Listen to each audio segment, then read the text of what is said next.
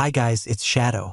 Uploading high-quality audiobooks for you, it's very time-consuming and hard-working process. So please support me so I can keep uploading for you. This is how. You can donate directly through my PayPal or Ko-fi. You will find links in the description. Or you can join our Telegram channel where you will find all paid audiobooks that we provide. Also, you can make requests and you will find proof of payments from our plus 200 paid members. If you can't support me financially, just like and subscribe our videos. Thank you guys, your support means a lot. And as always, enjoy Shadow. Please donate through Audiobook Novels PayPal to help me keep uploading for you guys. Chapter 151 Aftermath. The sky over Bentham never slept. Even at night, millions of air cars, shuttles and other vehicles roamed the invisible lanes above the metropolis of Durham. Vez looked up at the busy traffic at an office in the middle of a planetary guard base. This is not how I envisioned my first assignment. Rila muttered as she scratched her back. Her back had been raked with debris when a railgun strike barely missed. Fortunately, the guard medics easily treated her wounds, though they still stung like hell. How many enemies have you made? Even Vez didn't know. He still found it hard to believe that someone might actually wish to kill him due to some trivial offense. Of course, what he found trivial might not be so small to whoever arranged the attack. While the attempt obviously involved the much-maligned Bentham Liberation Movement, he found it to be a little too sophisticated to pin the blame on the rebels alone. We're going to have to adopt some tighter security protocols from now on, Melker said as he crossed his arms. Guard duty has always been a hazardous assignment, but the risks we're exposed to is beyond all reason. Don't worry, I'll make sure to remunerate you properly. You won't be making a loss under my employ. Vez didn't wish to scare his cousins away. He could already see the doubt in their expression. As long as he offered enough compensation, then they wouldn't cut and run. He also didn't hold back on his mistakes. The biggest mistake we've made is that we haven't brought our mech along. Everyone took for granted that we'd only stay on Bentham briefly, so we left them in their containers to be shipped to Cloudy Curtain. I made the decision because it was the most efficient choice, since I only expected to stay in Bentham for a day. You're going to need a permit if you want to pilot a mech in a heavily populated area. It's almost impossible to get one these days. They're exceedingly rare in Rittersburg and I don't expect any different here in Bentham. Melker pointed out. Anyone could flatten an entire neighborhood with a single mech. Vez looked down at the streets and spotted only a dozen mech or so. The vast majority of them sported the black and blue guard colors. The rest used corporate colors as they escorted the air cars of senior executives. I got an answer for that. The front door slid open. Melinda entered the lounge with a smirk. Besides Rila, everyone possessed the same raven hair that marked them as a Larkinson. She walked over to Vez and handed over a datapad. What's this? Your grandpa's present. I contacted him as soon as I learned how much trouble you stirred. She looked at Vez as if he was a delinquent. It's a good thing he's willing to bail you out. Bentham will cover some of the costs. Whatever insurance the affected businesses fall under will cover another part. Grandpa will shoulder the rest. The Larkinsons along with their pursuers did a number on the warehouse and storage yard. Though the Planetary Guard declared that they had been acting in extreme self-defense, that still left them open to getting sued by angry businessmen with damaged goods in their hands. Vez read the official document on the datapad. He realized he received a permit to travel around in most of Bentham with a restricted mech escort. He could only employ one mech, and it had to adhere to a strict guideline of loadouts. For example, carrying a flamethrower in an urban area was asking for trouble. The permit came as a timely gift. This is extremely helpful. Did you vouch for me, Melinda? Yup. She nodded and looked around for Lucky. She spotted the disheartened-looking cat and bent down to pet his undamaged surface. Frankly, the Planetary Guard is too short-handed right now and we can hardly spare the manpower to keep an eye on you whenever you drop by for a visit. I didn't need to do much convincing, though. The Larkinson's name is good enough. It paid to be known as a Larkinson.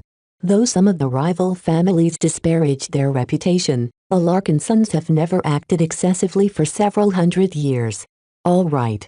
I'll be sure to make use of this permit the next time I visit this planet. How's the interrogation going? Melinda's smirk turned into a frown. Difficult as usual. The groundside component of the BLM largely consists of petty criminals and disillusioned workers. I doubt they can count past 10. The handful of cadre have already fled their underground bases by the time we obtained their locations. The BLM drew their ranks from the large mass of low-income workers. They worked hard and earned only a pittance. When the rebel propagandists pointed out that the Bright Republic siphoned away a large portion of the planet's revenue, the workers easily swayed over to their mindset. What about the mercenaries? Their gear is way too sophisticated. It's a dead end. They've been conditioned into killing machines. The details of their mission has been physically scrubbed from their brains. They are probably dark mercenaries who've been kidnapped and brainwashed into becoming untraceable pawns. In the end, the Planetary Guard found nothing. The whole affair had been dismissed as a failed attempt at kidnapping and assassination by the Bentham Liberation Movement. Are we free to go now, Melinda? Sure. Don't forget to retrieve your gear before you go. One more thing, cousin. Do you know a place where I can buy a good pistol? Everyone turned to Vez. Rila laughed at him. Are you sure you want to play with a gun? While Melinda, Rila and Melker hadn't been trained as infantrymen, their mech pilot training didn't skimp out in these areas. Mech pilots had to keep their body in shape and engrave their fighting skills into their muscle memory in order to make the most out of their mech. I'm not looking for an expert's gun, Vez replied while raising his hands as if he was a naughty child who wanted to take a shuttle out for a joyride. I just want something that can play a role in the hands of an amateur like me. While Vez received some firearms training when he studied mech design, he couldn't call himself an expert. It took talent and perseverance in order to become a proficient marksman. He didn't delude himself into thinking a few dozen hours of practice turned him into a commando. Do you have money? He thumped his chest with his palm. Who do you think you're talking to? I'm a mech designer. Melinda tapped her chin with her finger. You should pay a visit to Old Jimmy's. It's a classy place that tailors their weapons to their customers. They also offer smart guns that offer a variety of conveniences such as aim assistance. As long as no one hacks your gun, you're good to go.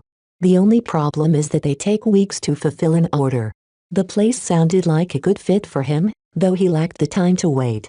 He'll settle for a generic weapon for now. Everyone left and headed downstairs. They retrieved their comms and weapons and left for the spaceport under the watchful company of a pair of mech. Vez had the feeling that the Planetary Guard was glad to see him go. They paid extra for an immediate passage to Cloudy Curtain. The Larkinsons still had to spend the night at a hotel before they took a shuttle to the space station and boarded their transport. 3 days later, they finally Cloudy Curtain. As their shuttle touched down at the rural planet's old and shabby spaceport, Vez took a deep breath of his home planet's air. Home sweet home. I can finally get back to work. Hopefully we left most of the craziness behind, Rila remarked, though she quickly sneered at Orinoco's pathetic skyline. Hopefully there's some entertainment to be found in this place. In contrast, Melker maintained his vigilance. His blue visor neatly scanned every corner of the spaceport. This place is more than 50 years old. Its security could use an update. Do we need to watch out for anyone on this planet? Vez grimaced at the question. Some of the local politicians have a beef with me. They're not as powerful and unscrupulous as the BLM, but they're certainly bad news. They didn't have permission to pilot a mech in Cloudy Curtain, though hardly anyone bothered to ask for it. Walter's whalers frequently showed off their mech without a permit. While Vez was tempted to ignore the local laws and have his cousins unpack their mech, he didn't wish to give more ammunition to his enemies. Instead, he compromised by renting a reinforced shuttle from Senile Ablin. Vez spent the rest of the trip explaining what he learned about the white doves and the greens and what they should watch out for. Most of all, he emphasized his relationship with Walter's whalers. Aren't you afraid they'll bite the hand that feeds them one day? Melker asked with a warning in his voice. Gangs like these normally don't last very long. Once they fall, their patrons fall with them. You know our family doesn't like to associate with these kinds of people. This isn't Rittersburg. The Larkinsons have no influence here. I might not have much in common with the whalers, but we share some interests. That's enough to trust their sincerity. Though Melker found it to be a bad idea, he didn't argue the point. Vez ran the show now.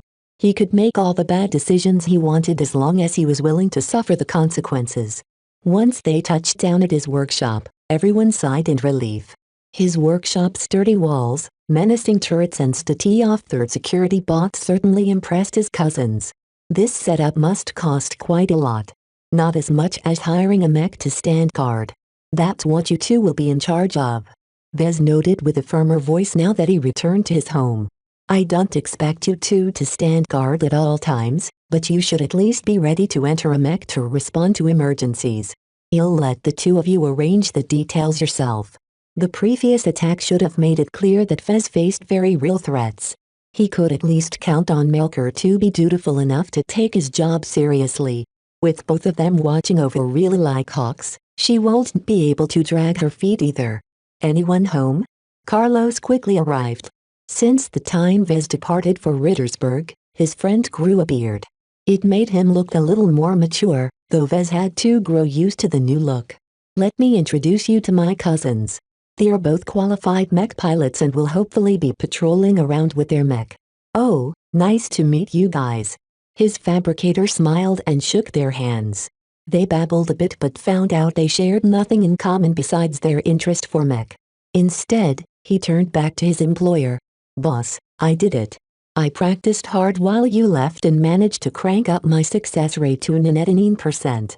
That's great news. The ratio relieved Vez. Carlos hadn't been slacking off. I already made the arrangements with my mech broker. You'll be in charge of fulfilling orders for the silver label mark IIs from now. For now, I'll supervise your work closely. Once Carlos proved his mettle, Vez intended to let him work without hovering over his shoulder like an overprotective mother. He had his own projects to take care of, the most immediate of which awaited his attention for quite some time. As his cousins slowly settled in, Vez started to deal with his paperwork. He called Calcy for a meeting. Vez was bound to make a fool of himself if he approached the local government himself. Calcy should certainly be able to help with applying for a mech permit and registering a corporation. He'll prepare the groundwork in the evening. She chirped over her comm. Good. See you tomorrow then. Chapter 150 To Allure of Mech. Vez met with Calcy the next morning and discussed a lot of business. She spent most of her efforts preparing to apply for a mech permit. Such a thing might be hard to obtain for a private individual, but as soon as he incorporated his business he'd be able to take advantage of looser provisions. As for registering his business, his family's lawyers already laid the groundwork. Calcy only had to dress it up and rearrange some data in order to comply with the local standard. It's not that difficult to start up a corporation in the Bright Republic. Even the local politicians can't be too excessive. She explained to her employer. Cloudy Curtain is relatively rare among rural planets in that it doesn't offer any incentives for doing so. Most underdeveloped planets do their best to attract more commerce. That's fine. I don't expect any favors nor do I need any. As long as we don't encounter any obstacles, I'm content. After she promised to handle the filing and registration, they turned to a thornier subject. With the Planetary Assembly about to go back in session, the tax reform bill became a looming threat to Vez. If the White Doves and the Greens succeeded in imposing excessive demand to businesses like the Living Mech Corporation, then Vez would be forced to relocate his assets. The assemblymen have been busy trading favors. They've added in a lot more exemptions to the people who are willing to play along with the ruling coalition.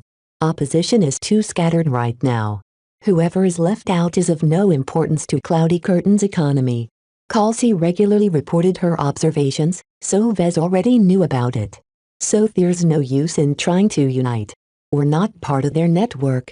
It galled him a bit that the politicians treated him like an insect. They didn't need to take his opinions into account when they formulated their policies.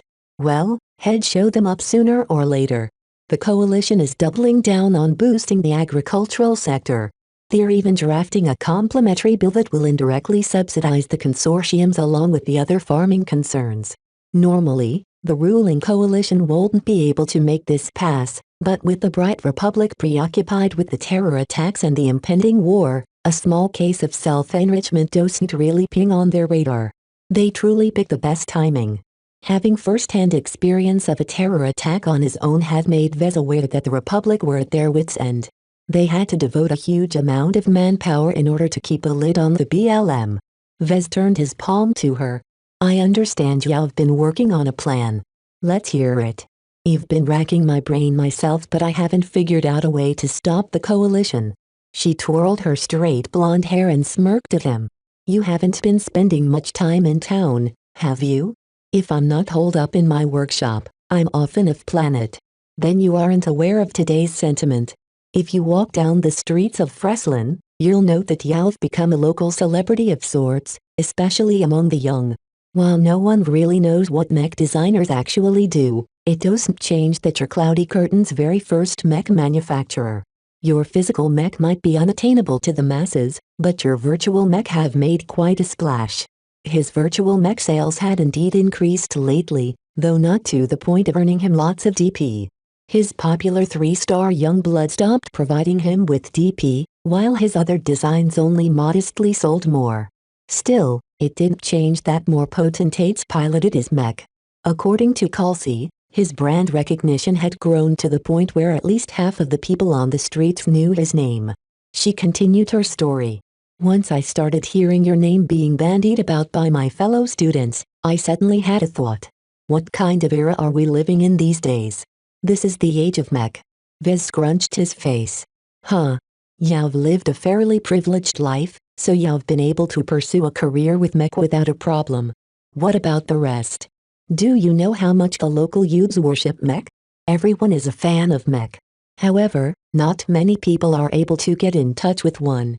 After the local potentates graduate from the junior academy, they are often forced to move off planet or abandon their piloting career. Cloudy Curtain only hosted a handful of grassroots academies that only offered a limited curriculum. If potentates wished to develop their skills to the point of becoming a qualified mech pilot, they often had traveled to a different planet in order to attend a more advanced academy. Not everyone could afford to do so. Slowly, Vez started to understand her point. I see what you mean. My sudden entry into Cloudy Curtain is a portent to a livelier mech scene. A single mech manufacturer can function as the central node of a nascent mech community. All the mech fans should be thankful of me for opening this door. Do you know which organization is the most popular among the young? It's actually the Whalers. They're the only game in town with lots of mech. They also recruit heavily among the locals. This is why they've never lost support even if they've made a nuisance of themselves over the years. They're our very own folk heroes. In other words, even if the politicians detested them, they would never dare to chase them away. First, they couldn't beat them on the battlefield because the Whalers had way too many mech, even if their quality left much to be desired. Second, the Whalers were actually more popular than the Greens, White Doves and the Pioneers put together. Cloudy Curtainers generally never bothered with politics because it was boring as hell. In contrast, Walter's Whalers constantly flaunted their exploits with mech. Vez had to admit that Mr. Walter acted very shrewdly by being so flamboyant.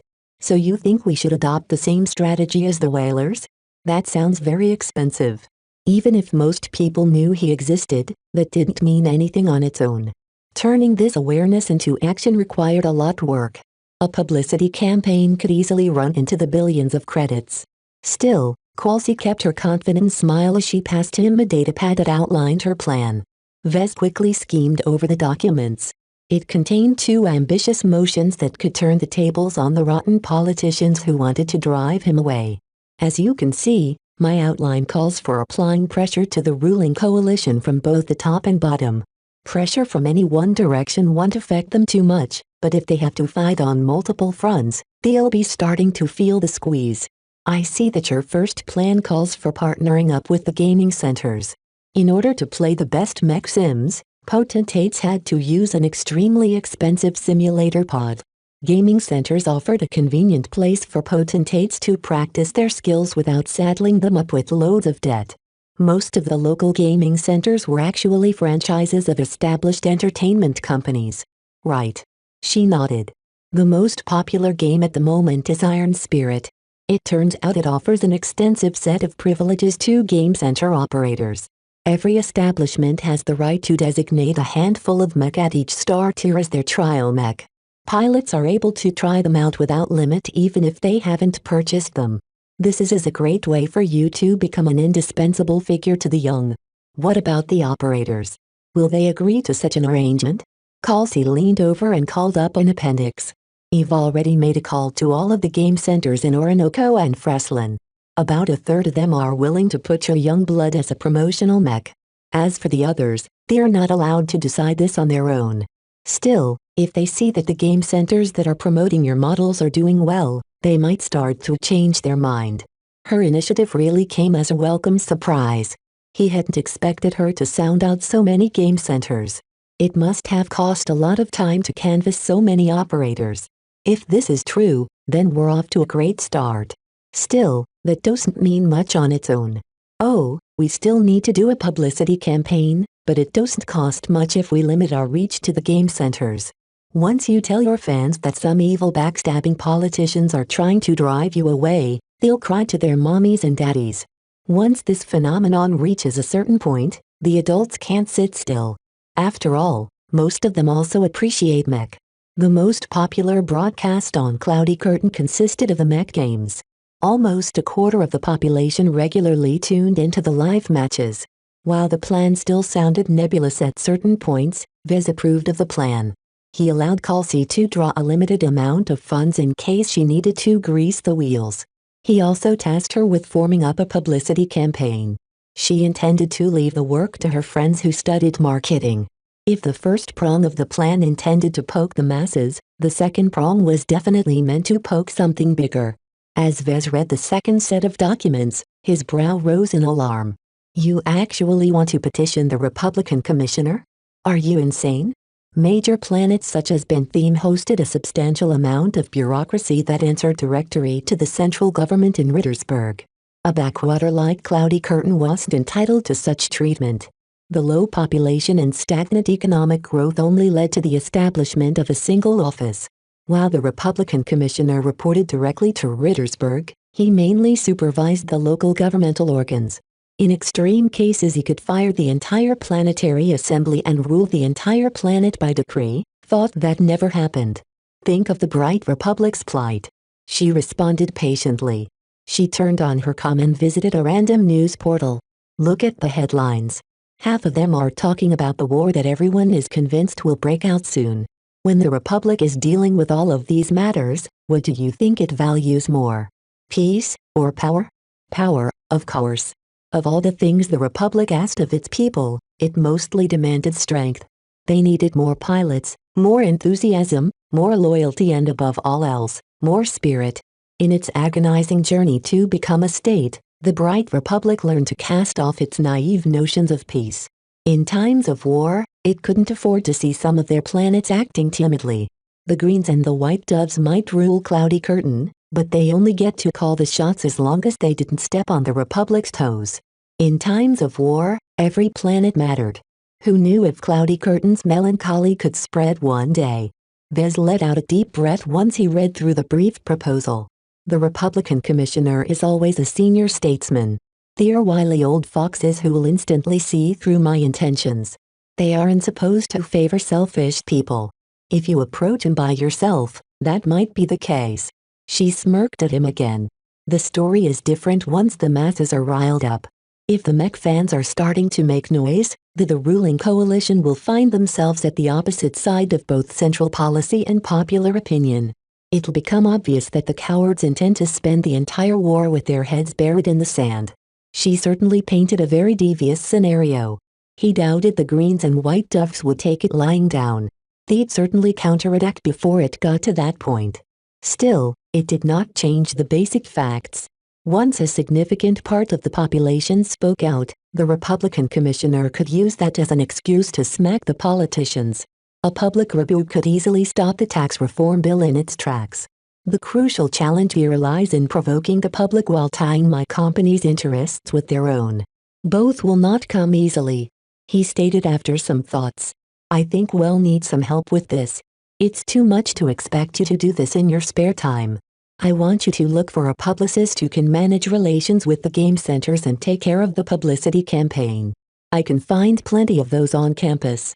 Make sure they don't have any ties to any of the scum who sit in the planetary assembly. I don't want them to realize our intentions before it's too late. They ended their discussion with a solid course of action. Vez admired Kelsey's boldness. Hopefully her devious plan worked.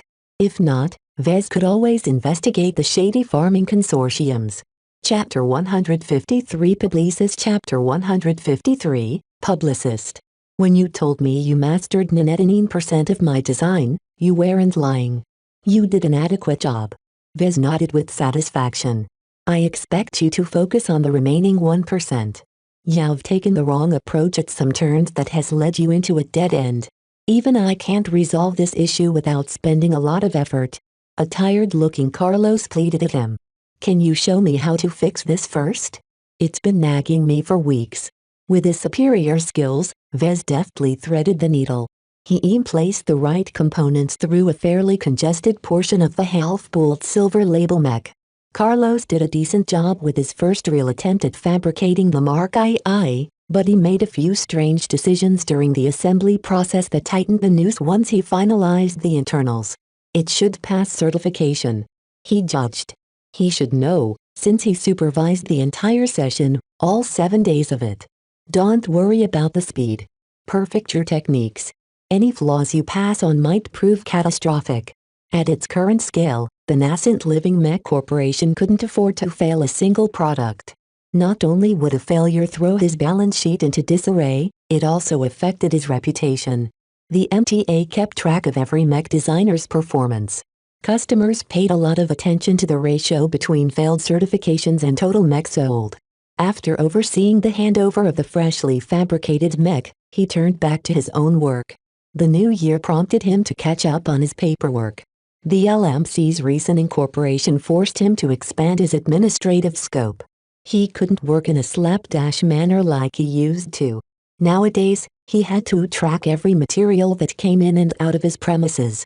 Fortunately, a relatively small company like his who employed only a handful of people didn't require much overhead.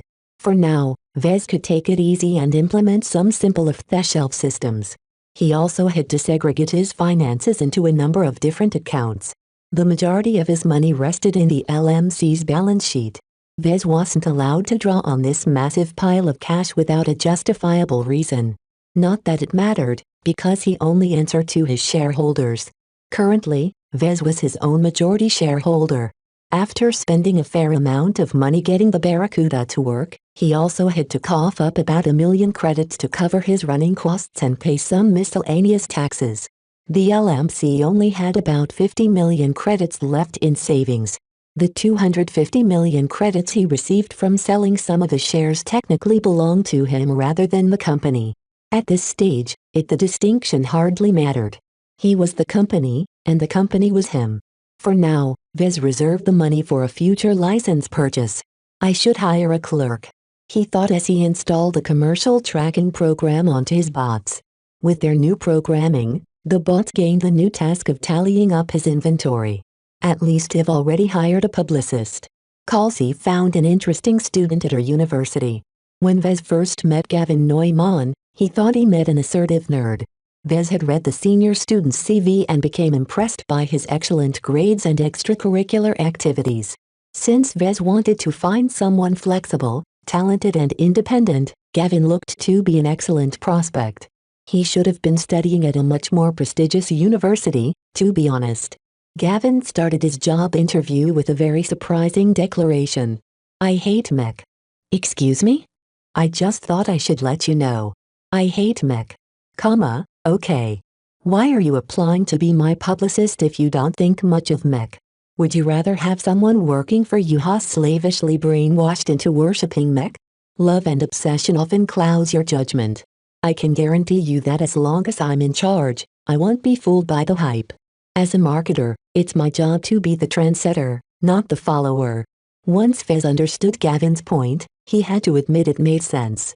Still, letting someone who hated mech take charge of his public relations could also backfire on him. Gavin might not fully understand the nuances the in-crowd took for granted.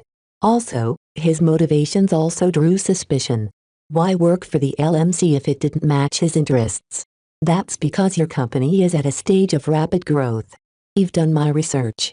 Despite the incredible risks, There's a lot of money to be made with mech. I don't care if I have to sell mech, dung or female sanitary products, as long as it has potential, it's worth my time. So basically, you want to work for me because there's lots of promise in my sector. Why not apply for a job at the Raleigh Consortium or something? PFF, where else am I going to work? My talents will be going to waste if I apply for a job at the farming consortiums. Every year, they harvest the exact same crops and sell them to the exact same wholesalers from Bentham. They're so stodgy and conservative that even a single change of color on their packaging requires an entire conference. Tragically, Cloudy Curtain didn't offer much in commerce. Even a high performer like Gavin couldn't compete against graduates from Bentham and Rittersburg. Vez eventually decided to hire Gavin. The assertive student might lack experience, but he had an abundance of enthusiasm. Gavin looked forward to be an integral part of the LMC's rise. A mere week after he went to work, Gavin proved his worth by successfully getting the gaming centers to adopt the young blood as a promotional mech. The usage rate of his training mech had skyrocketed.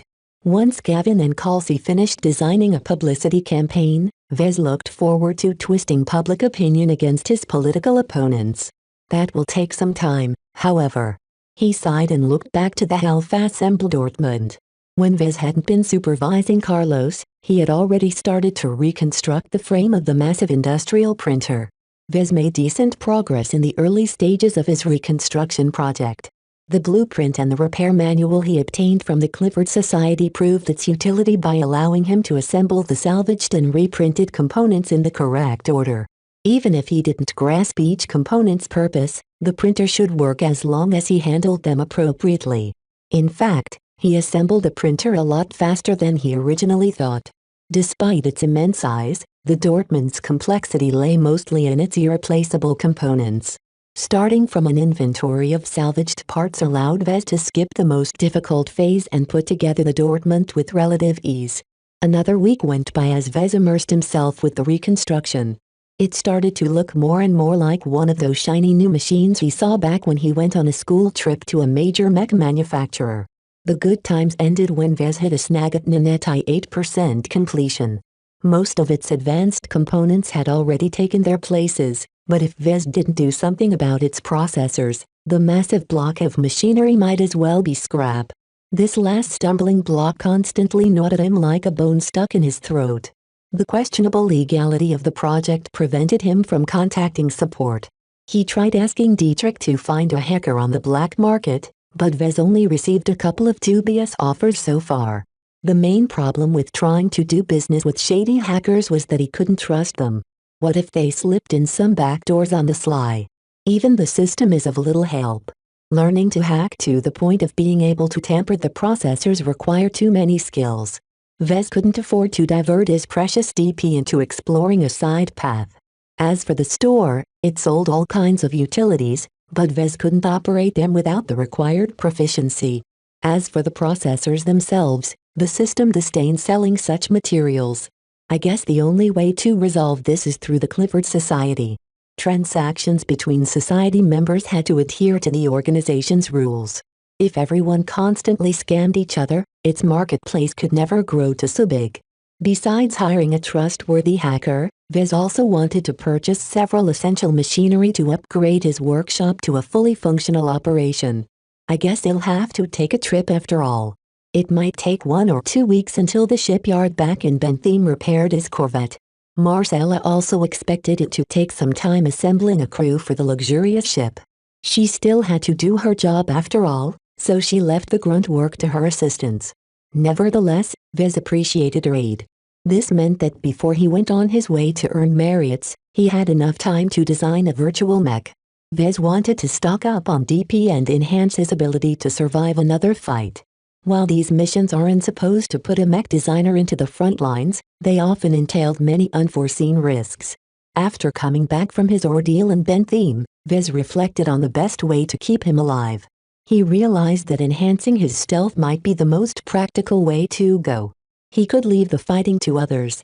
He left the giant workshop floor and the incomplete Dortmund and reached a spare workplace that his cousins turned into an improvised gym. Vez splurged on a couple of simulator pods along with some advanced workout equipment in order to pay them back and to alleviate their boredom. Right now, Melker and Rila engaged in some sparring. Their athletic physiques glistened with sweat as they jabbed and kicked at each other while appearing to dance. Vez didn't pretend to understand their moves, though he noted that Rila's momentary bursts of power unsettled Melker. After their session wound down, they left the improvised sparring ring and replenished their fluids. "How are you two settling in? It's kind of boring here," Rila remarked. "There's nothing to do around here. The people here are hicks and I don't have my friends to keep me company." Melker shook his head and tugged at his knees. "An assignment is not the time to have fun. We're on the clock now, so you better keep sharp." "That's all fine and dandy, but how long do we have to wait until we can flex our mech?" Their mech currently rested in a pair of containers in his workshop's backyard. Rila piloted a light skirmisher while Melker brought a medium laser rifleman with him. Together, they made for a rounded pair. Unfortunately, Vez had to leave a mech behind if he went on a trip. His Corvette only fit one unpacked mech. "I should be getting a permit back this week, but I've come to talk about something else. What do you think about taking another trip?" Vez briefly explained the possibility to accompany him on an expedition. Rila jumped on the opportunity. Take me. I'm so bored right now I could die. I can't even relax outside due to all of the weird clouds." A stoic like Melker didn't mind holding the fort. With his rifleman mech standing guard, Vez didn't have to worry about the safety of his very valuable workshop. With all of his current matters taken care of, Vez could finally devote some time on coming up with a new design. He wanted to replicate the commercial success of his young blood, though this time he had to do it without borrowing the momentum of his public debut. "I should also design something that will complement my current strategy. Only older teenagers are able to pilot a 3-star mech like the Youngblood." While Vez had also designed a couple of 2-star mech like the Mist Prowler and the Speed Demon, they lacked the refinement of his later works. Their specifications couldn't match the dominant models. Even if Vez had to regress back to the 2-star tier, he still wished to round out his catalog of virtual mech. He started to think what kind of training mech might sell well among the younger teens who usually piloted these mech. Since he already designed a knight, he should begin to design a ranged mech instead. Besides a rifleman, Vez could hardly think of a better choice. Best of all, Vez also had immediate access to an expert. "I need your help, Melker." "What's up, Vez?" "I'm planning to design a rifleman mech. Please tell me your thoughts on this archetype. What do you see in this kind of mech and what made you decide to pilot one?" Chapter 154 Holy Grail. The security guard yawned as he closed the hefty coffer. Its anti-grav module sprung back to life and took up position behind its sharp-faced owner. "Everything checks out. It's a false alarm," the guard declared and waved the new arrival away. "Off you go. Enjoy your stay at Cloudy Curtain." The middle-aged man nodded and sauntered to the exit.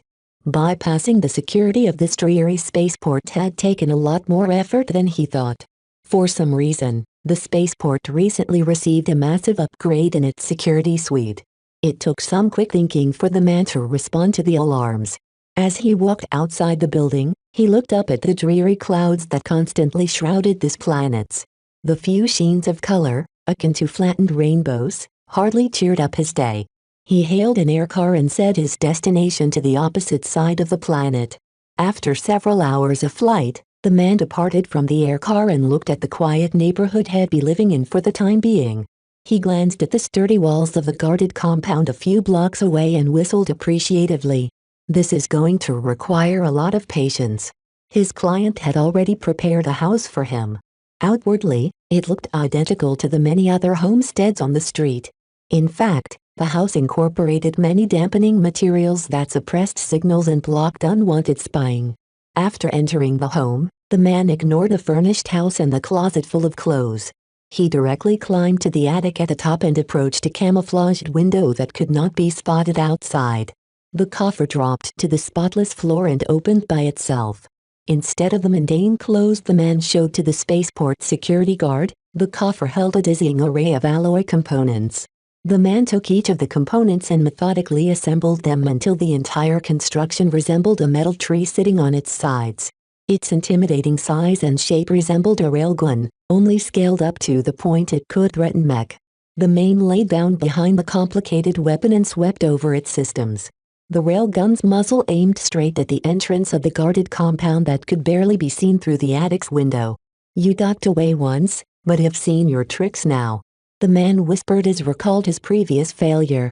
He never expected to come up short due to the presence of a mythical miniaturized shield generator. He made some adjustments this time. As long as his target left the compound, his railgun would never miss. He simply had to be patient. Back at the workshop, Melker expressed his views on rifleman mech with a very simple premise. Why do mech wield rifles? Why don't all of them come in the style of frontline mech? For humanoid mech, the main difference between a standard mech and a frontline mech had to do with their arms. A frontline mech replaced its arms with gun barrels, while a standard mech retained its human-like arms capable of manipulating external gear like mechanized rifles. A skilled pilot can manipulate the limbs of their mech with great precision. Vez repeated the standard answer found in textbooks. A frontline mech is largely reliant on its hardware and software to aim, which can shore up the aim of an average mech pilot. A standard mech on the other hand combines the use of its systems along with its pilot's intuition to deliver better results. A lot of mech designers thought that adding arms and a rifle to a mech wasted a lot of resources. Yet on an actual battlefield, a standard mech often outperformed its frontline mech counterpart. Many factors played a role, from the increased range of motion afforded by its arms, to the ability to make better use of a pilot's real-life marksmanship. You mentioned plenty of reasons, but you forgot the most fundamental one. We simply like the feel of a gun in our hands. Melker tapped the side of his head. You're not a potentate, so you don't know the feeling of piloting a frontline mech. The first time I immersed myself into such a model, I felt as if someone amputated my arms and crudely welded a pair of gun barrels in their place. No matter what, I never regarded them as my own limbs. No one liked to pilot an amputated mech. Those who piloted frontline mech often fell behind in skill, work ethic and genetic aptitude. More than half of the mech pilots of the Bright Republic fell under this category.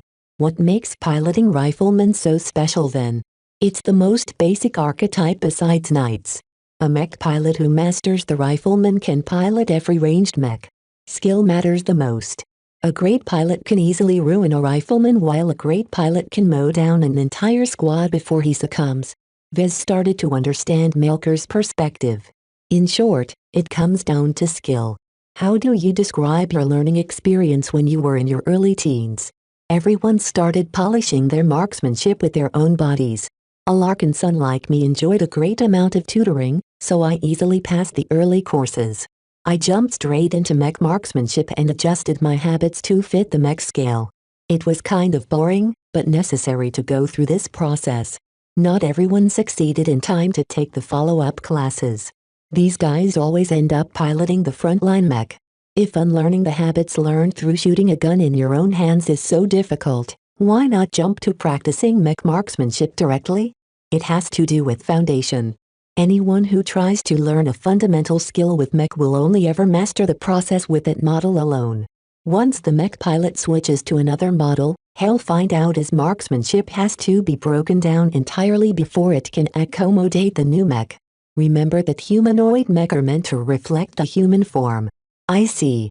If you master the skill with your own body, you will always be able to adjust your marksmanship with every mech you come across. Melker smiled at Vez. That's right. The skill transference always works best if your mind and body has already been imprinted with the habits that work best for you. The real challenge a young mech cadet faces is to transfer his physical marksmanship to mech marksmanship.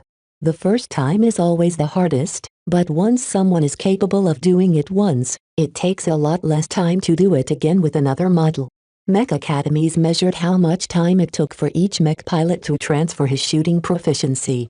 They kept scores separately for both laser and ballistic weaponry, as both types had their own nuances.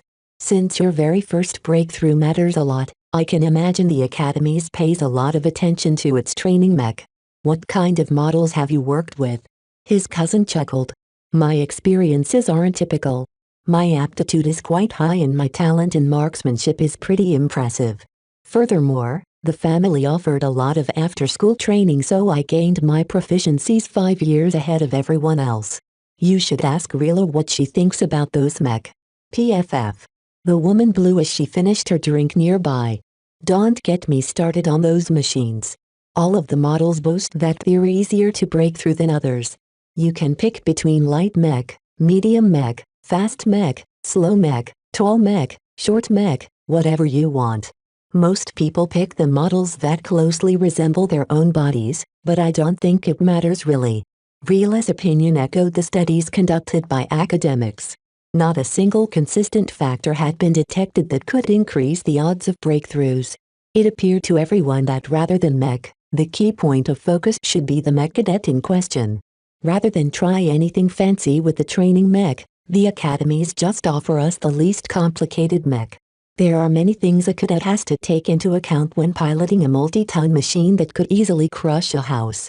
Too many distractions can hinder the learning experience. This was also why mech cadets started their training with older, outdated mech. Modern designs incorporated many features that could easily overwhelm a young and immature mind. A good training mech focused on simplicity first and performance next. Vez had already done the same with the young blood, but the stakes were higher this time. Proficiency in melee combat always transferred easier than proficiency in ranged combat. No holy grail existed that could shrink this disparity, and Vez didn't delude himself into thinking he could accomplish what millions of mech designers failed to achieve.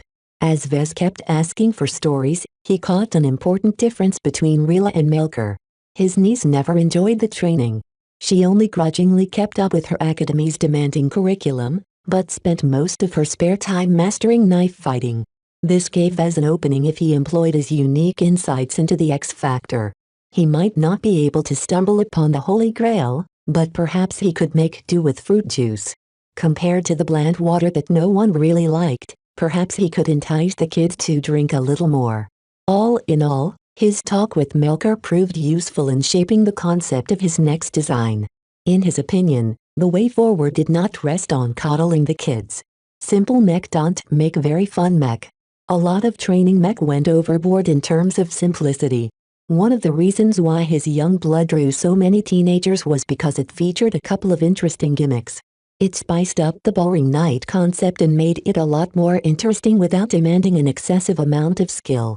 Those who ascended from piloting one-star mech sought to pilot more powerful mech. They've already achieved the minimum amount of proficiency in marksmanship. In his mind, a training mech should have a soul. When Vez left the gym and reached his terminal, he browsed the galactic net to see some examples of rifleman mech meant for training. As expected, most tended to be built for simplicity and ease of use. Other designs chose the other extreme and spiced up the design in order to generate more interest. They are too much like toys. Vez shook his head. He didn't agree with the notion of treating the mech cadets like kids suffering from a short attention span. Now that he established a direction, Vez considered what kind of rifleman mech he should design. He chose to go for a medium weight class due to the additional power and capacity it afforded over training mech designed to be as cheap as possible.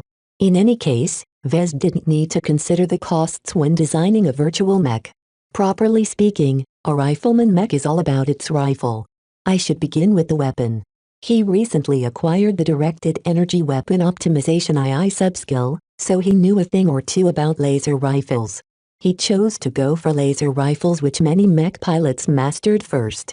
Energy weapons demanded a little less consideration compared to ballistic weapons, though those who mastered the latter first all turned out to be prodigies. Still, even with the optimization skill, Vez did not fully understand the full nuances of laser weapons. When he thought about his inadequacies, he suddenly reminded himself that he once made off with research notes on a certain kind of laser. Vez looked around and saw that no one was present. His cousins likely entered the simulator pods while Carlos already worked on their company's next order. He turned on his comm and turned on his privacy shield. Now, even the security cameras and other sensors wouldn't be able to spy on him. He navigated to his files and after inputting a couple of passwords, he reached the folder labeled Gamma Laser Rifle Research and Development. If anyone from the MTA could see him now, they'd shoot him on sight. Vez knew he had a poison chalice in his hands, yet he couldn't bear to delete the files.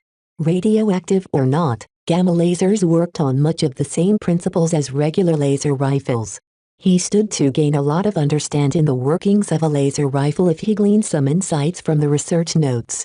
While Vez didn't have enough time to decipher the complete collection, he only needed a few pointers to elevate his next design. It might not be a holy grail, but a poison chalice shouldn't bring any harm as long as I don't take a sip. Whether he'd be able to resist the temptation, no one knew. Chapter 155 Darkness in Man's Here. Joshua followed his friends to the game center today. While he didn't need to rent a simulator pod since he owned one himself, he still preferred to play with others. They entered one of the closest game center to their school and greeted a few other classmates as they waited in line.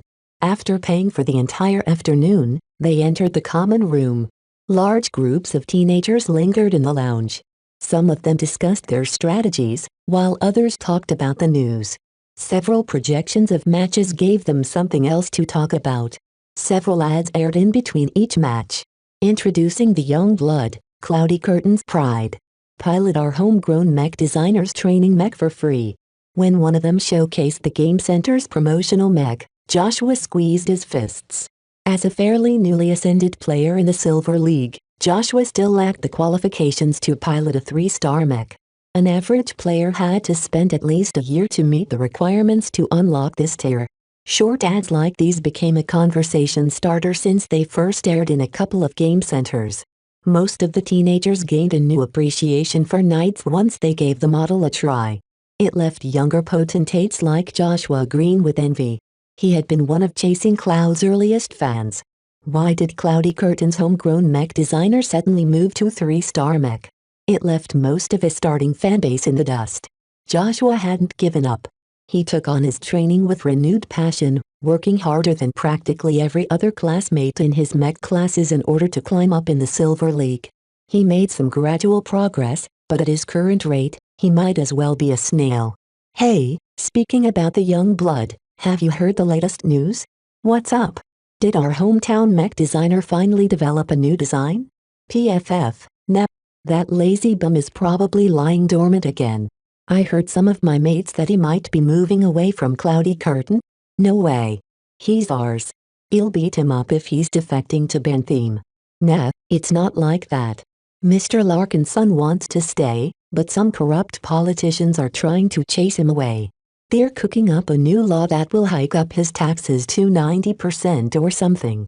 What? Even I would take a hike with those rates. They can't do that. Ever since Mr. Larkinson has made a splash, our mech scene is actually showing signs of life. It'll die if he's gone. Joshua frowned to the side. He approached his older seniors. Is what you're saying true? Is the Planetary Assembly really trying to chase our only mech designer from our home planet? Sure as hell. Just talk to the folks around here, half of us have already heard about it. My older brother Haas studying finance says you can even look up the dirty details on the galactic net. Those dirtbag politicians aren't even hiding their crimes. The news truly alarmed Joshua. Like many locals, he was proud of his heritage and his birth planet. Cloudy Curtain might not be the most developed planet in the Republic, but they stubbornly stuck to their own. While his well-off family ensured he'd have the pick of academies once he graduated from his local school, he didn't wish to let go of his roots. Joshua intended to go back to his parents and give them a piece of his mind once he returned home. They'd better not be complicit in this rotten conspiracy. As for the mech designer in question, Vez had taken an entire day to scheme the forbidden research notes. The blood-stained documents fascinated him in a horrifying way. It started off rather clinical and dry. The lead scientist, Dr. Samuel Kawasaki, likely copied over a bunch of important documents whenever his team made a breakthrough. Much of the content consisted of extremely dense reports filled with incomprehensible jargon or massive tables of measurements. It might take many weeks for Vez to puzzle out the meaning of these documents. Luckily, Dr. Kawasaki included a handful of progress reports that had obviously been written for his superiors. The senior researcher had been a little more legible in this case, though Vez could sense the contempt dripping through the words. Kawasaki must not have enjoyed dumbing down his words. The opening statement of Kawasaki's very first progress report caught his eye. The purpose of weapons is to kill. Why do we have to shackle them with artificial limits? We live. We eat. We die. We are but animals uplifted into space. Let us reacquaint ourselves with the long-forgotten art of butchery that our race excels in. Despite his eccentricities, Kawasaki led his team of researchers into what they thought of as reinventing the wheel. While they were aware of the basic principles of a gamma laser, they possessed no real experience in developing an actual rifle around a grazer. Much of the researchers in Kawasaki's team had previously worked on regular laser rifles, so they competently listed the problems they had to solve. The researchers faced two major problems. First, the grazer rifle had to endure extreme conditions. It sucked up a lot more power each time the rifle emitted a beam. The team had to go back to the drawing board and develop an extremely robust design that could efficiently transfer large amounts of power at once. It also had to divert much of the heat in order to prevent the weapon from melting up. This design problem went in hand with choosing the right materials. Regular alloys and cheap exotics couldn't handle the stress. In order to be effective on the ground and in space, the weapon also had to be paired with incredibly advanced energy cells. The problems might seem unsurmountable, but Kawasaki and his people took a shortcut. Without any sense of shame, they pirated existing licenses and otherwise procured restricted blueprints from the black market. They borrowed from the best practices of renowned senior mech designers in order to address every issue. Vez had to admit the researchers picked well. The first prototypes performed badly, but after many intensive tests, they slimmed down the design and cut back on its cost. While it still cost abundantly more than a regular laser rifle, the latest iterations of the forbidden weapon finally worked well enough to be produced on Mars. If these figures are correct, the hidden base had already sold more than 1,000 grazer rifles. The thought of swarms of pirate mech armed with grazer rifles chilled him to the bones. Such a terrible force could paralyze the shipping lanes of half the Republic. If that hadn't been enough, Dr. Kawasaki requested live testing. He hadn't been content with using cloned human tissue like any other conventional research outfit. His successes swelled his clout, and once he demanded his weapons to be tested on living humans, his masters were eager to comply. The data gathered from these sadistic tests laid out Kawasaki's cruel imagination. Somehow, his masters had no trouble procuring an abundant amount of captives. They'd been subjected to an endless series of cruel experiments, from irradiating them directly, to studying the long-term exposure of intermittent radiation behind a thick alloy wall. No matter the specific experiment, any captive subjected to a grazer eventually died in gruesome manners. Their cells degenerated due to the damage the gamma rays inflicted onto their DNA. There's no point to human testing. Modern science already established the effects of radiation damage. Kawasaki didn't have to confirm these well-established facts by himself. Vez realized that the doctor simply commissioned the lurid tests because he could. The rest of the research team went about it with as much enthusiasm as a group of kids at a zoo. Perhaps these researchers merely expressed their human nature. They wanted to see the results of their work in the most direct and visceral fashion. The static experiments they performed on sterile pieces of cloned flesh simply couldn't beat the desperate screams of a man slowly melting from inside. Vez had no idea something like this had been going on. It explained some of the weird spaces on the bottom floor of the abandoned base. They'd been prisons. As his comms started to fizzle out due to the excessive power draw of the privacy shield, Vez closed the final page and turned everything off. He leaned back on his chair and sighed. Even a scientist can fall to such a depth. The dreary research notes had given Vez a sobering wake-up call. The darkness that hid inside each person's hearts had never been eradicated. Even as humanity conquered half of the galaxy, the darkness continued to proliferate. Vez momentarily felt unsafe. Despite his cozy security arrangement, he felt awfully exposed. The base might be destroyed, but the design was already out there. The pirates already owned several thousand grazer rifles, and more might still be on their way once the shadowy corporation who funded the research resumed their production elsewhere. The Komodo Star sector might face a reckoning one day. It's not like I can do anything about it. I don't even dare to inform the MTA. No matter how many precautions he took, he didn't underestimate the Pan-Galactic Organization. They are one of the very few organizations in the galaxy that could match the Mech Designer System's capabilities. Even their branches out in the rim posed a significant threat. Reading Kawasaki's words caused Vez to fall into a melancholic mood. The knowledge that so many people died to satisfy a researcher's whim made him reconsider what he should do. Though Vez had no use of the results that arose from unethical experiments, he nonetheless gained quite a bit of very practical knowledge. He learned what kind of designs worked best with energetic lasers. He got to know many unique design quirks that could massively improve the performance of any directed energy weapon, though Vez had to watch out for licensed designs. He also learned what kind of materials fared best in a compact rifle design. Some of the conventional alloys that normal rifles used tended to perform catastrophically once a threshold had been reached. Knowing what materials he should watch out for was already a massive gain to Vez. Eventually, he came to a decision. What's done is done. I'm not responsible for these atrocities. All that matters is that I'm currently holding a copy. Since it's already in my hands, I might as well make use of them. Perhaps I can redeem the lives that died unjustly. His somewhat noble aspirations lifted his spirits and pushed him along a strange state of mind. Vez threw away his considerations and started to compose the myth-head use for his rifleman design. It must have a heart. Dr. Kawasaki and his ilk had behaved in a cruel and heartless fashion. Vez wanted his laser rifleman to be a design that invoked justice and compassion. A bounty hunter. A hunter of criminals. Such a profession brought death to those who sinned. They might not enjoy the most stellar reputation, but they at least contributed to society by removing the filth that stained it. Vez came up with the concept of a compassionate bounty hunter. He already started to fill out the bounty hunter's imaginary biography. Vez named him the Dogged One, for his harsh youth as a fugitive and later for his relentless pursuit of his prey.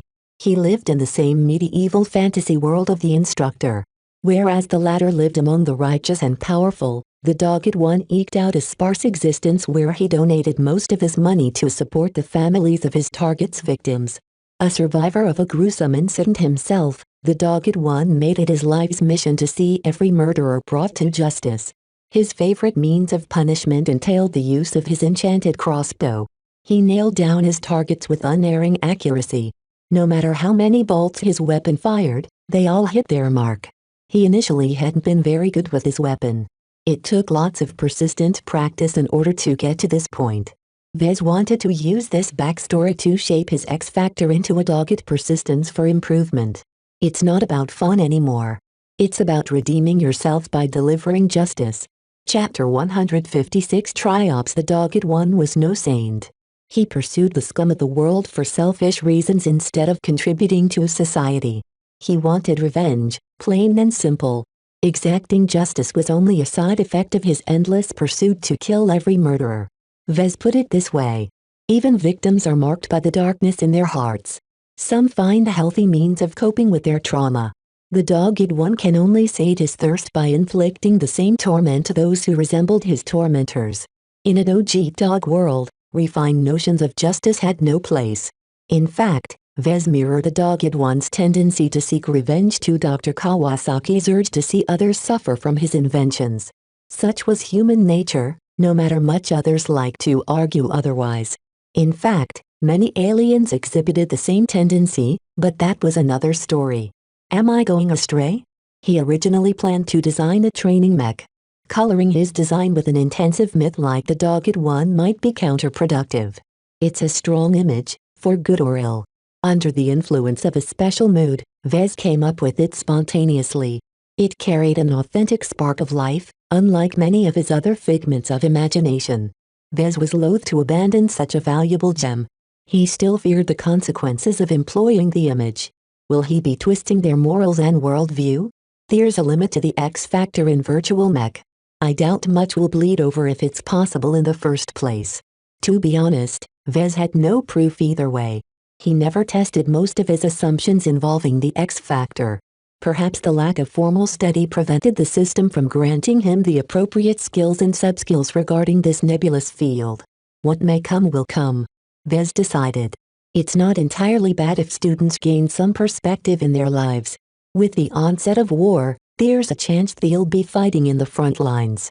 The Bright Vision Wars generally lasted around 5 to 7 years. Historically, there had been cases where certain ground-side conflicts grew to such an extent that the defenders conscripted barely trained teenagers to fill up their spare mech. Such an act of borrowing from the future to quench a crisis in the present never really worked out for the planet in question. Veteran mech pilots often tore them apart. After the war had ended, the entire planet suffered the consequences. Every planet and star system had to contribute to the defense of the Bright Republic.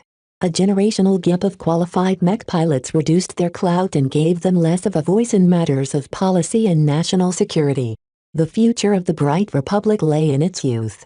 For a moment, Vez imagined what it would be like to influence Cloudy Curtain's young potentates. Anyone from the age of 10 to 18 had to learn how to operate mech. Even those who never wished to set their foot on the battlefield learned how to kill.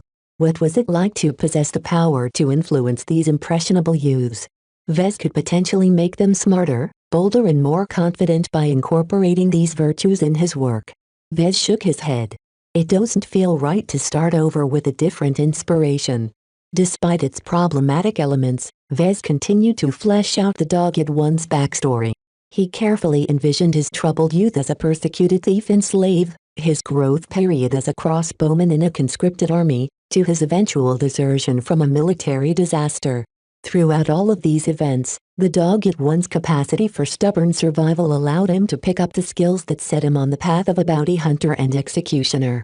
The details of the story mattered a lot, as Vez wanted his design to emphasize the conscious layer over the primal layer of the X Factor. Great instincts helped experienced pilots more than trainees due to their ability to respond to a crisis faster. On the other hand, the low-level battles the trainees often engaged in were less intensive. Sound judgment and measured decision-making mattered more. If the pilots of a mech influenced by the myth of the Dogged One adopted some of his habits, that might not be an entirely bad thing. Vez deliberately chose to make the Dogged One a specialist in the crossbow. A mundane non-repeating crossbow could only fire one bolt at a time. It took a lot of time to pull back the string in order to arm another bolt. The Dogged One couldn't afford to miss. His sword fighting skills paled in comparison to his marksmanship, so any enemy that came close could easily butcher him. Thus, the Dogged One unceasingly practiced with his crossbows until his marksmanship became unparalleled. Now that I have this image, should I add another? This led to the larger question whether every design benefited from multiple images. His Mark Antony Mark II used 3 images at once, and it hadn't suffered for it. Yet Vez instinctively rejected the notion for several reasons. First, maintaining too many images strained his concentration. Second, his young blood design performed well enough without a multifaceted construction. Certainly, it rated a little lower in terms of X factor, but did it make any difference? Finally, Vez also had to take his own circumstances in mind. He only reserved 3 weeks at most to design his training mech. If he tried to maintain multiple images at once, he'd be taking frequent breaks. If he only focused on a single intent, then he'd easily be able to accomplish a lot of work in a single stretch. He decided to keep it simple. Let's move on and select a base model. With an appropriate image in mind, he headed to his terminal and visited Iron Spirit's market section. After opening the catalog, he turned to the list of 2-star medium rifleman mech and leisurely browsed the list. Rifleman mech came in many different shapes and sizes, even in the medium weight classification. Generally, they could be classified as all-rounders or specialists. The former featured stronger artificial musculature in order to leverage more strength when wielding melee weapons. The latter gave up on melee combat and optimized their designs for precision and coordination. Since Vez aimed for a training mech, he did not have to consider any alternatives and chose to go for specialist designs. He quickly found out that these rifleman mech could be further divided into mobile and precision mech. Mobile rifleman mech basically functioned like skirmishers. They optimized their legs for speed and mobility. They're designed to battle in complex conditions where battle lines may be fluid. They specialized in taking down fast-moving targets such as light mech, and their targeting systems reflected this role. Precision mech focused on medium to long-ranged fire from a static position. People often consider these riflemen as snipers, though the moniker did not apply to every mech of this type. They differed from mobile rifleman mech in several ways. Their arms were smaller and more fragile, but gained the ability to wield a rifle with extreme precision if the pilot possessed the skill. Their targeting systems might have problems tracking fast-moving targets, but they aided considerably in increasing the odds of a hit at longer ranges. Vez narrowed his choice to this subtype of mech. The Dogged One pursued the path of delivering death with a single shot. A commando-like rune engine battle did not suit the image. He let his mind sway a bit when he scrolled over the designs. He suddenly stopped when he faintly imagined a resonance between the Dogged One and the projected design. Rickshaft Conglomerate Talk 1 Triops. 500,000 bright credits. He never heard of the Rickshaft Conglomerate. Vez quickly browsed the galactic net and it turned out the company used to be a fairly big deal in several non-mech related industries such as real estate and fuel refining. One day, the company decided to jump in on thin-developing mech craze and released the Talk 1 Triops. The concept of the mech sounded simple. The Triops drew its name for its unique but glitchy main optical sensors. Basically, it had 3 eyes, and every eye saw the world in a different way. Specialized processors took in the sensory data and fed an enhanced image to the mech pilot. Though it sounded daunting, the designers employed by the Rickshaft Conglomerate made sure to simplify the composite footage. The few mech pilots who experienced the Triops in person praised its highly developed sensory feed, which was very advanced for its time. The rest of the mech performed fairly poorly. Besides the sensors, the Triops played it fairly extreme. The designers envisioned their product to be employed as base defenders. They increased the Triops' accuracy at the cost of armor, mobility and endurance. The only other redeeming feature of the design was that it came with a pretty good laser rifle. The Rickshaft Conglomerate obviously splurged quite a bit of money to license a premium model from a specialist designer or manufacturer. Fortunately for Vez, the rifle suited his purposes. Its default settings caused the weapon to fire a powerful sustained beam capable of melting through thin layers of armor in a single shot. Afterwards, the rifle required a fairly long cycle time in order to vent its immense heat. Overall, the entire Triops design presented an extreme in mech design that later proved to be a waste of money. While the concept of the design had some good points, the market decided otherwise. In the chaotic advent of the age of mech, conventional doctrines weren't fully established. Few mech pilots appreciated piloting what was essentially a sitting duck. The whole concept of mech at the time focused on its superior mobility in any kind of terrain over other alternatives such as tanks. If a mech can't move fast enough, it should at least be able to take some hits. If a mech can't even do that, who would want to pilot it in the first place? The warmongers at the time expected every mech to come under fire. The Triops performed admirably in its offensive aspects but came up short when considering its paper-thin defenses. Might as well install a cheap turret. The entire Rickshaft Conglomerate ultimately went bankrupt. Despite its checkered history, Vez did not turn away from the Triops. Its strengths and weaknesses already meshed fairly well with the Dogged One. He could save quite a bit of time if he didn't need to redesign too much. Vez also looked forward to the challenge of coming up with a successful variant of this failed design. Its first incarnation failed miserably, and that affected its current embodiment in Iron Spirit. Hardly anyone bought the virtual mech.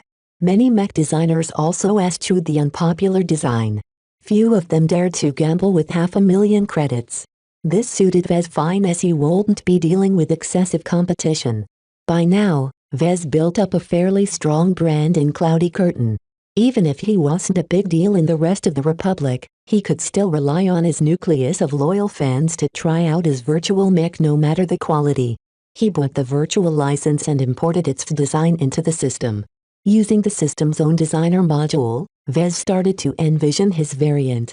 Besides updating its outdated methods and implementation, Vez wanted to make the model viable in a wider variety of terrain. When he thought of the Dogged One, he envisioned a patient hunter who ambushed his targets from the bushes. I should focus on stealth and firepower. The Triops variant should never be the vanguard.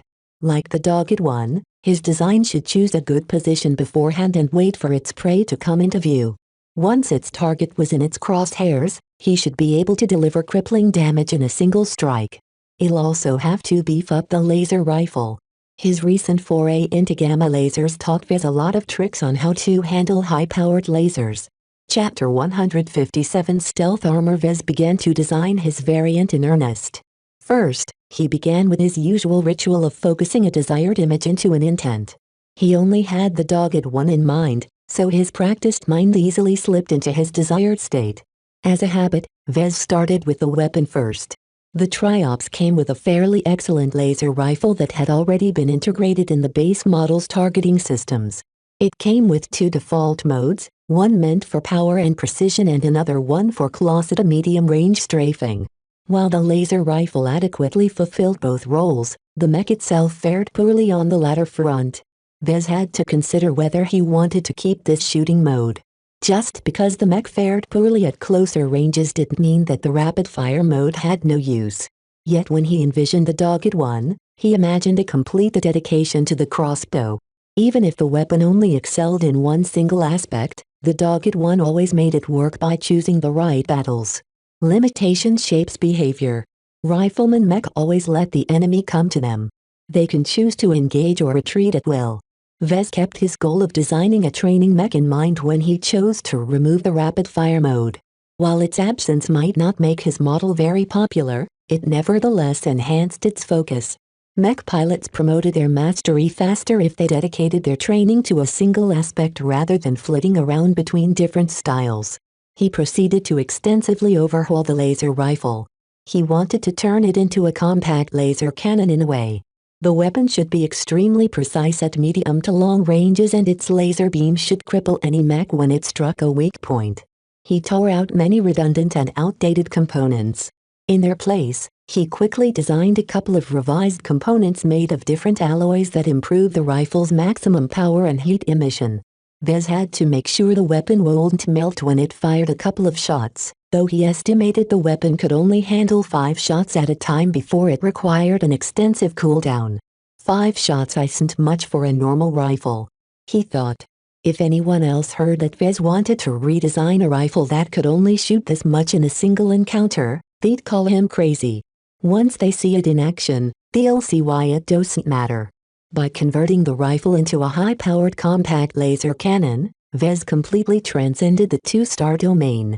He borrowed heavily from the insights gleaned from Dr. Kawasaki's research notes. Studying the forbidden material had taught him much on how to make gamma lasers workable, though he lacked the foundation to design a laser rifle from scratch. Furthermore, he also borrowed some design elements from the Caesar Augustus wrist laser cannons. The weapon system employed an extremely compact arrangement that allowed the hybrid knight to fire off a substantial amount of firepower, though its accuracy left much to be desired. The practical example allowed Vez to slim down his rifle design to a reasonable size. Compared to the jumbo-sized laser cannons, his own version still looked like a regular rifle. It only massed a little bit more than the base model. By sacrificing the rapid-fire mode, Vez freed up sufficient space to soup up its precision mode to a ludicrous level. It only took 9.5 days to complete the redesign, but Vez wasn't done. He spent 4 more days subjecting the weapon to a large variety of tests. He uncovered a large amount of flaws.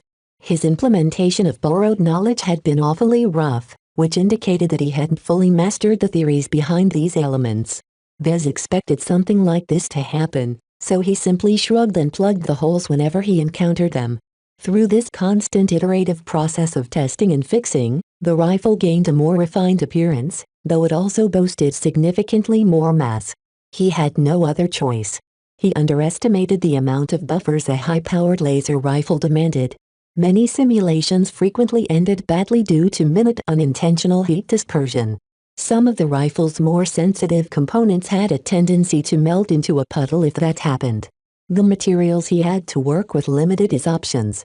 While Dr. Kawasaki had the luxury of working with modern materials, Vez could only choose from a small selection of exotics.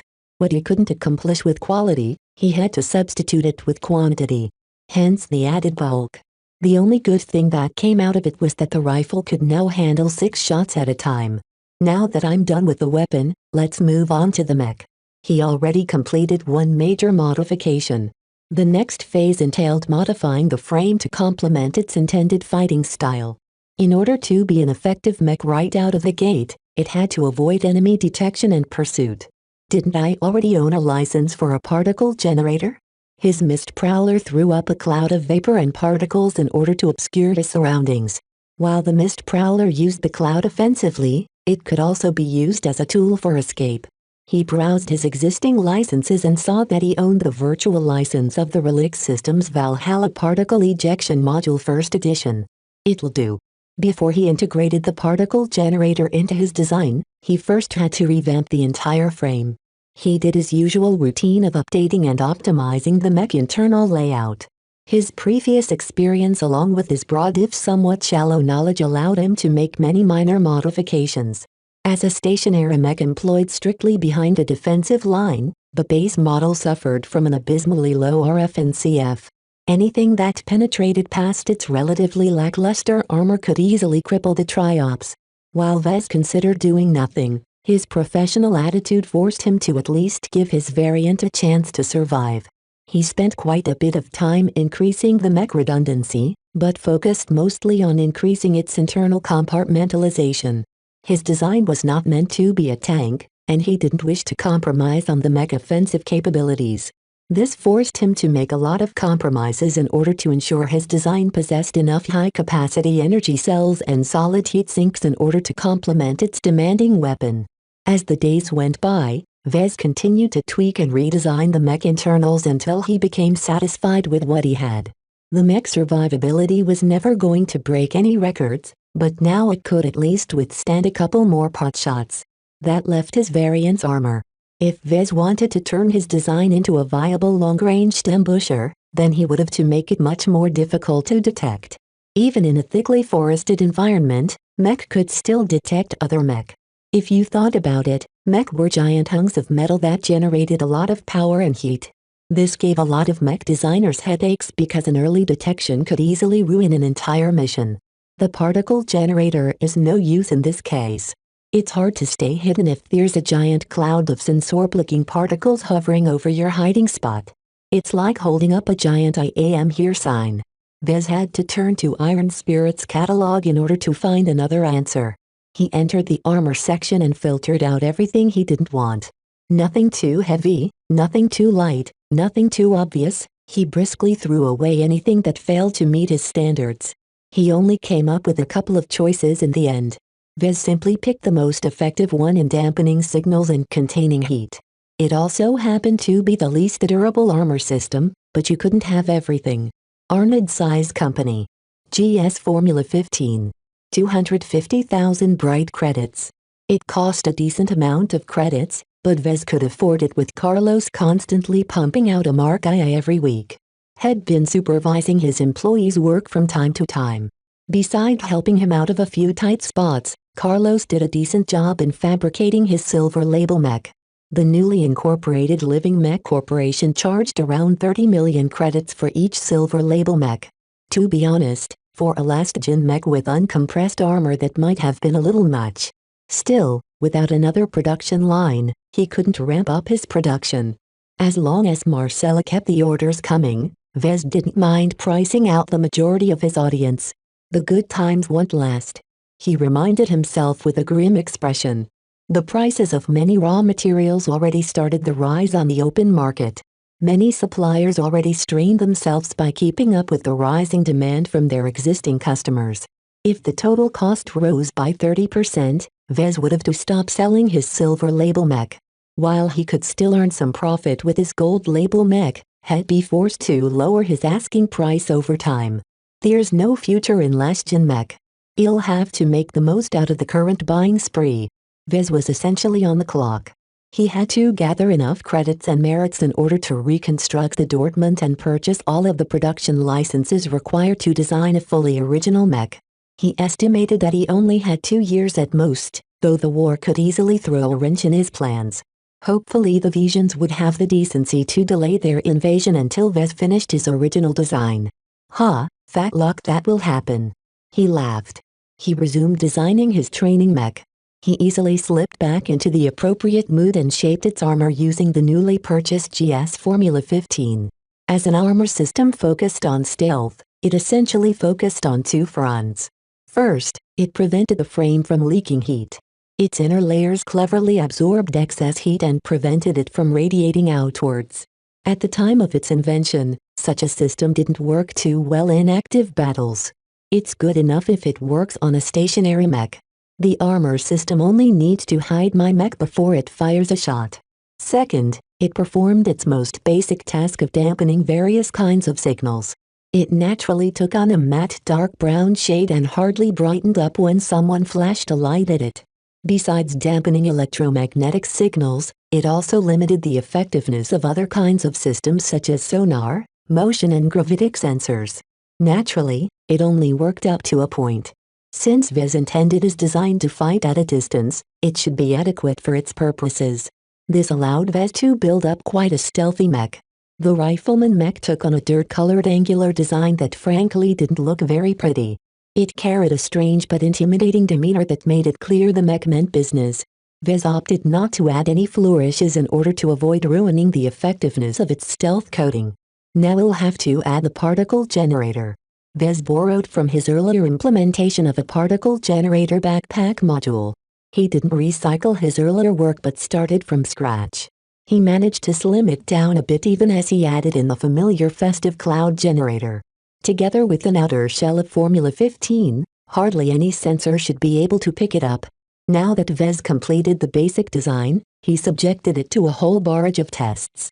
He never worked with stealth armor before, so the simulations exposed a lot of errors. Certain ways in which he shaped the armor turned out to limit the effectiveness of the dampening. Vez spent quite a lot of time revising the faulty sections. He continued on with his work until Marcelo finally called back. "Good day, Vez. I'm calling you in order to tell you that your ship is on her way to Cloudy Curtain." "That's great news." He cheered as he paused putting the finishing touches on his design. "I thought it would take a little longer in order to repair my ship." "Me too, but the shipyard worked overtime. The boss decided to get involved in person. He practically fell in love with your Statiov 3rd Corvette." They both chuckled a bit. Vez could understand the sentiment. He'd likely drool for hours if a cutting-edge next-gen mech rolled into his workshop. "What about the crew? Your ship is staffed and ready to go, but..." Marcella's words trailed off. "Is there something wrong?" "Maybe." "Great." Vez wondered what Marcella pulled off. It sounded fairly serious if a smooth talker like her stumbled upon her words. Chapter 158. While Marcella's comment about the crew aroused some worry, Vez decided to deal with it later. His newly hired crew used the trip to Cloudy Curtain as the Barracuda shakedown cruise, so Vez expected them to arrive a bit later than usual. First, he had to finalize his latest design. He mainly dedicated his time with testing his semi-finished mech stealth systems. After optimizing its stealth armor as best Vez could manage in a few days, he turned his attention to the detachable particle generator. Vez intended to employ the particle generator as a smoke generator. Once the rifleman mech fired its high-powered laser rifle, it exposed its position. Even the most ramshackle thermal sensors would be able to sense the incredible amount of heat projected by the laser beam and track it down to its origin point. His mech might as well be waving around a gigantic signal flare. Once its enemies zeroed in on its position, the rifleman mech would have to flee. Throwing up a giant cloud of interfering particles at the right time should allow the vulnerable mech to evade pursuit. Vez mainly had trouble with getting the particle generator to disperse its cloud quickly. If it released its payload too slowly, then the mech opponents could catch up before the module hit its stride. His handy jury-rigging subskill came to use as Vez employed a handful of unconventional means to enhance the spread of the particles. He also tinkered with a festive cloud generator, forcing it to release a massive cloud of black vapor once activated. Once he put the latest iteration to the test, the entire area within 50 meters became engulfed in a soot-like black miasma. "It's like an exploding ancient chimney," Vez noted as he nodded his head in satisfaction. The speed, reach and density of the miasma finally met his standards. Unless the rifleman mech ran too hot, it should be able to use the cloud to withdraw. Such a clever means conformed to the dogged one's methods. Unlike the instructor, the dogged one lacked the fortune and destiny that could elevate him into a pinnacle fighter. He only managed to survive through stacking the deck in his favor by making his preparations beforehand. Honor is a luxury for the strong. The weak can only fight the strong through dishonorable means. So what if it was shameless? All's fair in love and war. Different from the standard rifleman mech, his mech only truly showed its strength when it had the initiative. The moment his variant lost its advantage, it should immediately run and shake off its enraged pursuers. Once he became somewhat satisfied with the design, he put the finishing touches on its appearance. He left the coating alone but added in a diminished version of the LMC's logo. While Vez might not have spent a lot of time on this design, he was proud of his work. He almost finished this project. It just needed a name. He didn't think too much about it. He tried a few conventional ones but when he thought back on the dogged one, they didn't fit. Vez spent half an hour racking his mind on the issue before he ultimately settled on Old Soul. It contrasts nicely with the young blood. As an immortal, the instructor might be older than the dogged one, but in terms of mentality and life experience the bounty hunter had an edge over the pampered former knight. The name also reflected the dogged one's lack of apprentices. He had never taught anyone the tricks of the trade, mostly because he couldn't teach others to survive without putting them through torment. He was destined to live out his life without family or friends. Vez shook his head. He kept getting the feeling he went a bit too far with these myths. Even though they didn't exist for real, he still felt somewhat bad for giving the dogged one such a joyless life. He couldn't come up with anything better with his average creativity. He considered upgrading the attribute since he suspected it might come in handy when he designed more complex mech. Let's sit on it for now. First I have to increase my ability to survive. Among other reasons, he designed the Old Soul to acquire some toys. While he might have to wait a few weeks or months until his DP earnings reached its cap, Vez was determined to purchase a permanent augment to his handy privacy shield. The privacy shield is pretty much a lifesaver. A good enough privacy shield will allow me to escape any threats once my shield generator fizzles out. He still wore his partially depleted shield generator on his body. Its extremely compact energy cell only retained an 80% charge, and Vez had no way of topping it back up. His master had already warned him of the consequences should he tamper with it in any way. Vez activated the privacy shield and rubbed his hands. Well, let's get to it.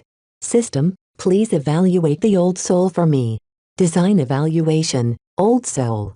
Variant name, TOC 1S Old Soul. Base model, TOC 1 Triops. Original manufacturer, Rickshaft Conglomerate. Weight classification, medium light. Recommended role, ambush rifleman. Armor, D. Carrying capacity, D. Aesthetics, C. Endurance, D+. Energy efficiency, D. Flexibility, A. Firepower, A. Integrity, C. Mobility, D+. Spotting, B+. X Factor, C. Deviance, 65%. Performance improvement, 17%. Cost efficiency, 17%. Overall evaluation, the Old Soul is an extreme-ranged ambusher variant of the Triops. It eschews frontal combat entirely in favor of ambushing unsuspecting enemies from a healthy distance. Its firepower and accuracy peaks at the extreme end of medium range, but it is also able to pose a threat at longer ranges. Its passive and active stealth systems provides the Old Soul with much-needed survivability. You have received 75 design points for completing an original design with a performance improvement of over 10%. You have received 500 design points for designing a mech with a moderate presence of X Factor. The initial DP reward lifted his mood, but he didn't particularly pay a lot of attention to it. With his growing fanbase, he mainly relied on sales to increase his points. Now that he finished a virtual mech, he uploaded it to Iron Spirit and filled in the required paperwork. Vez held off on publishing it onto the game's virtual catalog. Instead, he leaned back in his chair and hailed his publicist. Gavin Neumann here. It's Vez. How is our publicity campaign doing so far? It's going fairly well, though I'm starting to encounter some pushback. Around 24% of all game centers have adopted your training knight as a promotional mech. That's less than I thought, but it's proven to be an effective draw for those businesses. The other game centers will budge sooner or later. What about this pushback you're mentioning? Gavin sighed over the comm. He sent a few documents over the link. Vez read through the messages and found that they contained all of the responses sent by the game centers. You can see that they are trying very hard to sound polite about it. Reading between the lines, the local managers know the value of the young blood to the locals. It's their superiors in Bentham or Rittersberg who are putting a stop to their moves. His publicist listed the parent companies involved and found that quite a few of them had connections to the Ricklin Corporation. It's the stupid Ricklins again. They really hate my bones. They couldn't do anything about the invisible suppression. As long as the Ricklins kept blaming Vez for what their wayward descendant had done, they'll just keep finding ways to inconvenience him. He also suspected they had a hand in the kidnapping and assassination attempt on him, but he couldn't prove anything. It's too difficult to come up with an explanation why the BLM and the Ricklins coordinated with each other. They should be enemies. Or were they? The Ricklin Corporation was a quintessential Bentham tech behemoth. Though it had ties throughout the entire Bright Republic, its headquarters and its main production facilities operated in the Bentham region. Thinking about it gave Vez a headache, so he stopped speculating about matters beyond his head. If anything fishy went on, the Republic would surely have their eyes on it already. Despite his minor prestige, Vez still remained a private citizen in the eyes of the Republic. People like him should keep their heads down. "Why did you call me, boss?" Gavin prompted when Vez fell silent. "I wanted to inform you that I've finished designing a virtual mech. It's a training mech that will round out my modest portfolio of training mech." Vez proceeded to introduce the Old Soul to his publicist. He particularly emphasized its extreme and somewhat unconventional fighting style. "What are your thoughts, Gavin? Is it viable enough?" His publicist paused to consider the matter. Vez already expected him to be taken aback. The concept of the Old Soul truly stretched the definition of a training mech. To be honest, the Old Soul doesn't sound like a training mech. Gavin finally replied. "It's too niche and unidimensional, but perhaps you have a point that limiting the pilot's options will enhance their immersion. The only way to tell for sure is to release it onto the market. You hated mech, right?" "Yeah. That's why I know your mech will sell. I don't know if you'll only sell a couple of thousands or if it'll catch on like the young blood and surpass 100,000 sales. Whatever the case, I'm sure you already have a brainless following of fans who eagerly snap up any design you publish, even if it's shaped like a walking turd." As much as the mech industry focused on specifications and performance, the people who piloted them remained human. Gavin indirectly disparaged their irrationality when it came to deciding what kind of war machine they'd like to use. "Be glad that mech pilots are human." Vez responded with a light reprimanding tone. "If every customer behaves rationally, they'd only purchase the mech sold by the transgalactic corporations. Small-time companies like mine don't stand a chance in this aspect." Even if Vez charged less for his mech, he still couldn't have pulled off so many sales in normal circumstances. Through a variety of good publicity, Vez managed to carve a small niche in the notoriously hostile mech industry. Vez proceeded to give out his instructions to Gavin. He wanted to maximize the early sales of the Old Soul in order to obtain DP quickly. He increased his publicist's discretionary funds for this purpose so that he could start promoting his latest design. "I don't care how you do it, but try to drive sales as fast as possible within a month. I don't care about its long-term performance in the sales charts, so don't hesitate to pull off a trick or two." Once Gavin understood his intent, Vez hung up. Now that he finished his work, he should get around to accepting a mission. He entered Clifford Society's mission hall after logging into the organization's virtual portal. Its interior evoked a martial feeling. From the bare walls to the flickering torches, everything seemed primal. Clusters of society members had gathered in the giant hall. They all looked at the large displays and engaged in heated discussion on which mission to take. A lot of missions allowed for teams. Many society members banded together when they faced a challenge they could never complete alone. Unfortunately, the Society's heartless mission hall refused to adjust its merit payout whether a single person or a massive 12-man team completed the mission. For example, If a mission rewarded 100 merits, then if one person completed it, he received the entire amount. If a team of 5 happened to complete it, then they'd only get 20 each. Sometimes, the teams decided on a different merit distribution. A team of 4 squires and a single knight might reserve 80 merits to the leader and only 5 merits each to the squires. This highly unequal distribution illustrated the power of a knight. Vez truly appreciated the opportunity of starting out with this lofty rank. As an apprentice of a master mech designer, Vez stepped forth in public with a measure of confidence. Even as other society members started to note his presence, he approached one of the displays and browsed the mission suitable for knights. Chapter 159 Controversy missions generally came in 2 flavors. Vez could either accept a risky but rewarding mission or a safe but less worthwhile one. The latter often took up more time, so many of the less talented mech designers took up these tasks. As for Vez, had been eyeing the riskier missions. Though he cherished his life like any human being, he knew he couldn't get anywhere without taking calculated risks. The Clifford Society's whole advancement structure encouraged their talents to temper their skills in exotic adventures. A mech designer who holes up in his workshop all day will only stagnate.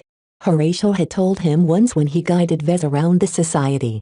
Even if they manage to advance by some fluke, their designs lack an essential spark. The mech industry has no need for clones. In other words, a mech designer has to seek out the untold wonders of the galaxy and survive experience. Only then would they be able to find their own paths. Vez didn't know what to make of this theory. Lemur strongly subscribed to the idea that the best mech designers were those capable of surviving under the most adverse conditions. It's more likely that mech designers who thrive under danger are already outstanding. Whatever the case, many people paid well to enlist the services of a competent mech designer. As long as they had access to the right facilities, they could easily design or modify a mech tailored to the situation at hand. They also served as consultants, able to deconstruct any design and explain its inner workings to their clients. Vez wanted to finish a mission quickly, so he ignored any mission that lasted more than 3 standard months. He also wanted to avoid antagonizing more people, so he drew his attention to join an expedition into the unknown reaches of space. Despite humanity's dominance in the galaxy, vast swathes of space had never been explored. Even if an unexplored star system fell under the borders of a certain state, it might take decades before they sent a survey ship to catalog its planetary bodies. This applied even more to the Komodo star sector, which had only been colonized for over half a millennia. Many of the sparser regions unclaimed by even the poorest forthright states might hide some gems. If some of these star systems happened to contain some deposits of extremely valuable exotics, then a follow-up expedition would swing by sooner or later. "Hi there." A cheerful girl chirped at him from behind. "You're a knight, right?" "That's correct." "Great. Our team of 5 is thinking about taking the Hudson Fairfax mission."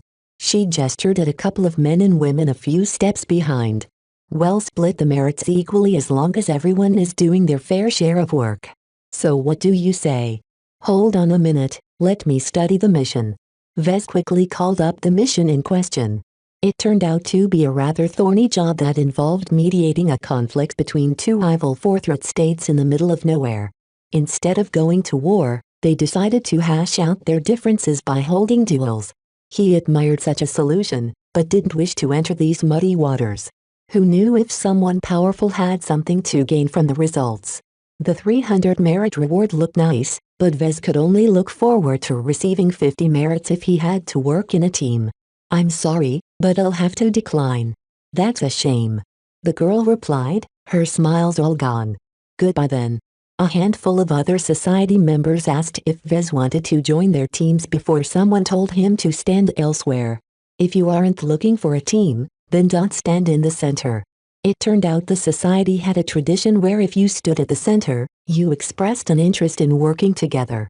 Vez quickly stepped to the side of the hall in order to put a stop to the incessant questions. He went back to the list of missions and zeroed in on risky expeditions to newly surveyed star systems. After a few minutes of uninterrupted browsing, he found something of interest. Something called the Groaning mission stood out from the list. Different from many other missions, the Groaning mission explicitly called for a single mech designer. Vez wouldn't have to share his merits with anyone else if he accepted this task. He eagerly pulled up the details of the mission in question. 400 merits. That's a lot, even for an expedition. The mission immediately noted its peculiarities. It kept most of its details mum, including the expedition's route and destination. Anyone who accepted this mission had to trust in the expedition leader's judgment as he or she led the entire fleet into uncharted space. Vez didn't mind the risk. He planned to tag along this trip with his newly crewed Barracuda. If anything happened, he could always get away with one of the fastest interstellar ships in the star sector. The expedition must be looking forward to an extremely valuable haul. He noted to himself. Why hasn't anyone accepted this mission yet? Lots of value meant lots of risk. Evidently, the mission had already been posted for a couple of months. No one took the bait. Who would be crazy enough to go in blind? The obscenely high reward aroused everyone's vigilance instead of their greed. There must be some kind of catch for the mission to demand a single mech designer instead of an entire team. There was safety in numbers, after all. Still, if the Clifford Society is willing to offer this mission, then it should be an authentic request. Vez could do a lot with 400 merits. His shopping list was small, but all of the items cost a huge amount of money if expressed in credits.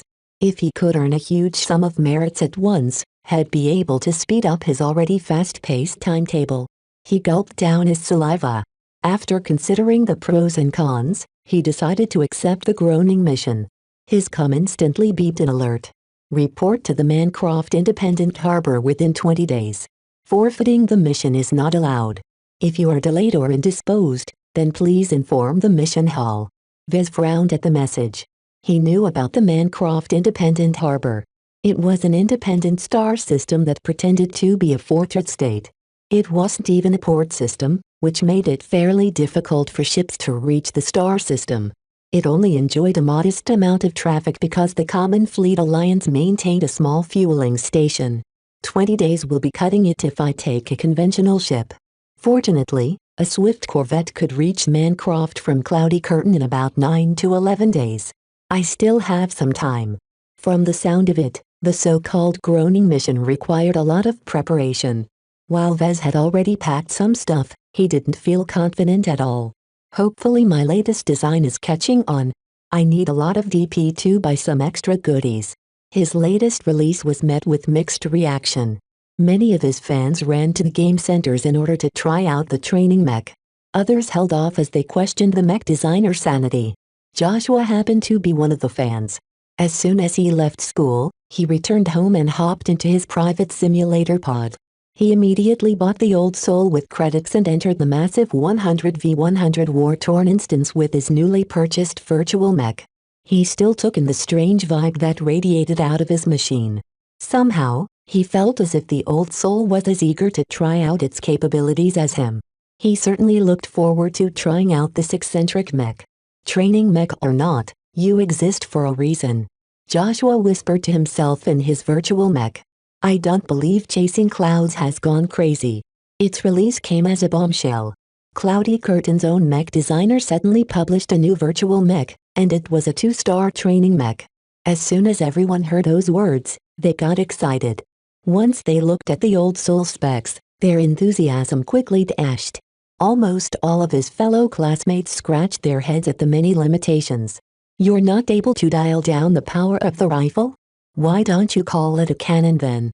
More importantly, even cannons won't stop after firing a measly 6 shots. How can this retarded design kill any mech with just 6 opportunities? It's only able to fire once every 2 seconds. Do you know how long that is? By the time my next shot is ready, a skirmisher is already in my face. This mech is completely helpless in melee. Only a wimp who never stepped into a cockpit in his entire life can come up with something so pathetic. It can't even win a knife fight against a 1-star mech. A lot of his classmates disparaged the mech, but Joshua had faith in his idol. Many of peers missed the Old Soul's incredible stealth, precision and power. Sure, it only excelled as a sniper, but wasn't that a great way to learn the ropes of a rifleman? Of course, Joshua didn't need to play along. Due to his extensive tutoring, he already mastered the basics of marksmanship. His old soul leisurely stepped onto a heavily urbanized battlefield. The battle this time entailed battling over a research institute. Both sides had to fight to maintain possession over the structure. Whoever occupied its grounds for 10 minutes won the match. Let's find a good position. Joshua separated from the crowd and lugged his mech towards the sides. He ducked down his mech or hid behind a corner whenever an enemy scout flew over his head. The old soul's passive dampening armor ensured the scouts never noticed the sneaky mech. It's a lot better than I thought. The welcome surprise emboldened Joshua to seek out a forward position. His fingers already itched to pull the trigger. After several minutes of skulking, he found a collapsed structure that looked over a burning spaceport. Joshua carefully controlled the old soul to crouch behind the debris. The mech settled in as best it could for a giant machine and waited for its prey to approach. The massive conflagration released a huge amount of constant heat. The abundant thermal energy helped mask his old soul's presence. His patient wait paid off when a trio of mech came into view. One medium knight and one regular rifleman mech escorted a heavy four-legged artillery mech. It appeared the four-legged crawler wanted to find a good angle to bombard its enemy's rear. That just won't do, Joshua whispered to himself. After a brief moment's thought, he pivoted his rifle at the enemy's rifleman. The rifleman posed the greatest threat to Joshua while also boasting the least armor. The knight and artillery mech on the other hand employed substantially more armor, to the point where Joshua doubted he'd be able to penetrate past their layers. Joshua calmed down and regulated his breathing. His marksmanship tutor already hammered home the importance of maintaining control. His rifle poked out a low depression of fallen rubble and aimed straight at the wary rifleman mech accompanying the artillery mech. The old soul came to life. Joshua vaguely sensed some bloodlust as he waited for the rifleman mech to come into medium range. Advanced targeting systems went to work, providing Joshua with a prediction of his opponent's movements and its weak points. A tiny shift caused the rifle to be pointed over the enemy rifleman's left chest. The old soul's sophisticated sensors detected marginally higher heat at that position. 30 seconds, 20 seconds, 10 seconds. The procession neared Joshua's position. Once they came into medium range, Joshua pulled the trigger. The air thrummed as a narrow gout of light and heat blasted through the air and impacted close to intended target's chest. Only a small portion of the laser beam could be seen with the naked eye. Most of the energy fell outside the visible portion of the electromagnetic spectrum. This basically meant that the old soul's laser beams looked deceptively weak. Unlike the more conventional laser cannons which blazed forth its payload with a visible swath of violence, the old soul's highly modified laser rifle poked a narrow hole into its target like an unexpected crossbow bolt. Seconds later, the stricken rifleman mech suffered a catastrophic explosion. The two accompanying mech were caught completely off guard as their companion's power reactor lost containment. Sniper! The knight suddenly yelled and held its shield close to the startled artillery mech. He's close. Shoot! The artillery mech pilot quickly regained his composure and fired off an immediate volley in the direction of the laser beam's origin. The explosive shells covered a large swath around the pile of rubble, turning the entire area into hell. As soon as the first shells landed, Joshua triggered panic button. The old soul's particle generator quickly exploded into action and spurted out a huge amount of particles along with dark-colored vapor. Damn it! This smoke is in the way. The pilot of the artillery mech cursed. My sensors aren't picking up anything. While the enemy pilot considered bombarding the entire area with shells, Joshua had already made his getaway and waited for his rifle to shed its heat. He only fired a single shot, so it did not take too long for the rifle to become an unremarkable prop in the old soul's hands. Joshua slowly circled his bewildered opponents. He set up his mech for his next attack. As long as his opponents failed to spot his mech, he insisted on pressing his advantage. His rifle aimed at the bewildered knight's back. His skills and judgment combined with the old soul's targeting system made him target the lower back. His rifle fired again. The narrow beam struck the knight square in its weaker rear armor and punched through until it struck the engine. The knight lurched as its movements hitched up. The attack hadn't killed the mech, but it succeeded in slowing it down. The third, fourth and fifth shots exploited the vulnerability and took down the hapless knight. Chapter 160 Feats Joshua took down the enemy rifleman in one shot. The knight endured 3 more shots but fell after suffering another. The isolated artillery mech panicked after losing its companions and scurried back to base as fast as possible. Sadly, heavy mech tended to run at a crawl. Despite its lack of escorts, Joshua prudently slipped away. He shot 5 times in a single engagement and built up quite a bit of heat. His mech internal heat sinks absorbed most of the heat so far, so his mech maintained a low profile. All of that heat will spill out if I stress the old soul's heat capacity. The mech came with a very loud warning to never exceed this limit. Even if he had to let go of a juicy target, Joshua pretty much had no other choice. He bunkered down his mech and waited patiently for the heat to disperse. Even as every other mech threw themselves into battle, the old soul stood as rigid as a statue, as if it knew its time hadn't come. "It's different. It's the same," he muttered. The feeling of piloting any mech designed by chasing clouds always enchanted him. Other models felt cold and static compared to his hometown mech designer's work. It's like comparing a stuffed animal to the real deal. They're completely different even if they look the same. While he didn't have the luxury of experiencing the young blood, the old soul felt like an unfeeling father. Sometimes Joshua shifted his actions without explanation, or started to question things when they didn't make any sense. In hindsight, taking out 2 mech in a matter of minutes should have been beyond him. Even with an overpowered laser rifle, a young potentate like Joshua wouldn't be able to kill a knight so easily. He shook his head. This rifle is amazing. It's able to melt through light armor in a single shot. Every other weapon with comparable power weighed at least twice or thrice as much.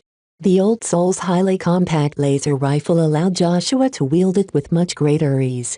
Compared to all of these advantages, he completely didn't mind its limited heat capacity and enormous power drain. Joshua resumed his hunt. He stalked towards the research institute, ignoring the couple of allies who wanted him to cover their backs. While it might help him out if he worked together with others, he kept longing for solitude. "No one else will die if I screw up," he rationalized to himself. He frowned soon after. It's just a game. Who cares about others? Regardless of the reason, Joshua preferred to move alone. He slowly reached an open park. Above the trees, a couple of aerial mech harassed each other with largely ineffectual rifle shots. Considering the skill level of the average Silver Leaguer, Joshua expected the stalemate to continue. "They're not much better than I was when I started out with the Seraphim." The main issue he had with the fight was that none of the flying mech had the guts to close in. Joshua always learned from his tutors to be decisive and eschew battles of attrition. None of these dolts in the sky had learned proper aerial mech tactics. His old soul found a convenient pile of crashed shuttles that gave it some cover against magnetic sensors. As the rifleman mech settled in, it aimed its weapon at the sky. A minute passed by as the mech kept still. Every time Joshua wanted to pull the trigger, an impulse held him back. He somehow knew he wouldn't be able to take out his target. They moved too fast for him to land an accurate strike. Even the old soul's targeting systems strained to predict the movements of these idiotic flyers. "My mech isn't meant to hunt this kind of prey," Joshua painfully admitted. "They'll swarm my position as soon as I shoot." Flying mech should be the old soul's fatal nemesis. They moved too fast to ensure that any of its rifle's precious shots hit the mark. Even if Joshua activated the particle generator, his mech would easily be sniffed out by these perfect scouts. Still, Joshua pushed back his unease and patiently waited for the fight to wind down. He knew that these mech expended a lot of energy in their highly intense clash. Just as he predicted, his side broke away first after one of their number fell. A trio of haggard-looking aerial mech gave up on the duel and fled back to base. The enemy team refused to let their opponent slip and chased after their prey. All of the flyers involved smoothed out their flight trajectories as they prioritized speed over evasion. Joshua calmly tracked the opponent who lagged behind a bit due to battle damage. Once it crested over an apartment block, he fired. The laser beam flicked out like a dart and struck the aerial mech flight system. A veteran pilot would never fly his mech in a straight line, but Joshua's unfortunate victim obviously forgot that other enemies might be lurking on the battlefield. The damaged mech lost altitude and crashed a block away from Joshua. All of the structures in the way prevented him from finishing the job. Instead, he patiently waited out the 2 seconds for his laser rifle to finish cycling and aimed the weapon at the faltering pursuers. Just as they came around to the fact that they'd lost a companion, the old soul fired its rifle yet again. The laser beam struck the aerial mech square in its chest. Previous battle damage had already peeled away half of its layers. The beam burnt through the remainder and carved a hole into the cockpit. The dummy pilot inside the cockpit couldn't withstand the massive amount of energy. The dummy tragically evaporated into dust. "You cowardly sniper!" The surviving enemy pilot raged from his mech. "I know where you're hiding. Prepare to die." Joshua fired twice at the incoming mech but failed to land a hit. Unlike his earlier victims, this guy remembered to dodge. If the old soul possessed a normal laser rifle, then Joshua would be able to dial down the power setting and turn his rifle into a spitter. A rapid barrage of low-powered laser beams would enable him to track his opponent's flight. Just as the enemy flyer came into spitting distance, the old soul's particle generator released another charge. The thick and blurry cloud of black engulfed the flight mech in an instant. The pilot panicked a bit but quickly wrangled his mech back into control. He guided his mech straight up in order to shake off the cloud. After gaining back some vision, the pilot tried to track down his hated opponent in order to avenge the death of his comrades. "Where are you?" Had the sniper snuck away while he lost his vision? Or had the sneaky coward stayed in place, confident in the fact that no one could lay a hand on him under all of this smoke? "Screw you." Just as the aerial mech flew away, a thin but deadly laser beam struck its vulnerable back and damaged the main power conduit that fed its hungry flight system. It turned out that Joshua had lingered at the edge of the miasma. The old soul strained its sensors through the diminished concentration of particles and managed to pick up its opponent as soon as it ascended above the miasma. With his prey losing altitude, Joshua directed his mech back into the miasma. With 3 shots left, he wanted to finish off the forcibly landed mech with a single shot. He carefully scoured the miasma and headed vaguely towards the middle. He bumped into the crippled flight mech a few minutes later. The aerial mech incurred substantial damage from its harsh landing. While it tried to turn its rifle towards its hated opponent, the old soul moved first and fired straight through its damaged armor.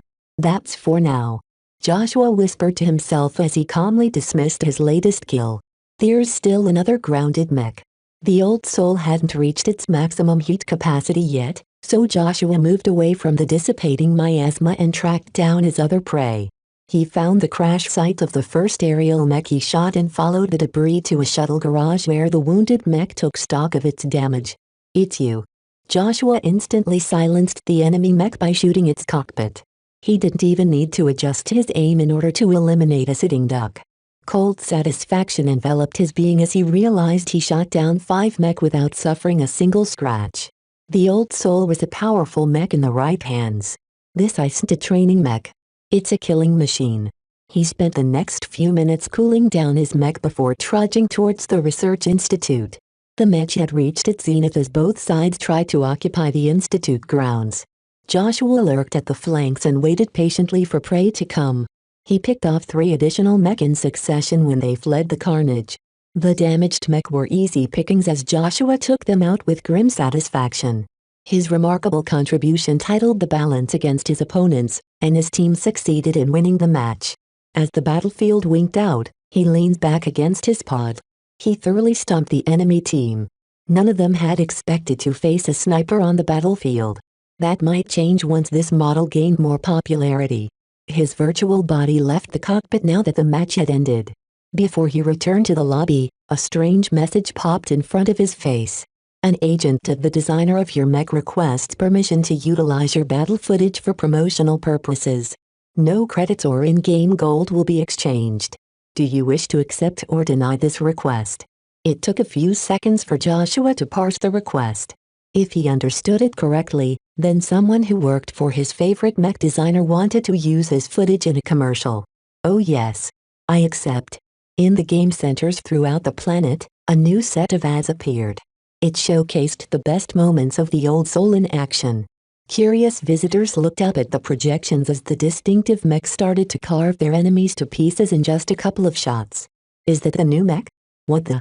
Is that a rifle?" It packs more power than a cannon. Those stealth systems are unreal. They're walking right past that mech without a clue. Gavin Neumann looked on as the action-packed footage started to sway the crowd. He smirked contemptuously at the people who disparaged the same model an hour earlier. He hadn't even edited clips himself. Instead, he left it up to an automated program, which selected the most intense moments out of every battle record it received permission to borrow. I don't even have to lift a finger at this rate. He noted as some of the potentates started to hop inside their sim pods in order to emulate the incredible feats. How can these idiots be trusted to defend our borders when they're easily misled by some cherry-picked footage? He opened his comm and pulled up the sales record of the old soul. As a publicist working for the LMC, he obtained a limited amount of jurisdiction in the company's virtual account. The numbers started to pick up from the dozens into the hundreds, and this was only the first day. They're all sheep. The publicist knew that he had to promote his employer's latest design with a different approach than the young blood, which possessed a heroic bearing. The rifleman mech boring appearance and extreme specs turned off many potential customers. Thus, Gavin set out to ignore the masses and instead focus on the handful of talented pilots who knew what they were doing. As expected, those who employed the old soul's advantages to the fullest racked up an incredible score. If he served them up to the skeptical masses, they'd start to question their first impressions and try out the mech for themselves. Sadly, not everyone got the hang of the rifleman mech works. Gavin took a look at the statistics and saw that its win rate ranked near the bottom of the pile. The old soul required a specific mindset and set of skills to make the most out of it. Forget about skill level, most of the teenagers who tried out the mech lacked the patience to employ an ambush strategy. He shook his head at their predictable behavior. Muscle-bound idiots. Even if a handful of angry customers started leaving bad reviews on the model's sales page, it didn't diminish its growing momentum. At this early stage, none of the game centers selected the old soul as their 2-star promotional mech. Everyone who tried out the mech this time had spent their hard-earned credits or gold to purchase the trending mech. This is all I can do for now, boss. Well, see whether your variant catches on as a training mech. Chapter 161 Mulligan Chapter 161, Mulligan. No matter its actual sales performance, the old soul succeeded in rousing the locals. It turned into a reanimate conversation starter as people started to argue against or in favor of the so-called training mech. Many people who tried it out fell flat. Some walked away discouraged, while others persisted in their efforts and tried to master their new purchase.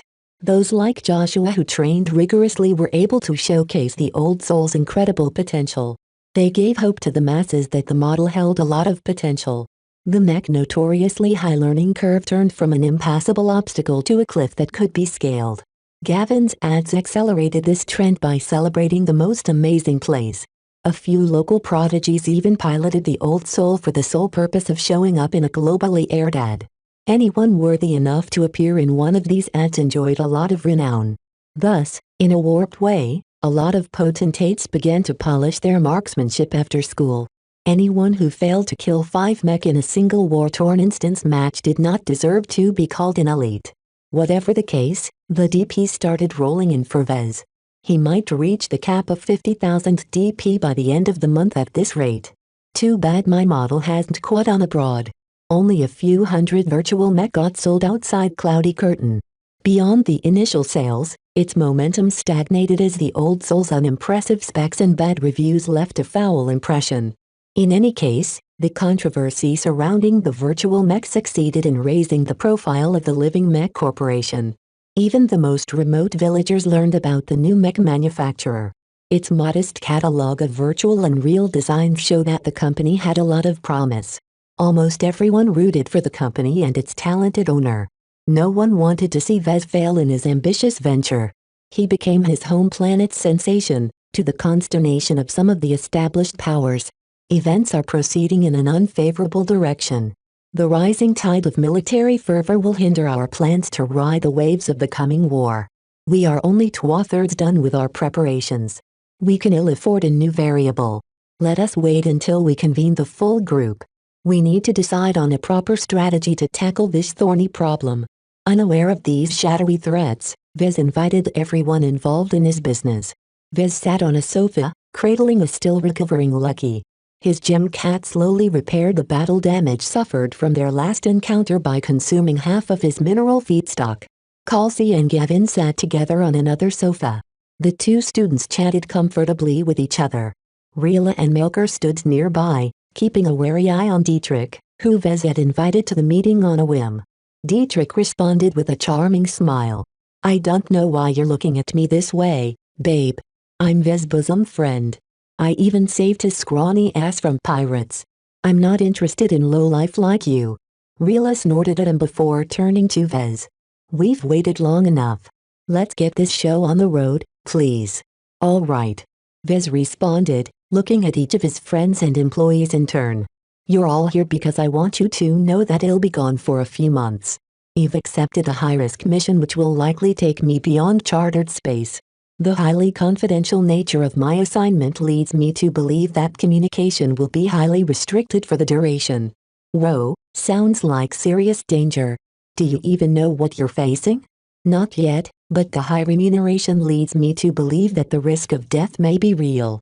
Dietrich looked more and more impressed. "You sure grew some balls last time we traveled together. Even I would step back if I'm faced with such a vague offer.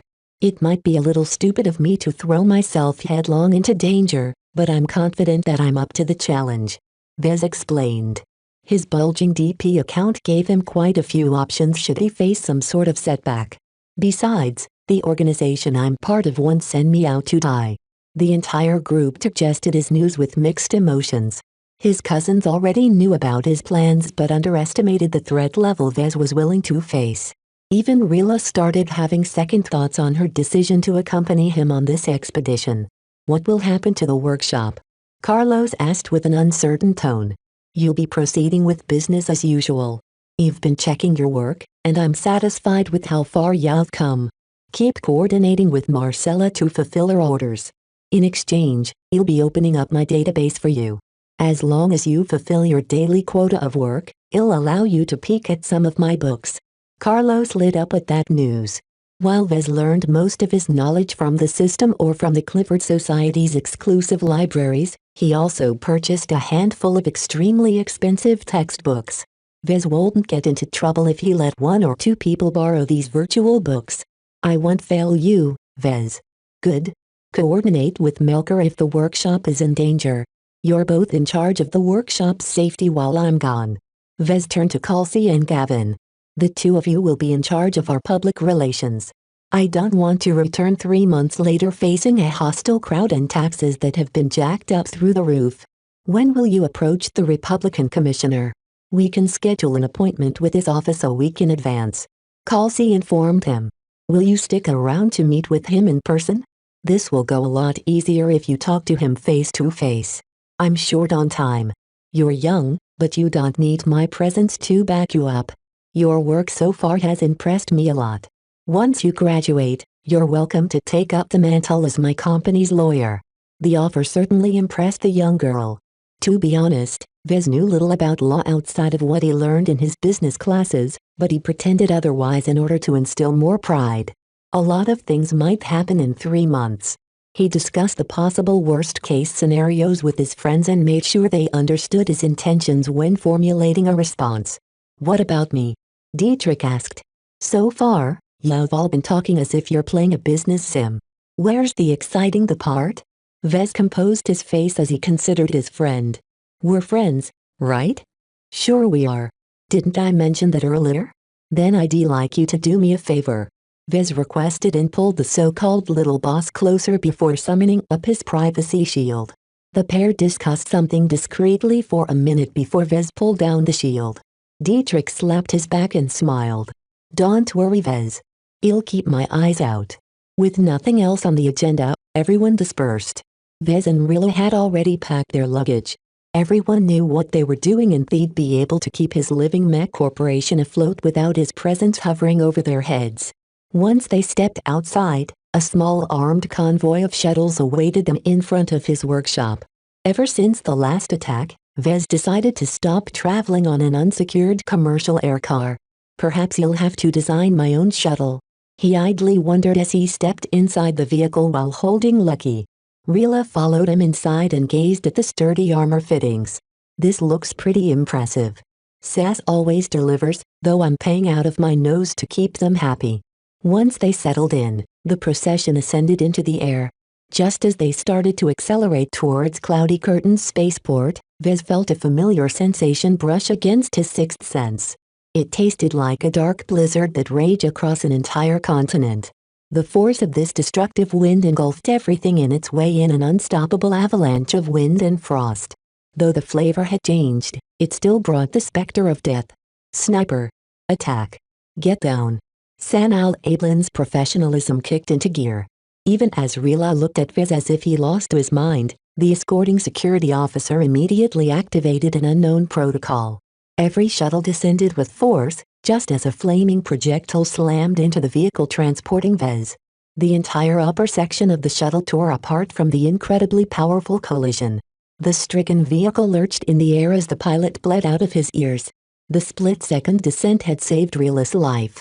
Vez had already jumped on top of her body in order to envelop her fragile body within his shield generator. They hadn't escaped danger, though, as his anti-grav suit suddenly morphed into a vacuum suit. Poison. Vez cursed a bit because he knew his shield generator had to let in some air. His assassin came up with a clever solution to counter his strongest protection. If he didn't own a highly advanced and extremely expensive anti-grav suit, he'd already be choking in his breath. Instead, Rila remained exposed. For all of her complaining and rebellious attitude, the woman was a Larkinson. She recognized the danger as soon as Vez mentioned poison. She clung to him while shutting her eyes and pressing her palms against her ears. She also held her breath, which allowed her to escape the worst of the effects so far, but that didn't help much if the poison spread through skin contact. Lucky had also sprung into action.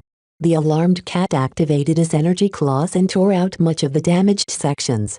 This gave Vez enough of an opening to jump out of the slowly crashing shuttle while carrying her cousin. Everyone else had already started to respond to the threat. One of the shuttles exposed a nozzle and sucked in all of the surrounding air, hopefully taking much of the poison with it. Another shuttle picked up the VIPs and brought them back behind the safety of the workshop's walls. The workshop's entire security suite had flared to life. One of the turrets swung in the railgun's direction and fired off a destructive volley of shells. The projectiles exploded upon impact, shattering the entire house in a shower of splinters and debris. The few residents present nearby screamed and ran away. A large stream of bots flew into the air before fanning out. Even as SAS began to sweep in the direction of the house, they also kept their eyes peeled for other threats. Meanwhile, the shuttle carrying Vez flung open its doors, allowing a security officer with medical training to hose down the entire interior. Vez deactivated his shield generator, letting the fluid splash over his full-bodied suit. He still fussed over Rila, who started to show a lot of worrying signs. Despite her quick reaction, the poison had obviously found purchase in her body. What's going on with her? She's inhaled a significant dose of Malkin. The medical officer replied as he affixed some kind of tool over her mouth. Vez couldn't figure out what any of his instruments did. The lack of understanding scared him quite a bit. Is she dying? She's in a bad place, but she'll make it. Whoever wanted to poison you stayed within the limits. Malkin isn't instantly fatal and can't be absorbed through skin contact, though it's extremely difficult to synthesize an antidote. However, Eve stabilized her body. I have to bring her back to our branch office immediately. The panic died down a few minutes later. SAS hadn't found any trace of the culprit, but they found pieces of a high-powered railgun in the wreckage of the house. A heavier convoy of shuttles and mech descended onto his workshop a moment later. They departed moments later. A handful of doctors already worked over Rila's reddening body. Vez had to stay and let a bunch of experts isolate his body and take away his anti-grav clothes. His worry was tempered by the fact that whoever ordered the hit didn't go too far. One of the security officers informed him that if the assassin used something more dangerous, he'd be violating the MTA's guidelines against the use of nuclear, biological and chemical weapons. Once the MTA got onto anyone's tail, they usually suffered a brutal end. He gritted his teeth at the thought of losing a family member. Perhaps he'd been too soft lately. He was tired of being someone else's punching bag.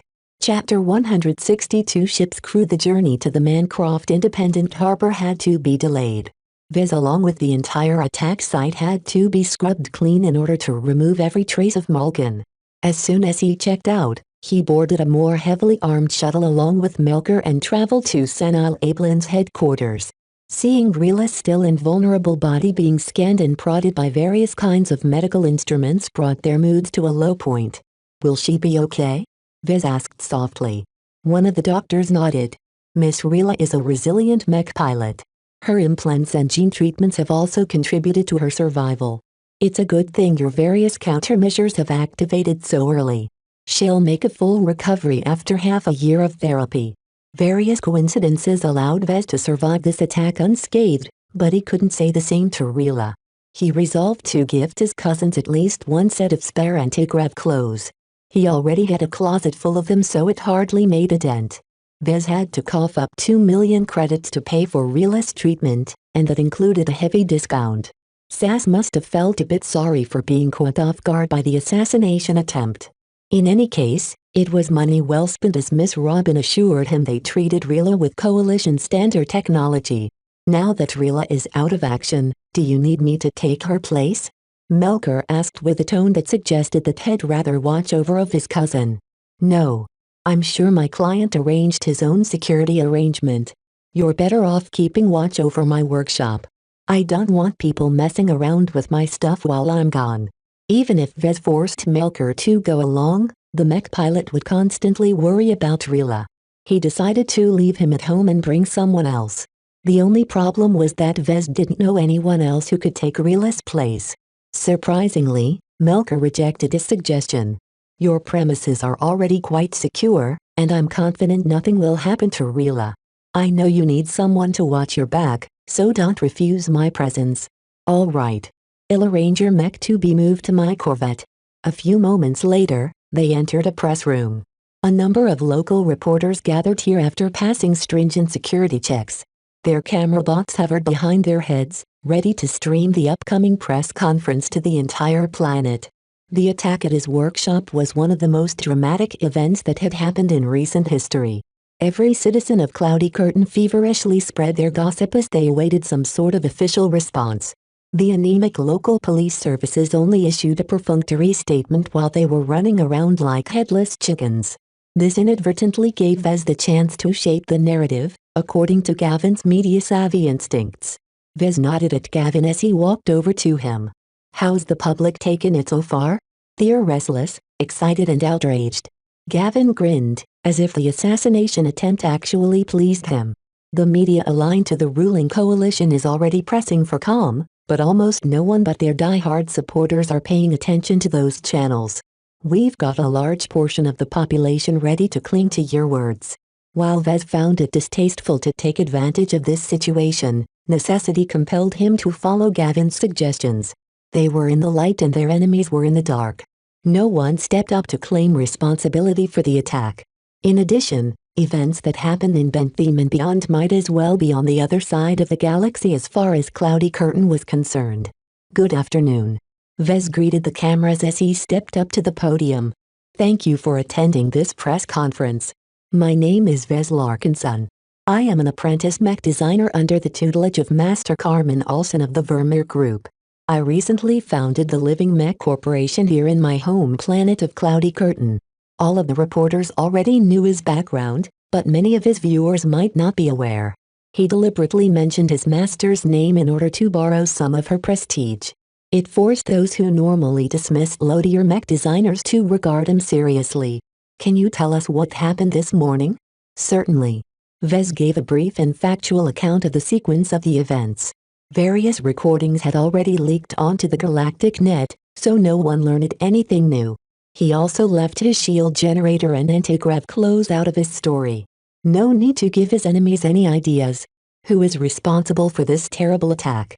Vez tried to maintain a composed expression. "I don't know, but I can think of several possibilities. Various people would like to see me gone. For instance, the ruling coalition has worked hard to ram a new tax bill through the planetary assembly that will drive me out of business." Technically, he didn't lie. He let the reporters and the viewers who watched the broadcast connect the dots themselves. Even if it was on spurious grounds, everyone loved a conspiracy theory. The Greens and the White Doves could issue as many denials as they wanted. It didn't change the fact that they regarded him with hostility. Could they have been responsible for the attack? Vez didn't think so, but he was willing to drag them through the mud anyway. Let the public decide the final verdict. He continued to spin a misleading narrative that Gavin had carefully constructed. Vez had already received some coaching on what to say and what to leave out. Everything he said rang true, and thus should pass scrutiny should someone employ a sophisticated lie detector program. Once he reached the end of the conference, he left behind a final statement. I survived today not because of luck, but because this is my home. Don't believe in the naysayers and pessimists that were only good for feeding Bentham. The Living Mech Corporation's presence here represents my belief that we can be strong. His words took everyone by surprise.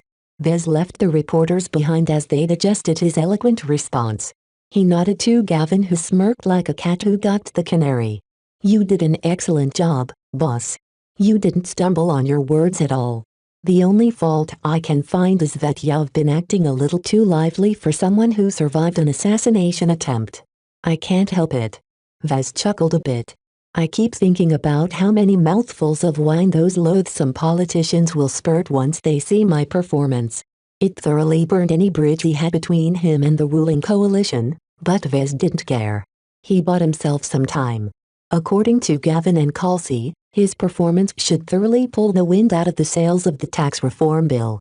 One day later, a heavily armed convoy escorted by 2 aerial mech landed inside a cordoned-off section of the spaceport.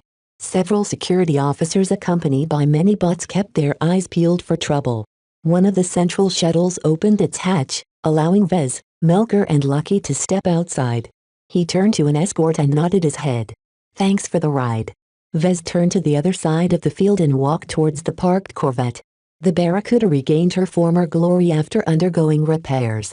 Her rear thrusters looked as pristine as the first day she came into his possession. He also met the Barracuda's crew for the first time. A group of 5 stunning-looking women greeted his eyes. Even Melker halted for a moment after seeing them together. Even as they dressed themselves in a formless blue uniform with the logo of the LMC plastered to their sleeve, they still looked like angels. Hello. Vez awkwardly said. I'm your new boss. We know who you are. A redhead with the only hat replied. Captain Amber Silvestra, at your service. First Class Engineer Ushra Jacobson, at your service. A dusky-skinned woman said. First Class Pilot Miranda Pham, at your service. Ship Security Officer Angie Sippis, at your service. Able Spacer Jen Malcolm Stahl, at your service. The way they spoke at your service revealed they received extensive training. Vez could tell that they used to say those same words with charming voices and enticing smiles. None of the women composed themselves as anything other than professionals today. Vez already got the lowdown from Marcella. Evidently, the women worked for a company that operated luxury yachts. Among their regular duties of keeping the ships afloat, they also pampered their clients. A severe dive in fortune for the sleazy company forced them to let go of half of their employees, which included this tight-knit group of highly trained women. Vez should feel lucky for snapping them up without giving up too many concessions. The total monthly salary they drew only amounted to 35,000 credits a month, plus some extra hazard pay. He spent a lot more money keeping the Barracuda in tip-top shape. Captain Silvestra gave him enough time to regard his new crew before speaking out again. Just to be clear, sir, we expect to be treated with decorum. The prevailing employment laws gives us the right to refuse any unlawful or inappropriate orders. I have no ulterior motives.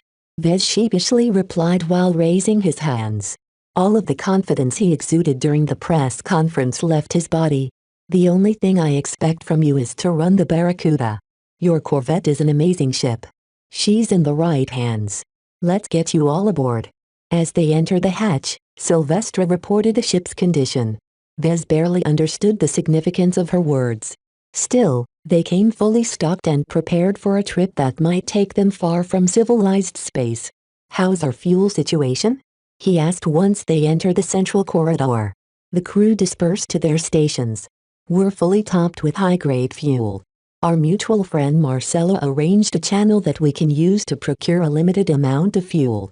It's not fully condoned, so don't spread the word."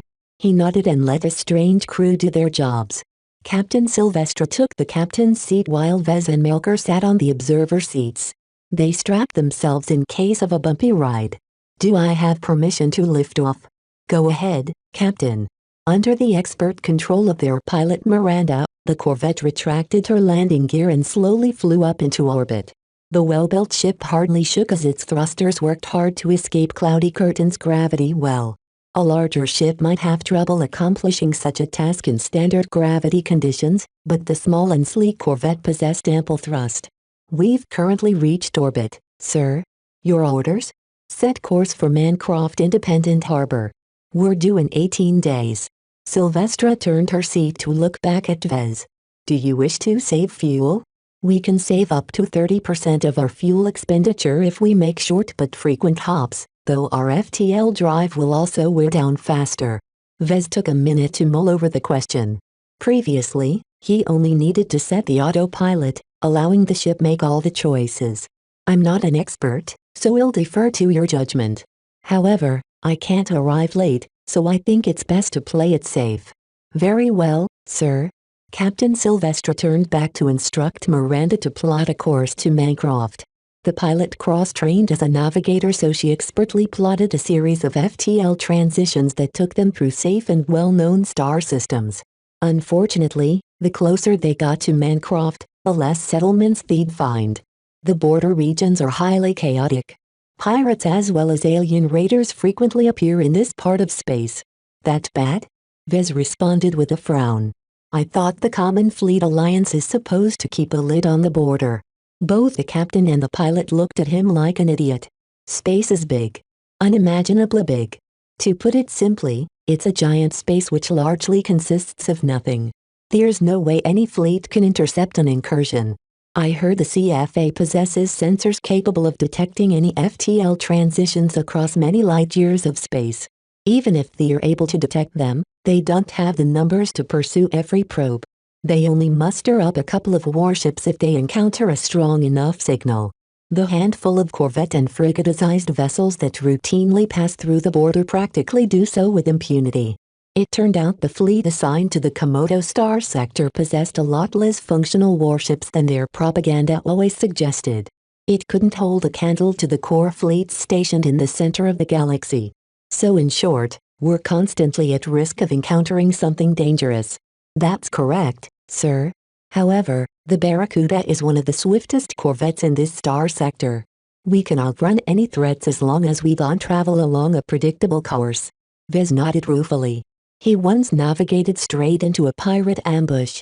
Chapter 163 Untamed Stars. Miss Miranda plotted a brisk course that brought them to Mancroft within 17 days. She wanted to alternate between short and long hops in order to test and calibrate the brand new FTL drive.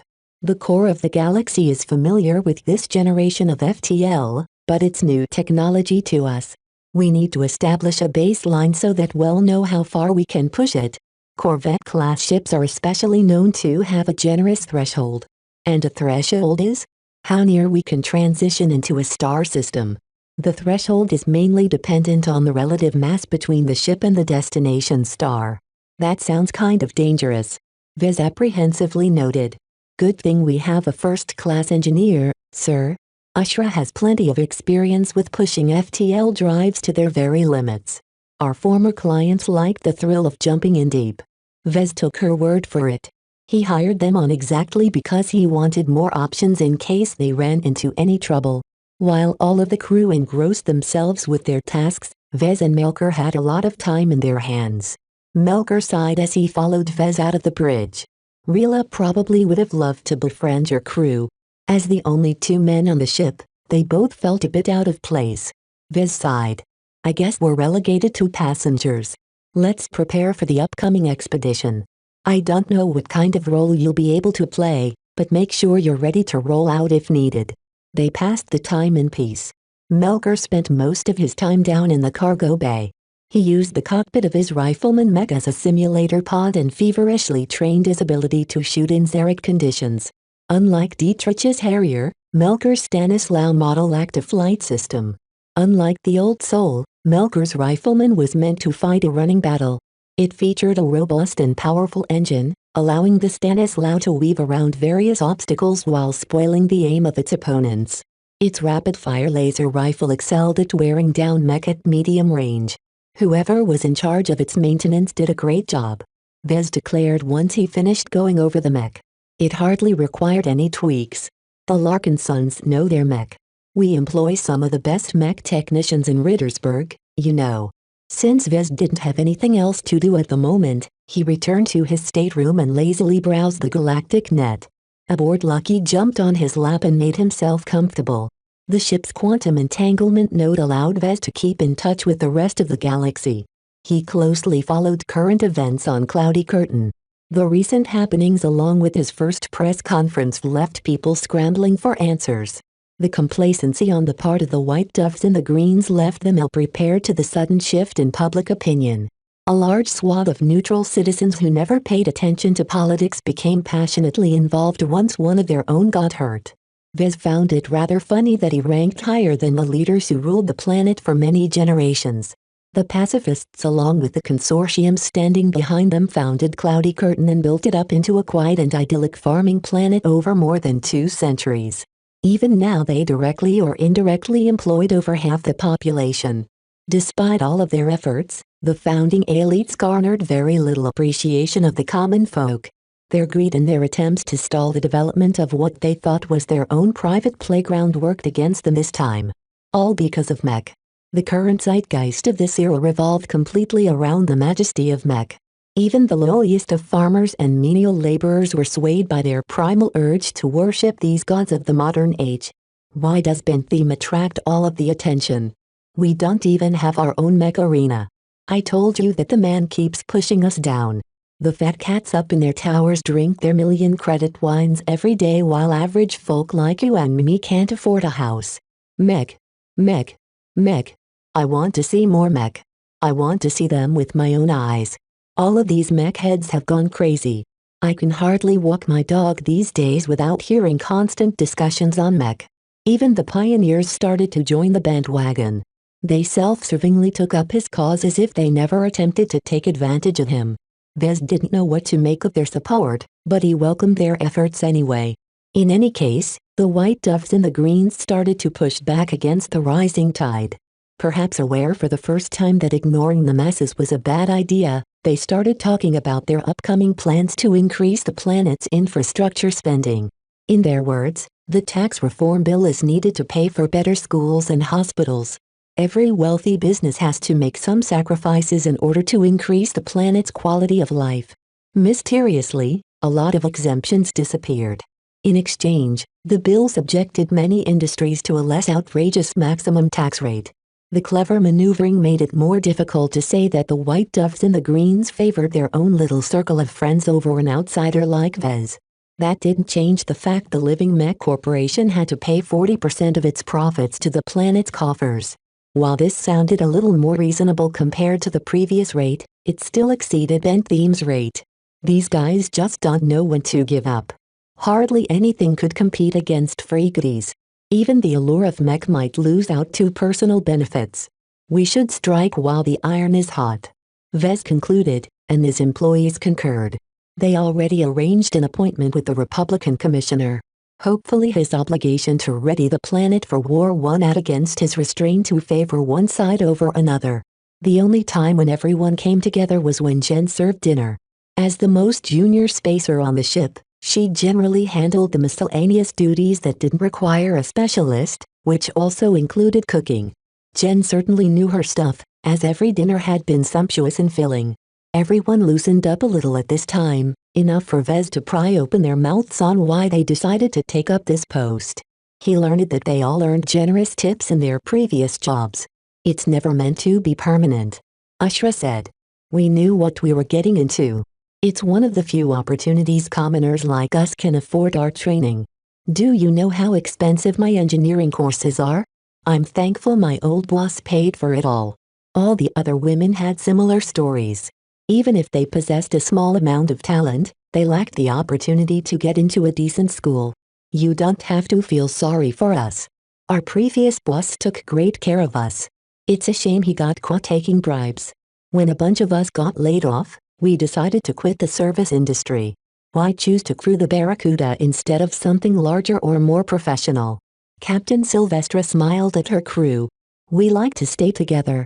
Our experience with pleasure yachts has left us with very few job opportunities. We don't have the qualifications to take up senior positions in passenger ships or transports.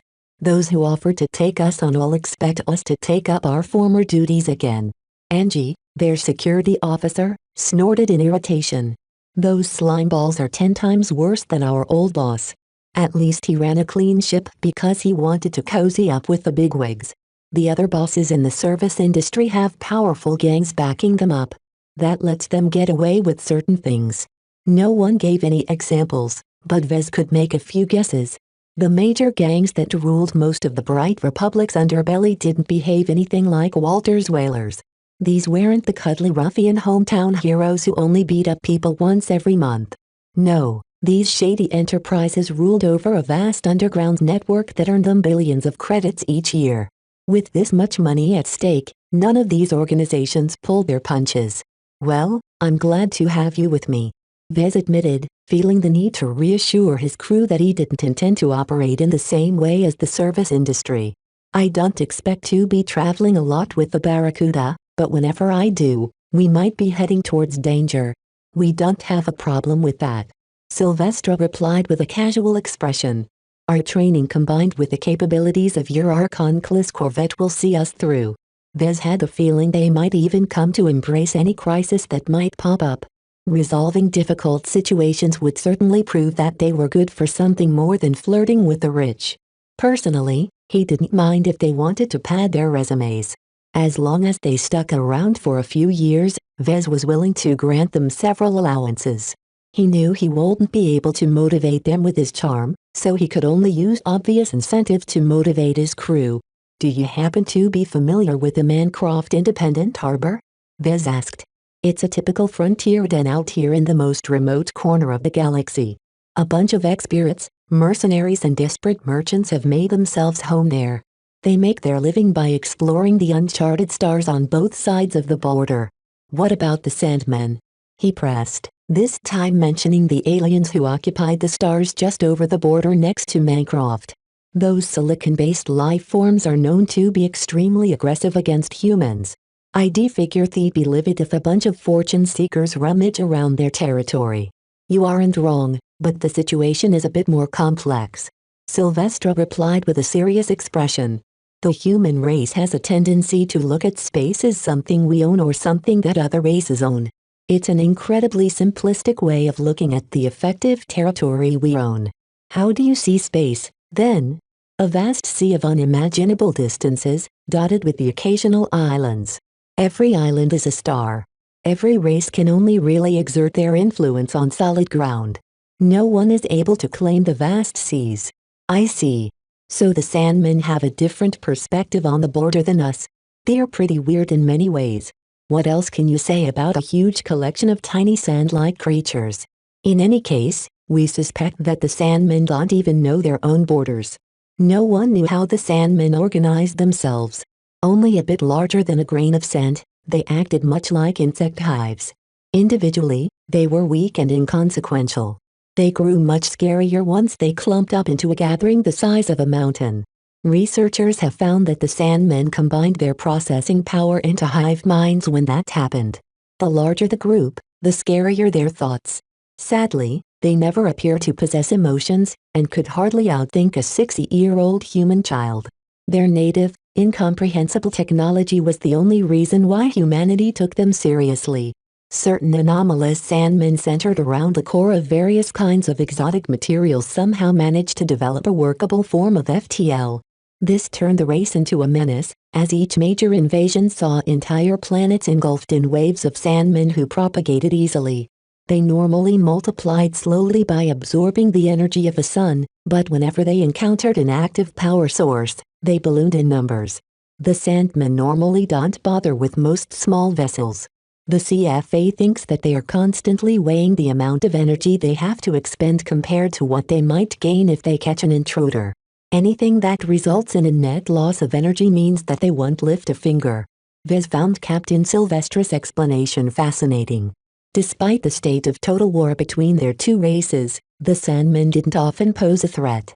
Outside of their major extinction-level invasions, they were content to hold on to their existing territories. It's likely my mission will take us into Sandman space. Do you have any advice you'd like to share? Yeah. Take a good look at the fleet you're going to be a part of.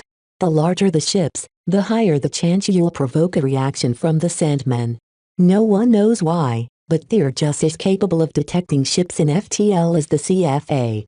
The little creepers probably took over a CFA flagship and reverse-engineered our technology. That sounded fairly important. Perhaps the Barracuda would be able to outrun the Sandmen, but if his client wanted Vez to stay on his own ship, then he might be stuck with the rest. Chapter 164 Extra Lesson. According to the CFA, the Sandmen thought on an entirely different level. To these intelligent clumps of sand, everything consisted of either matter or energy. They viewed the human race and their many ships and settlements in the same way as a rock or a tree. Though humanity only had a limited glimpse on what went on in their core territory, it appeared they lacked a complex society. Their culture was non-existent and their society consisted of a unidimensional hierarchy based on the value of their composition. They're not a race we can talk to. Captain Sylvester said as everyone finished their dessert. It's either kill or be killed. Energy weapons aren't very effective, but high-impact damage will do the job. Since they're so dangerous, why do people keep invading their space, if you can call it that? As a silicate-based lifeform, they're extremely obsessed with rare and valuable minerals. Their higher castes have a tendency to hoard exotic minerals for years before processing them or shipping them to their core territories. As long as you're not afraid to die, a strike group can easily overwhelm a smaller colony and make off with a large amount of exotics. While the larger conglomerations of Sandmen posed a great threat, the smaller groups tended to be slow and stupid. As long as the raiders left before reinforcements arrived, they stood to gain a handsome profit. Everyone dispersed after dinner. Vez got a lot more stuff to think about. The dangers and opportunities one could find in the border region could easily enrich a daring prospector. Much of the space in the core regions of the galaxy had already been mapped out and claimed by various powers. Only at the vast rim of the galaxy could someone change his fortunes after stumbling across an untapped windfall. Midway into their journey to Mancroft, Vez received a surprising call. Master Olson personally summoned him to her virtual abode. He immediately dropped whatever news program he idly watched and connected to the one-time address had been given. His stateroom's top-quality projectors streamed to portray the majesty of her surroundings. Vez beheld the famed Titanium Garden for the very first time. It existed both in real space and in virtual space, and both looked magnificent in different ways. The virtual version looked like an endless three-dimensional titanium garden. The virtual garden had no up or down. Small plots of soil rested atop titanium enclosures which themselves connected to other plots via various Vina-shaped titanium lattices. The mixed orientation and the fact that the water that flowed between them never fell outside their channels made it clear that gravity worked inconsistently in this space. Despite the mind-boggling complexity involved in its construction, the entire garden appeared to exist in harmony. Vez did not get a headache even after he tried and failed to derive some pattern out of the random environment. A soft clap interrupted his thoughts. He moved his body and saw that his master rested on a divan in the center of an alien garden. Blue grasses and red leaves swirled around her position like how planets revolved around the sun. The moving foliage presented him with an enchanting sight, especially when the plot appeared upside down in his perspective. "Come on down," Master Olson said, gesturing her carefully manicured hand towards another bench that appeared from the grass. "There are a couple of matters that we must discuss." It took some time for Vez to figure out how to flip his perspective and land on the bench. He looked up at Master Olson like a school kid eager to begin his first lesson. "How are you today?" "I'm good. I'm currently on my way to Mancroft. I am aware of your mission," she responded in an elegant fashion, the many jewels adorning her head tinkling with a distinct melody. Her brilliant blonde locks flowed with the wind, which markedly contrasted with the blue and red foliage. It is not to be taken lightly.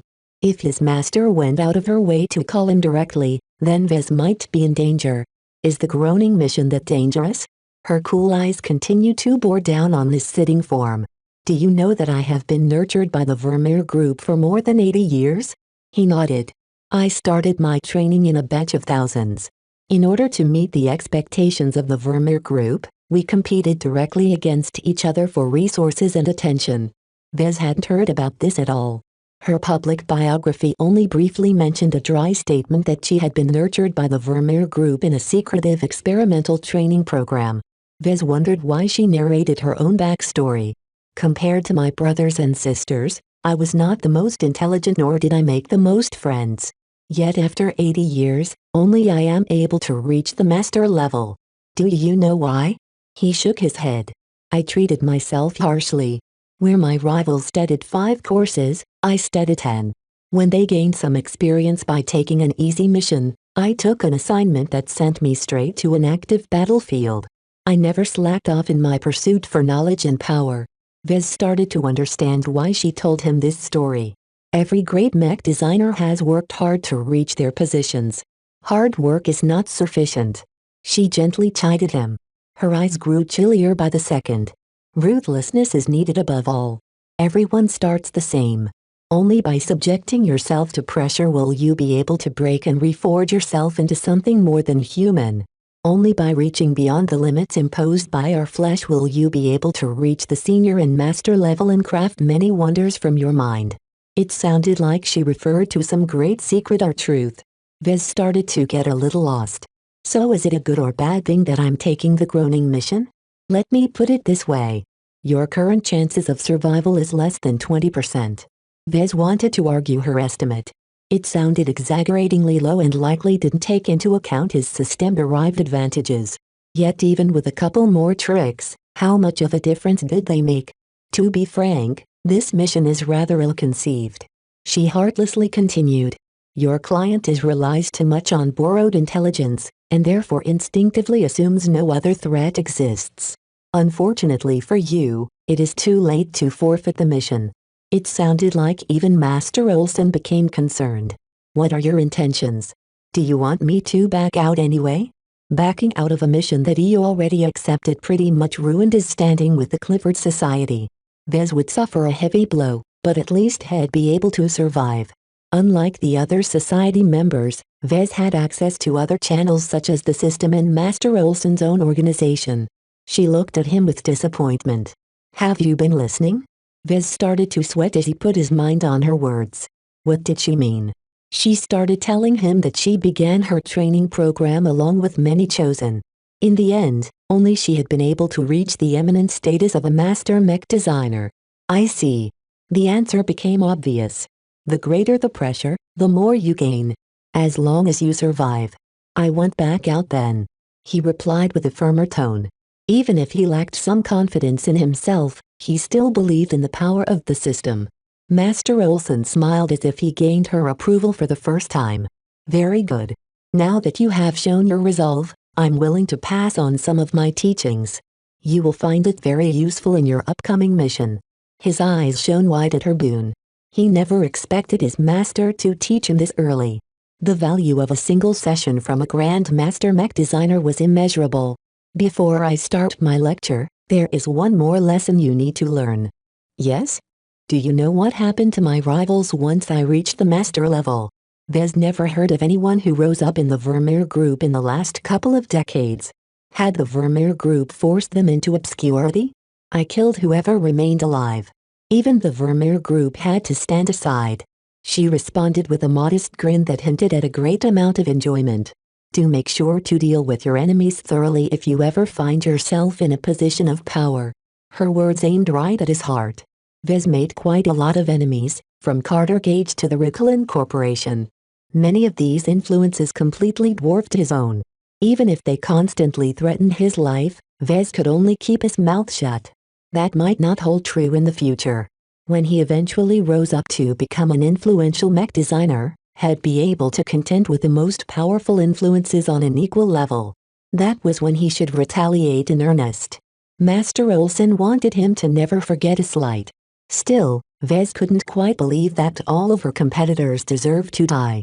He refrained from following up with another question. Best not to provoke her any further. Once she made sure that Vez understood her lesson, she began to lecture him about mechanics and the connection between force and energy. After a brief introduction, she changed tack. Let me ask you a question. Why do mechs still resort to low-tech armaments such as swords and shields? In human history, there was a time when melee combat has phased out.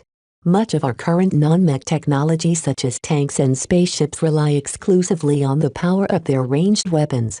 Why do mech operate on a different paradigm? Vez already learned the answer in his previous studies. Because mech possess enough armor and mobility to circumvent a force that completely relies on fighting its opponents at a distance. When an enemy gets close enough to punch you in your face, a railgun won't be of much help. The key here is to recognize that the confluence of unique properties allow for the anachronism of melee weapons to play a role. Do not disdain their use. So long as mech are fast and resilient enough to withstand a number of laser beams or kinetic projectiles, there will always be a use for close-quarters combat. Many experts once predicted that the need to resort to primitive weapons would phase out with the development of deadlier firepower. Mech would become more civilized just as humans evolved from using clubs to using guns. Over the past couple of centuries, the power of lasers, ballistics and missiles had indeed grown in power. The difference between the first generation and the current generation of weaponry was substantial. Even the cheapest current-gen laser rifle could bore a hole through the sturdiest first-generation mech. Yet those who developed better armor systems never fell behind for long. After they exhausted the means to develop more resilient armor with conventional alloys, they resorted to developing incredibly resilient armor through the use of exotic materials and techniques like alloy compression. Since the level of firearms and armor has advanced to significant heights, how are melee weapons able to keep up? Vez knew the answer, though he didn't learn this from any of his courses. He possessed a decent amount of experience working with various generations of mech, from the 1-star Fantasia to the 5-star Caesar Augustus. That gave him a lot of perspective on the gradual evolution of mech. The amount of force exerted by mech have also increased over many generations. The average size and mass of mech increases bit by bit every year.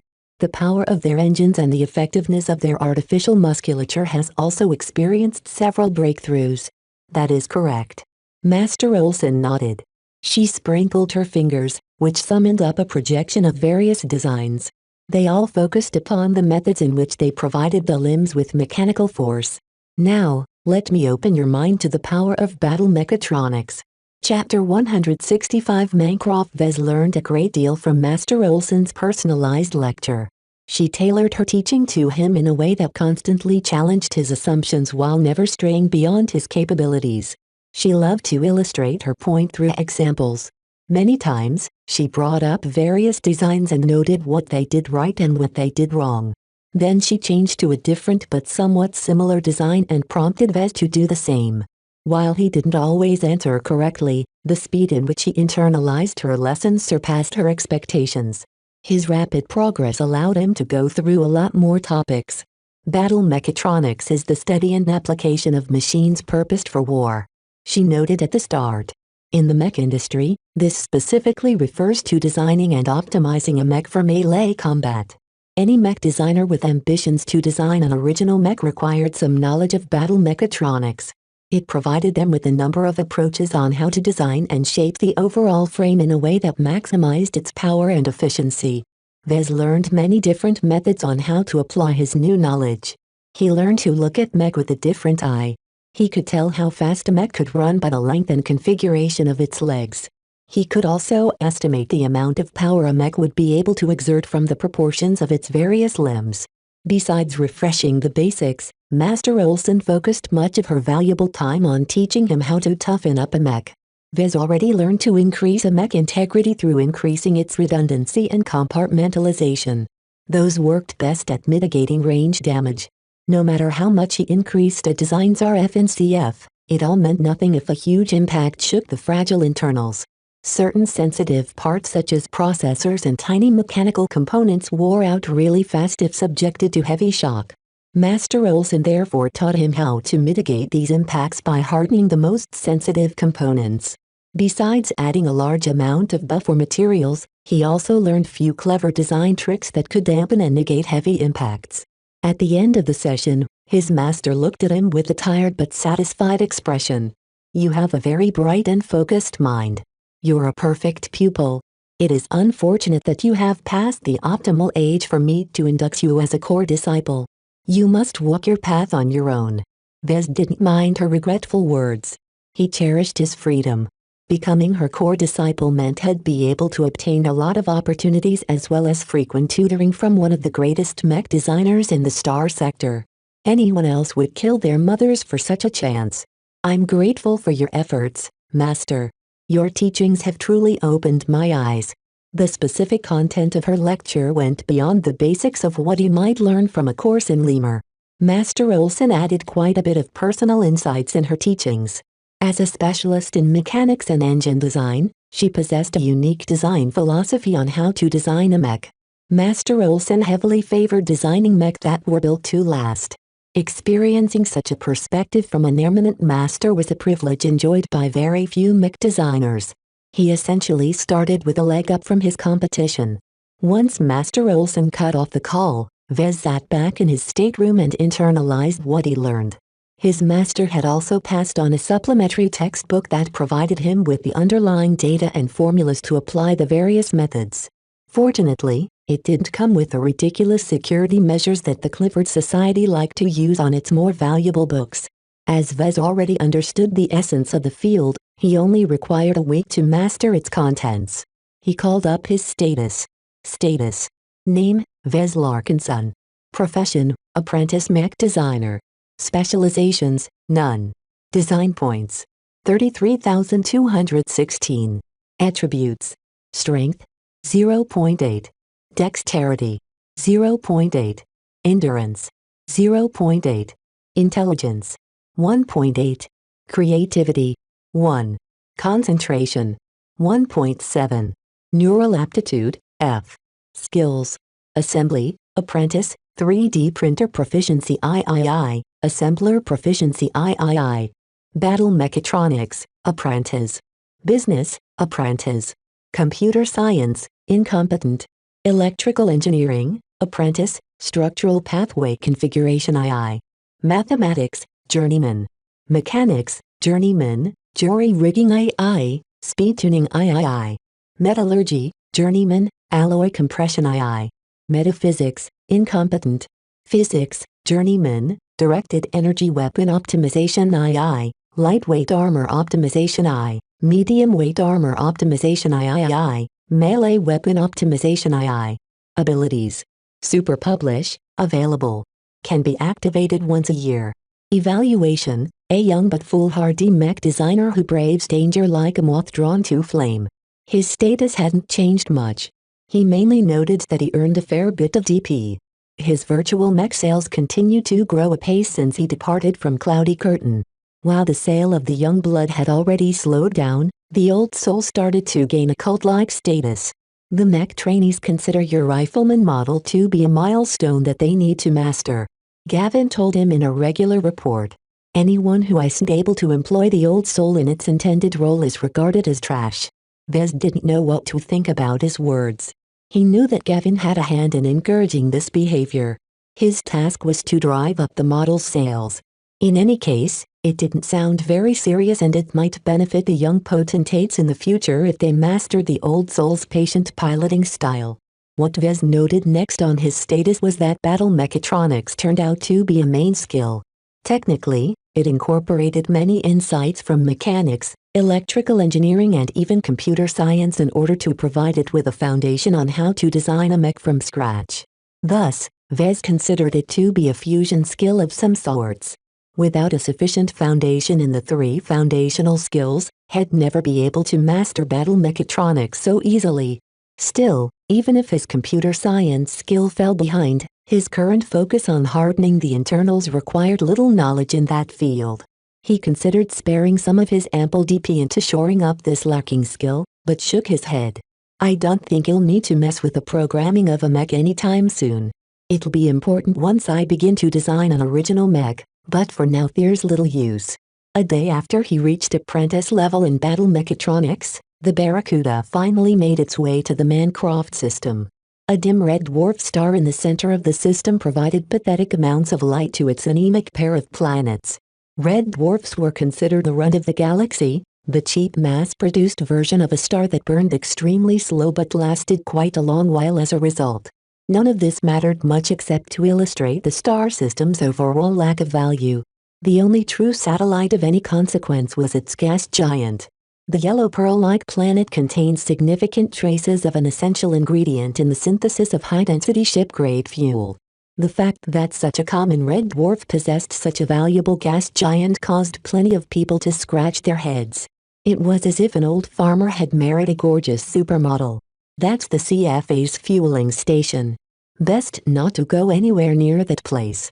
Sylvestra noted as she switched the main display to a close-up to the station in question. It orbited lazily over gas giant. A fair number of harvester vessels flew down to the upper layers of the gas giant and gently scooped up some gas before returning home. A small patrol of warships made sure that nobody would have any ideas on the station. It consisted of 2 destroyers and a small flotilla of frigates, enough to threaten any casual pirate incursion. No matter how many mechs swarmed the patrol, the warships would quickly tear them to pieces with its abundant rapid-fire cannon turrets. It took only a couple of hours for the Barracuda to traverse past the orbit of the gas giant and enter the inner system. A red dwarf massed fairly light, which meant that ships of any kind would be able to transition closer to the center. This saved everyone a lot of time. We're 30 minutes away from the Mancroft Independent Harbor. Whatever poses as their traffic control is already hailing us. Captain Sylvestra reported to Vez. Has anyone else sent a message to us? Besides the usual unwanted solicitations, no, sir. Then do what you think is best. She nodded to him and turned back to send a brief reply. Well, take up orbit around Mancroft I and keep our distance from others. I suggest you make sure your pilot cousin is ready to enter his mech at any time. We might need to show some muscle from time to time in order to deter the scum from having any ideas. The ramshackle space station acted as the only other populated presence in the system. No one bothered to colonize the ugly gray planet it orbited, so every ship in the neighborhood flocked to the so-called Independent Harbor. The space station had a mundane history. Shortly after the CFA built its fueling station, a gang popped out of nowhere and funded the construction of a passable space station. Led by the Bosi clan, this group possessed enough strength and foresight to hang on to power and turn their little space station in a regular stopping point for fortune seekers. All kinds of people flocked to the galactic rim. Sylvestra explained with a patient tone. Vez would just keep asking if she didn't answer. She summoned a couple of auxiliary projections that showed the other ships in orbit. The line between scavenging and pirating is often blurred this far out from any central authority. Even the CFA can't do much about to enforce the law in these parts. The galactic rim encompassed billions of stars and many light-years of space. The portion that fell under the purely administrative borders of the Komodo star sector already encompassed many millions of stars. Even if the regional density of stars was low, many treasures could be found so long as you picked the right star. How are the Bosis still in power? Vez curiously asked. Some of the vessels in orbit looked large enough to field entire companies of mech. If every ship in orbit disgorged their mech, they'd surely be able to overwhelm the space station. They never pushed the line. The Bosis know that people can easily choose to go somewhere else to perform their trades, so they don't even bother taking a cut. They make a decent living by buying low from treasure hunters and selling high to their contacts back in civilized space. It sounded smart. Their generous treatment allowed them to make lots of friends. The Mancroft system is fairly close to the border. Has the space station ever been attacked by the Sandmen? Never. Red dwarfs are a dime in a dozen. They're dim, so they don't provide the Sandmen with a lot of energy. Its low mass also makes it hard to navigate. Furthermore, they're also poor in resource endowments. Therefore, Sandmen rarely bother to visit red dwarfs like Mancroft. No wonder the Bosis chose to construct their space station in this system. It not only has easy access to premium fuel, it also provides safe harbor against the Sandmen. Since no one else hailed his ship, it meant his client must be somewhere else at the moment. With a few days to spare, Vez considered paying a visit to the space station. This was the true frontier of human space. "Is it safe to visit the harbor?" he asked, gesturing towards the large but aging space station and the handful of ships currently docked in its piers. "Not without an escort or some assurance," the captain replied. "The Bosies might control the station, but for all their pretenses of declaring the harbor a fortress state, it's still a den of thieves." "That's a shame." Vez knew better than to tempt fate. Already he could feel invisible eyes staring at his brand new ship. A shiny Archon-class corvette presented a very valuable prize to those who valued absolute speed. "Keep me posted on any incoming hails." With nothing else to do than wait, Vez returned to his stateroom and resumed his preparations. Ever since his master warned him about the dangers, he stopped treating the mission like a vacation. Chapter 166. Clean 2 days later, the Mancroft system welcomed an intimidating fleet of vessels. Over 10 different spacecraft of various sizes revolved around a sizable ship the size of a jumbo transport.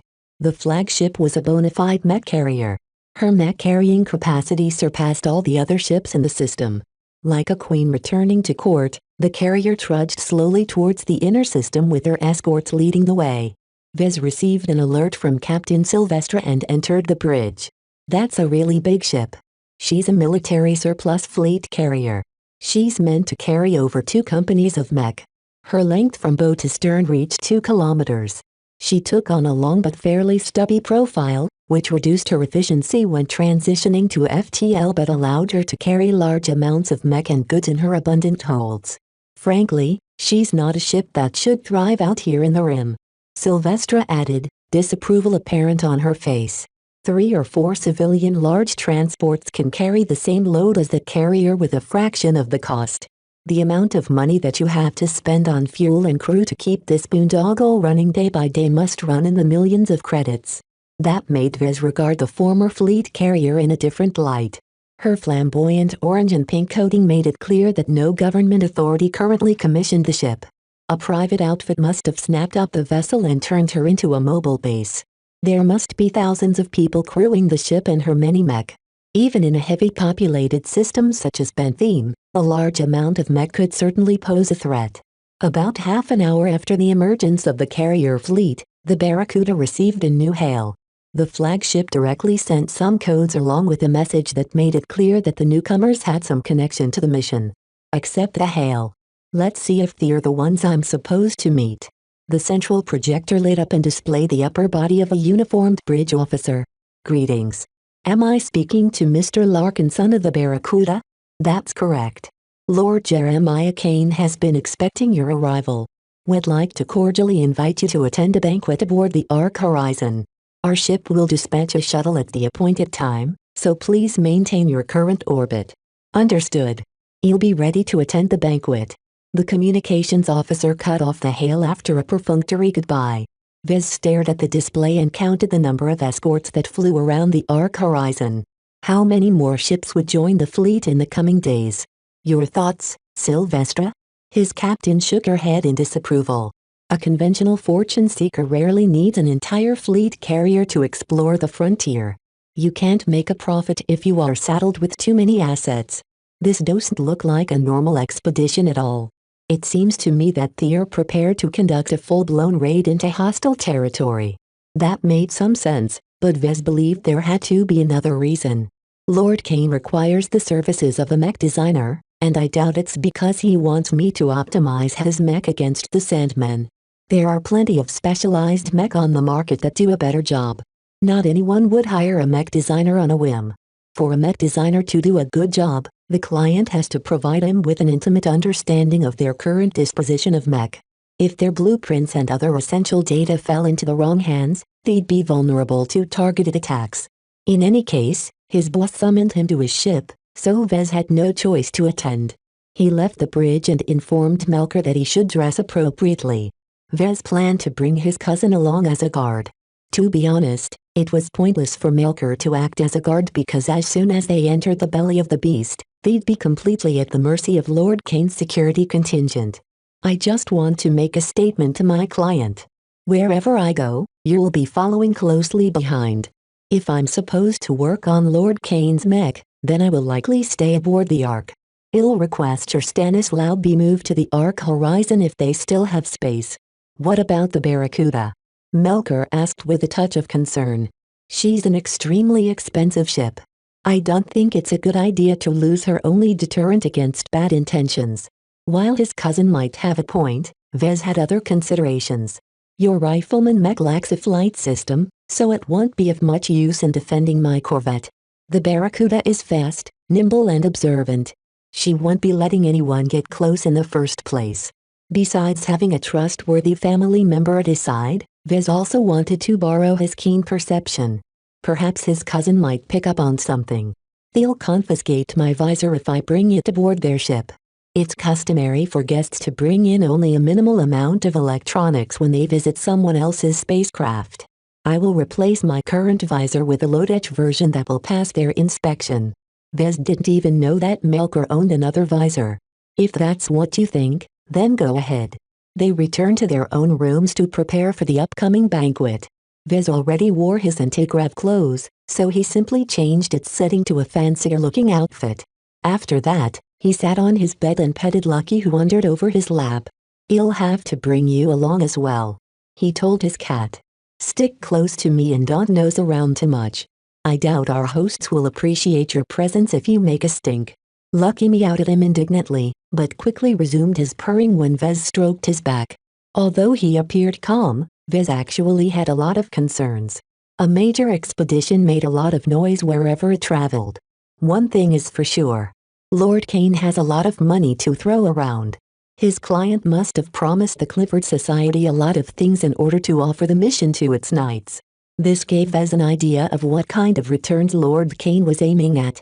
You don't fund a massive fleet carrier in order to pick up a few rocks.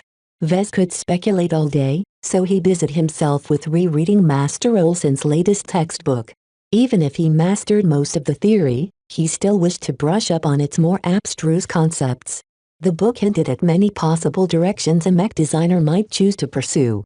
For example, Master Olson pursued the limits of endurance.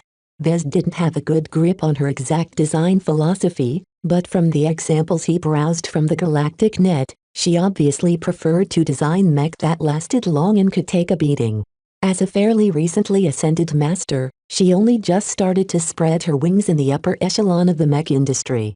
Vez knew that once a master reached the pinnacle of their field, they shored up their other skills in order to broaden their knowledge. Master Olson hadn't yet finished that stage, so most of her models remained fairly unidimensional in their properties. Nevertheless, her extreme focus on this aspect bled through to Vez.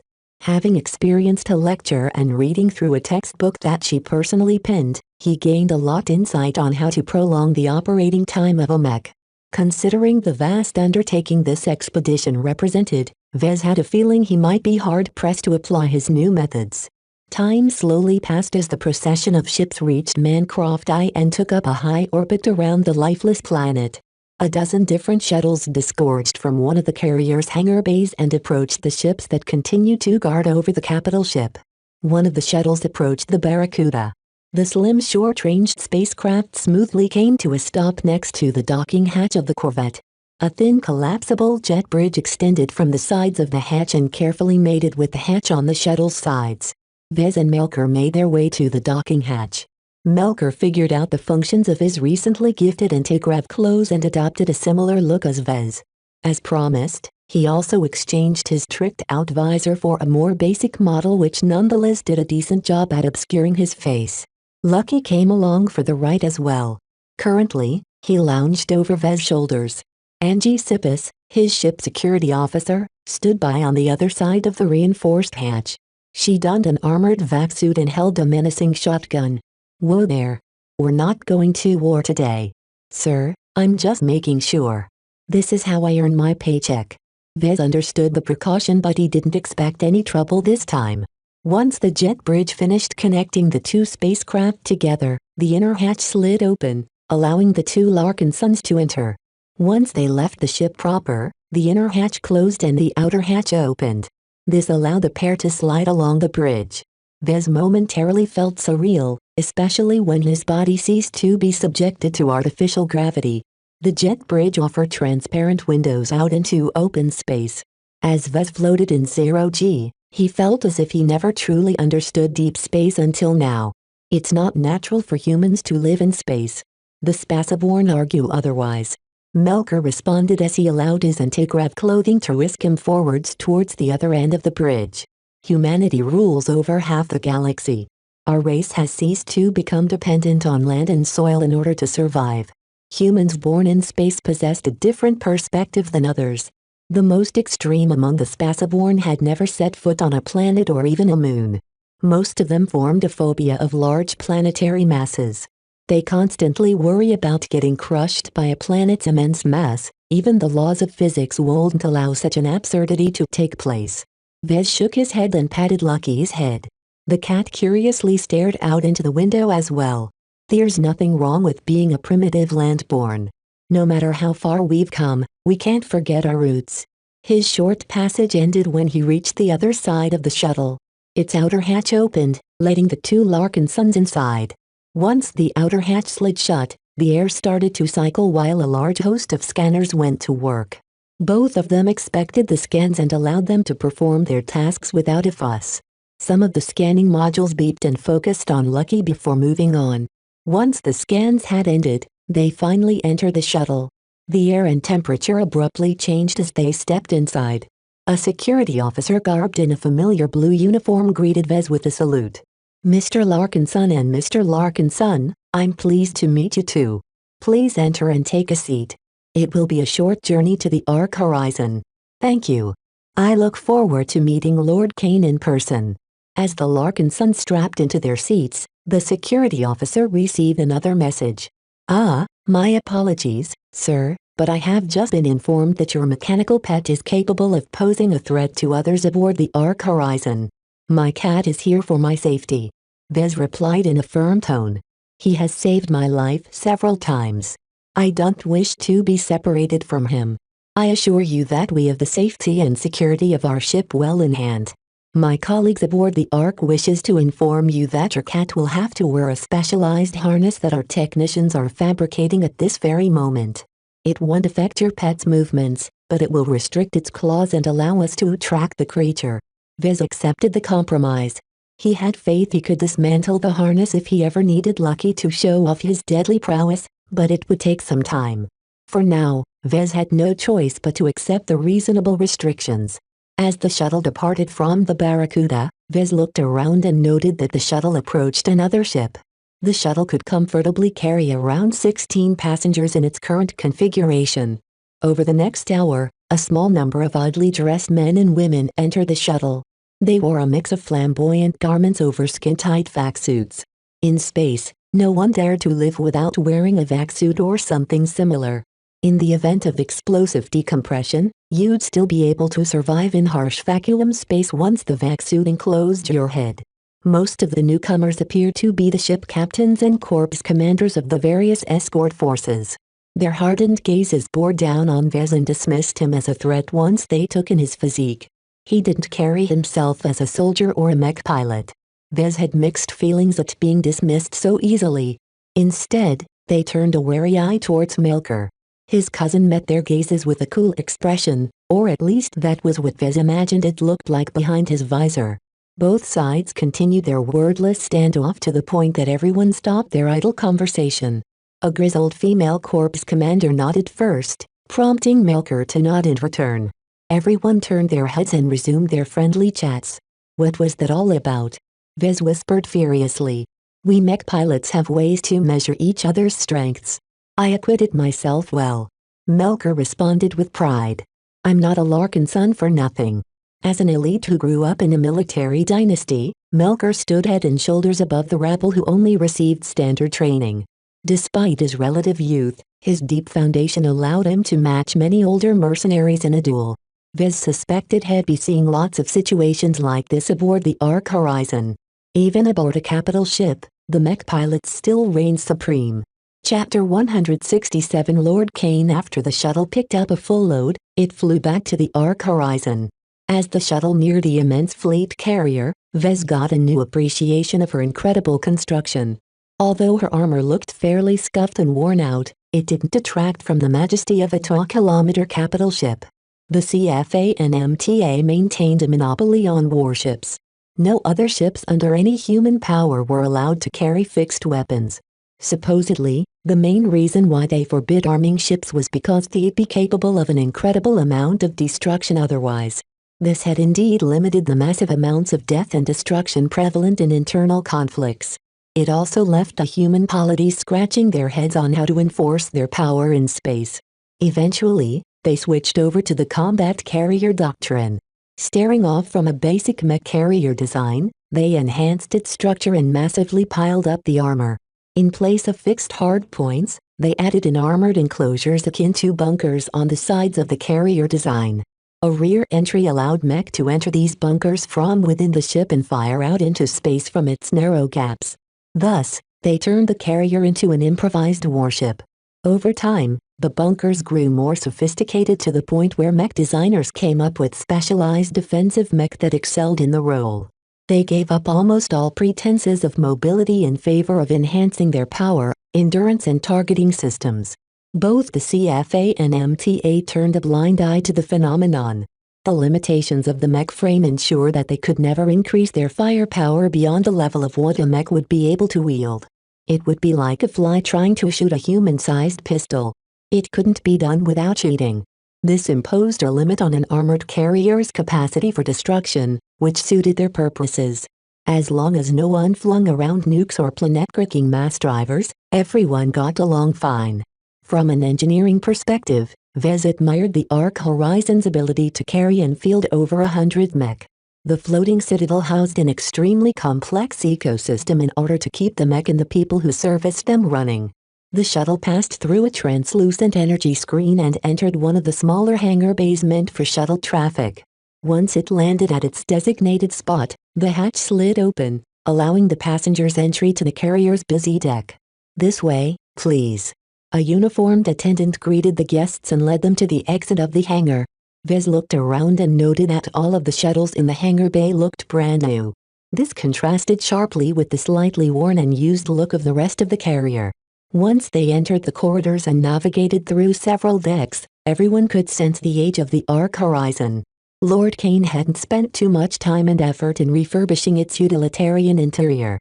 He wondered why Lord Kane went to the trouble of procuring such an expensive ship in the first place. The crew seemed attentive enough, but as Vez walked past several hangars and mech stables, he noted that at least half of the mech were owned by mercenaries. As his mind roiled with questions, they finally arrived at a large and expansive dining hall. Its wood-paneled interior along with the colorful banners draped over the walls gave the room a classy look. Floating little suns of light provided moody lighting. The balls of light whirled around lazily above everyone's heads as if swept by a tide. Various large circular tables awaited the guests. It became evident that the dining arrangements had been split in two. The first tier had been reserved for the mech pilots while those who took up other professions seated themselves at the lower tier of tables. A strange situation emerged where Melker had received an invitation to sit closer to the seat of power. "Go ahead, Melker," Vez urged his cousin. "Observe the other guests and try to figure out their origins and motivations. I have a bad feeling about this mission, so I need you to keep your eyes peeled." Melker nodded and patted Vez on the back. "I'll see you later then." That left Vez with a grump-looking Lucky. A security officer had attached a series of shackles and harnesses on his cat that prevented him from employing his energy claws. Lucky looked like a prisoner with all of the extra hardware attached to his limbs. Since the harness limited his pet's mobility, he had to be carried around. Once the pair found their seats, they waited for the other guests to take their places. Low conversation hung about in the air as everyone started to familiarize themselves with their fellow colleagues. "Hello there." A middle-aged woman bearing the uniform of a ship captain greeted him from his left. "You look rather young to be invited to this banquet. Are your parents around?" The question threw him off for a bit. Vez regarded the woman with a wary look. Her questions sounded innocuous, but had the effect of undermining his qualifications. Vez didn't wish to give away too much information, so he only replied with a single sentence. I am a mech designer. The captain raised an eyebrow. Are you now? That explains your presence. Oh my, Lord Kane finally managed to reel in a mech designer, and so young as well. You must be a great talent if the Lord decided to settle on you. This expedition has been delayed for several months due to Lord Kane's insistence on bringing on a competent mech designer. That sounded worrisome. Vez might have to play a critical role to the success of the expedition. He wasn't sure he'd be up to the task. He expected to take part in a more modest expedition. Even as doubts started to swirl in his mind, their host finally made an appearance. An elderly man with neatly trimmed gray hair glided from the air like a god descending amongst mortals. Even the soft bulbs of light stopped illuminating the room in order to shine a spotlight onto his purple-robed form. Various emblems marked his many folds of clothes, one of which Vez recognized as a noble crest. No one spoke a word as Lord Kane traversed above everyone's head. Once he neared the ground, he smoothly turned around and seated himself at a throne-like seat at the head of the foremost table. Kane lifted a wrinkly hand, which caused the lights to turn back to normal. The man glanced slowly around the room and nodded in satisfaction. Everyone is here. Good. I have waited so long for this expedition to come together. Now, the final pieces of the puzzle have fallen into place. This banquet represents the official start of our venture. Some of the guests sighed in relief. Evidently, they had been looking forward for the delays to be over. Vez went over these people and saw that most of them wore the same blue uniform as the regular crewmen aboard the Ark Horizon. Many of you may know me as Lord Jeremiah Kane, the former patriarch of House Kane. I fought in the trench lines as a mech pilot in my younger years and took up leadership of my noble house in my later years. Under my inspired leadership, I elevated my house from a purely commercial family concern into ruling over star systems in the name of the Constance Grand Kingdom. Over half of the guests showed clueless expressions. Constance Kingdom? The Constance Grand Kingdom is an established second-rate state in the Grey Willow Star Sector, which is a couple of sectors away. The Ark Horizon has come a long way in order to reach the Komodo Star Sector. Even after we have arrived, we have faced several setbacks, from equipment failure to the abrupt departure of our resident mech designer. Lord Kane growled those last words that made it clear that he took it as a personal betrayal. Vez raised his guard. As the mech designer who took up his ignominious predecessor's role, he'd likely be subjected to additional scrutiny. Several minutes went by as the elder noble meandered into a tale about the Ark Horizon. It had a storied history half a decade ago. It acquitted itself well in a war that no one present cared about. House Kane snapped up the ship in a secretive deal that their host quickly glossed over. More importantly, Lord Kane detailed the number of people that would be part of the expedition. The core crew of the Ark Horizon consisted of around 900 spacers, mech pilots and mech technicians. They were all directly employed by House Kane and enjoyed the highest amount of trust in the expedition. Secondly, Lord Kane introduced the 3 trusted mercenary corps he brought with him from the Grey Willow Star Sector. They were also in charge of the Ark Horizon's perimeter security and were also tasked with watching over all the other mercenaries. They also took charge of the Ark Horizon's perimeter security with 7 different ships of varying sizes. Of course, there's also you, a local help. Lord Kane said and turned to the rowdier and less professional-looking mercs at the table. While we have little in common, we share at least some common goals, the most important of which is to earn a fortune and retire with our lives intact. One Mark who blatantly sipped a smuggled flask rose from his seat. Here. Kane glared at the offending Mark.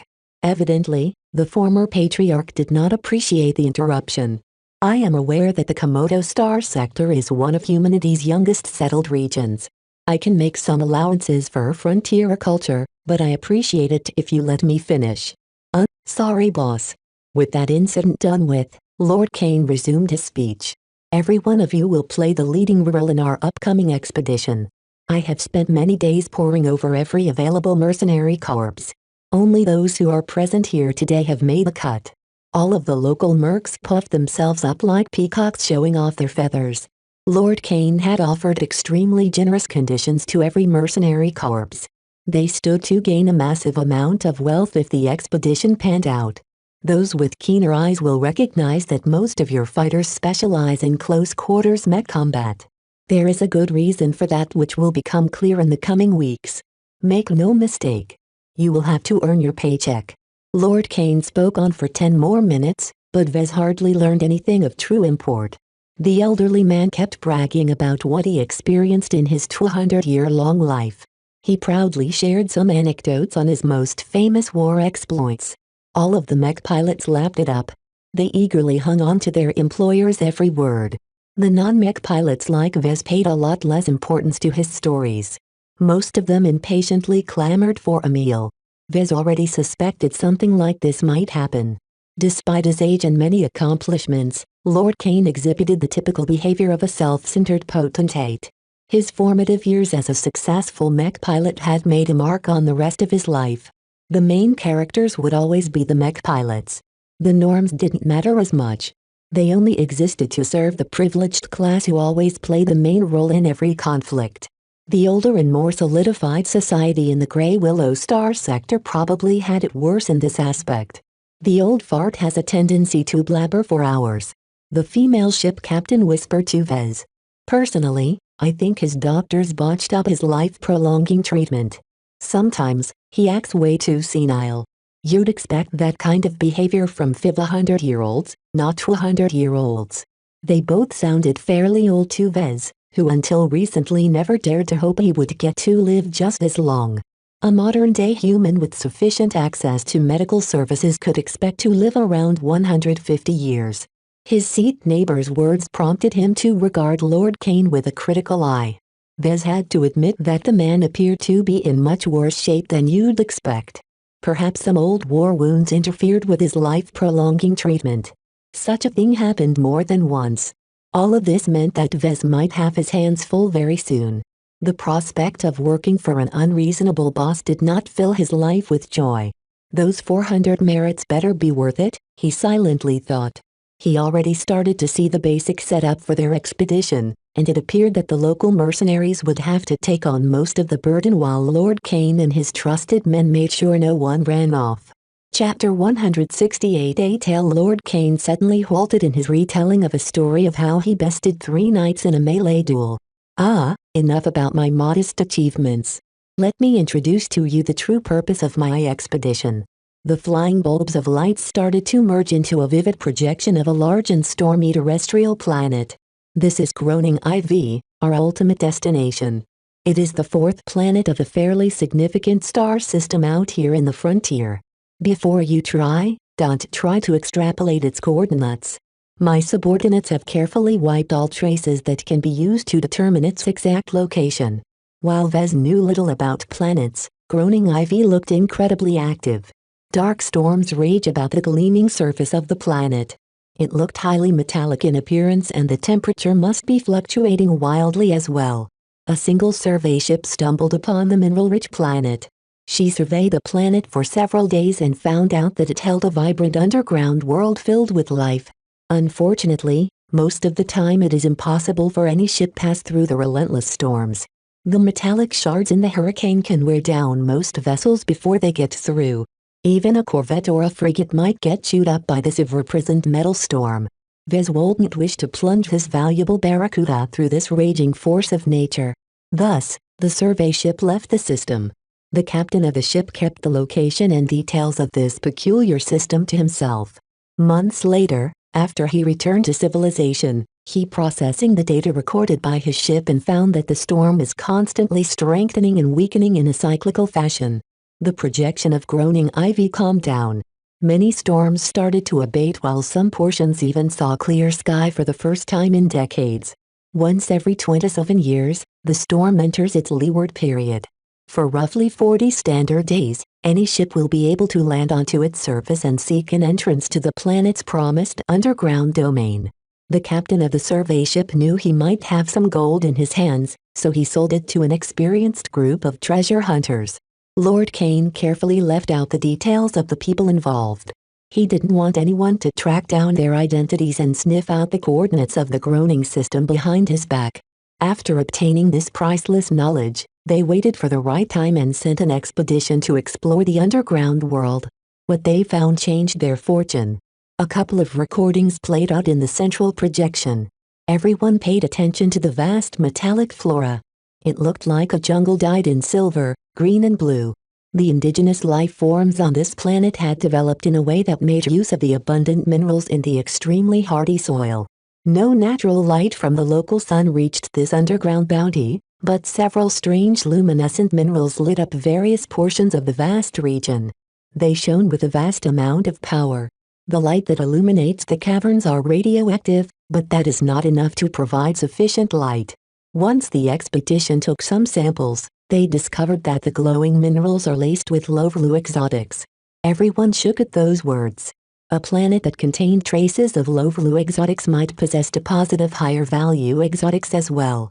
Further surveys has found that the various plants have extracted trace amounts of exotics from the soil. Unfortunately, the concentration is too low to really matter. While they surveyed the terrain in search of a substantial deposit of exotics, they encountered their first native beasts. Recordings of six-limbed hexapods played out in the projections. At first, the animals seemed wary and alarmed at the new human arrivals. Most of the animals possessed a rigid metallic exoskeleton and their sizes ranged from dogs to elephants. Once the expedition tried to kill a smaller hexapod, they encountered their first casualties. The dog-sized hexapod withstood a substantial amount of laser beams. Its metal shell absorbed and dispersed the heat with far more efficiency than what was possible. In the end, a mech had to intervene and stepped over the creature, finally squashing it flat. The sudden aggression changed the disposition of the native beasts in the area. They suddenly whipped up in a frenzy, causing scores of animals to storm the group. Many people on foot perished due to their inability to threaten the hexapods. Over half of the guards died without damaging a single hexapod. Their laser rifles did no damage at all. In some cases, the animals even enjoyed the free bursts of thermal energy. Even the mech got beaten up by the larger animals. It took a lot of physical wrestling and stomping to put down these incredibly tough beasts. I will spare you the details of the aftermath. Suffice to say, once the expedition performed autopsies on the beasts, they found to their surprise that they all possess a strange and wondrous organ laced with an exceptionally valuable mix of exotics. This organ is the means in which these hexapods are able to thrive. It absorbs heat from the environment and provides them with energy to move their heavy limbs. A chart appeared that outlined what kind of exotics these heat organs incorporated. The name at the top provoked a substantial response from the crowd. Even Vez sat up straight when he glimpsed the name. Many of the exotics found in the heat organs possess special properties, but are not too valuable in these low concentrations. The only exception here is monoxyrite. Most people who attended the banquet knew the value of monoxyrite. A mere pinch of monoxyrite would instantly devolve this entire gathering into a slaughterhouse. According to the current market price, 1 gram of monoxyrite was worth around 2 billion bright credits. I am certain that everyone is familiar with monoxyrite. 50 milligrams of monoxyrite is enough to enhance the range of an FTL drive by 50%. Smaller amounts of monoxyrite is also used in the fabrication of top-quality mech components. All of the mech pilots present already dreamed about hunting down these beasts. In their eyes, they were nothing but walking bags of credits. Even Vez had to hold back his insatiable greed. One reason why the Barracuda cost so many coalition credits was because its powerful FTL drive incorporated a substantial amount of monoxyrite. He experienced the power of monoxyrite firsthand whenever he traveled with his Corvette. The hexapods seemed to accumulate monoxyrite from their diets. They accumulate the exotics over time. The expedition conjectured that the amount of monoxyrite determines their size. Only when they reach the size of an elephant will it be worthwhile to harvest their heat organs. Once the expedition learned from their previous encounter, they switched their gears. They drew back everyone on foot and sent out squads of mech armed with melee weapons and ballistic cannons. They tracked down every major hexapod in the region and harvested over 20 heat organs in 3 weeks. According to the chart, every heat organ contained around 200 milligrams of monoxyrite. The expedition already paid for itself many times over. While they hadn't found any major deposits of monoxyrite, the several grams of monoxyrite they harvested so far would set them up for life. Lord Kane shook his head. Unfortunately, the expedition lost its discipline. Every squad of mech focused on hunting the hexapods above all else. They lost themselves to their greed and forgot that they are operating on alien soil. The projections changed into short incidental recordings of mech getting ambushed by dinosaur-sized hexapods.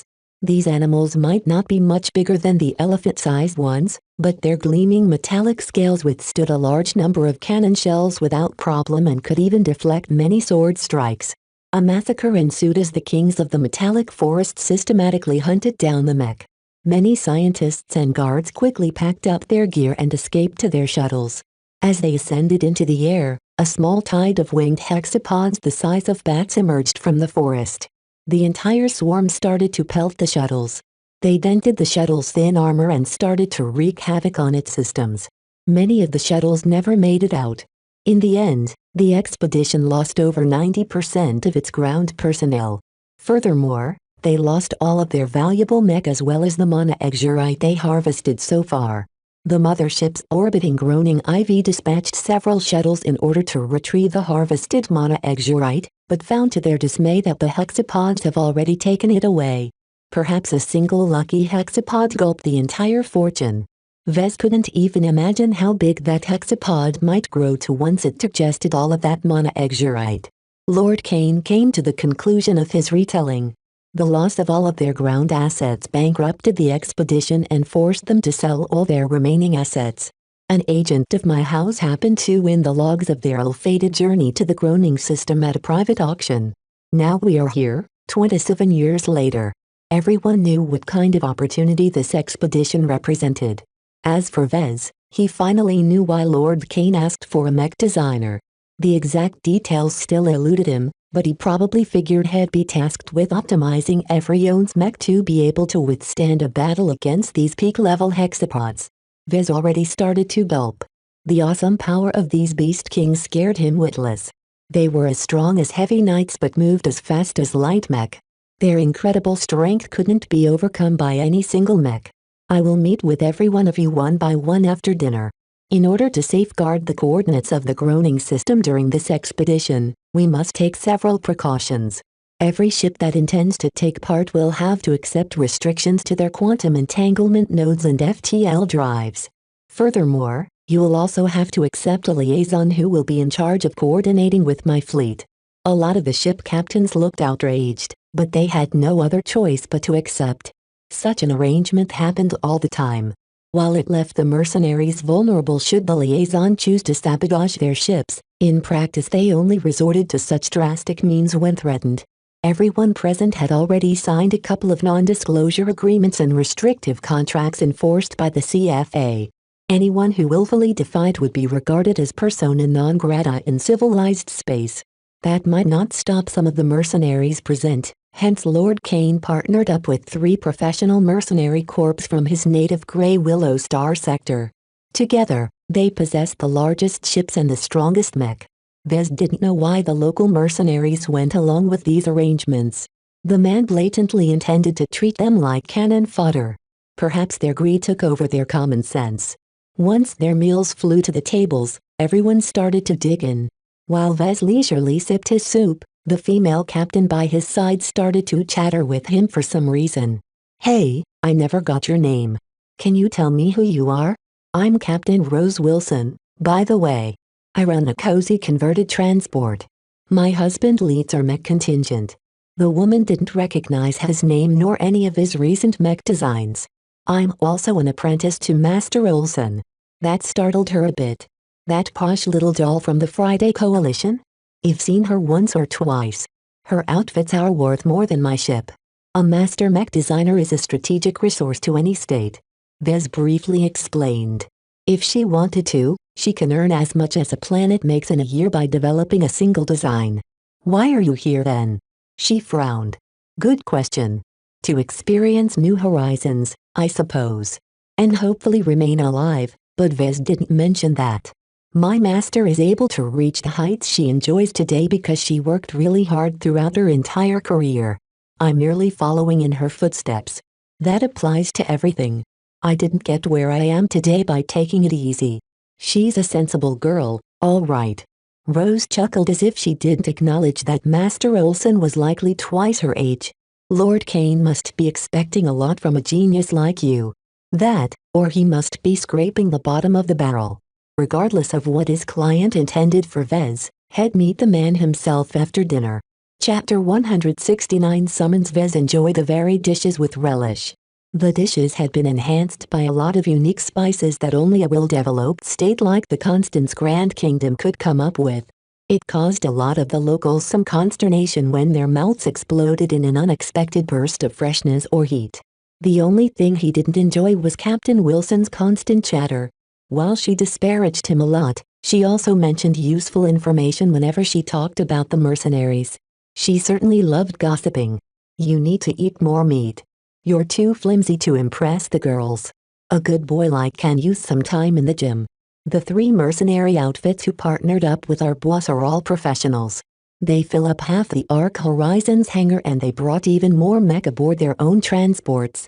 They've got so much firepower that even Lord Kane can't order them around. Frankly, the Grey Willow mech outnumber the locals, but they aren't geared towards fighting the hexapods. I'm seeing a lot of ballistic cannons and even a couple of railguns, so they're likely there to fend off any Sandmen incursion. That drew his attention. Do you think we'll get hit by the Sandmen? They'd be blind not to. The Ark Horizon is so big and fat that her FTL transition will radiate for many light years away. The Sandmen will definitely respond. Vez had only heard about the Sandmen but already developed a lot of apprehension about them. They sounded and behaved in a simple fashion most of the time, but whenever their higher leaders got involved, they made perplexing decisions. Lord Kane might be biting off more than he could chew. Will your ship be participating in the fight directly? Heavens, no. Our mech are solely kitted out for melee combat. My husband and his men will go groundside and hunt some game. My ship is a sitting duck without mech, so I'm probably expected to keep her close to the Ark. The courses kept on coming, so they both went back to eating. Vez turned around for a moment and looked at Melker.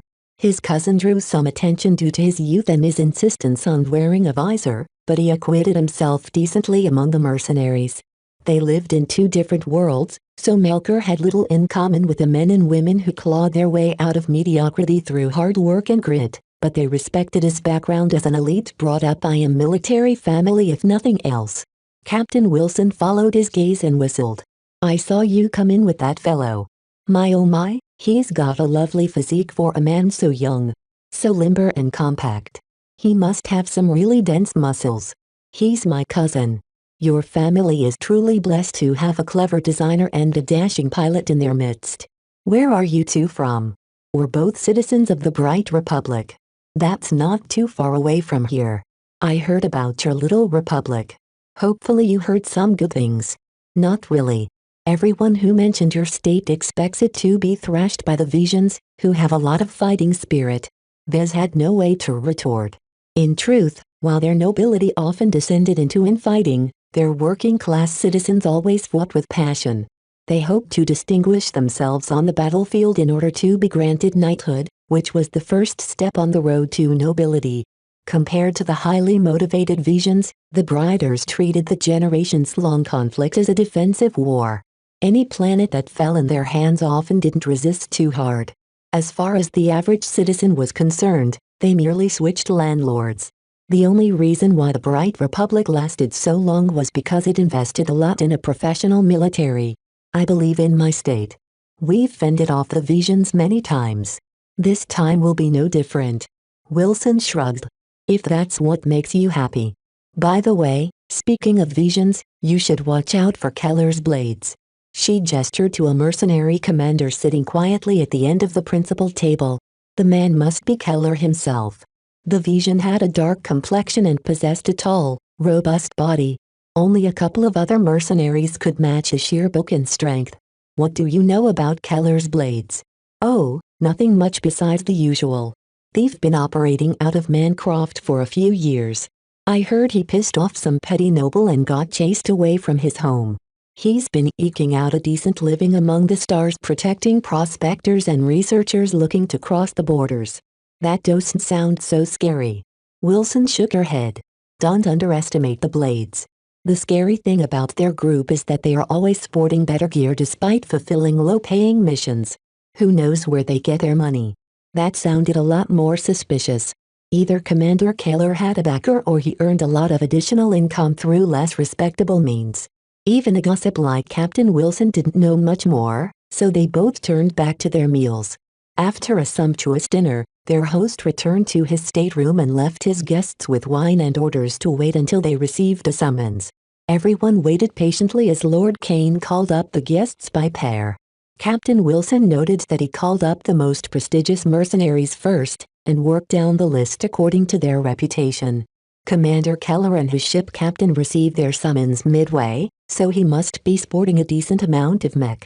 Captain Wilson received a summons near the end when the dining hall had mostly emptied out. Vez nodded to her politely. Even if she never shut her mouth, she mentioned a lot of useful things. Vez now had a better picture on the mercenaries who signed up for this expedition. If she didn't warn him, he might never know that Keller's blades came from Vija. After all of the local mercenaries left, the non-combatants started to get called up. Before Vez had his turn, a couple of scientists went ahead. Vez learned that they were exobiologists of some renown. They'd likely be put in charge of dissecting the hexapods and determining their weaknesses. 15 minutes after the scientists left, an attendant entered the largely empty hall and finally called up Vez. "Mr. Larkinson, Lord Kane would like to see you now." He nodded and rose from his seat. Melker also pushed off the wall he was leaning against and picked up Lucky. Vez thought it might be rude if he held his pet while speaking to the former patriarch. The attendant led them through a couple of corridors before they reached a secured hatch. A couple of security officers scanned their bodies and they both came up clean, though Lucky couldn't say the same. "Please hand over your comms and leave your pet outside. Hell, be safe while you meet with Lord Kane." Vez knew he couldn't refuse the request. They took their employer's security very seriously. He very reluctantly detached his wrist comm and placed it on a tray. He trusted the upgraded comms security so the security officer shouldn't be able to access the mech designer system. Still, he felt awfully naked without its presence. Melker put up less of a fuss. He acted like he didn't have anything to hide on his comm and simply threw it on the tray in a small but impressive feat of accuracy. As for Lucky, he got to sit on the deck in a grumpy mood. "You're clear to enter." Lord Kane occupied a stateroom meant for admirals. The entire room took up as much space as a house, and represented an extravagant use of space on a spaceship that normally made full use of every cubic meter. Like the dining room, Kane changed the interior into one befitting a classic mansion. A lot of trophies and mementos took up the available space. Banners of fallen mercenary corps hung on the walls while broken pieces of mech encased in glass hovered before them in a monument to worthy opponents. Vez and Melker slowly traversed the room and sat down on the high-back chairs facing the elevated desk. The wooden furniture granted the one who sat behind the desk a lot of gravitas. Though Kane hadn't aged very gracefully, his impeccable purple dress and immaculate grooming enhanced his dignity.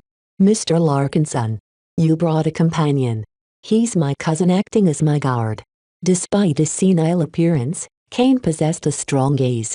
He bore down on Melker with the force of a former warrior and commander, but Melker didn't flinch. "You have an impressive cousin. What's your name?" "Melker Larkinson." "I will take note of you." Once Kane finished acknowledging Melker, he turned back to Vez. "Let us get on to business, shall we? You see, you are not the first mech designer to sign on to my expedition." House Kane obtained logs of the previous expedition to the Groaning system, and so we are well aware of what we will find on the ground. Vez could imagine how much time and money they spent on preparing for the expedition. The Arc Horizon alone must have drained a lot of their resources. We courted a number of promising mech designers, and finally managed to attract a singular talent with connections to one of the planets ruled by our house. The former patriarch declined to mention the mech designer's name. The mech designer happily made use of my house, borrowing a large amount of funds and skilled personnel to build up his own homegrown enterprise. Up until the expedition commenced, I assumed we had an understanding. Then he disappeared. He abandoned us. Lord Kane suddenly shouted and slammed his fist against his desk. He dissolved most of his assets and disappeared just as the expedition almost reached the Komodo sector. Both of the Larkin sons had to endure their employer's tirade for several minutes. Vez tried to stay impassive, but the betrayal affected Lord Kane on a very deep level. What was worse, he trusted the mech designer a lot, to the point where he granted the fellow access to a lot of the logs of the previous expedition. This meant that the previous mech designer might be able to figure out the groaning system's coordinates. Even Vez didn't have to think very far on what a disaster that might be. Eventually, Lord Kane ran out of steam. Enough about the past. Let's go over your responsibilities. He summoned up a small projection of a familiar recording. It showed several mech getting torn apart by one of the hexapod kings. We are bound to encounter these highly developed beasts. They will need to be tackled. Due to the difficult atmospheric conditions, even when the storm is at its most placid state, we are limited in the amount of hardware we are able to deploy. The projection changed into a complicated chart. Our analysts also strongly believe that overly strong power fluctuations will attract a tsunami of beasts, so we will not be able to deploy anything heavier than a handful of heavy mech. Lord Kane finally went on to how he planned to tackle the kings. None of the mercenaries are willing to confront these apex predators. Not even my partners from the Grey Willow Star sector have the courage to hunt these majestic beasts down. So be it. Our house has nurtured a number of elite mech pilots and matched them with mech that can bring out their full potential. He waved his hand, causing the projection to change to a dozen men and women training together. Their ages varied, but most of them looked to be around 30 to 40 years old. Vez paid more attention to their mech. The platoon consisted of 2 heavy knights, 6 medium melee-oriented mech and 4 medium mech armed with cannon-sized rail guns. All of the melee mech eschewed swords in favor of blunt weapons such as staffs and maces. The weapons had a lot of heft to them, allowing them to strike with great momentum even if it took a while for them to land their blows. These are very impressive mech, Vez remarked, impressed by the performance exhibited by the mech as they performed several live-fire exercises. I don't recognize the models, but they all look like advanced current-gen mech. They are already in a very high state of optimization. Still, I'm not sure if they can withstand the largest hexapods. Even mech had limits, more so now Vez had some insight into battle mechatronics. The mech shown in the projection exhibited larger than usual strength, but the hexapods showed off much greater strengths in the old recordings. Even a prepared group of mech might not survive an encounter. It is your job to make sure they make it out alive, Lord Kane decisively declared. If even one of the pilot dies, I will make sure you will regret you were born. The sudden aggression pushed Vez back against his seat. The command was too outrageous. Why did Lord Kane prioritize the lives of his mech pilots all of a sudden? Vez turned back to the projection and tried to find some clues. Vez found what he was looking for when the mech pilots dove into their simulator pods. Their bodies appeared in a virtual space with their names hovering above their heads. One of them bore the name of Felicity Kane. My great-granddaughter leads the hunting platoon. This is to be her first hunt. Oh. Chapter 170 Hunting Platoon. Afterwards, Lord Kane discussed the finer details. He wanted to keep Vez close in order to avoid another desertion. Vez didn't object to Kane's strongly worded suggestion, but he wanted Melker to stay with him. He already found his cousin's presence to be a boon. Even if the other mech pilots didn't respect him, they acknowledged Melker's strength. The Ark has a berth available for your cousin's mech. The leader of the expedition answered after a few seconds of thoughts. It'll allow him to accompany you, but you'll have to leave behind your weapons. Very well. They hashed out an elaborate set of responsibilities and conditions.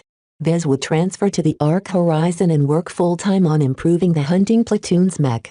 The fleet carrier came with a compact but modern mech fabrication workshop, outfitted by his predecessor. Treachery aside, the man spent his ample budget well. The 3D printer in particular almost matched the Dortmund in speed and precision. For now, the mech technicians used the printer in order to fabricate new replacement parts, but hopefully Vez would make much better use of the machines. Along with access to the workshop, Vez also had the right to draw on the carrier's well-stocked raw material reserves. In order to make sure he didn't squander his reserves, Lord Kane assigned a minder who kept watch over his activities. "I'm okay with that," Vez replied. He knew that Lord Kane didn't trust him very much. He'd keep a close watch on Vez anyway, so they might as well get it out of the way. They also discussed the deployment of the Barracuda. As a fast and fairly modern corvette, she would function as an ideal scout. Lord Kane wanted to bolster her crew with his own men, but Vez put his foot down on that point. "I don't want too many foreigners on my ship. She's extremely valuable." Vez suggested that Lord Kane post a single liaison on the Barracuda. He acceded to the demand to restrict the FTL drive and the quantum entanglement node with special hardware as long as they didn't permanently disable the modules. "Very well. We shall have to leave it at that." Lord Kane finally conceded. The Barracuda wouldn't be straying too far from the main fleet as a consequence. After coming to an understanding on his role, Vez bid Lord Kane farewell and left the stateroom. As they came out of the reinforced hatch, they returned their comms to their wrists and picked up Lucky. A young uniformed attendant greeted the pair as they wondered where to go. "Mr. Larkinson? I'm Ensign Jules D'Amato, and I've been assigned to be your guide." Vez expected some kind of grizzled old veteran who took no bullshit from anyone. Instead, he got a polite and friendly minder who behaved suspiciously friendly. "Can you take us to our quarters? We brought some luggage but we left it behind in the hangar bay." "Your luggage is already brought to your new quarters. This way, please." They traversed the corridors and went down to the bottom decks. Overall, most of the ship's operations happened in the upper decks. The activities pertaining to mech occurred at the lower decks. The Larkinsons started to see more crew members donning various different uniforms. Ensign D'Amato explained who they were.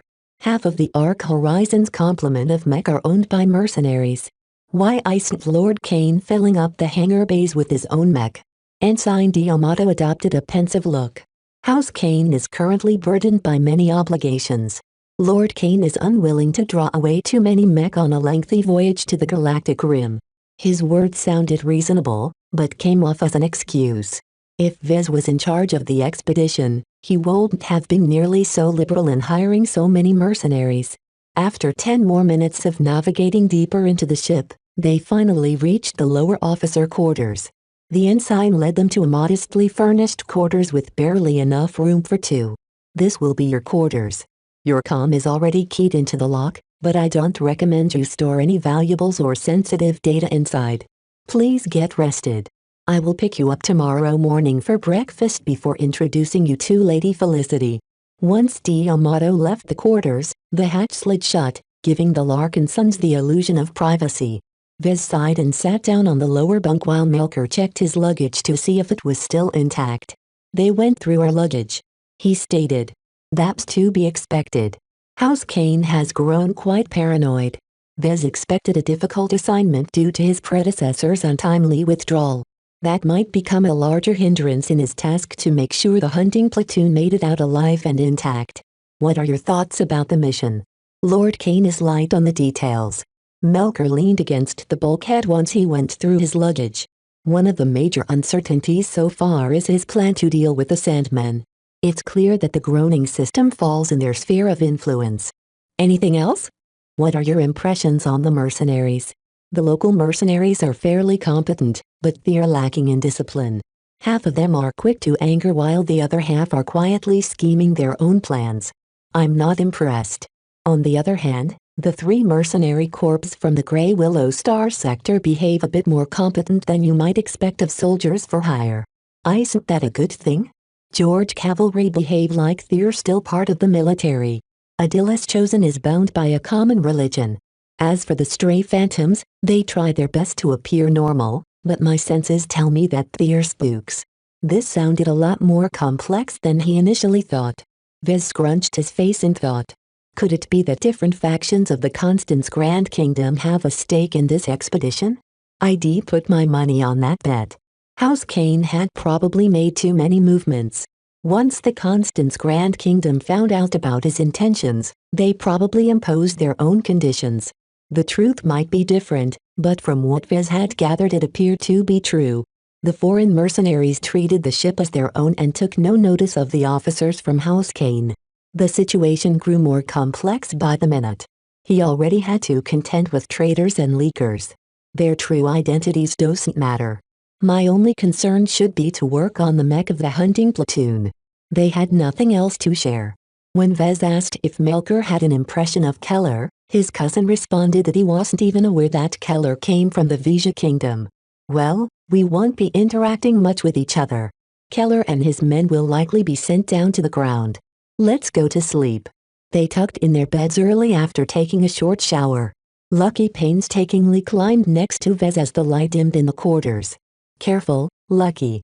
I don't want your butt pressing on my face, he hissed. The next morning, they both woke up fairly early. Vez scratched his face and sent a resentful glare at his cat. Lucky must have poured out his frustration at his lack of mobility. Melker had to carry him around like a baby. Good morning, Mr. Alarkinson. The officers' mess has already opened its doors. This way, please. Ensign D'Amato brought them to the officers' mess where they all enjoyed a light breakfast. Vez still felt a bit full from last night's banquet, so he limited his breakfast to toast and coffee. After filling up their stomachs, their guide brought them to a hangar bay filled with mech bearing the livery of House Kane. Now that Vez had a closer look, he noticed that the quality of the mech fell short on what a second-rate state should normally field. While they all appeared to be current gen mech, they already bore the marks of age. The quality of mech only went up once they entered the section that housed the hunting platoon. While Vez had already seen the models in a projection, seeing them up close gave him a much stronger impression on their capabilities. A large amount of men and women stood in neatly composed rows. A familiar-looking woman with autumn brown hair stood before her subordinates with her arms crossed before her chest. When Vez came closer, he didn't know how to greet the platoon. He merely signed on as an outside consultant, so it wouldn't be appropriate to respond with a salute. He must have failed some test, because Felicity Kane's expression soured. Are you our new mech designer? That's correct. I hope to have your cooperation in this matter, Miss Kane. That remains to be seen, and don't call me that. I'm the commanding officer of the hunting platoon. My house affiliation has nothing to do with my current position, so I expect you to address me as Captain Kane or Mom. Yes, Mom? Vez didn't know if she hated mech designers in general or if he simply pissed her off in some way. Captain Kane didn't waste any more time and promptly dismissed her crew before walking away. An older, barrel-chested man stepped up from the dispersing crew. Don't mind her attitude. The success of the expedition rests on her shoulders, so she's bearing a lot of responsibilities right now. I take it she took the betrayal of the previous mech designer hard. Don't you know it? Your first task is to check and audit the workshop and its stores. My men have already checked the records and found nothing out of place, but it will help if you lend a hand. You'll also be able to familiarize yourself with what you have to work with while you're double-checking our records. The man led the way as he introduced himself as Lance Ramirez, but everyone simply called him Chief Ramirez. As the senior NCO in charge of maintaining the hunting platoon's mech, Ramirez had taken up the duty of orienting Vez. My men and I are very familiar with the mech of the hunting platoon. Hopefully you'll be working on 4 different models. Chief Ramirez brought him up close to each of the mech resting in their stables. First up was the 2 Heavy Knights. The IX Olympian are variants of a popular model back home. They're great at absorbing impacts with their shields, but they don't possess enough arm power to threaten a well-armored hexapod without building up momentum. Why choose a variant over the base model? The regular IX is a standard Heavy Knight meant to soak up damage from a distance. The IX Olympian on the other hand is great against threats up close. It specializes in grappling and locking down any threats up close. Vez looked dubious at the mech as he heard the claim. He could see that the Knight worked well enough if he had to grapple a regular mech. He couldn't say the same if it tried to wrestle even the weakest hexapod kings. Next up is the Volmar. It's a weapon specialist platform that possesses a good balance of speed, armor and power. While the 2 Heavy Knights hold down the big ones, the 5 Volmars will attempt to crush their eyes and other vulnerable parts of their bodies. They should possess sufficient force to grind down the massive 6 legs. Are you certain about that? From the recordings I've seen so far, none of the mech in the previous expedition have ever made them flinch. Those mech pilots were idiots. Half of the time, they panicked and lashed out blindly. They also piloted last-gen mech that lack many innovations. This time, we know what's coming, so Lord Kane picked the very best mech for the job. The Volmers will crush the beasts, you can count on that. He didn't expect Chief Ramirez to have so much faith in his own models. The Hexapod Kings were clearly not to be trifled with. Vez faintly thought that Chief Ramirez had grown too attached to the mech under his charge. As an outsider, Vez possessed a more sober perspective. He considered the Volmas to be a well-made arms master design. However, this wide compatibility came at a cost. He thought they needed a lot more power to finish off a Hexapod King without dragging out the fight. Lastly, Ramirez showed off Railgun Mech. The Empyrean is a mainstream model dedicated solely to wielding railguns. Every aspect of the Empyrean is slanted towards powering and providing the best targeting to its railgun cannon. It's able to fire a slug every 5 seconds at full charge. How many shots can it fire? With an extended backpack module, it's capable of providing ammunition and power for 60 shots. That's more than enough to soften up 4 of the big lugs before they close in or run away. Of all the mechs shown so far, Vez put most of his hope on the Empyreans. Their sophisticated railguns packed a lot of punch, though their firing rate didn't particularly impress him. A Hexapod King might close the distance in the time the Empyreans fired off a single volley. I noticed that you've only shown me 3 models so far when I distinctly remember there's supposed to be 4. Ah? Chief Ramirez scratched his head. Captain Kane pilots a customized mech. She gave out strict orders to not let you get anywhere near her baby. Great. Vez knew he had to make an effort to break the ice with Captain Kane. He hadn't ignored some of dirty looks. His predecessor certainly poisoned the well around here. No one trusted mech designers anymore. How could he prove to the hunting platoon that he didn't intend to scam them all? Chapter 171. A proposal. Vez spent the first day going over his available assets. First, he checked the terminals as well as the machines he had to work with. The Arc Horizon possessed multiple workshops, many of them meant to repair or replace large amounts of broken components over the course of a campaign. A fleet carrier serves as a central staging point for a planetary invasion. Chief Ramirez explained to Vez. If we wanted to, we can stuff more mech inside the Arc Horizon, but as soon as they incur major damage, we won't be able to use them again until we bring them back to a usable condition. In other words, the fleet carrier offered any substantial mech force a large boost in staying power. With the Arc Horizon as the backbone of the fleet, Lord Kane could squeeze every bit of value out of his mech. The workshop servicing the hunting platoon is the smallest one aboard the ship, but it has all of the basic necessities. Vez widened his eyes as he beheld the workshop in its entirety. He only briefly glanced at the 3D printer and assembly system. Instead, he turned his full attention to the other machines in the open space. Is that an alloy compressor and a chemical treatment machine? Aye. The previous guy had picked the models himself. He might be a self-serving coward, but he knew his stuff. Chief Ramirez quickly shut his mouth once Vez tried to ask more about his predecessor. It appeared the previous mech designer became something of a taboo existence in the expedition. If Vez had access to the galactic net, he could find more information about House Kane and the mech designers they contracted. Unfortunately, Lord Kane had already taken measures in restricting every quantum entanglement nodes aboard every ship in the fleet. They hadn't even left the Mancroft system and already they were cut off from the rest of the galaxy. When will we depart and how long will it take to reach our destination? Vez asked, curious about his timetable. I'm not privy to the full details, but word around the grapevine is we'll be setting off as soon as our fuel tanks are topped off.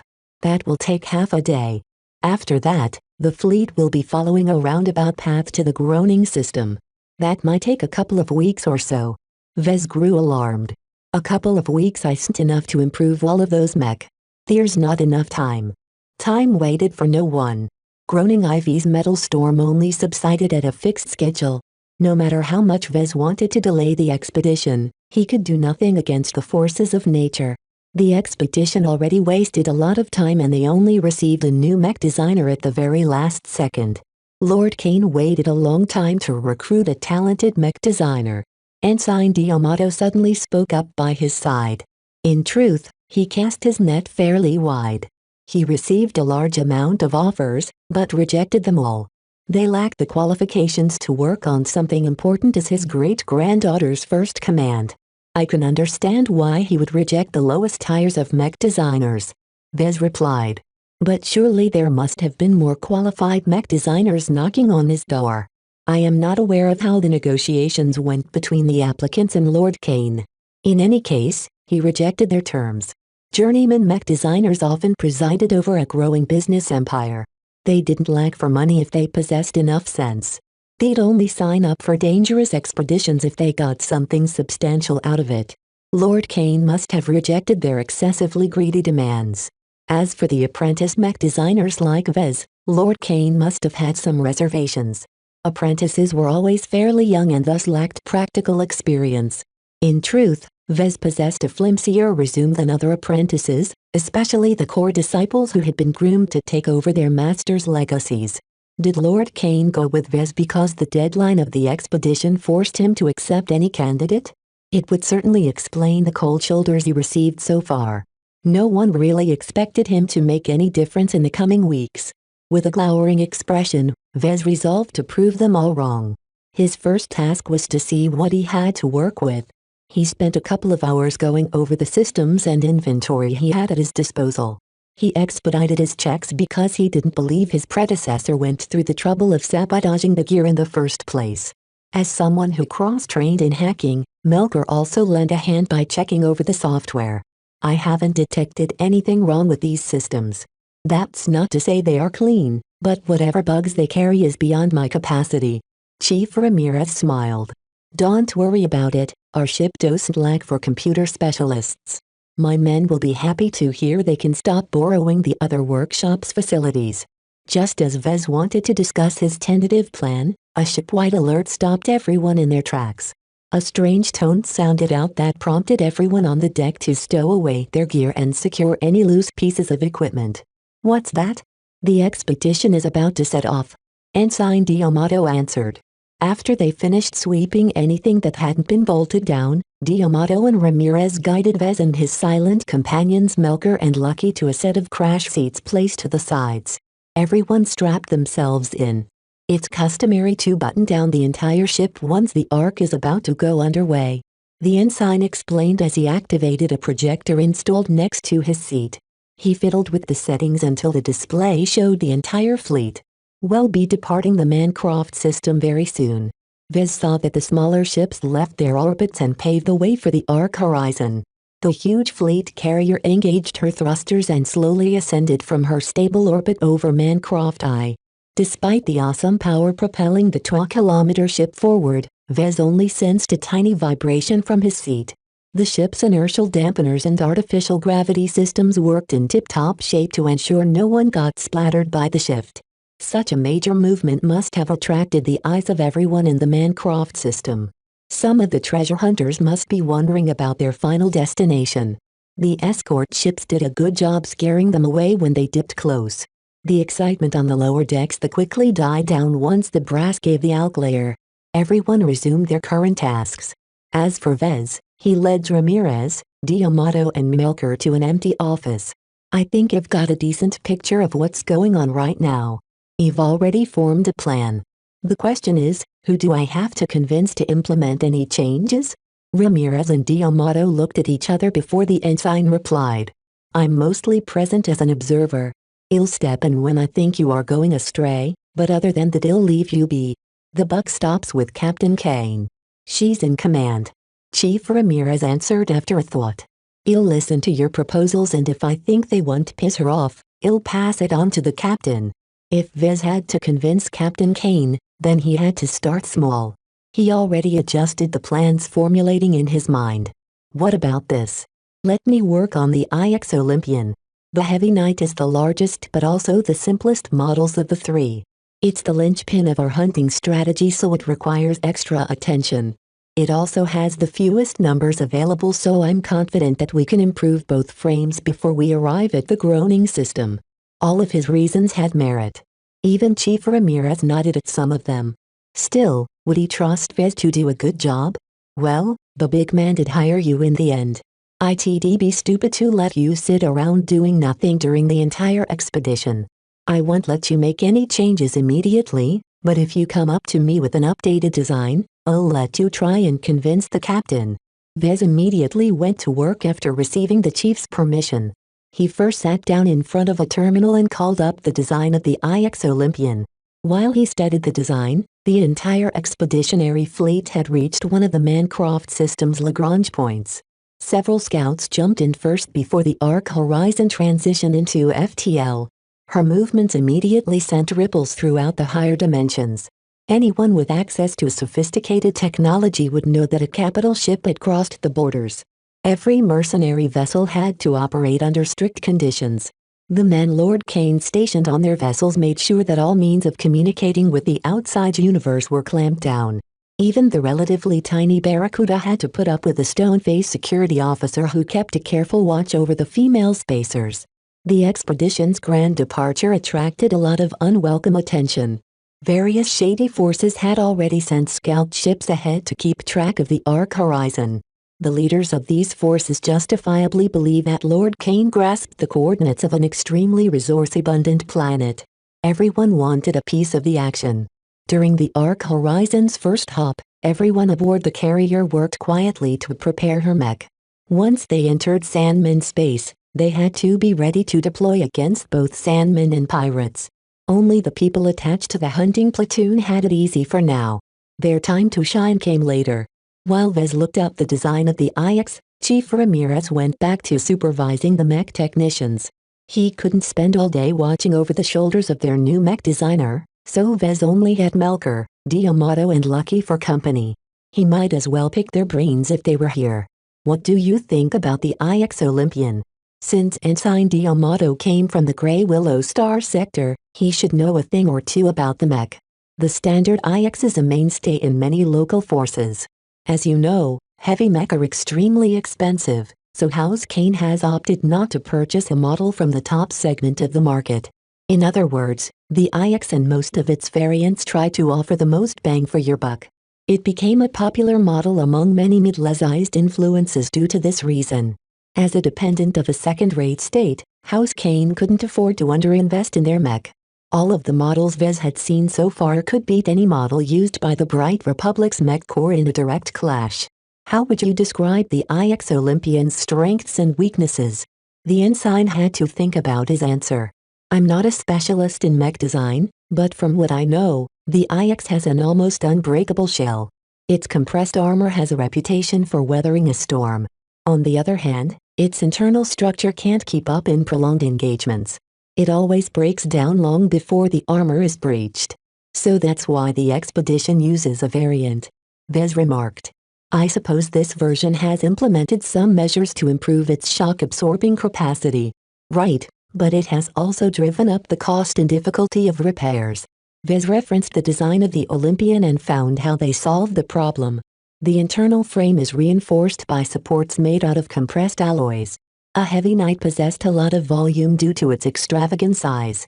The alloys used by the model also used up a lot of exotics. Once Vez thought things through, he decided upon a course of action. Cost should not be a concern. The Ark has an ample store of raw materials. I think it's best if I attempt to strengthen its shock resistance even further while lengthening its operating time under difficult conditions. The IX Olympians were expected to operate for 40 days straight. Any time taken away for repairs would prove extremely detrimental to the task of hunting down the Hexapod Kings. Without keeping these giant beasts in check, the other mercenaries wouldn't be able to hunt the regular hexapods in peace. The only problem was that Vez had too little time. Heavy mech required a lot of time to refurbish, so Vez had to submit a new design as soon as possible. A week. I only require a week. Chapter 172 Peak Performance. In the coming days, the expedition set off with a tumultuous fanfare. The main thrust of the fleet encountered several scouts from other forces along the way. In order to avoid leaking out the location of the untapped groaning system, Lord Kane employed the mercenary ships to chase away the snooping scouts. Destroy every ship that doesn't make way. Some of the bolder scouts tried to play games, but they couldn't outfox the swift corvettes owned by the stray phantoms. They possessed a decisive technological edge against the riffraff of the frontier. Even the advanced Barracuda couldn't match their performance, which proved the Grey Willow Star Sector's strength. Under Lord Kane's arrangements, Captain Sylvestra jumped ahead of the main fleet. As a civilian corvette, the Barracuda wasn't suitable to be employed as a combat vessel. Instead, she functioned as the expedition's own scout and provided advanced warning to the main fleet via a limited transmission through her restricted quantum entanglement node. Overall, the expedition had a rocky start. House Kane severely underestimated how much eyes they attracted when they arrived in the Komodo Star Sector. Back at home, a fleet carrier in the hands of a noble house might be ostentatious but not too rare. At the frontier, such a phenomenon instantly turned the expedition into the talk of the town. Especially considering that everyone knew that to take a capital ship into Sandman space was asking for trouble. Thus, the first week of the expedition bogged down due to Lord Kane's insistence on removing each and every scout. While his measures might have scared away the ships, even he could do nothing against covert sensors hidden throughout every star system in the way. Still, the amount of stars in the galactic rim couldn't be counted. No matter how many sensors they planted, they couldn't have seeded every star, especially the ones deeper into Sandman space. While passive sensors were nearly undetectable in deep space, they lacked the resolution to determine the precise coordinates of the main fleet's route. In addition to chasing away the scouts, House Kane and their mercenary partners employed many methods in order to obscure their route. As an outsider in charge of improving a small number of mech, Vez didn't have the right to know anything more. His minder, Ensign Yamato, might know more, but the young man carefully kept his lips sealed. Over time, Vez noticed that Yamato understood a fair amount of engineering principles. He likely specialized in engineering or some related field. This meant that Vez couldn't hide too many things from his watchful minder. Due to his constant company, Vez didn't dare to access the mech designer system. He started working on the IX Olympian using the workshop's existing design suite, which impressed him with its extensive features. It might not match the system in sheer breadth and versatility, but it provided a fair amount of conveniences that helped save some time. After familiarizing himself with the variant's design, he started asking other people's opinions on the IX.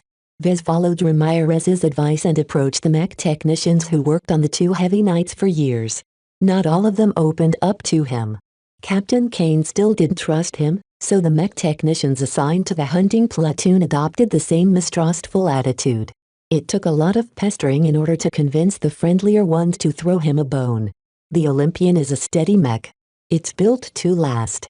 If something happens to break, it takes a lot of effort to replace because the armor isn't meant to be removed that often. All the flashy marketing states that the Olympian variant excels in wrestling, but they're exaggerating its flexibility. There's no way a heavy mech is capable of performing even the simplest acrobatics.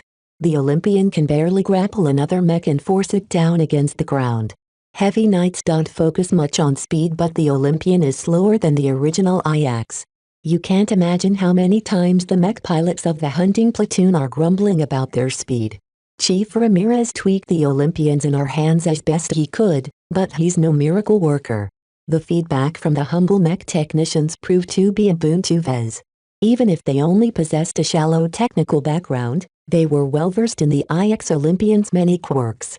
They possessed an intuitive understanding of its design that was worth gold to a mech designer like Vez. Vez heard enough. He considered the hunting platoon's mission profile and compared that with the current IX Olympian's capabilities.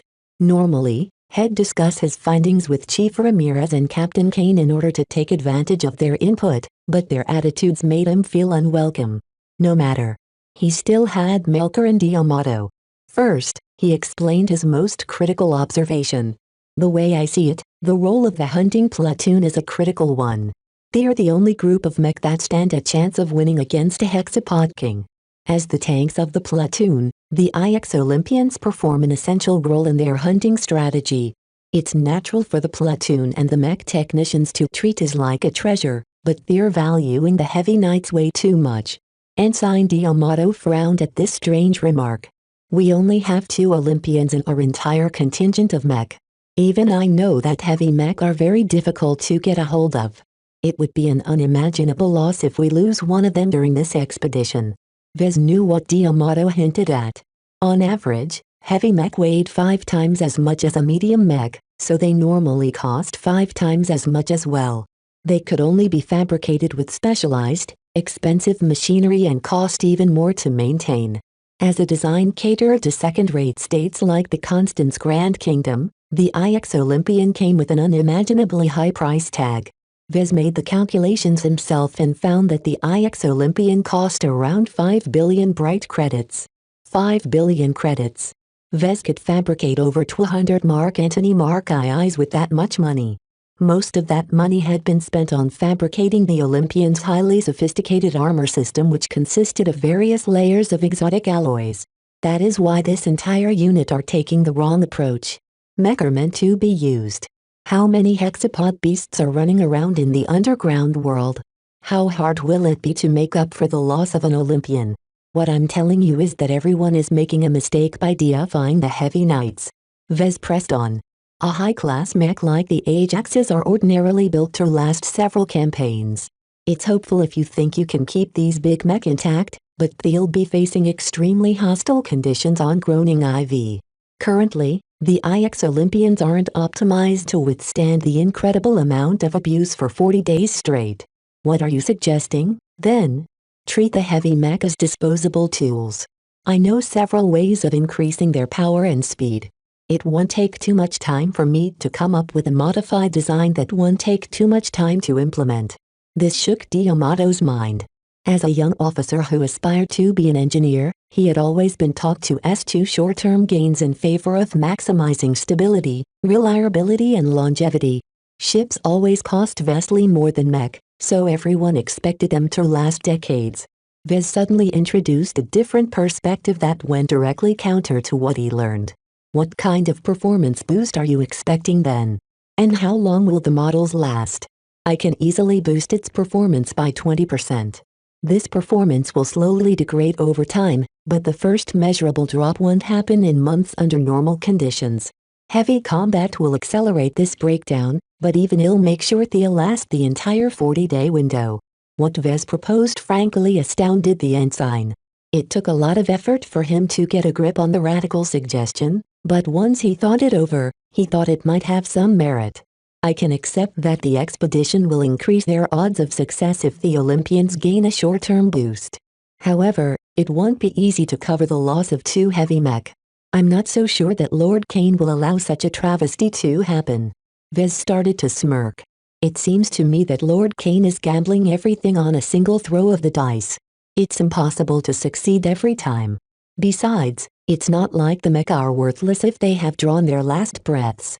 As long as you can salvage the wrecks, you can recycle most of the exotics used in their construction. He eventually convinced D'Amato of the merits of his plan, but he was merely the gatekeeper. A decision of this magnitude went above Felicity Kane's head. Only Jeremiah Kane himself could give the green light on this plan. When the ensign notified Lord Kane directly, they waited for hours before they received a simple reply. "Show me a design." Vez took that message as an encouraging sign. While he hadn't received definite approval to mess around with the Olympians, he finally pried open the door. In addition, his radical suggestion bypassed Captain Kane and Chief Ramirez. While he did no favors by going over their heads, he also wouldn't have to deal with their irrational obstinance. Once he got the okay, he immediately went to work. Due to the fact that he'd likely be letting the mech technicians do most of the work, he didn't spend too much effort on nurturing the X factor. After all, he intended to produce a variant of another design. Not only that, he also planned to modify existing mech that already possessed an identity of its own. Vez did not wish to spend an excessive amount of time on fostering an X factor that would only end up stillborn when he finished. He finally laid down his tools. It's better to focus on the hardware this time. Vez unintentionally drew on Master Olson's teachings, but in the opposite direction this time. Her extensive lecture on battle mechatronics obsessed on how to prolong the service life of a mech. Put simply, he intended to invert these methods in order to squeeze out every bit of latent potential out of the IX Olympians. Many of these methods involved tweaking the performance of a design so that it flattened out. This lowered the maximum capacity of its systems but prevented them from being strained by short but excessive bursts of power. A normal mech designer striving to build up a solid reputation always designed mech that were intended to last. No one wanted to acquire a mech that only promised to perform up to spec for a year. Even Heavy Knights meant to take a beating incorporated many excessive buffers and fail-safes in order to prevent a premature breakdown.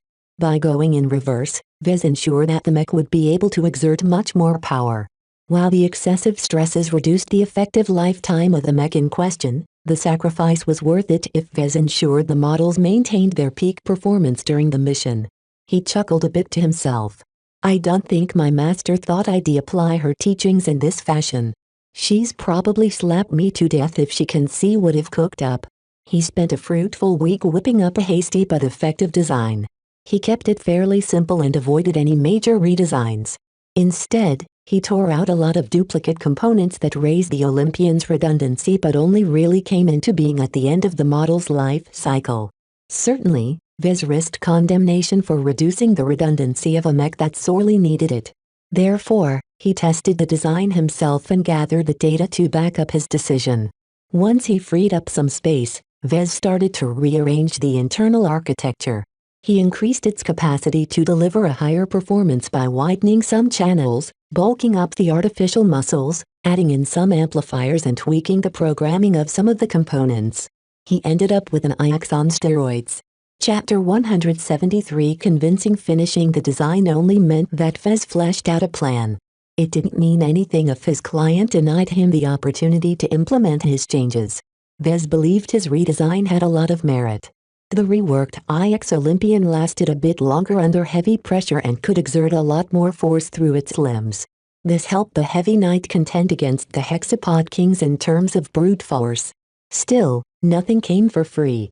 Maintaining a constant level of peak performance severely degraded the longevity of the frame. Running all of that excess power through systems that hadn't been rated to handle them meant that the mech would slowly burn themselves out.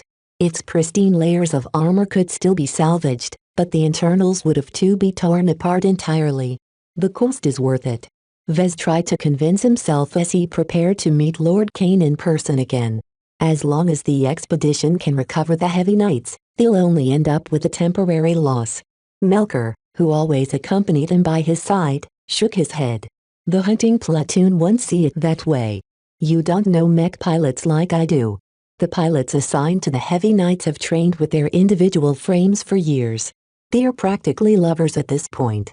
What Melker said momentarily worried Vez. Mech pilots indeed developed a bond with their mech. This was natural human instinct. Right now, he pushed out a proposal that basically kidnapped their lovers and injected them with highly lethal stimulants. Such a naked violation of their partners would deal a heavy blow to their psyches. Tough luck then.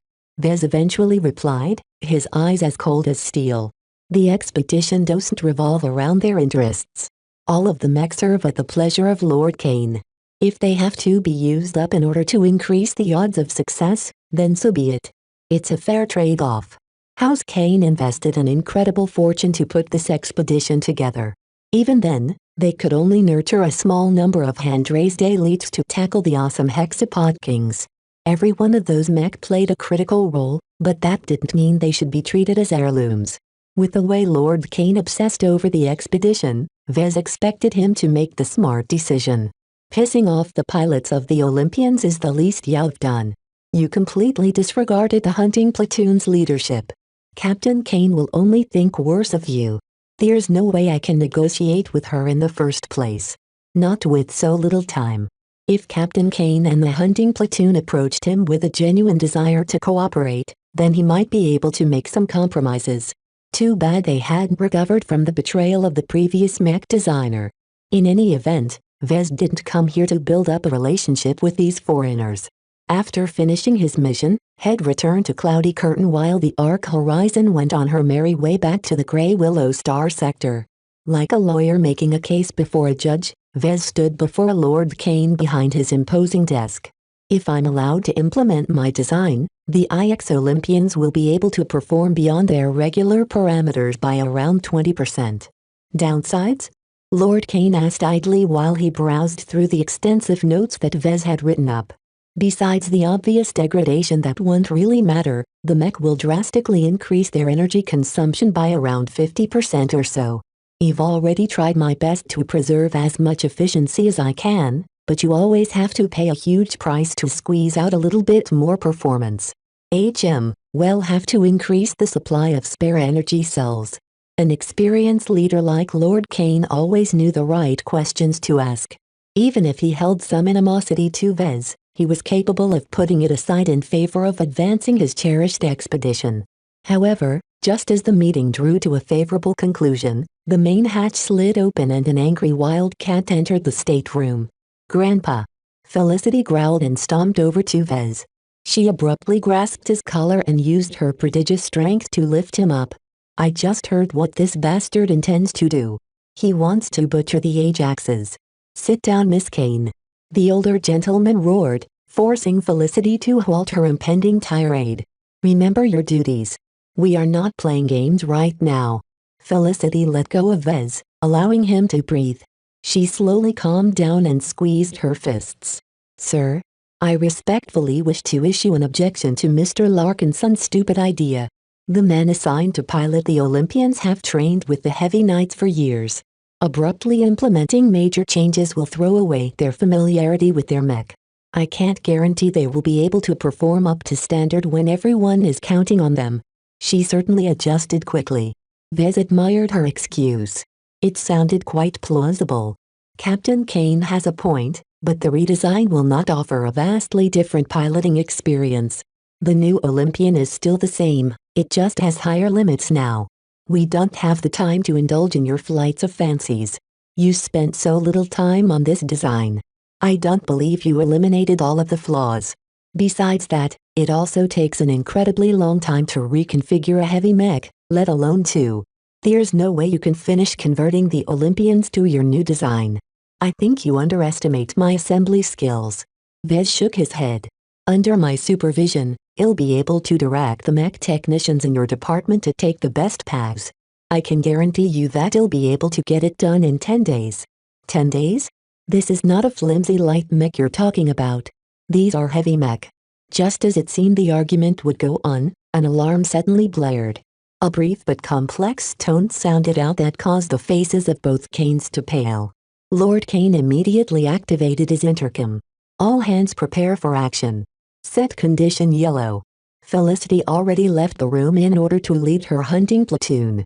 As for Lord Kane, he frowned as he studied the incoming data sent to his terminal. He gritted his teeth. Opportunists.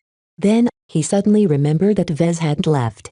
"Mr. Larkinson, you have my permission to implement your design. Begin your work immediately and don't report back until you have finished the overhaul.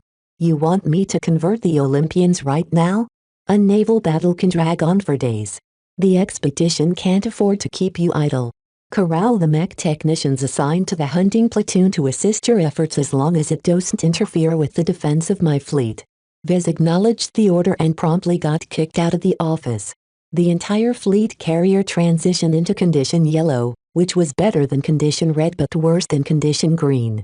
Basically, the Ark Horizon raised her guard and prepared for battle, even if there might not be an imminent threat. "What's going on?" he asked. Ensign D'Amato studied his calm for a moment. "A large fleet has arrived in our current star system. Considering the remoteness of our current location, the new arrivals are likely targeting our expedition. While they can't match our numbers, they possess enough ships and mech to pose a threat to Ark Horizon. Is the Ark in danger? I'm not quite sure. Our force is bigger, so it will be strange if they decide to commit their forces. We still don't know what they're hoping for that's giving them so much confidence." The ensign turned to Melker. "Do you wish to contribute to our defense?" The fleet carrier offered a large amount of reinforced bunkers that allowed mech to shoot against approaching enemies. Melker Stanislaw might prove useful. He shook his head. "It'll only be in the way. It's better if I keep an eye on Vez." Melker didn't fit in their chain of command and never trained to take up a defensive position aboard a fleet carrier. In this unfamiliar environment, the last thing he wanted to do was to attract suspicion. "Well, hole up in the workshop," Vez declared.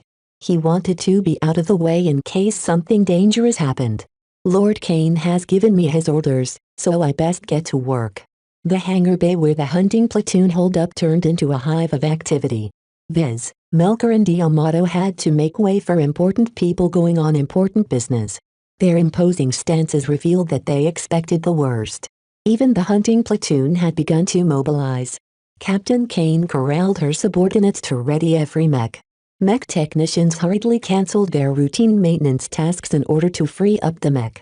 The Empyreans readied themselves to be employed in one of the Arc Horizon's bunkers where they could employ their railguns to the fullest. The Volmers stayed in their stables. Their mech pilots sat close, ready to hop in if they were needed to repel any boarding parties. Their relatively relaxed faces showed that they didn't think it would come to that. The Arc Horizon possessed a lot of teeth. As for the IX Olympians, no one prepared them for deployment. Felicity Kane had already been notified that they'd be modified and she had no time to waste on the matter now that the fleet had been set to condition yellow. This provided Vez with an unexpected boon. Many mech technicians assigned to the hunting platoon had nothing to do for the moment.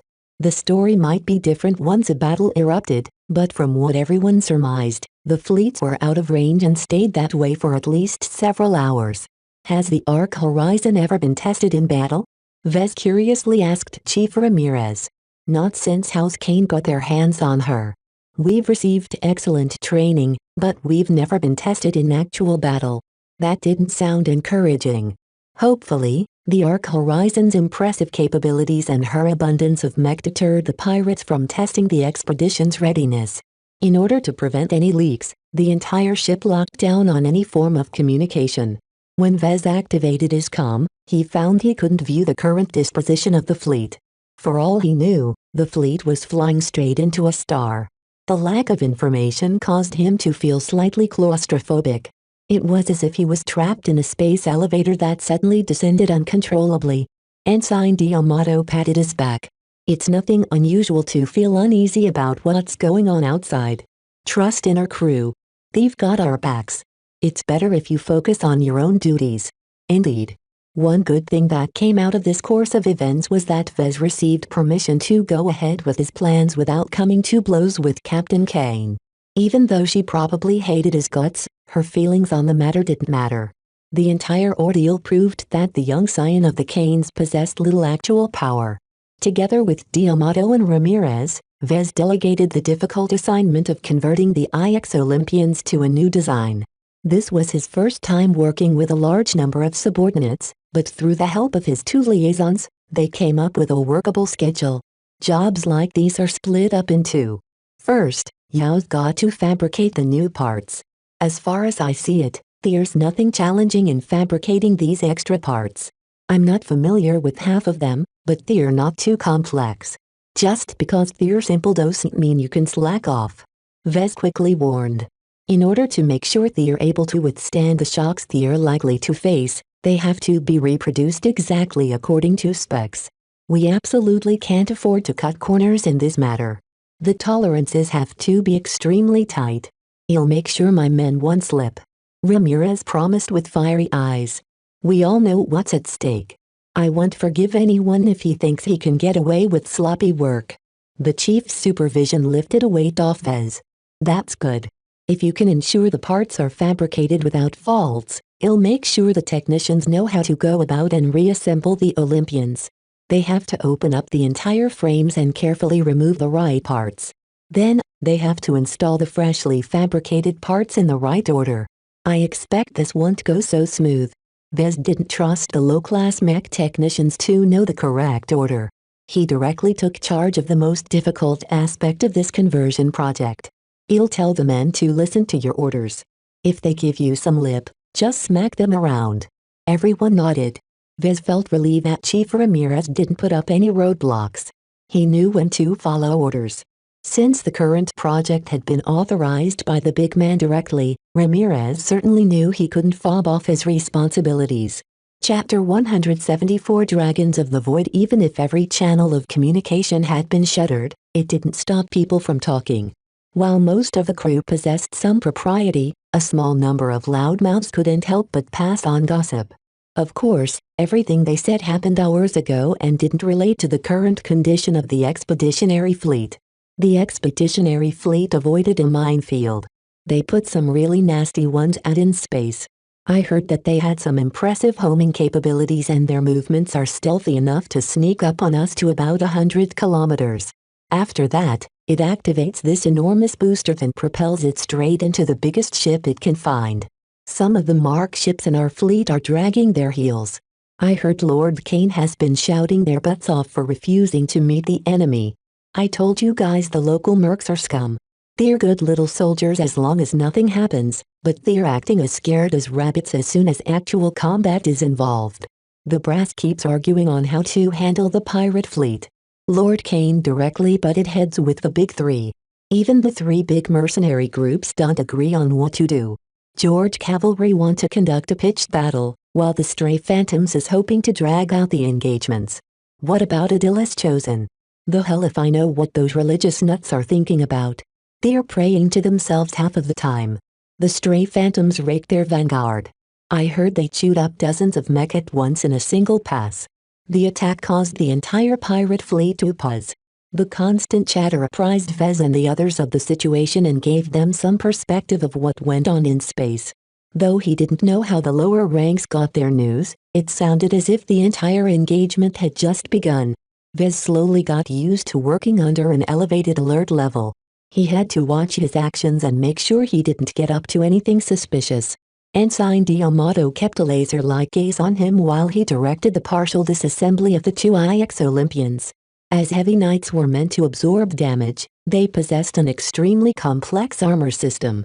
Every layer and every plate connected to another one, and untangling them took a lot of care and effort. Fortunately, the mech technicians in this department possessed plenty of experience in peeling back the armor.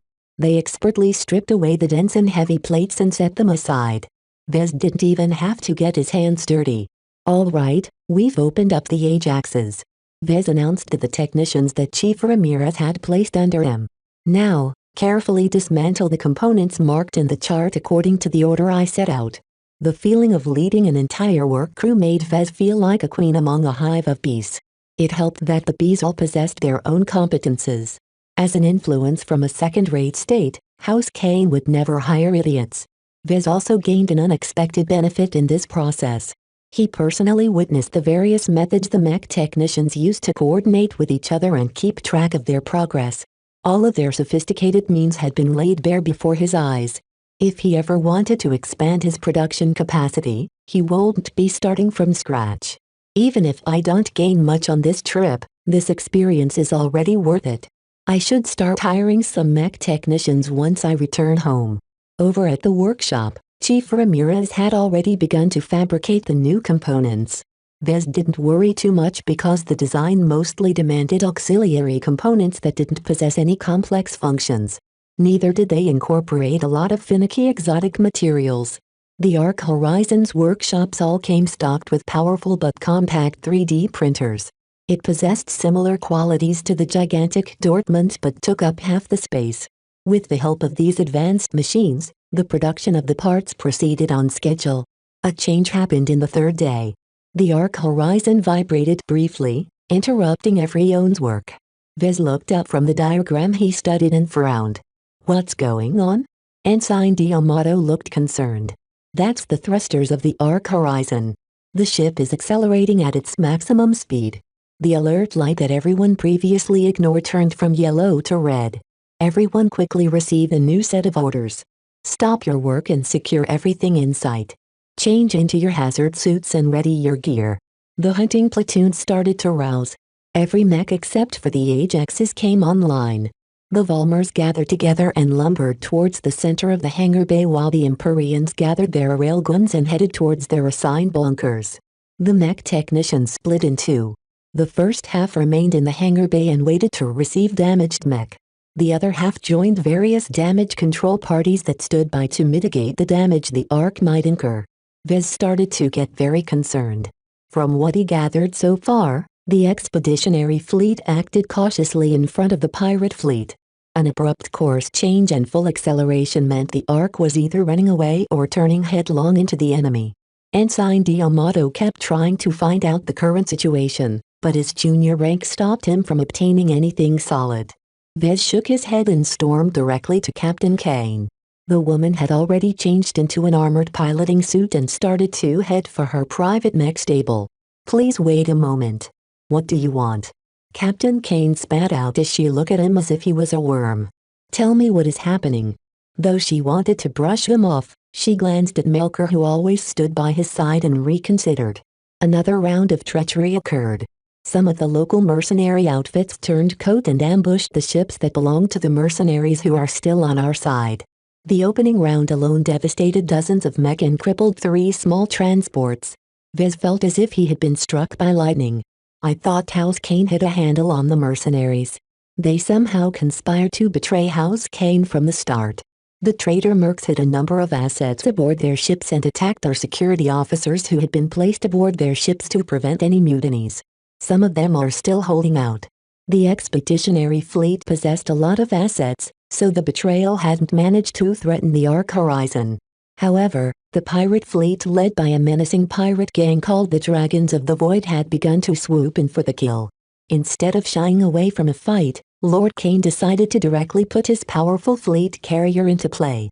The entire expeditionary fleet redirected their course in a direct heading towards the pirate fleet. Lord Kane intended to bowl right through the enemy's formation.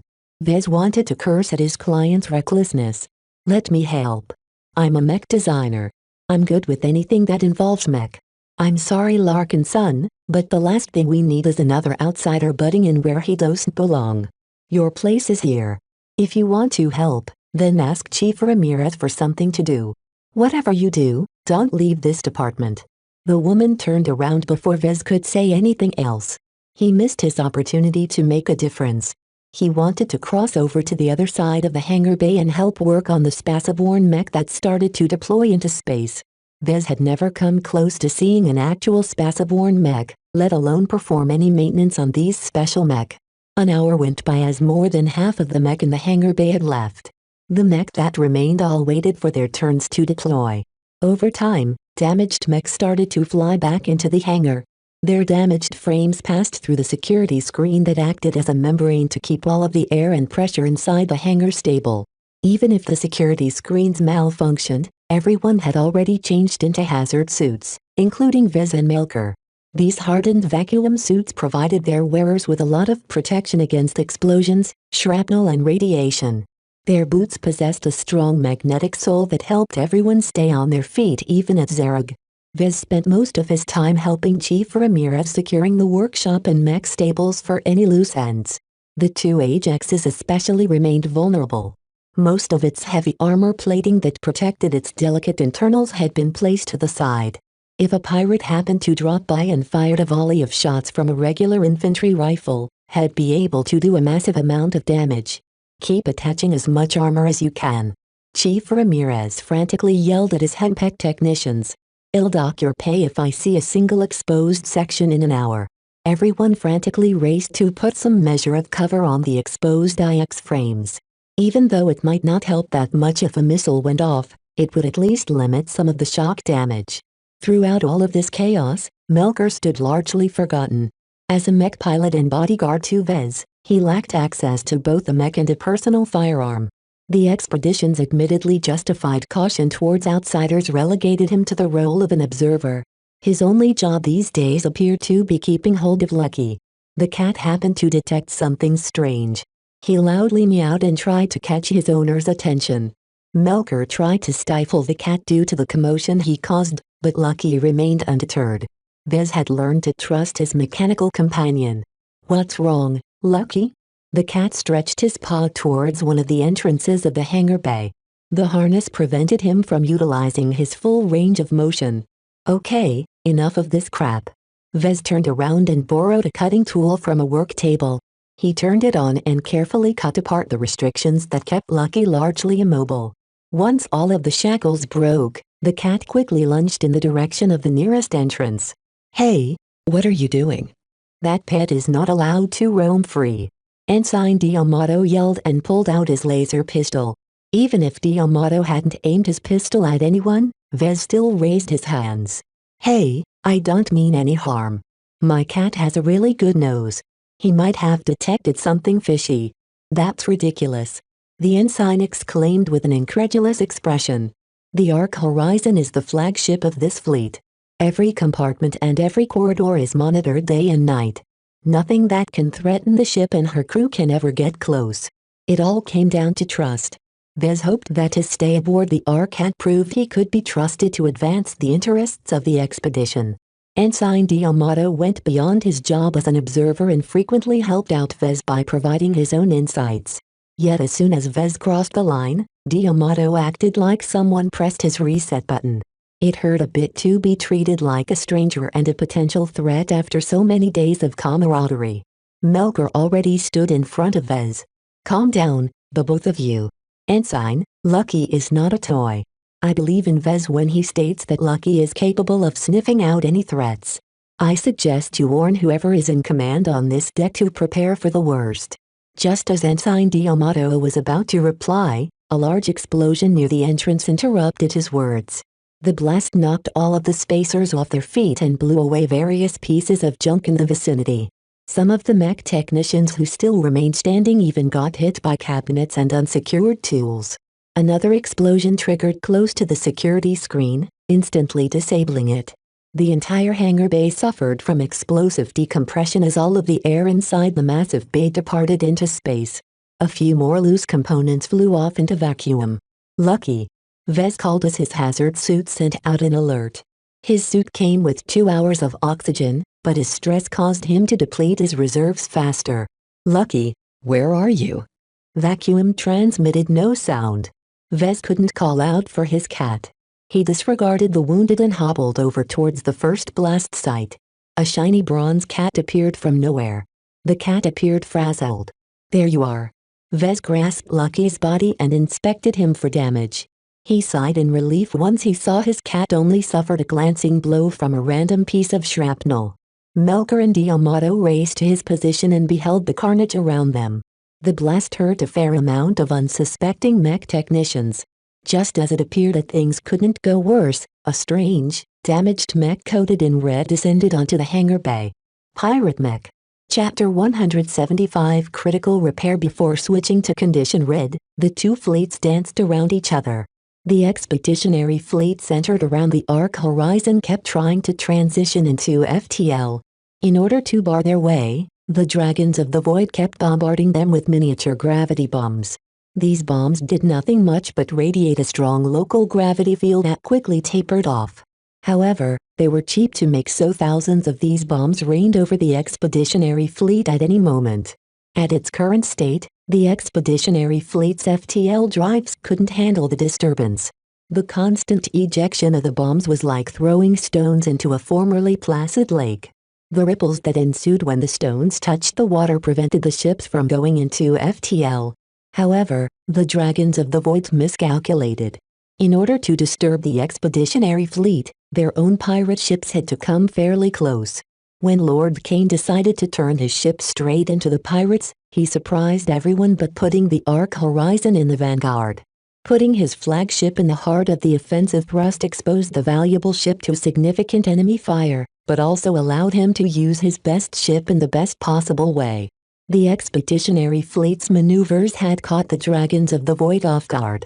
Lord Kane ordered the fleet to close up its formation and assemble into an arrow. The man wanted to pierce straight through the dispersed formation of pirates before they could do the same. Their disparity in strength became evident after the two fleets collided. The vast distance between each ship ensured no actual collision occurred. However, many spaceborne mech came into medium or close range to each other, which allowed House Kane to flex its superior ships and mech. The pirates fell short on both firepower and armor.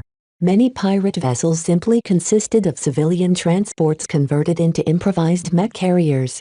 These ships generally didn't possess exceptional armor and their keels and support structure were never rated to handle heavy abuse. On the other hand, the ships controlled by House Kane and their partners boasted thick layers of exotic armor.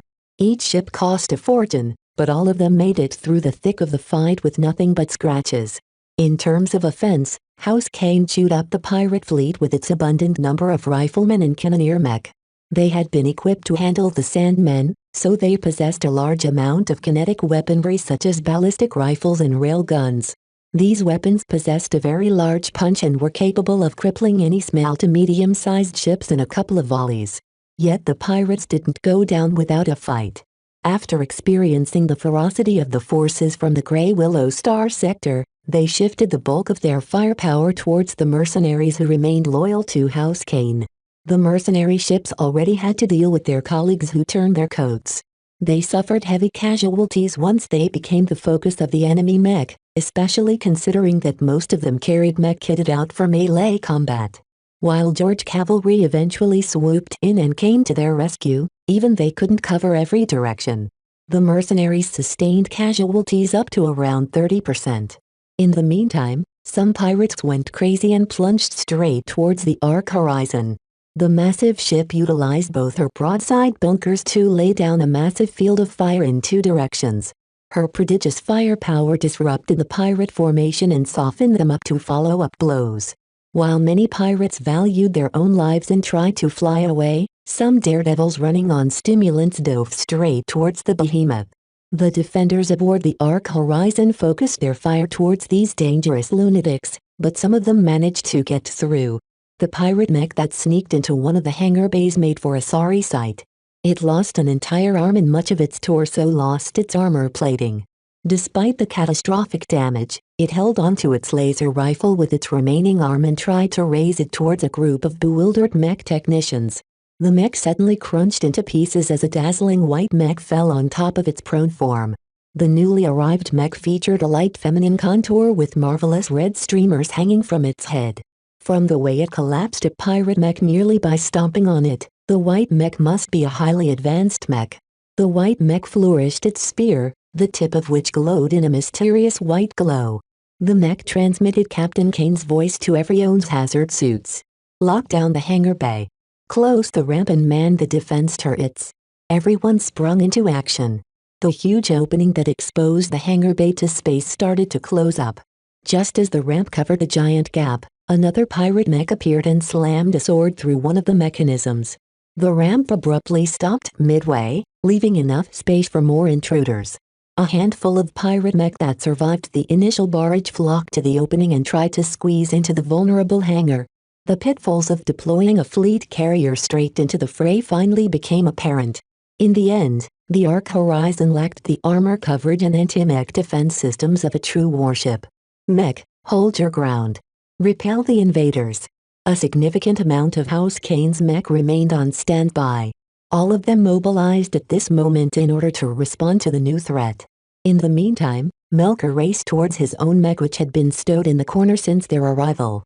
His Stanislaw wielded a deadly mid-range laser rifle which could wreak havoc if he recklessly fired the weapon. Thus, as soon as his mech came online, he dialed down the power and aimed carefully before firing at the pirate mech, making a mess of things. Internal defense turrets came online at this moment and helped repel the pirates. Some enemy mech collapsed after suffering a couple of blows, while other mech required much more effort to defeat. All of the latter mech carried the emblem of a white and black dragon's head.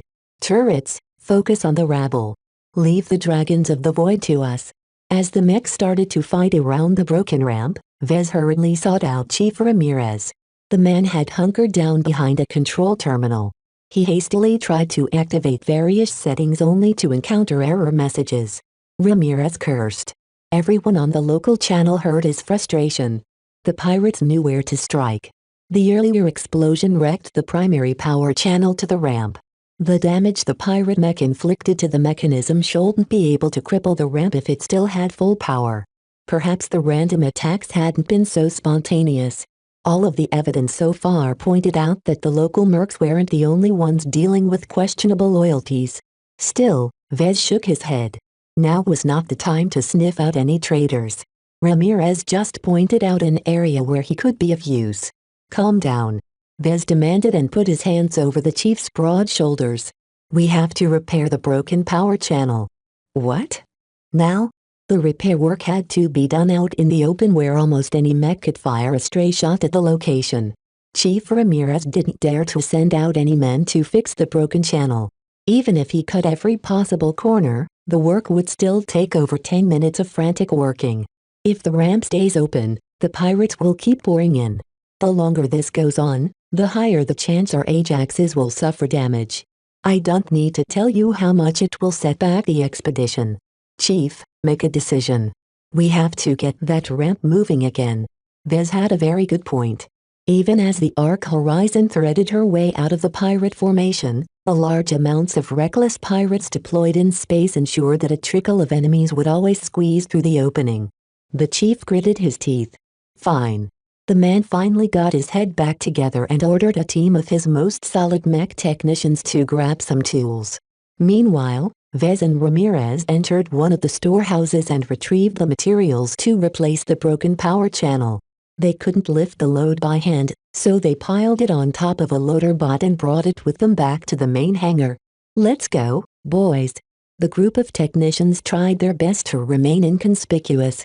They slowly neared the main entrance of the hangar and entered the area affected by the initial explosion. The wounded had already been retrieved while the dead still lingered where their breaths snuffed out. Most of the dead wore simple vacuum suits covered with simple work coveralls that provided them with an abundant amount of pockets. They provided little protection against a serious blast like the one that broke the power channel. Vez felt a little queasy walking past the unfortunate dead. Lucky, on the other hand, reveled in his newfound freedom. The harness had irritated him for weeks, preventing him from running around without restriction. Now that Vez had cut off his bonds, he eagerly took the lead and made sure that the repair team encountered no other threats. Too bad he couldn't help if the pirate mech decides to shoot in their direction. Vez might survive on account of a shield generator, but everyone else only had their hazard suits to protect their bodies. Once they reached the affected portion, Vez and a number of competent technicians turned on their plasma cutters and separated the wrecked portion of the power channel. They worked for several minutes, trusting their comrades to cover their back. Melker in particular shot at every mech who turned their weapons to the work team, drawing attention away from their vital effort to secure the hangar. Captain Kane also intervened with her top-quality machine. Unfortunately, her mech lacked a flight system and had to borrow a spare ballistic rifle in order to fight back against the pirates. While she might be an excellent warrior with a spear, her marksmanship barely sufficed. Many of her shots missed her target and traveled on to hit the deck or bulkhead. Despite her abysmal hit rate, she succeeded in distracting the pirates, causing them to forget about the puny humans who worked out in the open. Everyone in the repair team made brisk progress trying to improvise a new channel. They couldn't afford to go through a checklist of procedures. They merely settled for a crude and improvised channel that would hold up to the stress of channeling a significant amount of power. It already sounded good if it lasted for an hour before burning out. Skip the safeties. Work faster. Don't wait for the couplings to settle in. Just skip to the next part. While Vez possessed a vast amount of theoretical knowledge, the best mech technicians surpassed him in handling the tools and conducting the actual repairs. The mech designer had been pushed in a supervisory capacity and made sure the mech technicians took the right actions to repair the power channel quickly. Several minutes flew by as the ugly-looking kludge took shape. Once the power channel finally took shape, Ramirez raced to the nearest console and forcibly tried to order the ramp to close. The half-broken ramp shook, then abruptly moved as its remaining mechanisms powered through. The few remaining pirate mech tried but failed to sabotage the ramp again. Reinforcements arrived just in time to contain the rogue mech. The ramp finally slid shut and powerful locks kept the heavy cover in place. The hangar bay now enjoyed as much protection as the rest of the ship. The repair team led by Vez and Chief Ramirez collapsed on the ground. The stress of working under fire completely drained their energy. After giving everyone a minute of rest, Ramirez started to kick his men up their feet. Get up. This is no time to sleep. We still have work to do. The battle wasn't over yet. The Ark Horizon paid a significant price in her attempt to cut the pirate formation in half. While the expeditionary fleet succeeded in disintegrating the enemy formation, a lot of ships and mechs suffered various amounts of damage in turn. Chapter 176 Groaning System. The majority of the dragons of the void fought to the death. They clung to the heels of the expeditionary fleet and tried to gnaw through as much flesh as possible before they perished. This die-hard behavior was completely uncharacteristic of opportunistic pirates who only cared for money and their lives. After the vanguard led by the Ark Horizon completed their firing pass, much of the pirate fleet lost their coordination. Every ship and every mech on their side ended up in random positions. They couldn't gather into a cohesive formation anymore that could withstand the concerted efforts of House Kane. Most of the other pirate gangs fled. They made for easy pickings and more than half of the pirates never made it very far before they got shot to pieces. In contrast, every mercenary corps suffered losses. Lord Kane hired them to hunt hexapods, so they possessed the wrong loadout to fight a space battle. Combined with the defection of some other mercenaries, the expeditionary fleet lost about half of its original force of local hired help. The mercenaries hadn't signed up to be cannon fodder. They were just about to mutiny until Lord Kane granted them full salvage rights. Every wrecked ship and mech that belonged to the pirates were free rein. The clever measure placated them and caused most mercs to descend on the derelicts like bees in a hive. After all, any wreck contained a lot of untapped treasure. Any mech or ship contained many millions of credits worth of exotics. Even if they lacked the facilities to extract the most valuable resources out of the wrecks, they still cut away the juiciest bits and intended to sell them to a professional salvager once the expedition returned to civilized space. Vez found out that Keller's blades distinguished themselves in battle. They possessed a small number of spaceborne mech and helped put down the traitors when they caused a ruckus. The Vision mercenaries even received a public commendation from Lord Kane. As for the Ark Horizon, the fleet carrier adopted a somewhat somber mood. A small number of spacers and mech pilots lost their lives in the ensuing chaos, not helped by Lord Kane's abrupt decision to plunge the flagship into the enemy formation. While his maneuver succeeded in breaking the pirates, it also left much of the crew unprepared for a pitched battle. "You should go with us to the funeral service," Chief Ramirez said as he wore a dress uniform. Around 60 people lost their lives in total, half of them killed by traitors who set off explosives. "You and your cousin fought alongside us. Even if you're not a part of our crew, you're comrades nonetheless." "All right." Vez and Melker switched their anti-grav clothes to something more appropriate before joining the rest of the maintenance department. They entered the largest hangar bay where a large space had been emptied near the ramp. Although a security screen kept the vacuum out, everyone wore skin-tight vac suits underneath their dress uniforms just in case. As soon as Vez saw the coffins, he started to turn a little numb. When Lord Kane arrived and presided over a brief ceremony, he kept staring at the coffins with morbid fear. "I could have ended up in one of those coffins." Only now did the danger of the expedition truly sink in. They hadn't even met the Sandmen in battle and already the expedition lost half of its peripheral mercenaries. Though House Kane and their core mercenary partners hadn't lost too many assets this time, they might not be so lucky next time. After sending off the coffins into the endless road of stars, everyone resumed their duties. The mech technicians became twice as busy as several mech came back from the battle in a damaged state. Even Vez and Chief Ramirez had to make do with fewer mech technicians as every department became short-handed. Still, the overhaul of the IX Olympians still continued largely on schedule. Lord Kane personally sent them a memo telling them not to reassign too many men away from this project. "The big man himself wants to see these mech up and running before we set foot on Groaning IV," Chief Ramirez told Vez. "There will be hell to pay if we end up holding up the timetable. We've already suffered too many delays." Everyone soon got over the deaths and went back to work with determination. This time, the hunting platoon didn't regard Vez as a busybody who had no place in their midst. While Captain Kane still avoided him like the plague, he got along a bit better with the rank and file. Even Ensign D'Amato mellowed out. He gave permission to Melker to carry his personal sidearm and allowed Lucky to stroll around with just a tracking collar. Vez appreciated the amount of trust House Kane extended to him. He felt a little safer now that Melker could respond immediately. "Will the expedition still be viable?" Vez asked the ensign one day. "We lost an awful lot of mercenaries.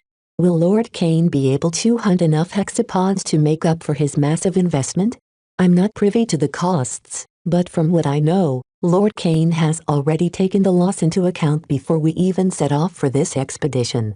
We always knew that we'll be losing a lot of mercenaries along the way. They're not exactly the most trustworthy bunch. His remark made Vez look up at him. You guys intended to call the mercenaries from the start. It sounded really devious now that he thought about it. He always wondered why Lord Kane hired so many mercenaries to begin with. The man appeared to invite disaster by keeping so many potential enemies close. Now it seemed that the wily old fox had other intentions in mind. The ensign smirked. There might still be some people with questionable loyalties among the mercenaries, but they won't have the numbers to threaten our fleet. We've already cleaned up the worst of the bunch together with their pirate associates. A few questions remained, however. Post-battle analysis revealed that much of the Dragons of the Void fought to the death except for the flagship of the pirate group. The pirate commander ruthlessly threw away his entire force and fled without a single shred of decency. Once investigators began to dig into the wrecks, they found to their surprise that much of the crew had been hooked up with stimulants. The poisonous cocktail fanned their aggression and lowered their inhibitions. In particular, they stopped fearing death. To everyone's surprise, none of them had been forcibly injected with them. Instead, an unknown force subjected many of the pirates to a sophisticated form of brainwashing. The mech pilots had it particularly worse as their neural interfaces had been tampered with. When Vez had been asked to take a look, his face turned white as a sheet. He beheld the half-broken neural interface helmet like it was a live grenade. This thing is pure insanity. Messing around with the neural interface without express permission from the MTA is never a good idea. They've touched on a fundamental taboo. The human mind was sacred. No one condoned brainwashing, not even if it happened to pirates. In the long history of humanity's rise to the stars, they dabbled plenty of times with various forms of brainwashing and mental conditioning. The horror of forming a society of human-form robots had once threatened humanity's dominance over the galaxy. Still, the professional investigators working for House Kane kept the details close to their chest. They only briefly consulted Vez on his opinions of the mech they salvaged from the battlefield. They look like what a well-off pirate group is able to offer. It doesn't look like anything they fabricated themselves. Much of these mech are pretty much off-the-shelf models that you can find in any corner of the Komodo star sector. Besides the tampered neural interfaces, are there any other anomalies in these mech? The lead investigator asked. His own men must have already checked the salvaged wrecks, but it didn't hurt to obtain a second opinion. I haven't spent enough time to make a definite judgment. The Dragons of the Void don't seem to be a fan of custom mech or custom loadouts. This is all standard gear. Not every fleet enjoyed an abundant amount of trained and skilled personnel. Generally, only criminals and degenerates resorted to piracy. Skilled mech technicians and engineers enjoyed way too many job prospects. Anyone with a brain would never volunteer to become an outlaw that had to run from the authorities like a dog for the rest of his life. Days went by as Vez and the maintenance department assigned to the hunting platoon finished the overhaul in time. Under his personal supervision, Vez made sure that nothing went wrong with regards to the final reassembly of the IX Olympians. When their surly pilots entered the cockpits and brought both mech online, the diagnostics revealed that everything ran according to specs. We did it. Ramirez bellowed and cheered along with the other technicians. They certainly outdid themselves in transforming the Heavy Knights into a much more formidable machine. The 20% boost in strength on top of their already prodigious power ensured that they stood a much better chance at subduing a hexapod king. They only had a few days to smooth out the kinks. Vez worked hard to ensure the Olympians could take the abuse for an extended amount of time. They finished right on time as the expeditionary fleet finally arrived at their fabled destination. The groaning system's size and wealth exceeded everyone's expectations. The system possessed 19 planets and many more moons. Much of these planets didn't amount to much. The expedition had no interest in exploring the lifeless rocks or boring gas giants. They made their way straight towards the inner system and to the only planet that possessed an atmosphere. When D'Amato showed Vez a projection of the planet, the metal storms had already started to subside. It truly looks like a treasure. The constant storms had smoothed out the surface of the metal ground, causing it to adopt a pattern of dreamlike waves. The groaning system's active yellow dwarf cast a glossy sheen atop the metal globe. The ensign hadn't come up to Vez with this projection without a reason. It's good that you appreciate the planet's beauty, because you'll be part of the ground team. What? Vez knew that despite its exotic look, the planet hid a lot of threats. Who knew if the logs of the previous expedition encompassed all of the wildlife? In addition, things might have changed after more than 20 years. Lord Kane gave the word himself and wants you on the ground. Even though the metal storm has entered its flow period, it's still too dangerous to expose our shuttles to the planet's hostile atmosphere. We also have to take the hexabats into account. Each trip will degrade the integrity of a shuttle or transport, and we only brought so many to this expedition. The hunting platoon and the mercenaries deployed to the underground paradise couldn't operate around the clock. Their pilots needed rest and the mech might need some quick repairs. Just like the previous expedition, House Kane intended to establish a temporary base camp at a defensible position. With some hasty entrenchment, the camp should be able to withstand a horde of hexapods for a limited amount of time. That still didn't mean that Vez could treat this trip like a vacation. The hexapods had already proven their lethality and Vez didn't look forward to seeing one in the flesh no matter how many walls the base camp erected. You're assigned to assist the hunting platoon. You can't do that effectively up in orbit. D'Amato explained. Lord Kane doesn't want to see you slacking off. Your contribution to improving the performance of our IX Olympians isn't enough to pay for your services. In other words, Lord Kane wanted to squeeze every little bit of value from his presence. Vez understood that the hunting platoons and other mech might face some difficult problems. A mech designer like him could prove very useful in various ways. He couldn't come up with a viable excuse to shirk this duty. Very well. He'll prepare to join the ground team. He should have expected to be employed in this fashion. From what he experienced so far, Lord Kane and the rest of his men hardly valued the lives of their mercenaries. While they had to treat their formidable mercenary partners from the Grey Willow Star sector with care, they obviously didn't extend the same amount of concern to the help they picked up in the frontier. Even if the Hexapod Kings all rose up and wiped the base camp off the map, then so what? If Vez ended up in a Hexapod King's belly, House Kane already earned a massive fortune from their earlier harvests. Even the Clifford Society didn't seem so scary once the Arc Horizon left the Komodo Star sector. Chapter 177 Death in the night before planetfall, Vez and Melker gathered together in their bunk. Ensign D'Amato also turned in for the night, so they didn't have to worry about any nearby physical presences. Vez turned on his trusty privacy shield which doubtlessly blocked all forms of hidden monitoring. "It's safe to talk now," he said. Melker immediately brought up his suspicions. "Have you noticed how this expedition is vastly overprepared for a mere hunting expedition on an untamed planet?" "Huh, I never thought about it that way. You're right in that House Kane has brought way too many mech, but aren't they making sure they'll be harvesting as much mana exurite as possible? Even with all the losses, they are bringing in so many mech that the local ecosystem will definitely notice. The scale of this expedition is vastly larger than the previous one. The surveyors who stumbled upon the groaning system came as explorers and mappers. They only possessed a handful of smaller ships and only several dozens of mech at most. The expedition organized by House Kane was at least a magnitude larger. When Vez thought about scale of the entire venture, he started to suspect the motives of House Kane. You're right. A hunting trip doesn't require a capital ship like the Arc Horizon.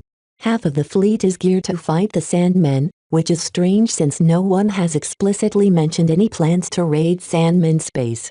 What did that mean? Either Lord Kane intended to attack the Sandmen, or he had good reason to believe the Sandmen might take the initiative. Unfortunately, neither of the Larkin sons could figure out the real aim of the expedition. They lacked a lot of information and had no way of gathering more. Ensign D'Amato made sure that Vez didn't wander around or ask too many uncomfortable questions, not that anyone in the lower decks knew anything important. The only person who might know the full picture was Captain Felicity Kane. As an upcoming scion of the house, she had to be informed of the real score. Vez found some reassurance to the fact that she and her entire hunting platoon would also be deployed to the underground world. The need to provide safe haven to the hunting platoon meant that the base camp should be safe as well, up to an extent. In order to increase his chances of survival, Vez decided to spend a large portion of his DP. He accumulated a few thousand more design points in the last month. Besides the ongoing sales of his virtual mech, he also earned a little extra through the sale of his physical mech. I think it's time to boost some of my physical attributes. Groaning IV posed a lot of challenges to those deployed on the ground.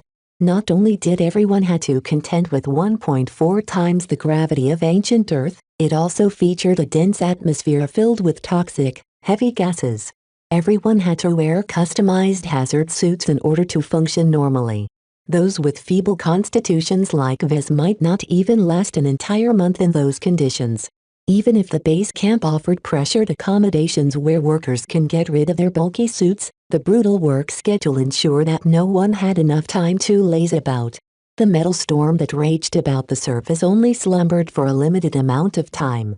Everyone had to work overtime in order to make sure that the ground team harvested as much mana exurite as possible within their 40-day window. He'd be physically exhausted a long time before the end of the window if he kept his attributes at their shabby level. Endurance Attribute Candy. 800 Design Points. Endurance Attribute Candy. 900 Design Points. Endurance Attribute Candy. 1000 Design Points. Strength Attribute Candy. 800 Design Points. Strength Attribute Candy. 900 Design Points. Strength Attribute Candy. 1000 Design Points. Vez quickly ingested all of the candies in succession. He groaned a bit but kept his pain to himself. While the candies came with a much milder effect, it still took a lot of effort to rein in his agony. The increase in strength and endurance to a level just above an average human should come very handy without attracting an excessive amount of attention. Minutes later, he finished his transformation. A thin layer of sweat suffused his body as he beheld his firmed-up muscles. He hadn't bulked up a lot, but he definitely gained a bit of mass. As long as he wore a bulky hazard suit, no one would find out his body gained a sudden upgrade. After that, he considered a way to improve his chances of making it out safely in the event of an unforeseen crisis. The truth was that he couldn't do much if the hexapods decided to storm the base camp. Vez pretty much had to put his faith in others. Will a stealth augment even be of any use? He'd be able to hide from hexapods and people with ill intentions with a permanent augment. He could also wrap his comm around Lucky and let him sneak into restricted places. The utility of complete stealth at his fingertips should serve him well throughout his career. Comm Upgrade Privacy Shield Level 0 Augment Full Stealth. Price: 30.000 DP. Duration: 5 minutes. Upgrades a Level 1 Privacy Shield to emit an overpowering field that disrupts any means of observation. It is capable of obfuscating every possible means of observation that is known to the mech designer system. Even with his minor fortune, Vez couldn't afford a level 1 version of the stealth augment. He had to take a step back and buy the gimped version. This energy-inefficient augment gobbled up so much power that it only lasted 5 minutes in total. It's better than nothing. 5 minutes should be more than enough to save my life. Normally, a comm possessed enough power to last for months. Hardly anyone bothered to recharge their wrist devices every night, something which Vez planned to do now that he had a stealth augment in his hands. This should be the last time I open up the mech designer system. It's too dangerous to fiddle around with it once I'm on the ground. Vez already browsed some of the plans of the base camp. It featured extensive monitoring and shielding of every kind. In such a sensitive location, Vez didn't dare call up the system. Using the privacy shield without full stealth also risked attracting a lot of attention. Status. Name: Vez Larkinson. Profession: apprentice mech designer. Specializations: none. Design points: 1648. Attributes: Strength: 1.1. Dexterity: 0.8. Endurance: 1.1. Intelligence: 1.8. Creativity: 1.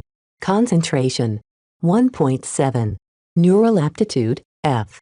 Skills: Assembly, Apprentice, 3D Printer Proficiency III, Assembler Proficiency III, Battle Mechatronics, Apprentice, Business, Apprentice, Computer Science, Incompetent, Electrical Engineering, Apprentice, Structural Pathway Configuration II, Mathematics, Apprentice, Mechanics, Journeyman, Jury Rigging II, Speed Tuning III, Metallurgy, Journeyman, Alloy Compression II, Metaphysics, Incompetent, Physics, Apprentice, Directed Energy Weapon Optimization II, Lightweight Armor Optimization I, Medium Weight Armor Optimization III, Melee Weapon Optimization II.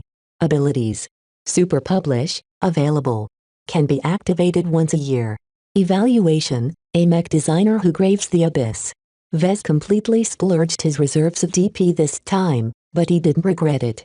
The utility of his stealth augment should see him through a lot of crises from now on. He deactivated his privacy shield and removed his comm in order to place it on a charging station on a counter next to his bed. After a good night's rest, Vez woke up to a busy day. A large amount of mech had been partially disassembled and packed into standardized containers in order to ease their shipping down to the surface. Even Melker Stanislaw joined the stacks of containers waiting to be loaded into heavy-duty transports. Good morning, Vez. Morning, Ramirez. Most of the mech technicians busied themselves with packing up their inventory. The maintenance department had to make sure they had every essential tool and material on hand. We'll be joining the second wave. Ramirez continued. Last night, the survey bots sent out from the Ark have found a good location to establish a beachhead. The first wave is largely composed of mech and scouts and will make sure that there isn't anything nasty waiting for us down there. Once they clear the site, we'll be joining them to construct the initial facilities to support a medium-term occupation. The ground team had to construct a rudimentary wall and a barracks before the end of the day. After that, they'd put up mech stables and workshops while continuing to expand the base's security envelope. At the end of the week, the base camp should be fully operational. I'm not sure how much use I will be if I go in this early. Vez dubiously replied. After all, he didn't know anything about construction. There's little reason to delay your deployment. Relax. There are plenty of things to do outside of erecting some walls. A lot of screw-ups happen in the process of unpacking the mech from their containers. It's always the patch jobs and sloppily applied mods that get in the way of such things. The chief had a point. The mech technicians likely needed someone with a brain in order to handle any complications that arose without damaging the entire mech. After several hours of waiting, Vez, Melker and Lucky followed the rest of the maintenance department into boarding a reinforced passenger shuttle. The pilot wasted no time in setting off once everyone strapped to their seats. The shuttle smoothly glided out of the Ark Horizon shuttle bay and started to plummet downwards. No one came in a skinny vacuum suit this time. Even Vez had changed into the hazard suit issued by his client. The suit came with gravity compensators that eased the alien planet's elevated gravity. It also came with special lining that worked great against blocking out the persistent level of radiation they'd face in the underground world. The shuttle started its violent descent down to the planet. Groaning IV possessed a thick atmosphere filled with toxic gases and dense metal shards even when the periodic storms entered their resting phase. Everyone aboard the ship felt the vibrations and the shuttle strained to fly through the metal mist. Even with a magnetic screen pushing aside most of the metals in its way, the shuttle still suffered plenty of impacts. Fortunately, nothing happened when the convoy of shuttles and transports finally reached the surface of the planet. The flight flew over the smooth and shiny surface of the planet before coming across a gaping cavern in the ground. Every shuttle plunged into the abyss and followed a series of narrow tunnels before ending up in a vast underground jungle. As the sensors readjusted to the lower intensity of light, everyone beheld the beauty of the underground kingdom. The primal alien flora and fauna gave the environment an enchanting promise of hidden wealth and buried treasures. Anyone who braved the dangers could certainly stumble across a fortune. All right, we're setting down in 5 minutes. Chief Ramirez spoke through the local communication channel. Stick to the plan and don't wander off. I don't need to tell you what will happen if you end up in the belly of a hexapod.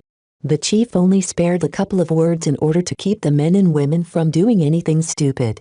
The novelty of landing on an untapped alien planet always sparked some delirium among the more excitable people. Once the shuttle finally reached its destination, everyone stepped out into the open air. The first thing Vez noted when he looked at his flourishing environment was that he couldn't see very far. All of the particles in the air along with the constant electromagnetic disturbances caused everything beyond 50 meters to be obscured in a hazy gray mist. This mist obscured more than sight. It also played a lot of havoc with communications, to the point where the ships in orbit wouldn't be able to communicate with the base camp in real time. The base had to rely on its fragile quantum entanglement nodes in order to keep in touch. The restrictions on communications also effectively cut off the mercenary teams when they went out to hunt. Anything might happen deeper in the jungle. House Kane could hardly do anything if the mercenaries were up to mischief, not that they particularly cared all that much. With the Ark Horizon and the rest of her fleet keeping a watchful eye on orbit, no one had the chance to make off with smuggled goods. Every haul the mercenaries brought back would be handed over at the end of the day. By controlling the metaphorical gates, House Kane possessed an ironclad insurance that nothing went up without their say-so. Buckle up, Vez. Ramirez bumped his chest. We're going to have a lot of work on our hands. You can forget about relaxing for the next 40 days. Vez nodded in agreement, but had other thoughts in mind. Chapter 178 Base Camp. The construction site bloomed into existence as the first shipments arrived. The prefabs took little effort to put together, though they took up a large portion of the cargo. The extremely rigid ground and soil made it highly difficult to dig through, but the construction team achieved some progress with the help of high-powered diggers. The first wave of mercenary mech arrived shortly after the shuttles finished hauling the construction materials. Despite the insufficient facilities, the plan called for unpacking them immediately in order to help secure the base. As expected, a lot of hijinks happened in the process of taking the mech out of their containers. The partially detached limbs required a bit of finesse to put them back into their sockets. Having to work in the awful conditions outdoors made everything worse. No, don't put that back together without cleaning the joints. All of the gunk in the air has fouled the connectors. We're not working in a modern workshop environment right now. Have you forgotten how much gravity we're dealing with right now? Those loaders aren't rated to lift at maximum capacity under our current gravity levels. It's a wonder they're even lifting off in the first place. Start with the light mech first. They're easier to put together and we need them to scout the perimeter. Doesn't matter what outfit they're a part of, start with the lightest mech and work your way up. The heavy workload kept Vez up all night. House Kane wanted every mercenary mech up and running within 3 days, which he found utterly unrealistic. Around 200 different mech in total joined the operation. If it hadn't been for the previous battle, that number could have reached as high as 400 mech. Compared to the mech belonging to the forces from the Grey Willow Star sector, the local variants didn't seem impressive. None of the Komodo mercenaries belonged to the elite. Some mercenaries piloted their mech so badly that Vez wondered how they graduated from the academy in the first place. This is a real mess. Melker commented in a disdainful voice. I bet that half of the mercs have embellished their track record. There's no way that the expedition accepted them otherwise. The lack of training and professionalism among much of the mercenaries also caused the slowly emerging base camp to be a rowdy sight. The security officers keeping the peace had their hands full trying to prevent the various grudges between individual mercenaries to come to blows. In order to keep the mercs busy, Commander Tregis sent out the mercs to begin their first hunting expedition. Tregis took charge of the entire base as it slowly took shape. Under his leadership, the mercs stopped brawling with each other and cleaned up their act. Vez found him to be a highly competent leader. As the man in charge of the expedition's only settlement, Tregis eased into the job like his entire life revolved around the role. The man must have prepared for the job many years ago. It showed when he argued with the civil engineers on how to tweak the existing wall designs to accommodate their current terrain advantages. The base camp sat on a low hill that overlooked a vast swath of terrain. The metallic foliage surrounding their site obscured much of the wildlife, but the view afforded them plenty of warning should a hexapod king decide to attack their base. On the second day, the first team of mercs arrived from their successful hunt. Everyone put down their work and welcomed the squad of mech that came back with a bunch of scratches on their coating. They dragged over two incredibly formidable corpses of hexapods that instantly attracted everyone's attention. Even Vez came over to touch the recently perished hexapod. While they weren't as impressive as a king-sized beast, the regular adults posed a significant threat against isolated mech. Only through teamwork could the mercs hunt these beasts without incurring significant losses. "It's pretty big," Chief Ramirez remarked as he knocked his armored fist against the dead hexapod's surface. The beast possessed some kind of palm-sized scales composed of an organic composite. Different hexapods derived the metals from their diet in different proportions, leading to many variations of colors. Commander Treges tried to get everyone back to work, but the crowd continued to converge around the carcasses. They waited until a team of exobiologists personally harvested the huge organs. In order to cut open their extremely tough scales and hides, they employed a specialized surgical mech to make the necessary incisions. The mech awesome power easily parted the skins, allowing more delicate tools and bots to sever the huge organ from the bodies and store them into a transparent container. Is it me, or are the huge organs glowing? All those exotics packed into a single mass of tissue is bound to act weird. Everyone returned to work after that. Vez found the hexapods to be remarkable creatures to be able to thrive in these difficult circumstances. The vast galaxy possessed an uncountable amount of stars, but only a handful possessed the right conditions to support a form of life. Humanity had the misfortune to evolve from a star system devoid of any exotics. This shaped the race in a way that provided them with hardly any innate superiority compared to other forms of life. As a rule, the most formidable forms of life evolved to make use of the exotics present in their native environment. This granted them many special and even metaphysical capabilities, such as a nerdal immunity to heat, a passive form of telepathy that spans the entire race, or an intelligence that mimics quantum computers. Strangely enough, all of these innate strengths came with a major downside. All of these extremely dangerous aliens were constrained by their dependence on specific types of exotics to procreate. They couldn't propagate as fast as the human race because they constantly had to seek out star systems that contained deposits of the right types of exotics. This constraint formed massive invisible shackles among the various alien races. Some of them transcended the stars hundreds of thousands of years ago or even more. Despite their higher levels of development, humanity had beaten them back through luck, trickery and sheer numbers. These days, humanity also depended on exotics, but only to augment their existing technologies. Only a couple of critical technologies such as the FTL drive couldn't do without exotics. As for everything else, humanity wouldn't collapse if every exotic material suddenly disappeared one day. Weapons and armor would lose most of their potency and it would become more difficult to traverse the stars. Only the most primitive FTL drive worked without employing trace amounts of exotics to massively increase its range and effectiveness. It's pretty sad to see these awesome creatures devolve into six-legged bags of monoxyrite. Vez idly commented. They've been ruling this underground kingdom for how many years now? To think that all of this might end now that humans like us have descended down into their world. It's their misfortune to grow up alongside monoxyrite. Ensign Diamato smirked underneath his own hazard suit. Life isn't fair.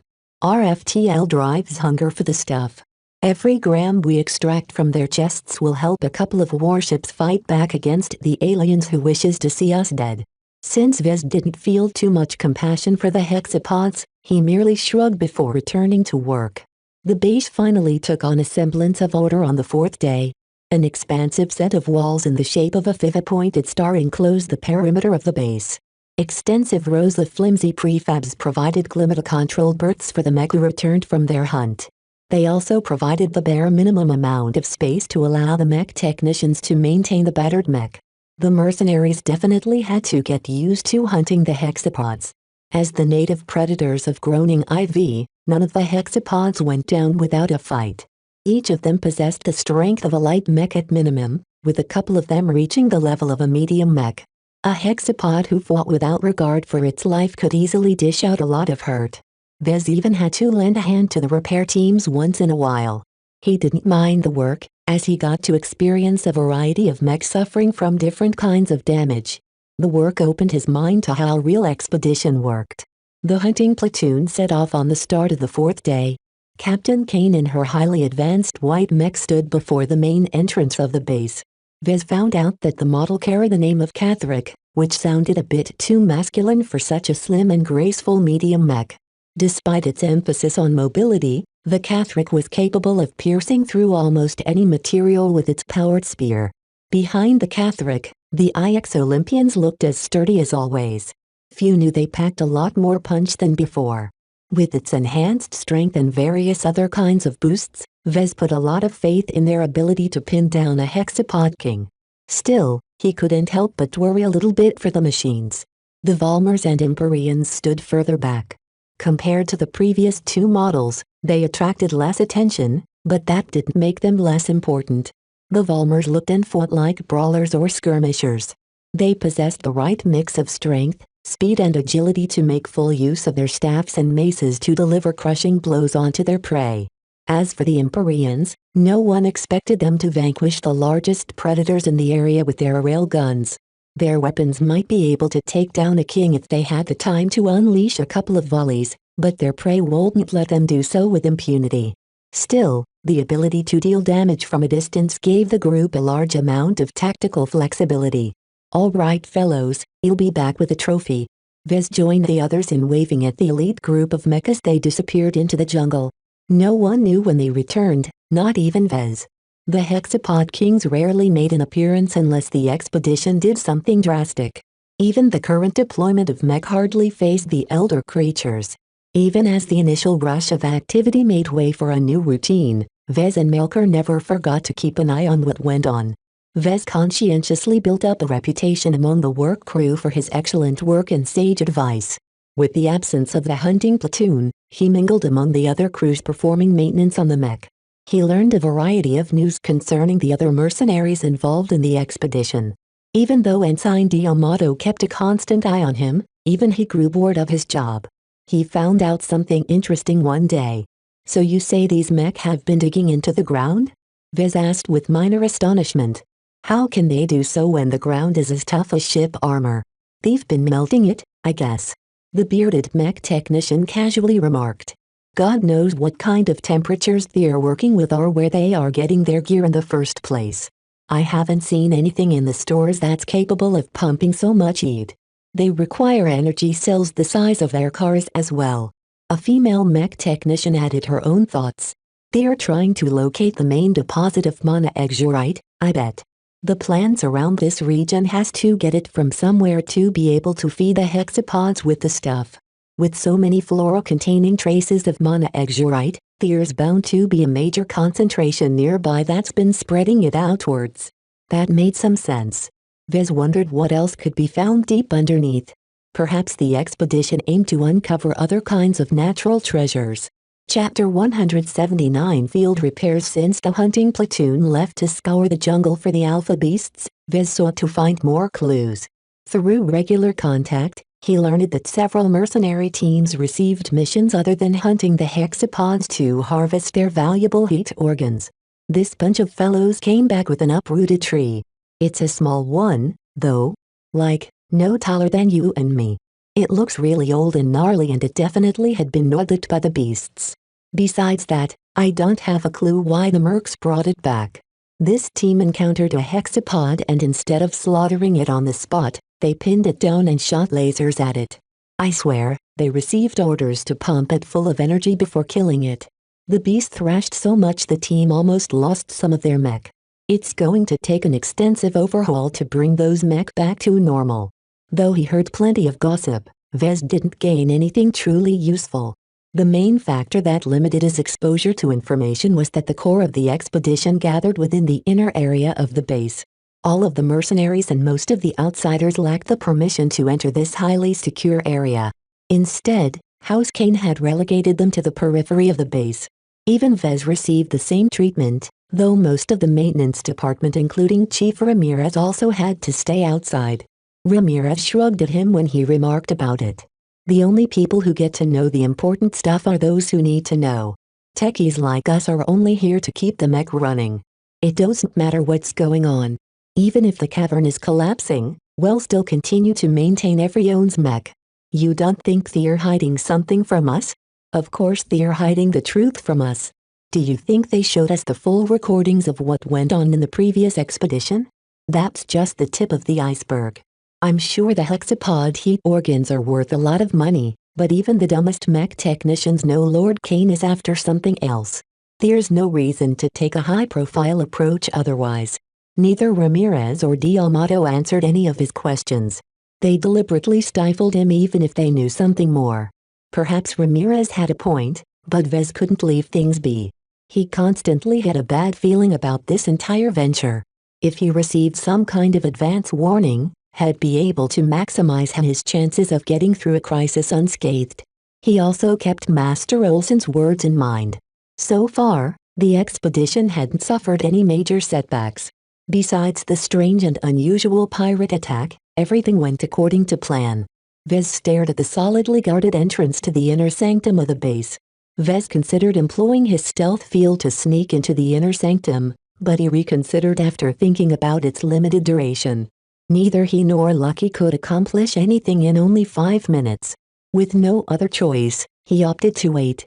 In any case, his workload kept growing as the mercenaries returned with dead hexapods and damaged mech. The highly competent mech technicians serving under House Kane were able to fix most of the issues they encountered even without the help of a mech designer. He mainly found himself trying to fix extensively damaged components that took a lot of time and effort to replace. His much greater knowledge on the workings and composition of each part allowed him to bring almost anything back to life.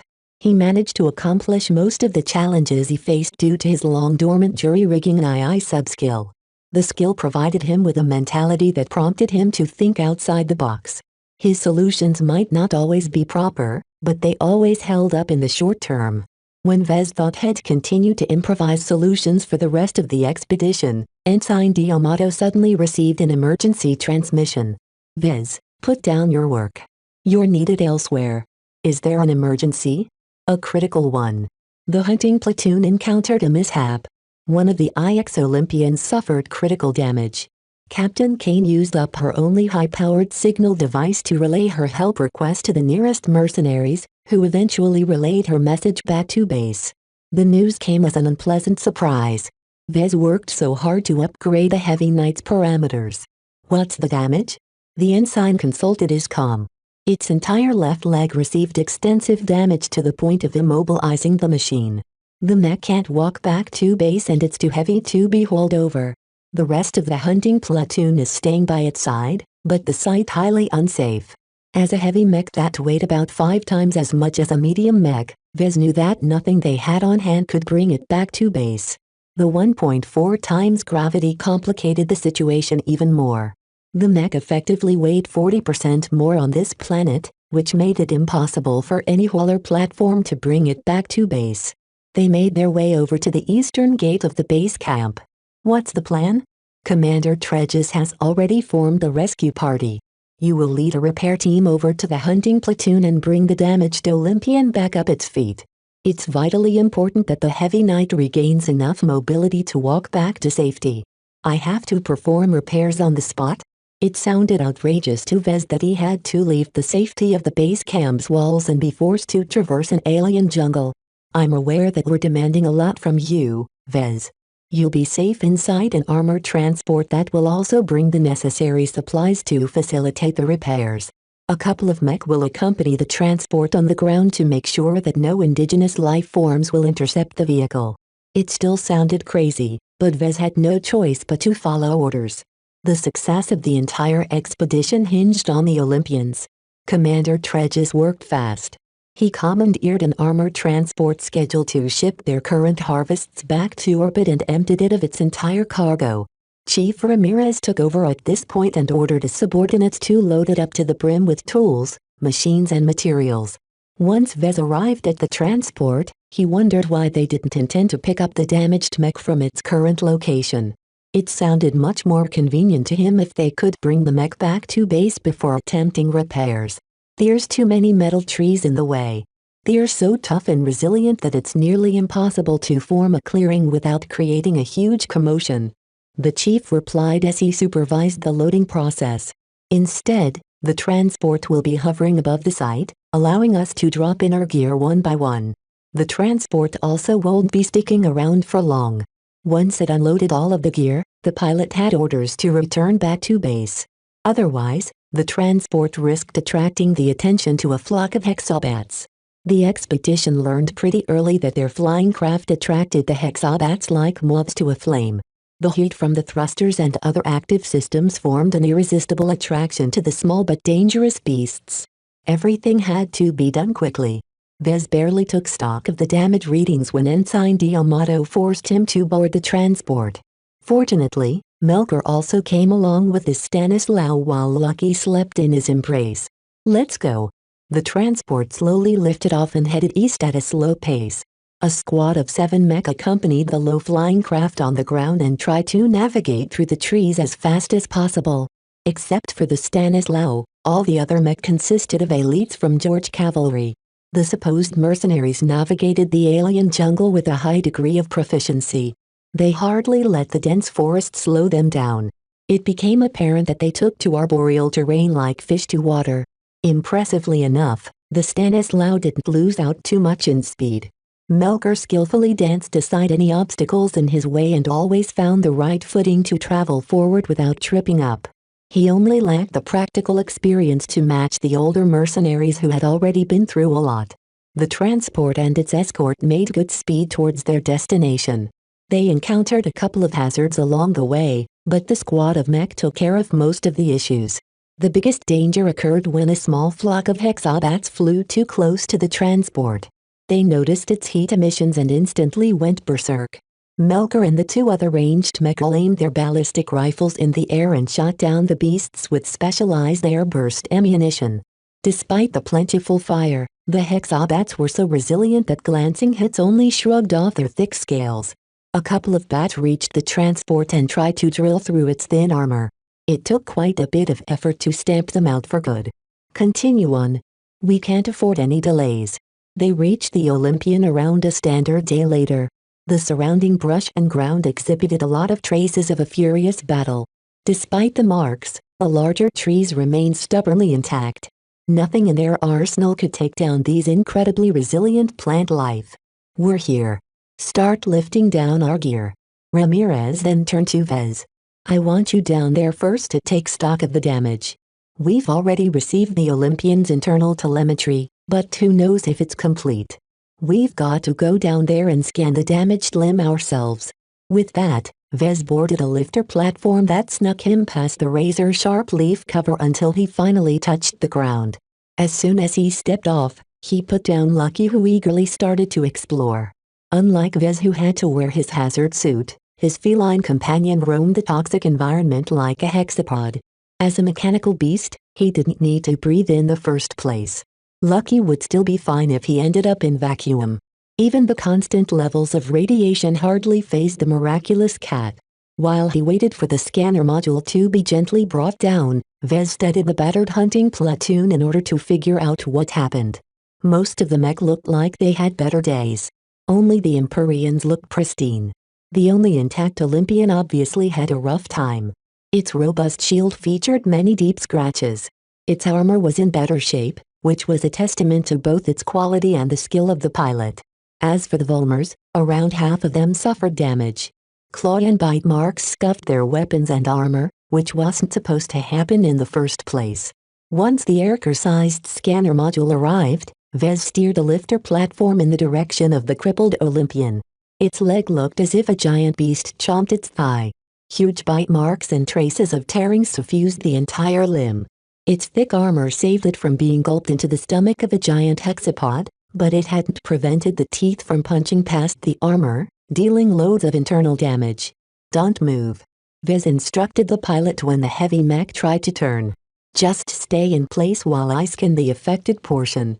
The pilot frantically spoke back in the local voice channel. "Stay away and get to cover. He's back. Haas back." Vez turned around and noticed the high-strung hunting platoon getting ready to meet a formidable opponent. His stomach sank as he realized whatever chewed up the Olympian hadn't left the area. Captain Kane's Catherick frantically gestured him back with its charged spear. "Larkinson, move to the center of our formation. We can't let the doctor get his hands on you." "Doctor? Ha ha ha ha. A loud screech echoed through the trees. Different from the earlier conversation, the awful voice hadn't been conveyed through any of the local communication channels. A mech designer, you say? Delightful. While Vez still wondered who the voice belonged to, a gigantic moving object charged through the trees and impacted against the braced Olympian that met the charge. A loud impact sounded as the Olympian had been shoved back more than a dozen steps. As for the beast itself, it looked nothing like a normal hexapod. In fact, it looked like a cross between a mech and a hexapod king. Various rusting mechanical parts had been married into a rotting but still largely intact hexapod king carcass. Is that an improvised mech? Vez inadvertently blurted out. The strange marriage between mech and beast sent chills through his spine. Even more remarkable was the ragged human man strapped to the top of the chimera's head. The man had obviously seen better days. His ragged lab coat had been scruffed to the point where its formerly pristine white composite fabric took on a disgusting black appearance. Even now, the madman laughed. His amplified voice disturbed the entire rescue party. How could a human being even breathe the toxic gases that make up groaning IV's incredibly hazardous air? Ha ha ha ha. The interlopers think to stop my pet. The nerve. I am the king of the forest. No one disobeys me without paying the price. Dr. Jutland. Captain Kane shouted out from her catwalk as she quickly positioned her mech between the beast and Vez. I know it's been long, but you're still human. Please allow us to treat you and we'll promise to return you to civilized space. Human? Human? You dare call me a human? I am no human. I am a king, the only king of the forest. Ha ha ha ha. The madman atop the chimera went absolutely bonkers. Despite his evident madness, no one made a move. Despite the deplorable state of his chimera mech, it still possessed enough power to rip the hunting platoon to shreds. Chapter 180 Dr. Jutland. When Vez was young, he used to watch a lot of dramas about mech. Some of the staple villains of the shows piloted irregular mech built with strange materials. The idea of cannibalizing a formidable alien creature's corpse and using it to form a chimera mech often horrified and fascinated the impressionable kids that watched these broadcasts. He had never thought to come across an actual chimera mech in a serious setting. The maniacal Dr. Jutland sat on a crudely crafted chair welded to the top of the dinosaur-shaped hexapod king. The massive creature resembled an unholy amalgamation of rotted hide and rusting metal. Despite its shoddy construction, the base materials exceeded those used by every other mech on site. Despite colliding with the intact IX Olympian several times, its entire frame simply took no damage. An unknown but potent power source kept the chimera mech running at an astounding level. Hand over your mech designer. Dr. Jutland raged as he ordered his chimera mech to bash through the Olympian standing in its way. Through a combination of guts, the hunting platoon avoided getting bulldozed by the extremely powerful chimera mech. The Empyreans tried to pin it down with their railguns, but the chimera mech hardly took notice of the high-powered kinetic projectiles. Even shooting at its head didn't work, as some kind of energy shield bounced away anything that could threaten the Mad Doctor. Only Captain Kane achieved some progress in pushing the monstrosity back. Her gleaming white catwalk possessed a remarkable combination of speed and power that allowed it to threaten the chimera mech's incredibly tough exterior with its powered spear. Get out of the way. The doctor bellowed as his chimera mech shied away from a deadly spear strike. My subjects. Heed my call. Destroy these interlopers. Half-a-dozen and adult hexapods answered his call and stormed the hunting platoon. The Volmers had their hands full fending off the berserk beasts. Unfortunately for Jutland, the sole functioning Olympian and the catwalk continued to fend off the chimera mech. The Olympian's shield looked increasingly tattered, but the catwalk landed a couple of solid blows in exchange. Evidently, the damage pained the doctor to the extreme. He wailed and shrieked in an inhumanly loud pitch that caused the nearby hazard suits to dampen their sound transmissions. Even Vez started to feel dizzy for a reason. Get back, Vez. Ensign D'Amato urged as he showed up by his side. His other hand held a ballistic pistol that appeared completely useless to the situation at hand. Dr. Jutland is trying to kidnap you. The last thing we want is to see you ending up in his hands. Under the ensign's guidance, Vez reached the base of a massive tree and holed up inside a hollow. What's going on? Asked Dr. Jutland. The ensign carefully watched the surroundings for approaching hexapods and considered his answer. There's no use hiding it any longer. He's a survivor of the previous expedition that previously traveled a groaning system. We never expected him to cling to his life in this way. Vez had so many questions. How could anyone survive for 27 years straight on this planet? Is he still alive or is he some kind of AI? He's still human, for a given definition of it. D'Amato quickly explained. He's an exobiologist who already extensively modified his body before he signed up for the previous expedition. Like many scientists, he flocked to the frontier in order to escape his past. He's vastly overqualified for the job. Our logs show that he conducting a small number of very reckless experiments during the previous expedition. The battle continued to rage around the two. Mech fought against hexapods while the Chimera Mech continued to chip away at the Olympian shield. Meanwhile, the Mech from George Cavalry reluctantly offered their aid. They assisted the Volmers into repelling the maddened hexapods, allowing the hunting platoon to mop them up one at a time. Though Vez still had questions about the doctor, D'Amato didn't know anything more. Instead, he turned to the Chimera Mech. Who's controlling that monster? It doesn't appear that Jutland is controlling it directly. That's one of the questions we are wondering about as well. Take a good look. What's your judgment as a mech designer? Vez took a very good look at the Chimera Mech. Once he got past his shock, his fascination started to grow. For a mech that lasted more than 2 decades, it exhibited an astounding level of resilience. Jutland isn't employing a neural interface, nor is he using any physical controls.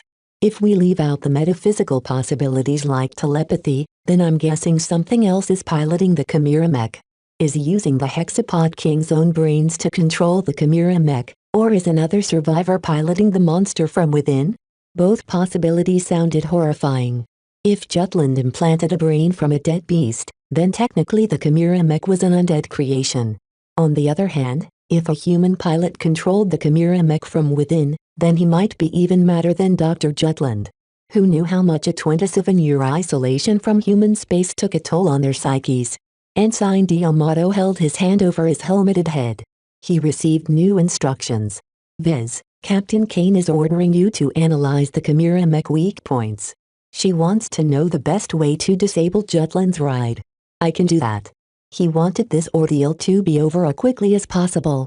Vez didn't relish being kidnapped by a mad doctor who had been stewing among the hexapods for so many years. The faster the hunting platoon destroyed the Chimera Mech, the faster he'd be able to repair the crippled Olympian and return to the highly guarded base camp. Vez started to study the mech in greater detail, paying attention to the various holes in the rotted creation. The Chimera Mech looks to be in an awful state, but don't let its appearance deceive you. The Hexapod King's hide and bones haven't degraded to the point where they are easily broken. That's not a weak point. I know, I'm just telling you not to focus upon its intact sections. The Chimera Mech has been through a lot of battles over the years. I'm seeing plenty of signs of battle damage. A lot of them has been patched up by improvised repairs. Whoever fixed the damage is no mech designer or mech technician.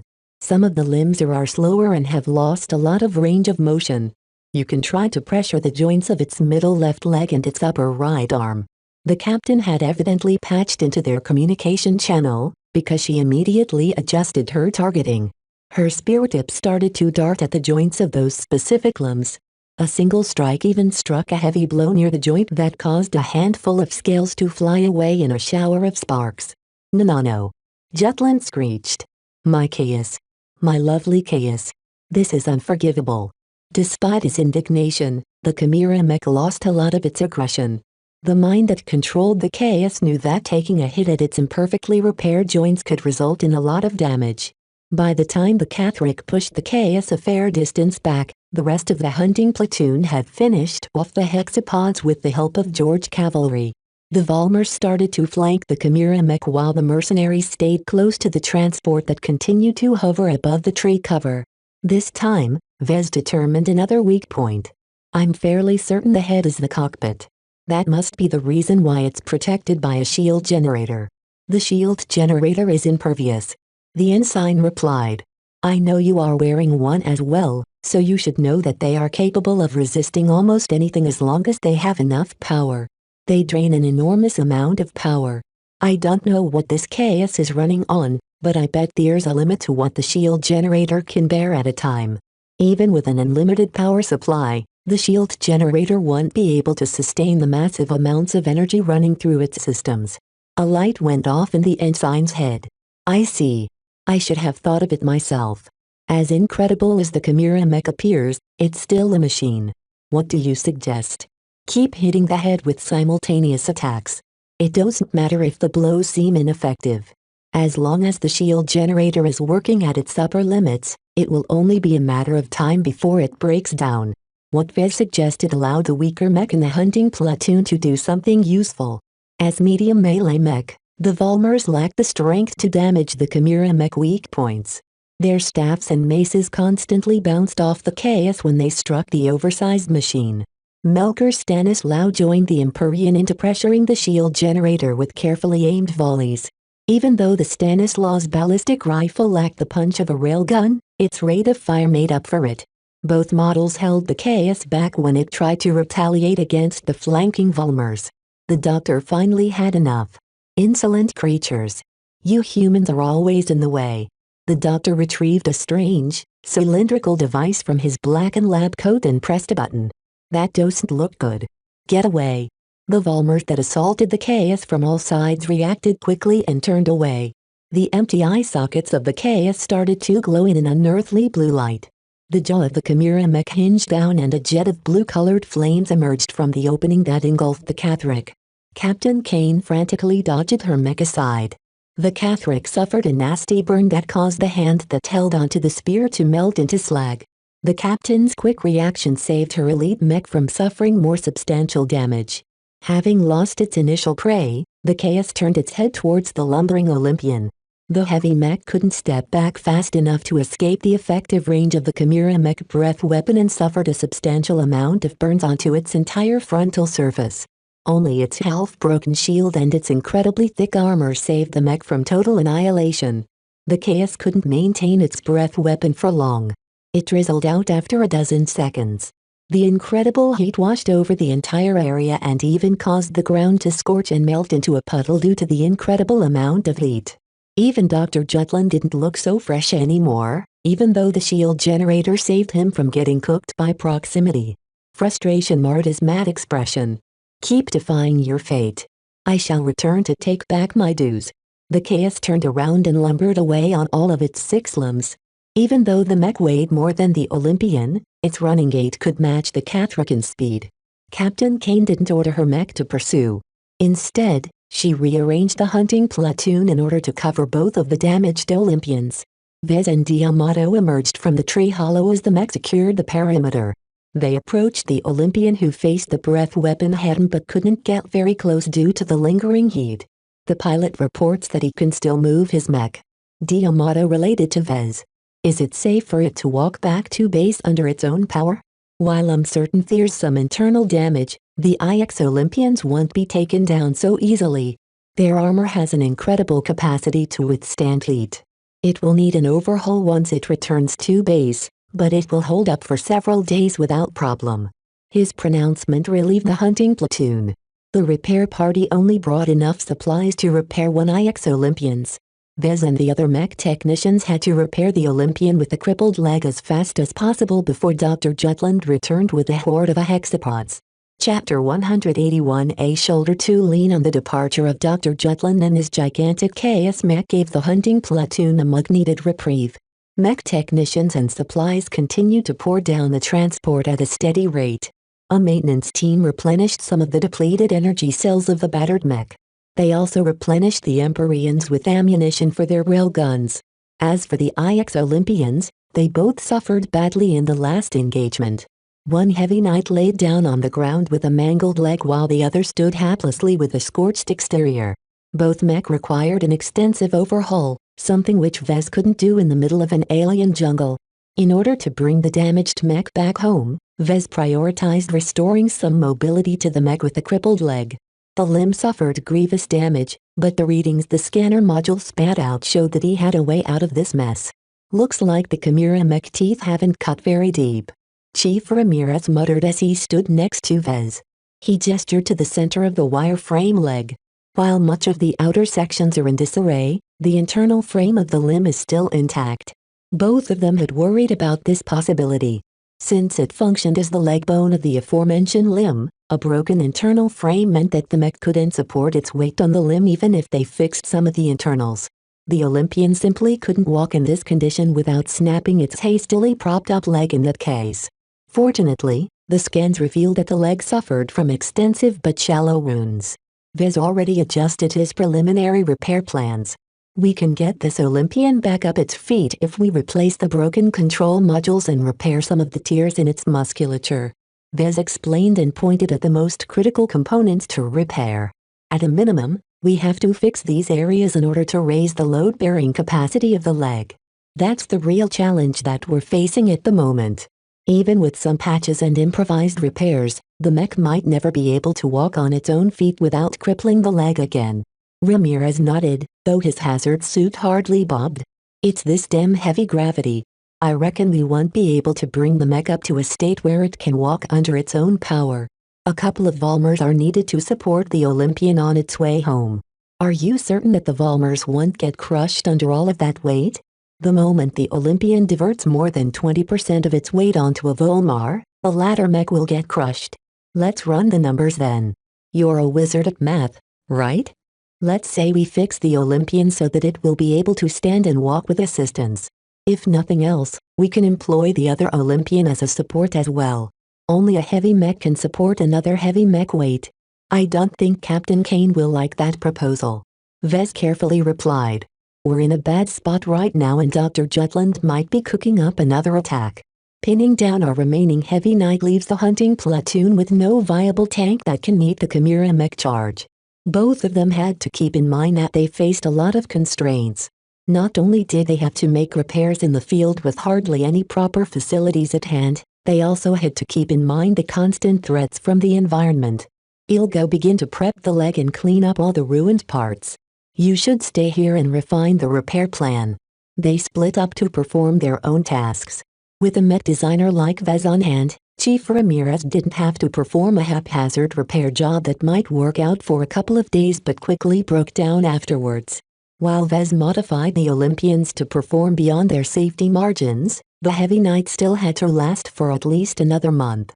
The mech technicians started to use their limited supplies to cut open the mangled and deformed armor plating. Once they opened up the leg, they quickly tore out the internal components that looked dubious. By the time the repair team was about to install some replacement parts, Vez finished testing out a rudimentary model. He passed on an updated repair scheme to Ramirez, who used it to guide his men in prioritizing the restoration of a small number of critical sections. The repair team made good speed in restoring the functionality of the leg. After half a day of rushing the repairs, the Olympian managed to rise up to its feet with the assistance of the scorched Olympian. Once it stood on its own 2 feet, a pair of Volmers took over and carefully let the half-crippled heavy mech sling its arms around the skinnier medium mech shoulders. An awful sound of metal pressing against metal sounded out, but the Volmers hadn't caved in yet. A lot rested on the shoulders of the pilot of the damaged Olympian. He had to juggle between balancing the right amount of weight his mech put on its damaged leg and the shoulders of the Volmers that supported his machine. He had to put some weight on each of his supports, but not too much to overwhelm any one of them. The hunting platoon had no choice but to take it slow. Once it became clear that their repairs accomplished something, the repair team started to pack up and lifted their gear back up to the transport. Ensign D'Amato approached Vez as he stared out at the metal forest. Commander Tredges has sent his compliments to you for a job well done. It will take about 2 days for the hunting platoon to return to base, but at least it will be able to do so under its own power. He nodded at the ensign's words, but took them lightly. Vez was only here to do a job. Once he completed his mission, they'd go their separate ways. Building up a favorable impression availed him nowhere at this moment, especially considering House Kane's current stance. I'll return to the transport in a moment. He answered to D'Amato. Let me admire the scenery while I can. Once the nosy ensign walked away, Vez leaned his hazard suit against a metallic tree trunk and beckoned with his hands. Lucky. The cat sprung out from nowhere and landed its paws in front of his feet. Lucky looked fairly frazzled at the moment. Vez quickly picked up his pet and removed the comb he slipped around the neck. "Good work, buddy. Hopefully you got in some good shots." Since they arrived at this location, he let Lucky loose with his comb attached to his gym cat's collar. Vez wore a replacement comb on his wrist that could send out simple commands to his primary comb. The moment Dr. Chaos showed up, Vez quietly relayed a couple of commands from his replacement comb. He first sent the code to activate the stealth field on his primary comm along with its attached recording sensors. He then ordered Lucky to find a way to sneak inside one of the chaos many holes in order to record its internal state. While Vez also ordered Lucky to try his luck in trying to approach Dr. Jutland, the shield generator prevented his pet from getting anywhere close. If Lucky succeeded in his mission, Vez could probably look forward to a couple of minutes of valuable footage of the Chimera mech internal makeup. Lucky kept yowling at his owner. Vez exasperatingly made another promise. Okay, I'll make it up to you. Once we're back, I'll order another batch of luxury minerals for you to munch on." After placating his cat some more, Vez finally joined the rest.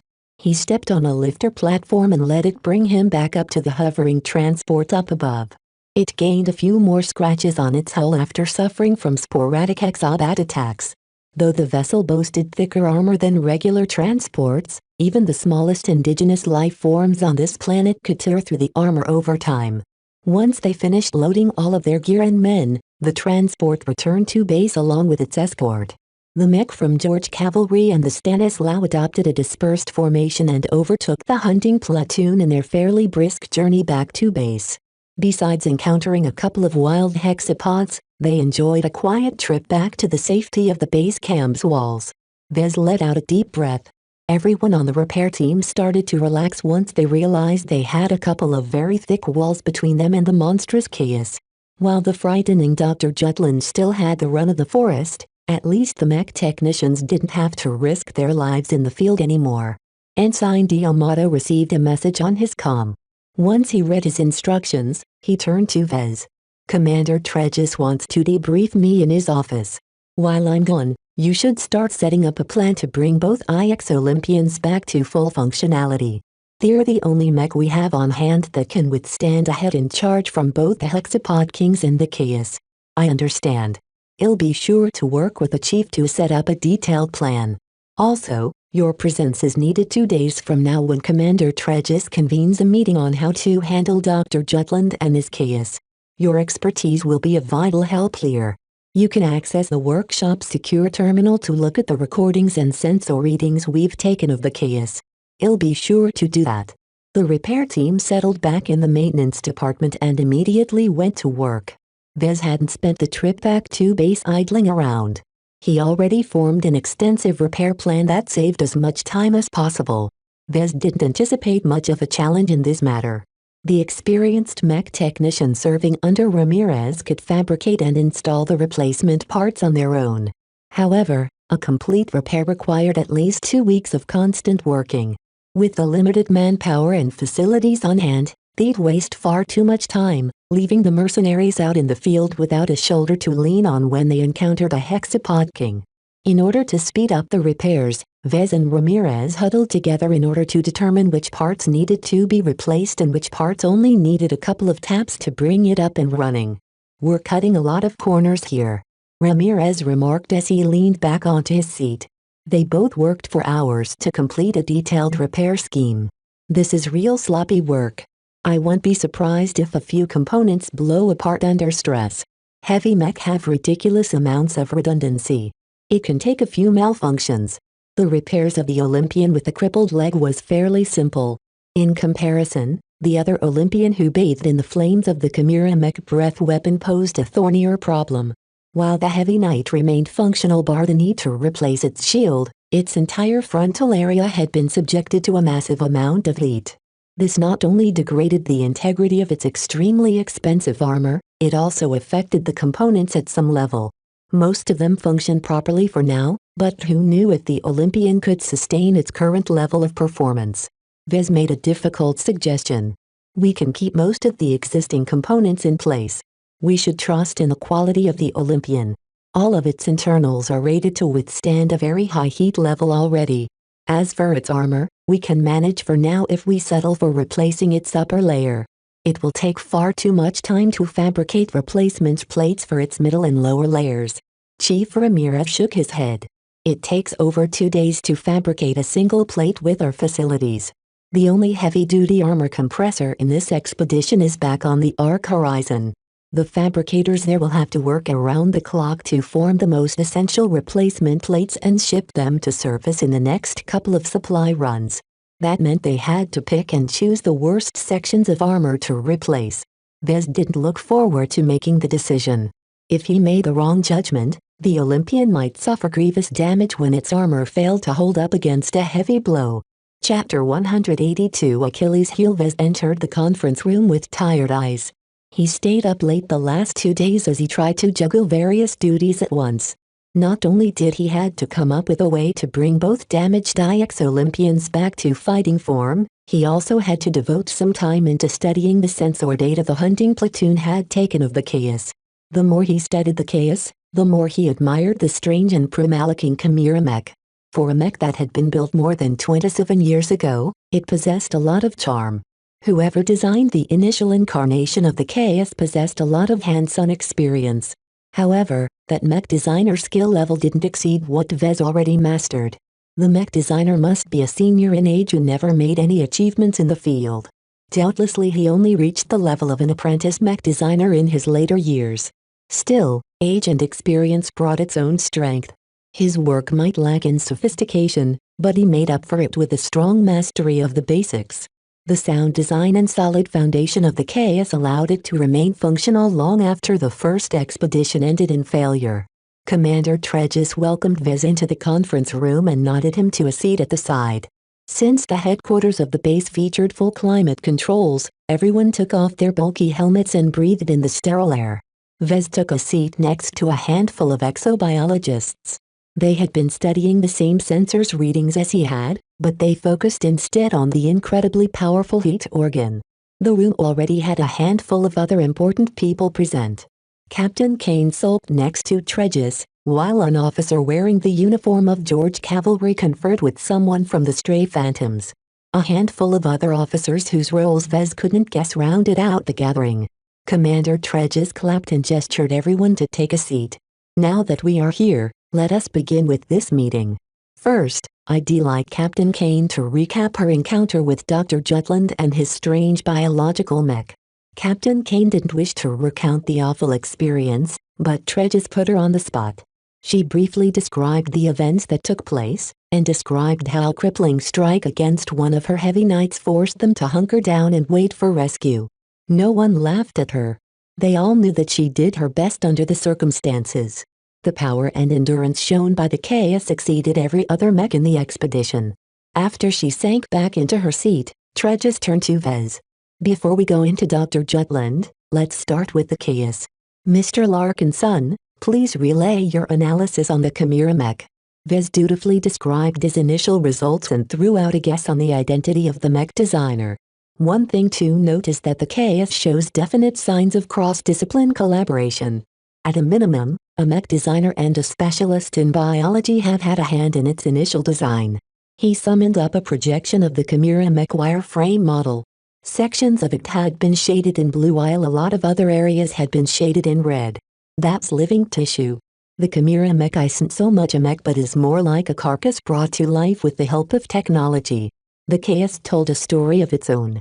The mech hadn't been designed and fabricated in a well-stocked workshop. It looked more like a product that a mech designer came up in the field.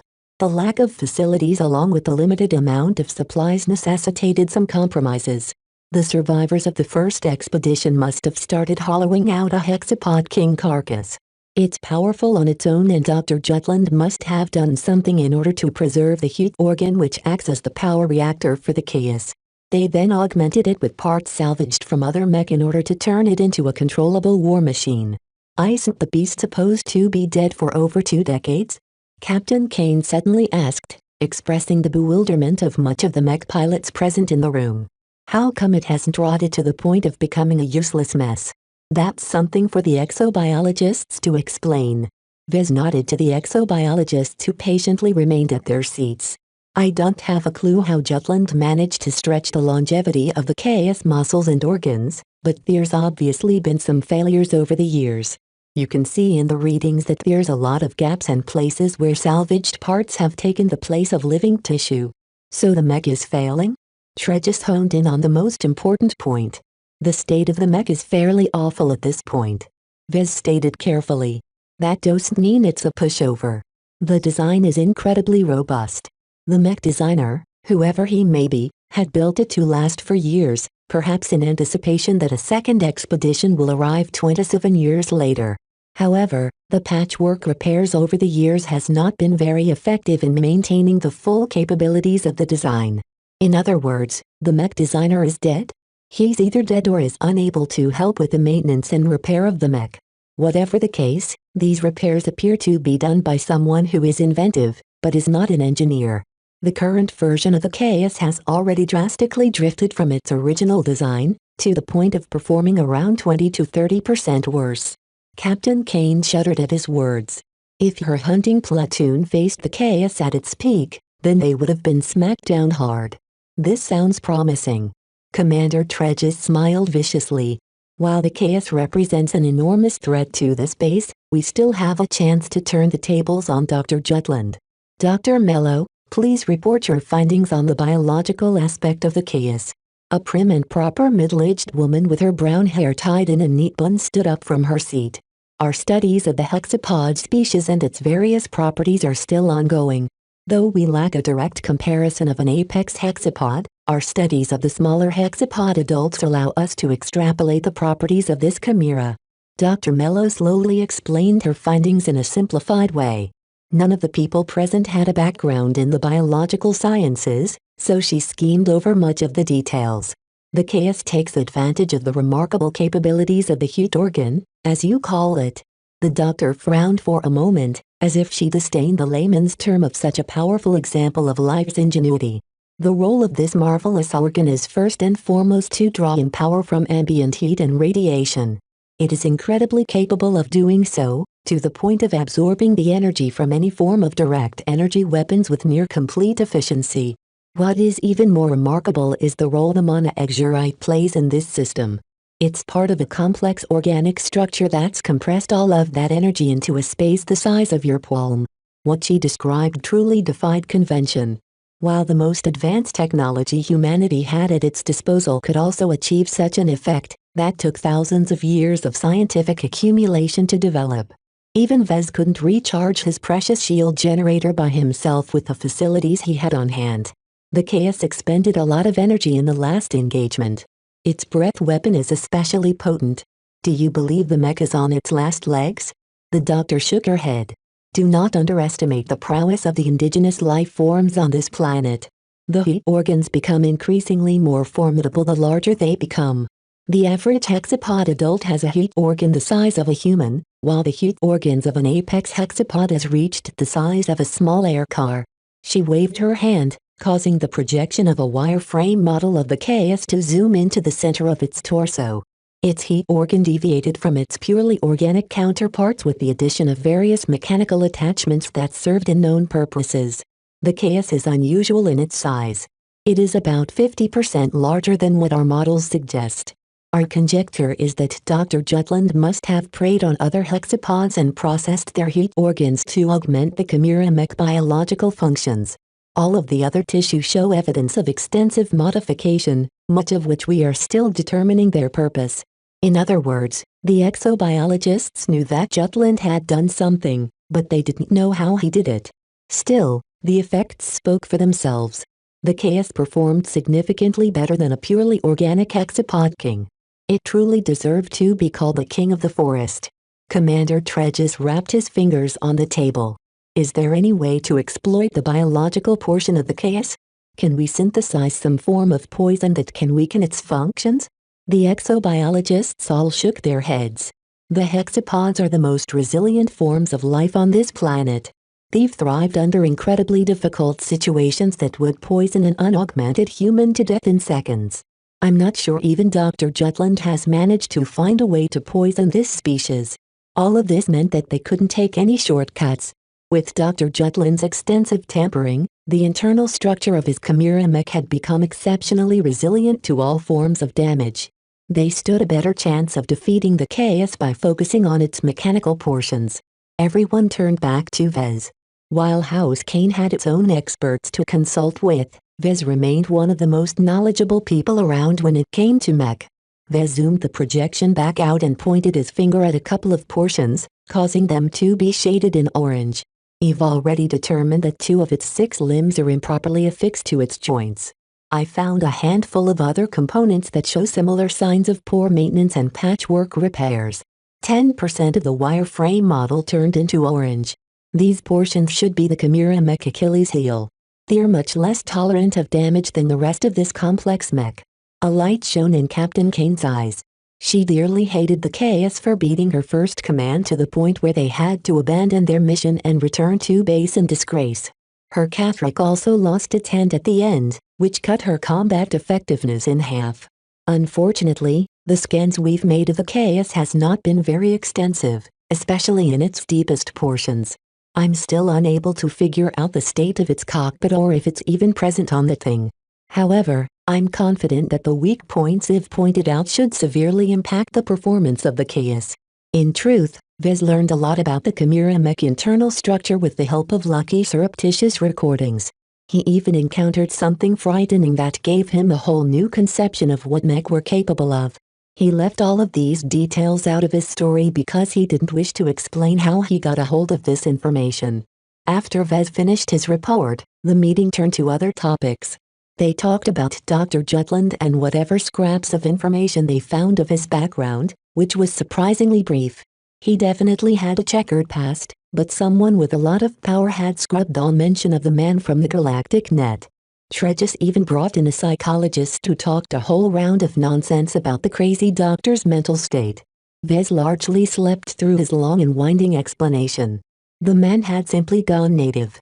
He also let the poison in the air affect his judgment despite his best efforts to modify his body to become more compatible with the environment. The 27-year-long wait for the next expedition had also taken a toll on his psyche.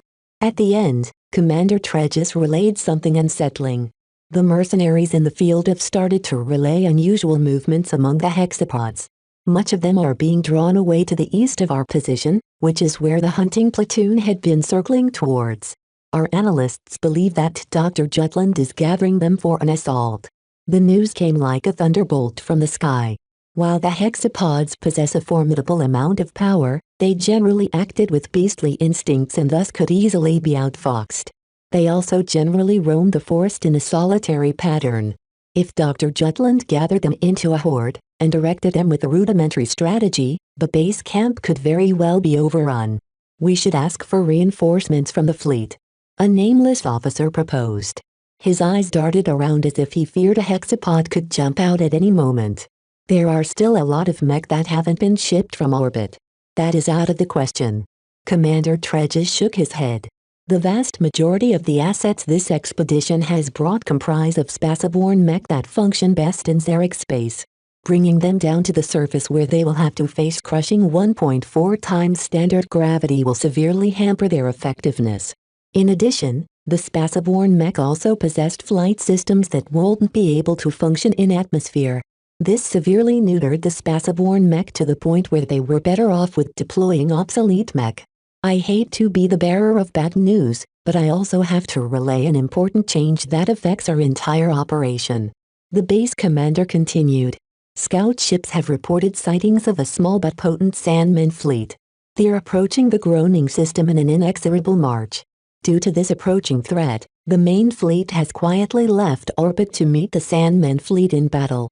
If the threat of Dr. Jutland could be likened to a rabid dog, then the threat of the approaching Sandman fleet was comparable to a hungry tiger.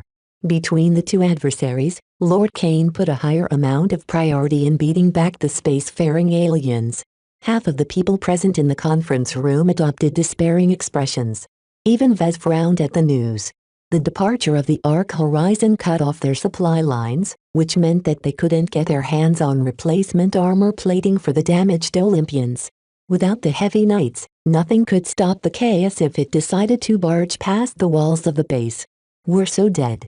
Chapter 183 Pressure. The situation changed abruptly the next day. Dr. Jutland had finally made his move. The mercenaries in the field started coming back with damaged and half-broken mech. They moaned about getting overwhelmed by large hordes of hexapods. More than a dozen of the beasts popped out of nowhere. They destroyed Jimmy's mech in an instant. If he hadn't ejected in time, he would have ended up in their bellies. I looked over the hill and saw 6 of the hexapods following this giant monstrosity. It's like a mech, but not. I don't know how to describe that crazy thing. Here, my mech recorded the whole thing. Do you see that weirdo sitting atop its head? He's not even wearing a hazard suit. The mercenaries hadn't lost too many mech, but all of them returned to base with extensive battle damage. This led to endless frustration as the unseated mech pilots hounded the overworked mech technicians to bring their machines back to prime condition. Practically every mech technician had to work around the clock. The absence of the main fleet up in orbit exacerbated the problem. The base's logistics became severely strained as far too few mech technicians had to repair too many damaged mech. No matter how hard they worked, they ended up with even more mech waiting for repairs the next day. The brass wanted to keep the presence of Dr. Jutland and the departure of the main fleet quiet, but the deteriorating situation caused everyone to know of their new circumstances. Dr. Jutland deliberately showed up and taunted the hapless mercenaries whose mech crumpled in a single hit when faced with the awesome might of his chaos. I'm not sure whether I'm glad the Mad Doctor is taking his time. Chief Ramirez remarked to Vez as he looked over the spotty repairs they rushed through for both Olympians. The man's turning the mercenaries against us just as Lord Kane and his fleet are gone, but at least he's giving us a chance to bring the Olympians back in action. Even if a vast horde of hexapods descended upon the base, its defenses provided the expedition with a formidable advantage. Nonetheless, the chaos exceeded everyone's expectations and could easily open up the base by charging through a wall. Only the Olympians stood a chance of surviving a head in charge. Vez shook his head. 3 days is far too little time to restore these machines. Both Olympians sustained a moderate amount of damage.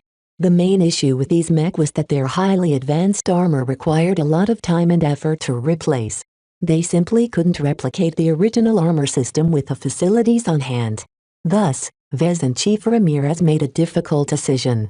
They gave up on the original composition of the armor and used a cheaper formula instead. The alloys they chose to work with possessed a decent amount of strength and could be formed quickly. However, its production wasted a lot of exotics, which depleted a large amount of their available stock of raw materials. This worsened their already awful reputation. Not only did the hunting platoon fail to tackle the strongest threat in the region, their extravagant mech also wasted a large amount of resources. The mercenaries who waited for their mech to be repaired grew earlier by the day. These rough and hardened men and women easily resorted to their fists whenever tempers flared. The grounded mech pilots had nothing to do while they waited for their mech to be patched up. The entire hunting schedule had to be halted. You should watch your back, Ramirez warned Vez. There's talk of handing you over to Dr. Jutland because he's loudly demanding your help in repairing the chaos. He says as long as we hand you over, he'll stop harassing the mercenaries. I know. The Mad Doctor aimed to force the expedition to give up on Vez through applying continuous pressure. His strange ability to control the local wildlife gave him a decisive edge in the field. Currently, he made the hunting parties suffer miserably whenever they set off. We won't serve you on a silver platter to Jutland. Ensign D'Amato spoke from the side. He carried a stun baton around these days in order to deter the mercenaries from doing something stupid. It's counterproductive to empower the doctor by allowing you to repair the chaos. He'll immediately employ his strengthened Chimera mech against our base. The analysts and psychologists who studied Dr. Jutland's behavior believed that he wanted to wipe out everyone who trespassed his territory. The doctor fully believed that only he possessed the right to enjoy the fruits of his underground kingdom. Vez huffed under his breath. Tell that to the mercs.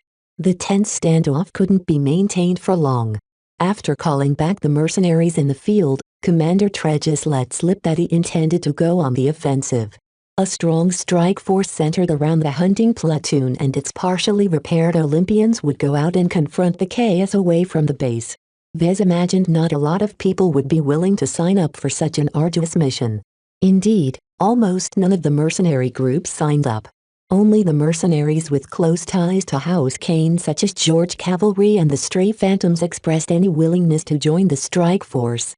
With no other choice, Commander Tregis conscripted a third of the mercenaries who shied away from the job. Through a combination of naked threats and generous rewards, he managed to augment the strike force with 50 mech of dubious quality. The strike force gathered at the main entrance of the base.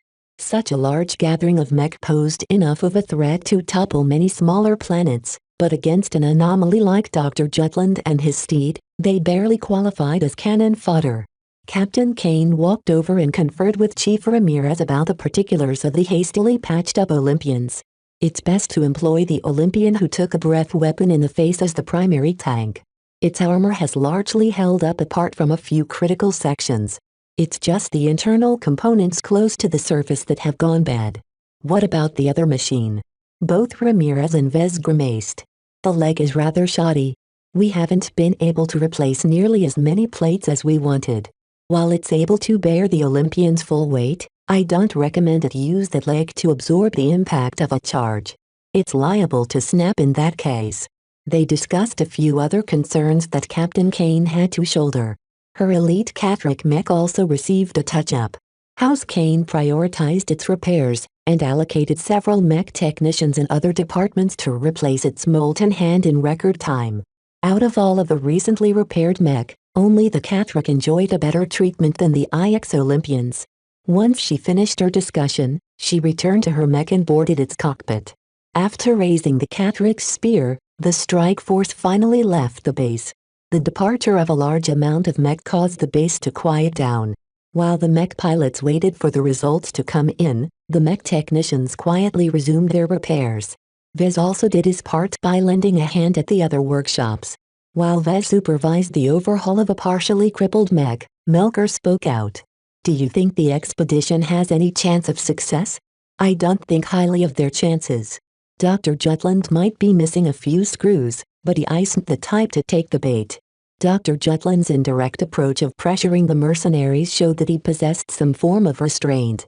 Adversaries who actually contemplated their moves scared Vez more than a strong but overconfident brute. Put into his perspective, why would he want to fight the strike force in the first place? At best, a pitched battle could result in mutual wounds. While his chaos handedly beat every other mech on the planet in terms of power and resilience, the hunting platoon knew its weak points now. Supposedly, the exobiologists determined that the chaos requires a large amount of fluids to keep its living portion running. The regular hexapods draw their moisture from their diet, but the chaos don't even have a digestive system anymore. The scientists think Dr. Jutland must be basing around a spring. If the strike force manages to find his hiding hole, then he'll be forced to stand and defend. Vez also heard the rumors. Dr. Jutland also had to take care of his own needs. Even though he messed around with his body's makeup, he still needed to drink if he retained a shred of his humanity. While Vez quietly talked with Melker, Ramirez and D'Amato received an alert and turned around. Vez became alarmed when the ensign armed himself. He wielded a laser pistol in one hand and a stun baton in his other hand. There's trouble. Quick, move away. We have to run to the inner base. Has Dr. Jutland sneaked up to our base? No, it's worse. Half of the mercenaries are mutinying. They've forcibly activated over 40 mech at once and intimidated the security officers into standing down. They're on their way here. Vez froze in place. The mercenaries brazenly defied their current orders at the worst possible moment. They waited until the strike force left, bringing away much of the mech who ordinarily worked to restrain the mercenaries from acting out.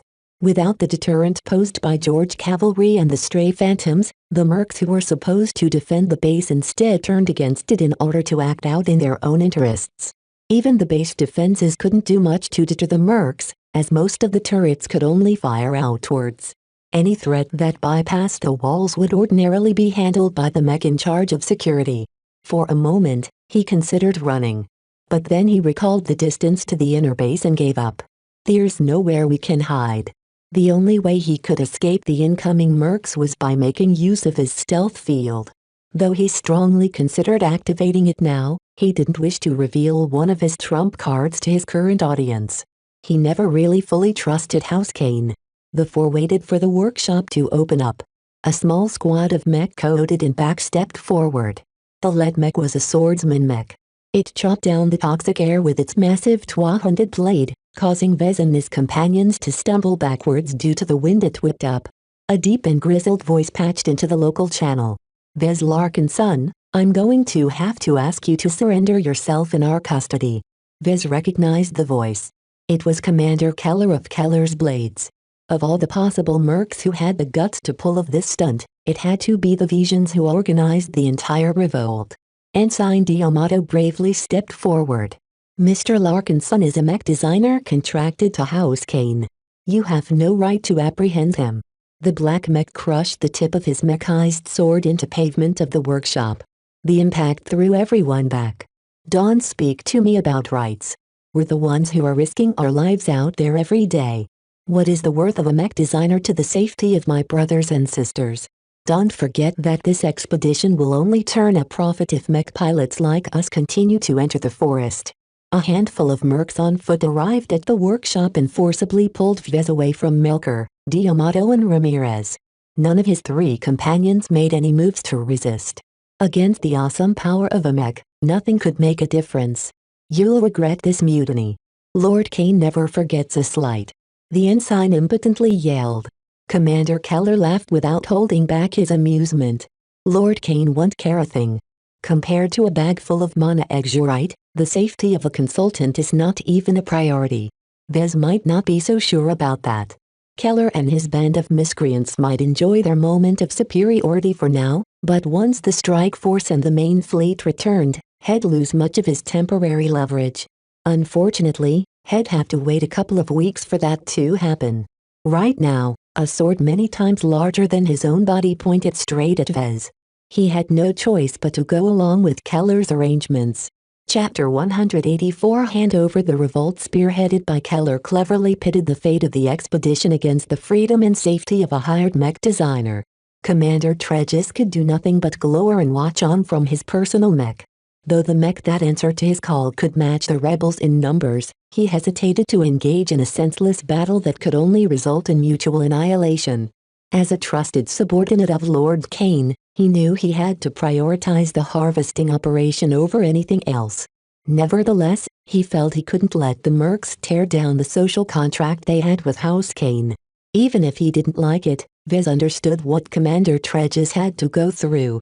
In order to prevent the situation from spinning out of control, he allowed the revolters to take him into custody without a fuss. A handful of foot soldiers in the employ of the mercs came close and pushed Melker and the rest aside. They prepared a bulky set of cuffs designed to restrain the hazard suit that Vez currently wore. Without even checking for any weapons, they slapped it on his wrists. That will keep you in place. One of the mercs smiled cheekily. The mercs hauled him out of the workshop and dumped him into a beaten-up shuttle. The craft clearly had seen better days. Vez could spot the telltale signs of hexabat claws and fangs scarring its hull. Get in there. They threw him into the empty passenger compartment of the tiny shuttle. Vez tried to get comfortable as the shuttle started to ascend. Unfortunately, the pilot blanked out the windows, preventing him from looking out. After a couple of minutes of wondering what to do, a small projection came to life. Keller's face leered at him from the cockpit of his mech. Unlike his usual controlled expression, this time he completely revealed his nefarious intentions. Commander Keller. Ah, the smart little brider. He spoke, drawing out his voice at the mention of his nationality. You briders always think you're smarter than anyone else. Vez didn't give the Vision the satisfaction of seeing him beg and plead for his life. You are making a very big mistake here. Dr. Jutland isn't your friend, or any owns for that matter. He'll never honor whatever deal you made with him. Huh? As if it matters. Keller laughed. The good doctor can't do anything once we return to space at the end of our 40-day stay. Last I knew, dinosaurs can't fly. He'll be eagerly leaving this ratty planet, and the crazy doctor behind getting rid of a brighter mech designer along the way will earn me enough merit to earn my knighthood. You visions chase after nobility as if it's something attainable. It's just a carrot your slave drivers dangle in front of your heads. No matter how hard you work, the carrot will always be out of your reach. You lie. You understand nothing. I'm sure they want to welcome you back in open arms. After all, you clearly mutinied against your client when you signed a mercenary contract with them. As far as I recall, most of those contracts are filled with clauses that will make your life very short once you cross a few lines. In today's society, mercenaries were plentiful, but the means to control them had also evolved. Mercenaries generally didn't possess the same loyalty and dying devotion of a warrior nurtured by the clients themselves. Too often news came back that revealed that the mercs abandoned their cushy assignments as soon as they encountered a spot of trouble. In order to bring some order to the chaos, some enterprising organizations formed a transgalactic mercenary association to regulate this blooming business. Though the Mercenary Association lacked the enforcement power of the Mech Trade Association and the Common Fleet Alliance, they were nevertheless the only game in town. Earning a bad mark on your record in the Mercenary Association often spelled a dead end to your career as a reputable mercenaries. Those with negative records often retired in ignominy or resorted to taking shadier jobs that hadn't been regulated by the Mercenary Association. People usually called them dark mercenaries, and were often regarded as one step away from pirates. Keller snorted at Vez. Once I earn my knighthood, I can leave my mercenary days behind me. My boys and I will be able to retire to a quiet mansion on a rural planet in the kingdom until we're called back to fight a war. The man had a decent plan. Depending on how much Vija valued his head, eliminating him could indeed earn Keller enough kudos to propel him into the lowest level of nobility. By then, what did a negative mercenary record matter? The mercenary commander gloated some more before he shut off the channel. Vez sighed in frustration as he looked down at his shackles. The mercenaries never regarded Vez as a threat, and didn't even pad him properly for weapons. Outwardly, he only wore a tool belt around his hazard suit. He didn't carry any holstered weapons because they'd be worse than useless against the native life forms on this planet. Turns out I've been watching out for the wrong threat. He sighed. He learned a very painful lesson today. Vez had never considered the mercenaries to go out of control in such a dramatic fashion. He continually relied on the iron grip of his client to keep the rowdy men and women in line. Today's event proved that the iron grip was as soft as a pillow. Well, no use recriminating himself. Vez regained his composure and started to take stock of his gear. First, he still wore his hazard suit. The suit's heads-up display showed that he still had over 7 days of oxygen. After that, he'd get into a lot of trouble, because the air on Groaning Ivy contained plenty of junk but precious little oxygen. The exobiologists discovered that some of the plant life emitted oxygen, but most of the other plants seemed to thrive on a very different cycle. Vez would slowly suffocate at that time if he couldn't get any replenishment from his captor. Second, he had his shield generator with 80% charge remaining. This might save him from a couple of fatal blows, but Vez had no illusion that it would last very long against raging chaos. Though a shield generator looked conspicuous, he hoped that Jutland wouldn't notice. As long as the doctor didn't frisk him or force him to take off his hazard suit, Vez was sure he'd be able to keep its presence a secret. Lastly, Vez still wore his all-important comm. Besides the system, his comm also held his privacy shield and its full stealth augment. He put most of his hopes on the latter in order to provide him with an opportunity to escape. That was also why he didn't struggle too much when Keller came to whisk him away. He still held on to a lifeline. A shudder interrupted his thoughts. The shuttle's engines cut off, and the hatch of the vehicle opened. "We're here. Throw him out." The same pair of soldiers grabbed a hold of Vez and dragged him out of the shuttle. After bringing him in the middle of a clearing, they unceremoniously dropped him against the harsh metallic soil. "We've got your mech designer here. Come and pick him up." To his surprise, the chaos itself appeared from the jungle. Its giant, half-rotting form crawled over to the middle of the clearing with deliberate steps. Every time the chaos stomped with one of its 6 limbs, the entire ground appeared to be shaken up. The looming sight of the chaos intimidated everyone present in the clearing. Remarkably, no one brandished their weapons. Despite the fact that a strike force composed of more than 100 mech had set off to pin down the chaos and force it into a decisive engagement, the monstrous mech evaded House Kane's determined efforts. "Ah, the esteemed Mr. Larkinson. How delightful that you have come." The infamous doctor spoke from his makeshift seat atop the head of the chaos. "For an apprentice mech designer, you are very far away from home. The likes such as you never venture this far out in the frontier."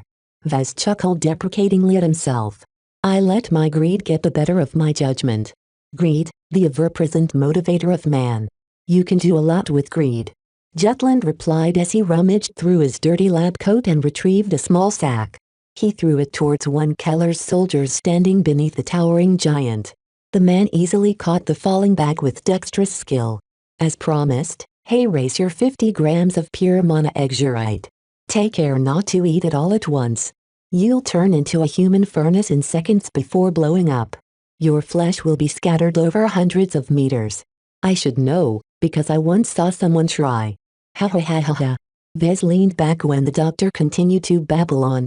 The mercs meanwhile stayed silent and waited for something to happen.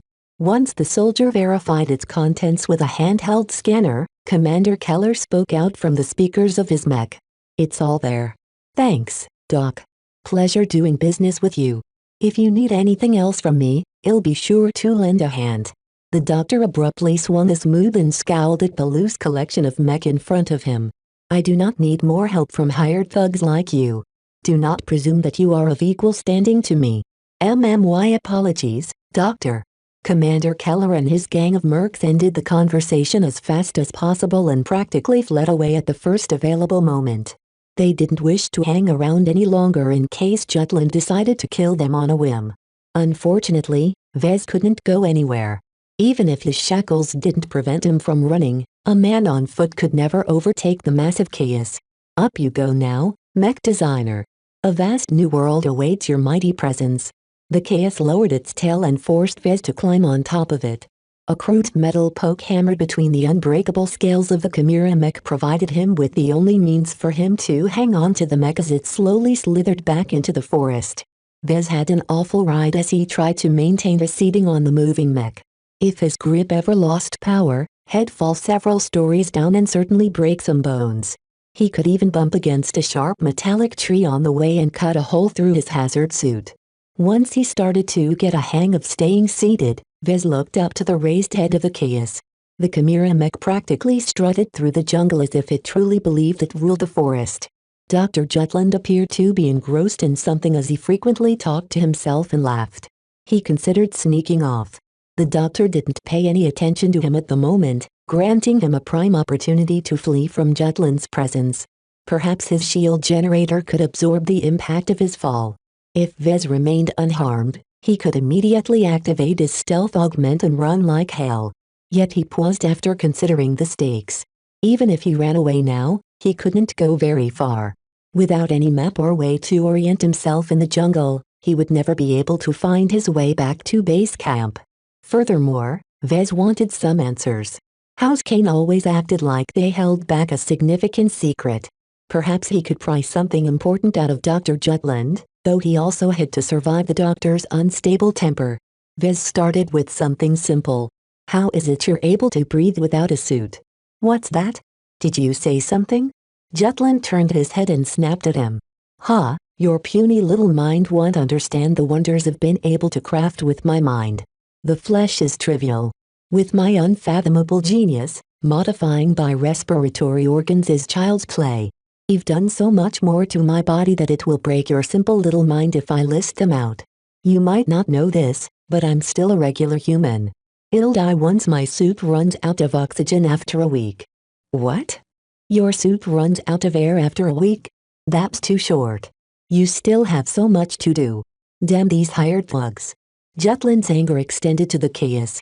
The Chimera mech began to shudder dangerously, making it even harder for Vez to hang on. Then, the doctor suddenly stopped his tantrum and looked at Vez like he was an interesting lab rat. "Don't you worry, mech designer. Once I bring you back to my lab, I'll implant my latest set of enhancements in your body. You'll be able to breathe the air without risk. Oh, your body will be transformed into a true new species, just like me." Vez almost wanted to let go of his grip right then and there. He didn't relish being cut open by the craziest exobiologist in the room. The thought of losing his sanity and becoming best friends with the delusional Jutland frightened him to death. He had to escape before the doctor cut him open. Chapter 185 Secrets. Carlos stepped backwards and looked at his latest finished work. The Mark Antony Mark II sparkled like a shiny new jewel. It looked to be his best work to date. Too bad he still lacked the skill and finesse to match the gold label mech. Rila whistled impressively as she hobbled over while chewing a nutrient bar. It's really impressive to see you conjure up a mech out of nowhere. How much do these go for anyway? Our company's mech broker is currently selling them for 28 million credits.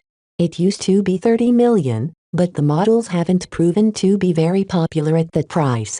Though 28 million credits sounded respectable, Carlos knew that it wasn't enough.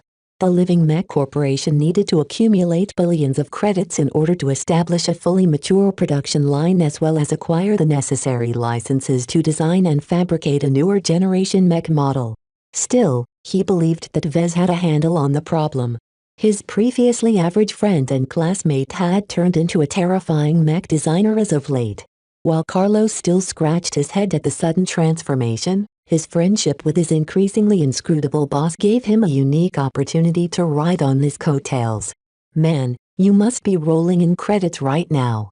Won't you slip a few million credits on my way? No can do. Carlos shook his head.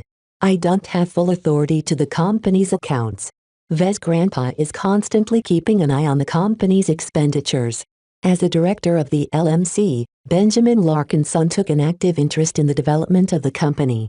He especially guarded over the influx of money used to buy a 25% stake in the business. Cheapskate. Rila shrugged and finished off her nutrient bar. It's so boring around here. I really would have liked to join Vez. Do you think he's having fun right now? No idea. All I've heard is he's somewhere out in the frontier doing something dangerous. That sounds like an adventure. Vez and Melker must be having the time of their lives right now. Damn, why am I stuck here recovering from a bout of Malkin? I could have been out there beating up pirates and aliens in order to rob them of their treasures. No matter how much Rila moaned about her fate, she couldn't do anything at the moment. Her body still had to undergo several treatments stretched over months before she became fit enough to pilot a mech. Any excessive physical exertion risked setting back her progress. In reality, Vez experienced none of the wonders she imagined that went on in the frontier. Instead, he hobbled down from the tail of the chaos and sat down on the ground of the hollowed-out cave. A pitifully small stream of water flowed from the cave, making it one of the few readily available sources of water in this underground kingdom. Vez looked around the cave and tried to peer through the relative darkness. From the ambient light streaming from the entrance of the cave, he spotted decades worth of improvisation and neglect. A couple of makeshift structures ringed around the pool. They were cobbled together from a combination of fallen metallic trees and salvaged building materials from the prior expedition. A large pile of rusting mech wrecks laid heaped upon a pile in a corner. Dr. Jutland must have been cannibalizing their parts over the years to supplement the chaos. What struck Vez the most was that he detected various forms of life scurrying about. Dog-sized hexapods vaguely shimmered around the racks while small flights of hexabats flew lazily over his head. None of them showed any hostility to him.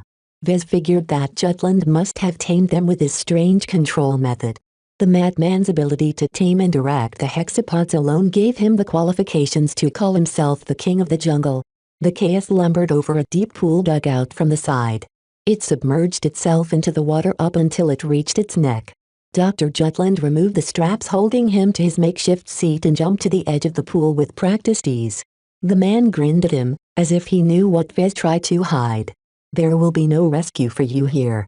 Mr. Keller has helpfully kept me apprised of what your expedition is up to. Don't think this is my only base. In fact, I've built up over 15 outposts. They'll never be able to find all of them. Ha ha ha ha. That traitor. Vez cursed under his breath. Keller's nearsighted decision to collaborate with Jutland just ruined one of his hopes. The expedition couldn't divert too many mech to chase around a madman, especially after he got what he wanted. The chance of rescue just dwindled down to almost nothing. Vez could only rely on himself for now. Why did you kidnap me? What else? I need a mech designer, and you're the only idiot who's stupid enough to land on this planet.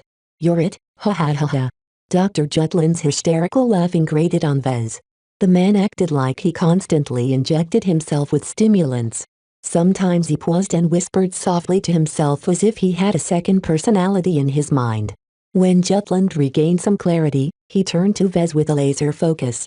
A mech designer only needs to design mech. Why else have I brought you here? Finally my case will receive the attention it deserves. The doctor whistled loudly in a very peculiar pattern. A juvenile hexapod lounging nearby sprung to readiness and approached Vez in no time. The creature hissed at him and bumped its head forward. Through the creature's direction, Vez stepped forward and approached the lake with the half-submerged case.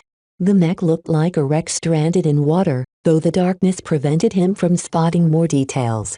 It's too dark here. Do you have a light or something? You pitiful baseline human. Jutland shook his head, but he started moving and approached one of the structures formed out of salvaged armor plating. Both of his hands touched a pair of twin rods poking out from the sides. Let there be light.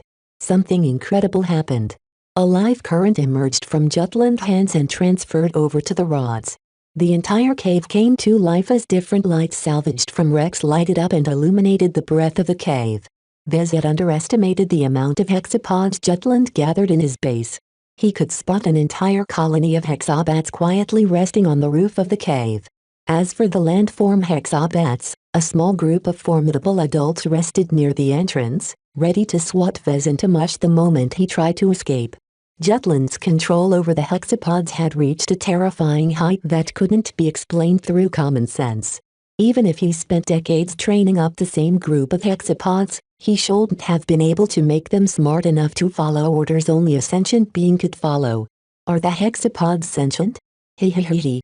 Jutland erupted into giggles. You blind fool. They are mere beasts. Can you ask a dog to cook you dinner? You can't unless you've tinkered with their genes, but then they won't be dogs anymore. The man rambled onwards for another minute before he inadvertently revealed something important. The Compact never believed in my research. The nearsighted idiots at the Life branch only concentrate their funds on replicating the MTA's secrets to longevity. They've gone completely astray. We cultivate the soul, not the body. The flesh is trash. Vez tried to rub his ears with his shackled hands, only to bump against his helmet. Did he hear correctly? Were you part of the Five Scrolls Compact? The man snapped shut and his gaze bore down on Vez like how a cat gazed at a bird. You are not supposed to know about the Compact. You're not a regular mech designer, are you? My master has some intelligence reports on the Compact. My clearance is too low to read them though. I only glanced at their titles. The odd mix of truth and lies saved Vez from having his secrets exposed. He definitely did not wish to let Jutland know that the Five Scrolls Compact forced his father into the life of a fugitive. Oddly enough, Jutland smiled at Vez as if he performed a funny trick. To those who are only peripherally aware of the Compact, we are often made out as cultists and terrorists. Do you know why? No. Because it's true. We venerate the Five Scrolls. We revere the immortal gods who gifted us with forbidden knowledge. For these reasons alone, the vile traitors of the MTA and CFA saw fit to bite the hand that fed them. We provided them with a means to prolong the life of a baseline human up to 500 years. Without our exclusive life-prolonging treatments, they would have never been able to subdue the elites who rule over their petty states. Vez couldn't determine whether Jutland spoke any truth. The devastating secrets flowing out of his mouth changed his entire cognition of the current human order. He often wondered why the MTA and CFA maintained such an iron grip on human society. Perhaps the offer of living far beyond the natural lifespan of a human presented a fatal attraction to these pampered rulers. You know how to extend the life of a human? Of course. I'm part of the Life branch. I've even had the opportunity to glimpse some of the majesty of the Earth Scroll and the Water Scroll. Do you know how rare it is to view a fraction of a copy of the scrolls? It was the most defining moment of my life. The scrolls, oh the precious scrolls, if only I was able to view the originals. The missing portions are constantly haunting me even now. Perhaps the doctor already went off the deep end before he fled to the frontier. Vez guessed that these supposed scrolls turned anyone who saw them into lunatics. Dr. Jutland kept lamenting on how he only understood a tiny portion of the secrets contained within these elusive scrolls. No matter what, Vez wanted to dig out more secrets out of Jutland while he was still in the mood to talk. What did you learn from the scrolls? Did they teach you how to communicate and control the hexapods? Shut up. Dr. Jutland jerked his arm, causing the dog-sized hexapod next to Vez to slam them down with a forelimb. The sanctity of the scrolls cannot be tarnished. The immortal gods will strike me down myself if I disseminate what I've glimpsed. Despite his stern words, Jutland quickly laughed again and rambled about his conflicts with former affiliation. The life branch thoroughly misunderstood the point about life. They pursue longevity to a ridiculous extreme, not even realizing that they are merely placing more shackles upon the soul. Only by cultivating the soul can we pursue immortality. Every other path is a distraction. While Vez believed in metaphysics, he only admitted that he didn't fully know how the multiverse worked. Everything could be explained through logic and science once you understood the rules of how things worked. Unlike this reasoned approach to the unknown, the Five Scrolls Compact assumed that gods actually existed. A delusional fantasy like believing that a bunch of rolled-up parchments of dubious origin could help your soul become immortal clearly went too far. No wonder the MTA and CFA consider the Compact a collection of crazy cultists. Throughout Dr. Jutland's barely understandable rambling, Vez got a small sense of what the Compact did. The scientists of the Life Branch experimented without any regard for safety and sanity. Their wild experimentation often led to bizarre results like human-alien hybrids that deserved to be incinerated, all in an attempt to develop new ways to make a human body more formidable. Though they failed more often than not, their rare successes sometimes led to a radical advancement in a difficult field of research. Jutland obviously enjoyed some of the fruits of this extensive research in order to be able to modify his body in a way that allowed him to adapt to this alien biome. Ah, what have I done? I spoke about the Compact. Stupid. Stupid. Stupid. Jutland loudly berated himself to the point of punching himself in the face. Vez got a terrible fright when each of the punches released a small burst of potent heat that washed over their surroundings. Any unprotected human would have been burned to ashes with the amount of energy Jutland's fists released, but the doctor still looked fine. Ah, that reminds me, I should gift your body with some new implants. We can't have you dying of hunger and thirst while you slowly suffer from the pain of your body breaking apart from acute radiation poisoning like Mike. He only lasted a couple of months and croaked as soon as we ran out of nutrient paste. Jutland leered ominously at Vez, as if the doctor intended to cut him open right now. While Vez secretly envied Jutland's strange abilities, he didn't wish to lose his sanity in the process. Besides, Vez suspected that Jutland wouldn't stop with only a couple of essential implants. Look, we can get some food, water and air from the base. No need to go through the trouble of operating me, right? Too slow, too limited, too finite. With my exclusive Jutland organ wrapped around your heart, you'll be able to draw out most of the energy from around us like the hexapods. I'll make sure you'll last long enough to consolidate my rule over the forest. Before Vez could take a couple of steps back, Jutland stepped forward with inhuman speed and gripped the collar of his hazard suit. The doctor fumbled at the outer controls and forcibly removed the helmet. Air. I can't breathe. Vez choked as he tried to hold his breath. The toxic air of groaning IV stunned his eyes to the point of almost turning him blind. The insides of his mouth, nose and ears burned like they'd been doused in acid. The pain overwhelmed his body so much that he couldn't activate his life-saving gadgets. Jutland put his bare palm atop Vez's thrashing head. Sleep now. Chapter 186 Post-Human. One of the biggest fears any human faced was the prospect of never waking up after sleep. This especially crept up when you were being operated immediately after being knocked out. The prospect of never knowing when you died haunted Vez when Dr. Jutland forcibly sapped his consciousness. It came as a small relief when Vez eventually woke up. That relief quickly made way for pain, as his entire body ached. The most prominent pains came from the incisions in his chest and in his head. Jutland obviously hadn't wasted much time cutting him open. The recently cut flesh still radiated a lot of pain as his flesh actively worked to recover from the damage. Several new portions inside his body emanated a lot of pressure that constantly washed over his flesh and bones.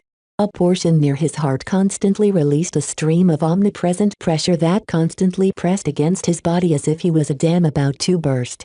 Having nowhere else to go, the scalding hot energy washed inside his body, forcing it to accommodate the excess. His body couldn't take the sheer amount of energy flowing out from the organ next to his heart. However, a strange sensation swept from a spot near his spine that forced the volatile energy to submerge in every cell of his body. Vez could vaguely sense that the energy brutally transformed his flesh and bones through a constant cycle of destruction and rejuvenation.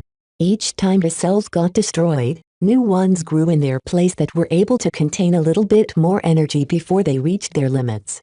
Vez didn't know how many cycles his body already went through, but it grew to the point where he could breathe the full tasting air of groaning ivy without suffocating to death. His eyes and all of his orifices only lightly stung when they came into contact with the toxic air. A constant prickle suffused his body from his surroundings. They weaved through his flesh and entered the organ besides his heart without stopping. Vez took that to mean his body drew on the ambient heat and radiation to fuel his ongoing transformation. "Ah, you're awake." Dr. Jutland entered the makeshift hut with a smile. A small, salvaged light taken from a mech hung from a wire extending from the ceiling. Jutland's face took on a mock fatherly appearance as he studied the readouts from a medical device strapped to his bed.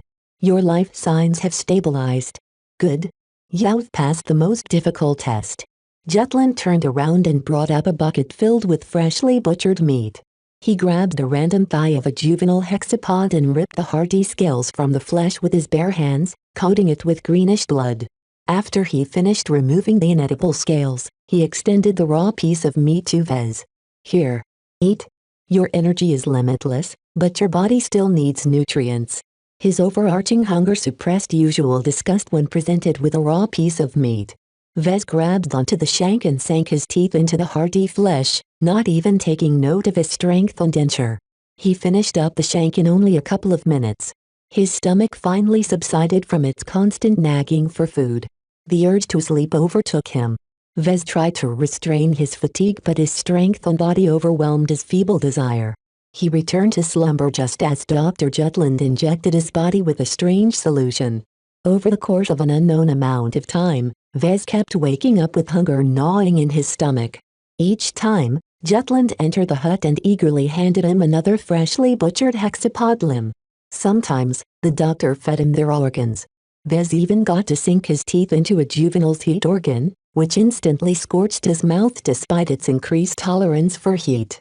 Just a tiny bite of the underdeveloped heat organ had surpassed what his stomach was capable of digesting at any single moment. Minutes later, the organ besides his heart flared up as if it had been injected with chicken blood. The torrent of energy that flowed out from his chest almost physically pressed against the insides of his toughened skin. When the waves finally subsided, Vez blissfully returned to sleep.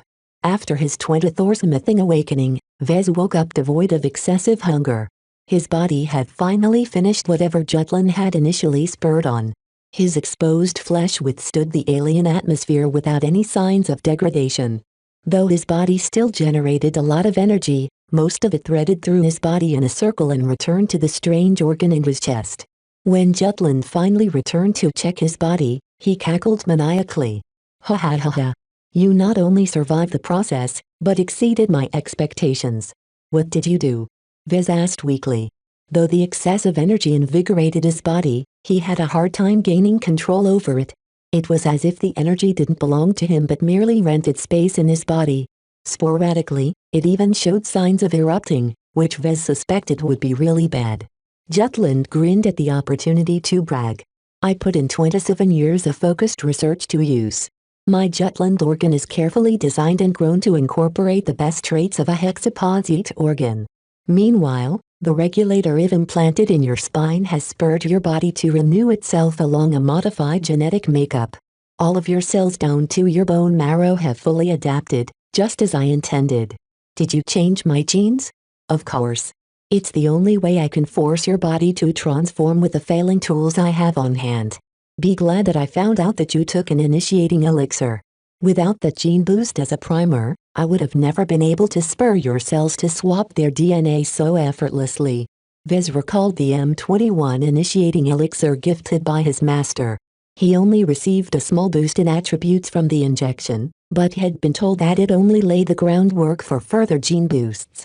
If Dr. Jutland recognized that he used that gene boost, then his earlier rants about the relationship between the MTA and the Five Scrolls compact might be true. Vez tried hard not to think too deep about that connection. What else did you do to my body? Jutland cackled again and rubbed his hands in a nefarious manner.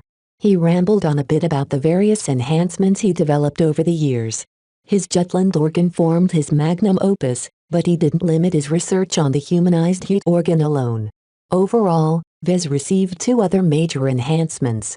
First, his digestive system received a large enhancement in order to be able to process food that regular humans could never stomach. The doctor expanded the range of foods he could digest. To his relief, Vez did not lose the ability to digest conventional human food.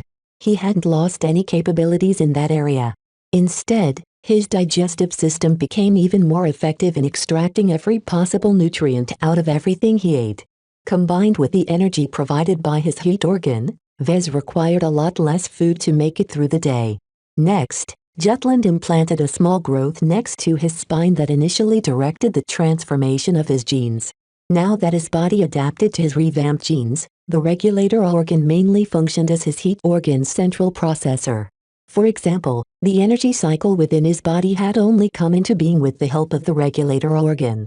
Its cells contained extensive biological programming that coordinated his central nervous system with all of the changes in his body. After all, a baseline human didn't have anything like a human-sized heat organ. Without some form of instructions, his body wouldn't know what to do with it.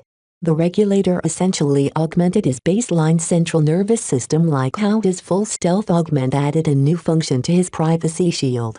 That reminded Vez to check his gear. He found out that Jutland stripped him of all clothes and gear, replacing them with a spare set of hospital clothes that must have been stewing in a box for a couple of decades. Wondering where your devices are? I confiscated them both. Thank you for your spare shield generator. As soon as I decipher its identity lock, it will make for a useful guarantee of my safety. That blasted lock.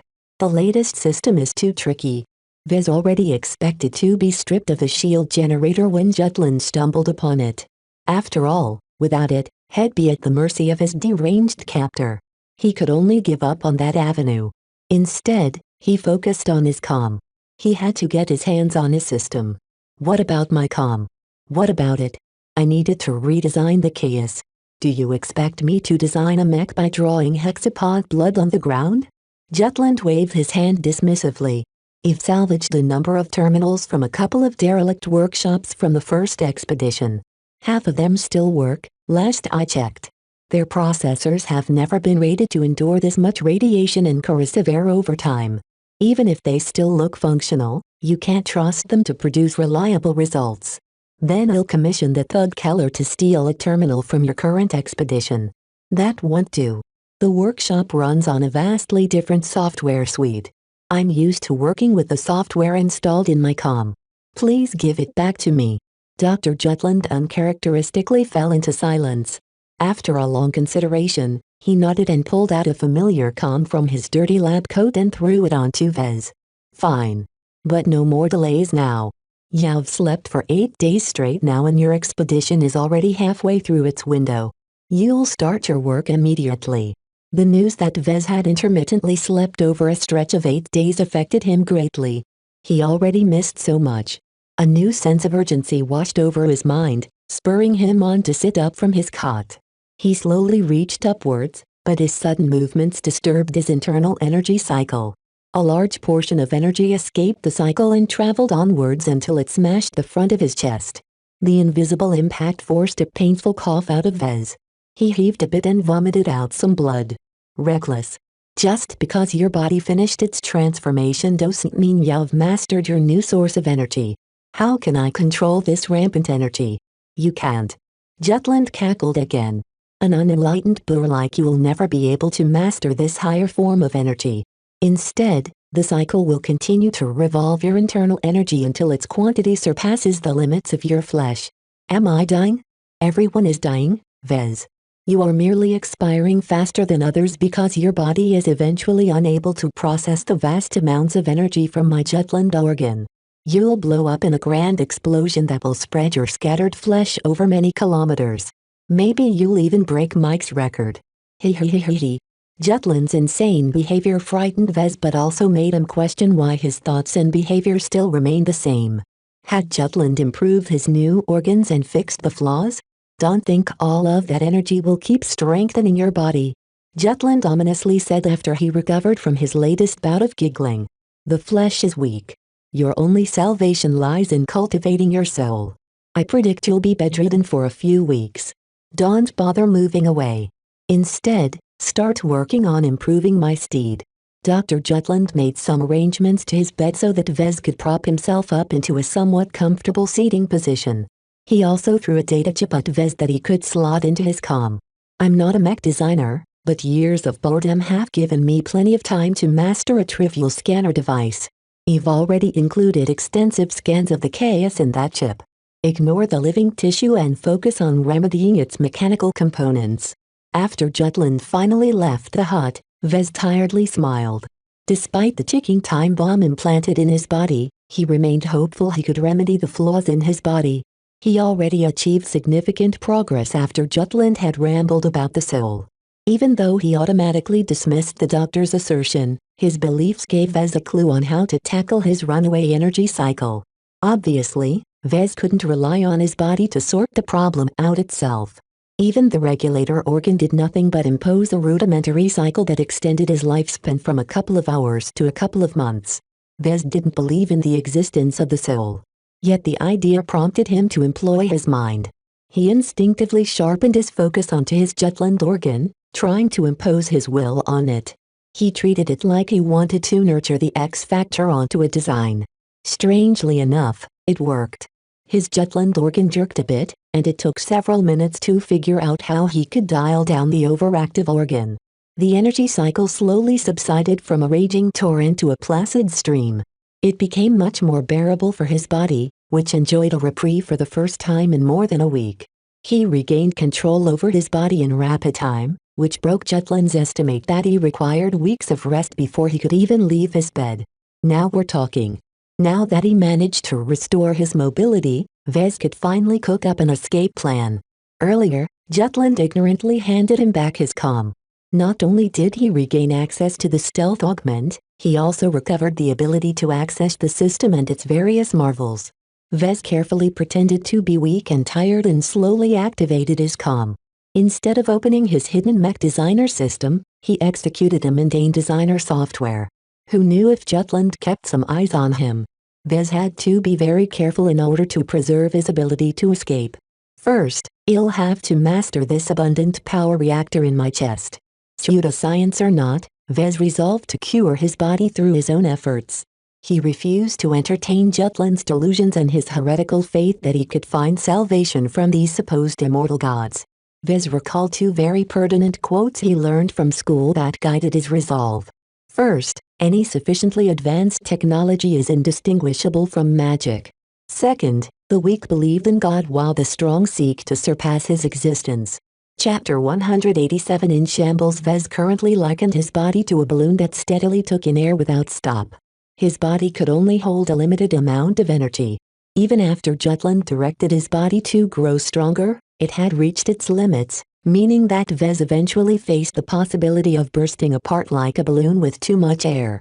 For now, he couldn't figure out a way to release the pressure.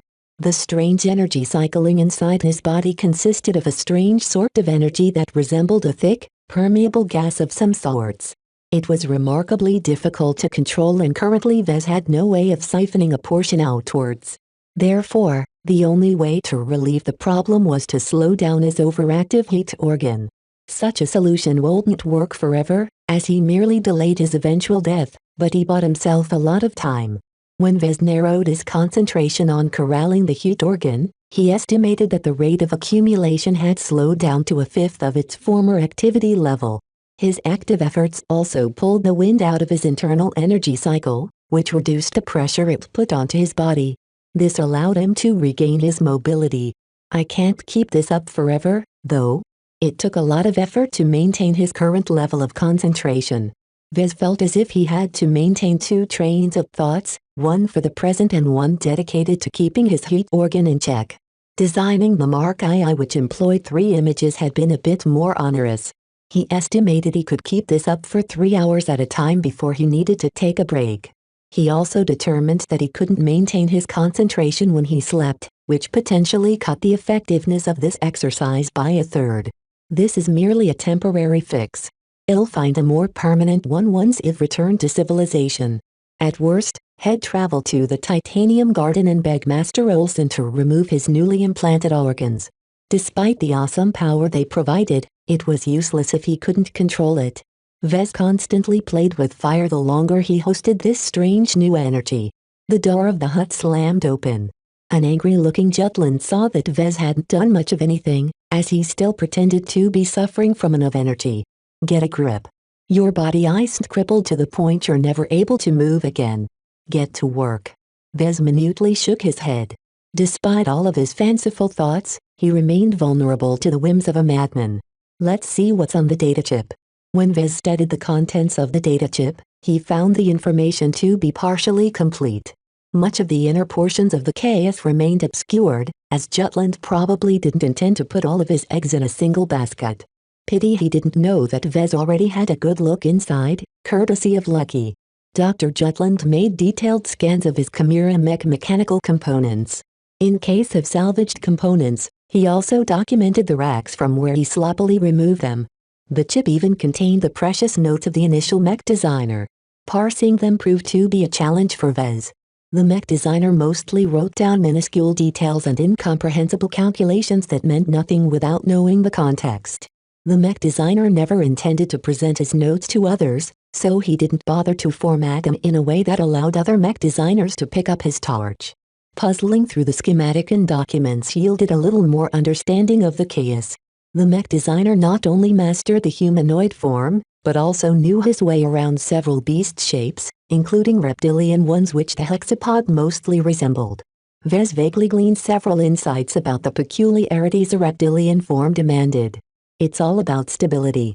A hexapod massed as much as a mech and more due to its highly developed bones, muscles and scales. This granted them an incredible amount of speed and power that surpassed the specs of most mech with an equivalent mass. All of this strength came at a cost. Hexapods required 6 sturdy limbs in order to leverage their heavy muscles. Though they could make do with 4 limbs for a time, eventually they reached its limits. Supporting their immense bulk required a lot of constant effort. That heat organ is certainly a cheat. The plentiful amount of energy provided by a highly developed heat organ allowed the hexapods to do more with less. It removed most of the bottlenecks that constrained their size and allowed them to balloon to epic proportions. According to the schematic, Jutland modified a hexapod king's heat organ into an organic power reactor. The highly augmented organ was a marvel of nature and technology. It provided a stable output of energy that powered both its organic and mechanical components. The only downside to these tweaks was that the chaos thirsted for water whenever it exerted its heat organ. Everything is balanced. Limitless energy doesn't exist. Exotic materials often produced miracles, but they always hid a lot of limitations. Besides their scarcity, their effects always exacted another price. The heat organ's dependence on water gave Vez a clue on one of the vulnerabilities of the chaos. Too bad it's not something I can mess around. Vez was a mech designer. He hardly knew anything about exobiology, which was Jutland's core strength. If Vez wanted to figure out a way to sabotage the chaos, he'd be better off focusing on his own core strength. A fifth of the hexapod king carcass that made up the chaos had been replaced with metallic parts. All of them were in pretty bad shape. They withstood decades of corrosion, neglect and incompetent handling. In addition, the quality of the salvaged mech parts left a lot to be desired. The mech brought by the first expedition simply didn't hold a candle to the advanced models employed by the forces from the Grey Willow Star sector. Even in an optimal environment, it would be remarkable if they lasted over 20 years. This fit with the modus operandi of small to medium-scale expeditionary fleets. They employed fairly cheap mech made out of materials that could be easily recycled and be used to fabricate new replacement parts or even entire new mech. While this meant that the materials were easy to work with, the parts never lasted very long. The chaos clearly suffered a substantial degradation in performance due to the perennial weaknesses introduced by its various mechanical components. It was like a galacticless athlete being hobbled by a crude prosthetic made of wood. That single imperfection ruined the perfect balance of his body that allowed him to break galactic records. Depending on the facilities at hand, Vez could think of a number of remedies. To be frank, the parts needed to be broken down and reformed. Vez had no expertise of the former and had require a fully functional 3D printer to do the latter. From the state of this sore-looking outpost, Vez guessed that Jutland hadn't been able to preserve a 3D printer. Even if he did have one in the early years, it must have broken down as many of its components were rather delicate. I'll have to assume I only have basic tools at my disposal. Expeditions that established an outpost groundside usually brought a standard set of portable equipment to service their mech.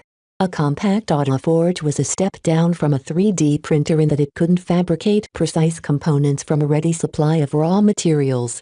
However, its low-tech nature gave it a robustness that could withstand many different hostile environments without a sweat.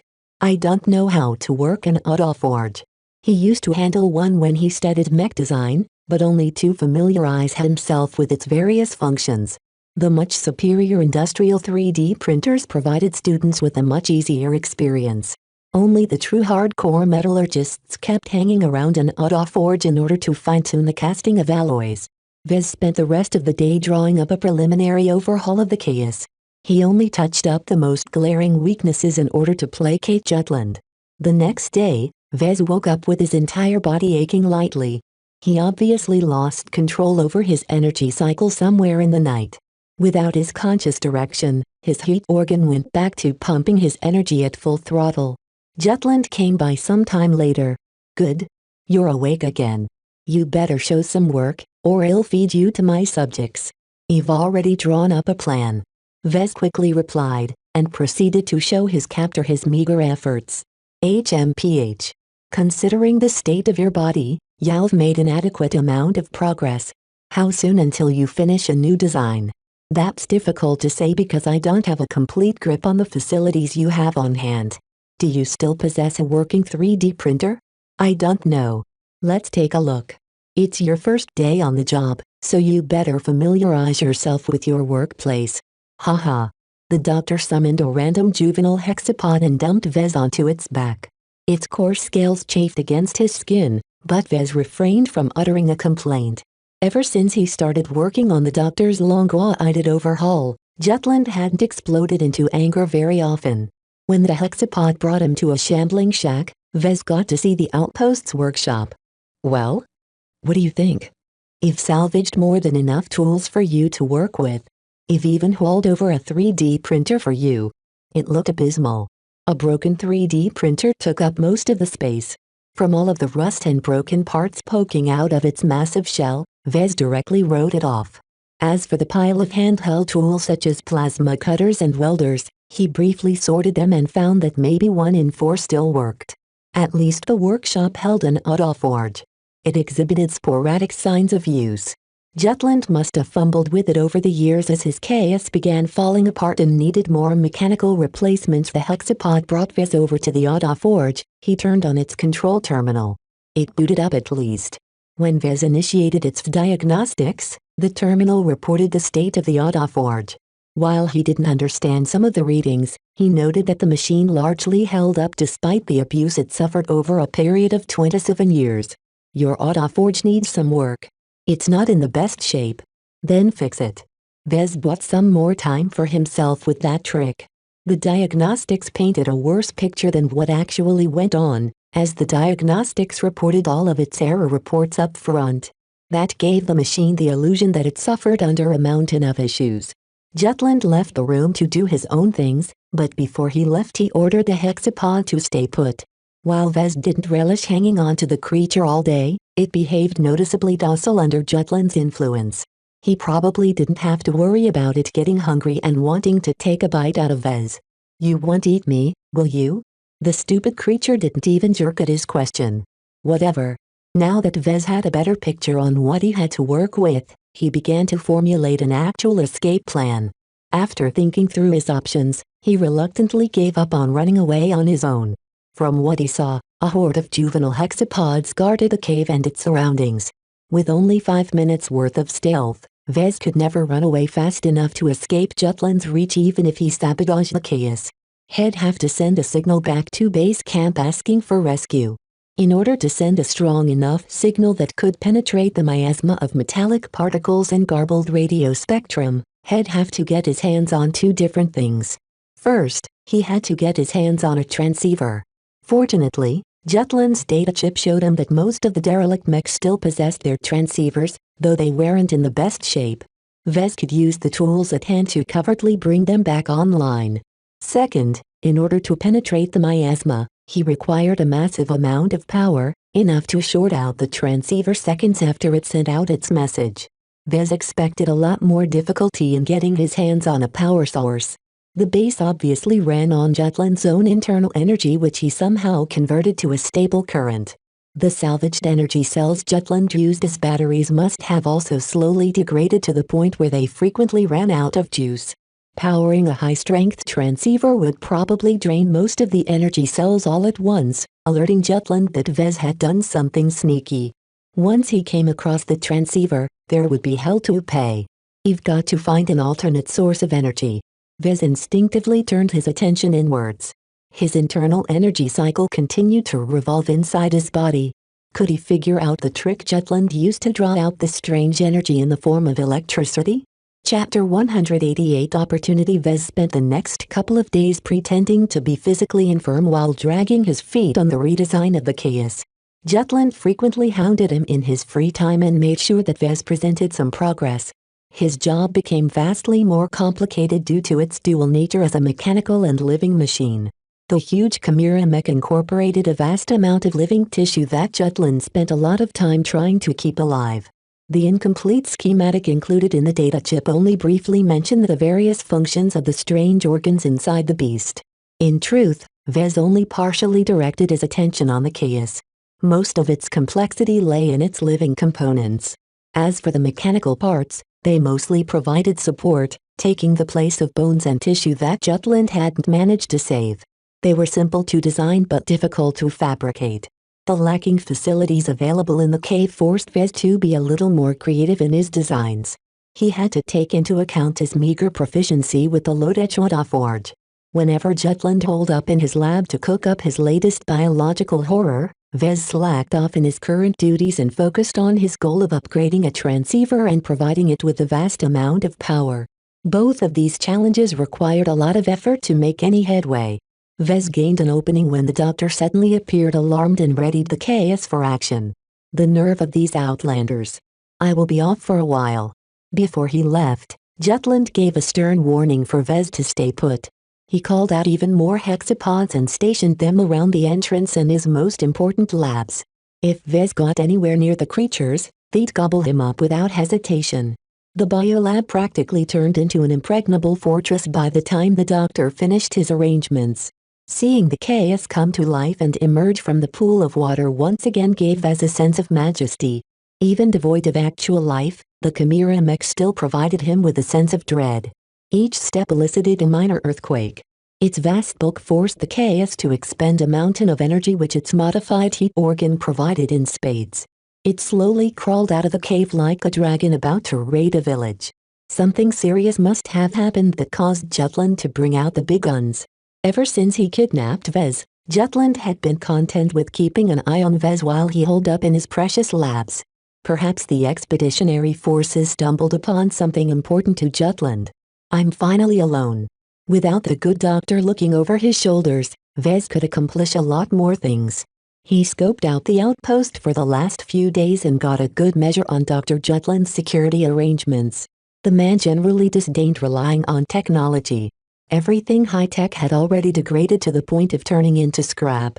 The plentiful amount of hexapods standing guard spoke of Jutland's trust and reliance on these remarkably dim-witted beasts.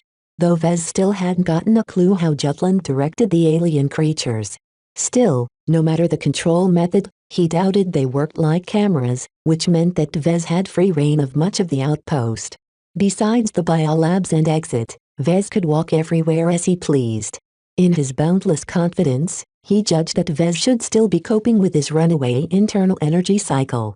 Vez indeed suffered a lot of pain and a loss of control, but that only happened when he stopped suppressing his Jutland organ. Once the doctor and his giant mech disappeared, Vez sharpened his focus once again and dedicated at least a third of his mental capacity to dialing down his rebellious organ. Days of practice enabled him to become more adept at channeling his concentration. The urgency of the situation and the constant threat of harm had spurred his will to life like a torch. Before he ended up in Jutland hands, he always required a lot of lead time to transition his mind. Now he only required a couple of seconds to switch his focus. Once his artificial organ had been leashed, Vez slid out the uncomfortable back of the hexapod that acted as his transport. The hexapod that ordinarily watched over him did nothing to stop him from leaving. Thought so. These hexapods don't understand Jutland's intent. At the very least, the juveniles are as dumb as rocks. 2 hexapod adults patrolled the biolabs at all time, which clearly indicated their importance to the doctor. Vez thought it wise not to challenge these beasts. Though he was curious what preoccupied Jutland these days, he doubted he'd get away without losing a couple limbs. Still, his curiosity continued to nag at him. If he activated his stealth augment, he could sneak past the oblivious hexapods and take a peek. Yet he shook his head after weighing the possible benefits. Using the stealth augment will drain the batteries of my comm. Vez couldn't find a single outlet that allowed him to recharge his comm. Such a thing must have been a low priority to Jutland, who lost his own comm many years ago. He decided to hold back his stealth augment for his inevitable escape attempt. Without 5 minutes worth of stealth, he'd never be able to sneak past the vigilant hexapod adults standing guard near the exit. Instead, he turned his gaze towards the pile of derelict mech shoved into a corner of the cave. A devious smile appeared on his face for the first time in weeks. There weren't any hexapods standing guard over the wrecks. His captor hadn't considered the possibility that he'd regain enough strength to make use of them. This allowed Vez to waltz over the pile of junk without challenge. This is truly a mess. All of the racks consisted of remnants of the first expedition. 27 years ago, Vez could have salvaged a good number of high-quality parts. Now though, neglect and the passing of time allowed corrosion to set in deep. In the overall scheme of things, a transceiver played a vital role for the mech that carried them. They enabled the machines to keep in touch with each other and send back vital telemetry. As humans often employed mech against each other, the use of jamming technology was widespread. This limited the ability for mech to communicate across vast distances such as a ship in orbit. Most mech designers therefore employed a transceiver that specialized in establishing secure short-range communication channels. Thus, a mech transceiver had to fulfill 2 criteria. First, they had to be robust enough to withstand shocks. It would be monumentally bad if a crippled mech couldn't call for help when its transceiver got taken out as a bonus. Second, they had to be capable of scaling up its output when it received an increase in power. Most of the mech in the junk pile happened to use the same. Like other sophisticated components such as power reactor and engines, mech designers always licensed a readily available transceiver model from a third-party developer. Such a model had been designed from the ground up to accommodate many different kinds of mech. A heavy mech possessed a shipload of power while a light mech had to be sparing in its energy expenditure. A transceiver had to work reliably in many different situations if its developer wished to license them out. Vez brought a heavy-duty plasma cutter over to the racks and began to make some careful cuts. He chose to work at the racks from the rear so that Jutland wouldn't notice anything amiss when he glanced at the pile. When he worked with the plasma cutter, Vez noticed his body lost a lot of flexibility. His recent body transformation played hell with his coordination, which often led to near accidents when he overshot his aim with his plasma cutter. Vez had to slow down even further if he wished to avoid a very nasty burn. He wondered what the system thought of his new attributes. His strength and endurance must have shot through the roof at the expense of his dexterity. I haven't checked my status in months. It should be almost 2 months since he joined the expedition. Due to House Kane's omnipresent surveillance as well as Ensign Diamato's watchful presence, Vez never dared to access the system. Now that he had been left alone with a bunch of stupid hexapods, Vez could finally access its many miraculous functions. He quickly turned off his plasma cutter and placed it aside. Just in case Jutland hid some cameras around the cave, Vez dove inside the half-open cockpit of a fallen mech. Closing the hatch took some effort, but a judicious application of strength allowed him to seal it somewhat shut. The cockpit looked even worse than the rest of the mech. All of the projections and status screens either rusted away or hosted some strange metallic plant growth. Even the soft ergonomic seat cushions had decayed in a foul puddle of viscous ooze. Vez ignored his surroundings and hunched over his body, trying to shield his comm from as many angles as possible. Once he ensured that almost nothing would be able to capture the contents of his comm, he navigated through a hidden menu and executed the Mech Designer program. Mech Designer System Menu. Status. Designer. Missions. Skill Tree. Shop. Lottery. Inventory.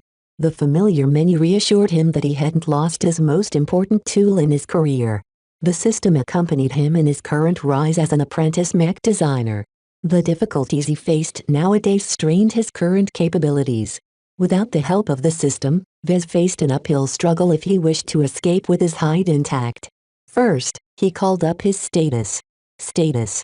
Name, Vez Larkinson. Profession, apprentice mech designer. Specializations, none. Design points. 17,643. Attributes. Strength. 1.6. Dexterity. 0.5. Endurance. 2.2. Intelligence. 1.8. Creativity. 1. Concentration. 1.7. Neural aptitude, F.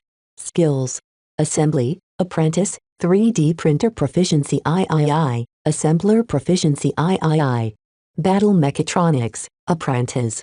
Business, apprentice. Computer science, incompetent. Electrical engineering, apprentice, structural pathway configuration II. Mathematics, apprentice. Mechanics, journeyman, jury rigging II, speed tuning III. Metallurgy, journeyman, alloy compression II. Metaphysics, incompetent. Physics, apprentice, directed energy weapon optimization II. Lightweight armor optimization I. Medium weight armor optimization III. Melee weapon optimization II. Abilities.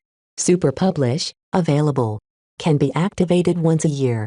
Evaluation, a post-human mech designer capable of surviving harsh environments without protection. The moment he saw his attributes, his eyes practically bulged. My strength practically doubled and my endurance almost tripled.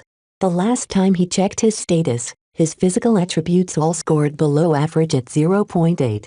Mech designers weren't hotshots like mech pilots who had to be able to navigate a battlefield on foot in event their mech broke down.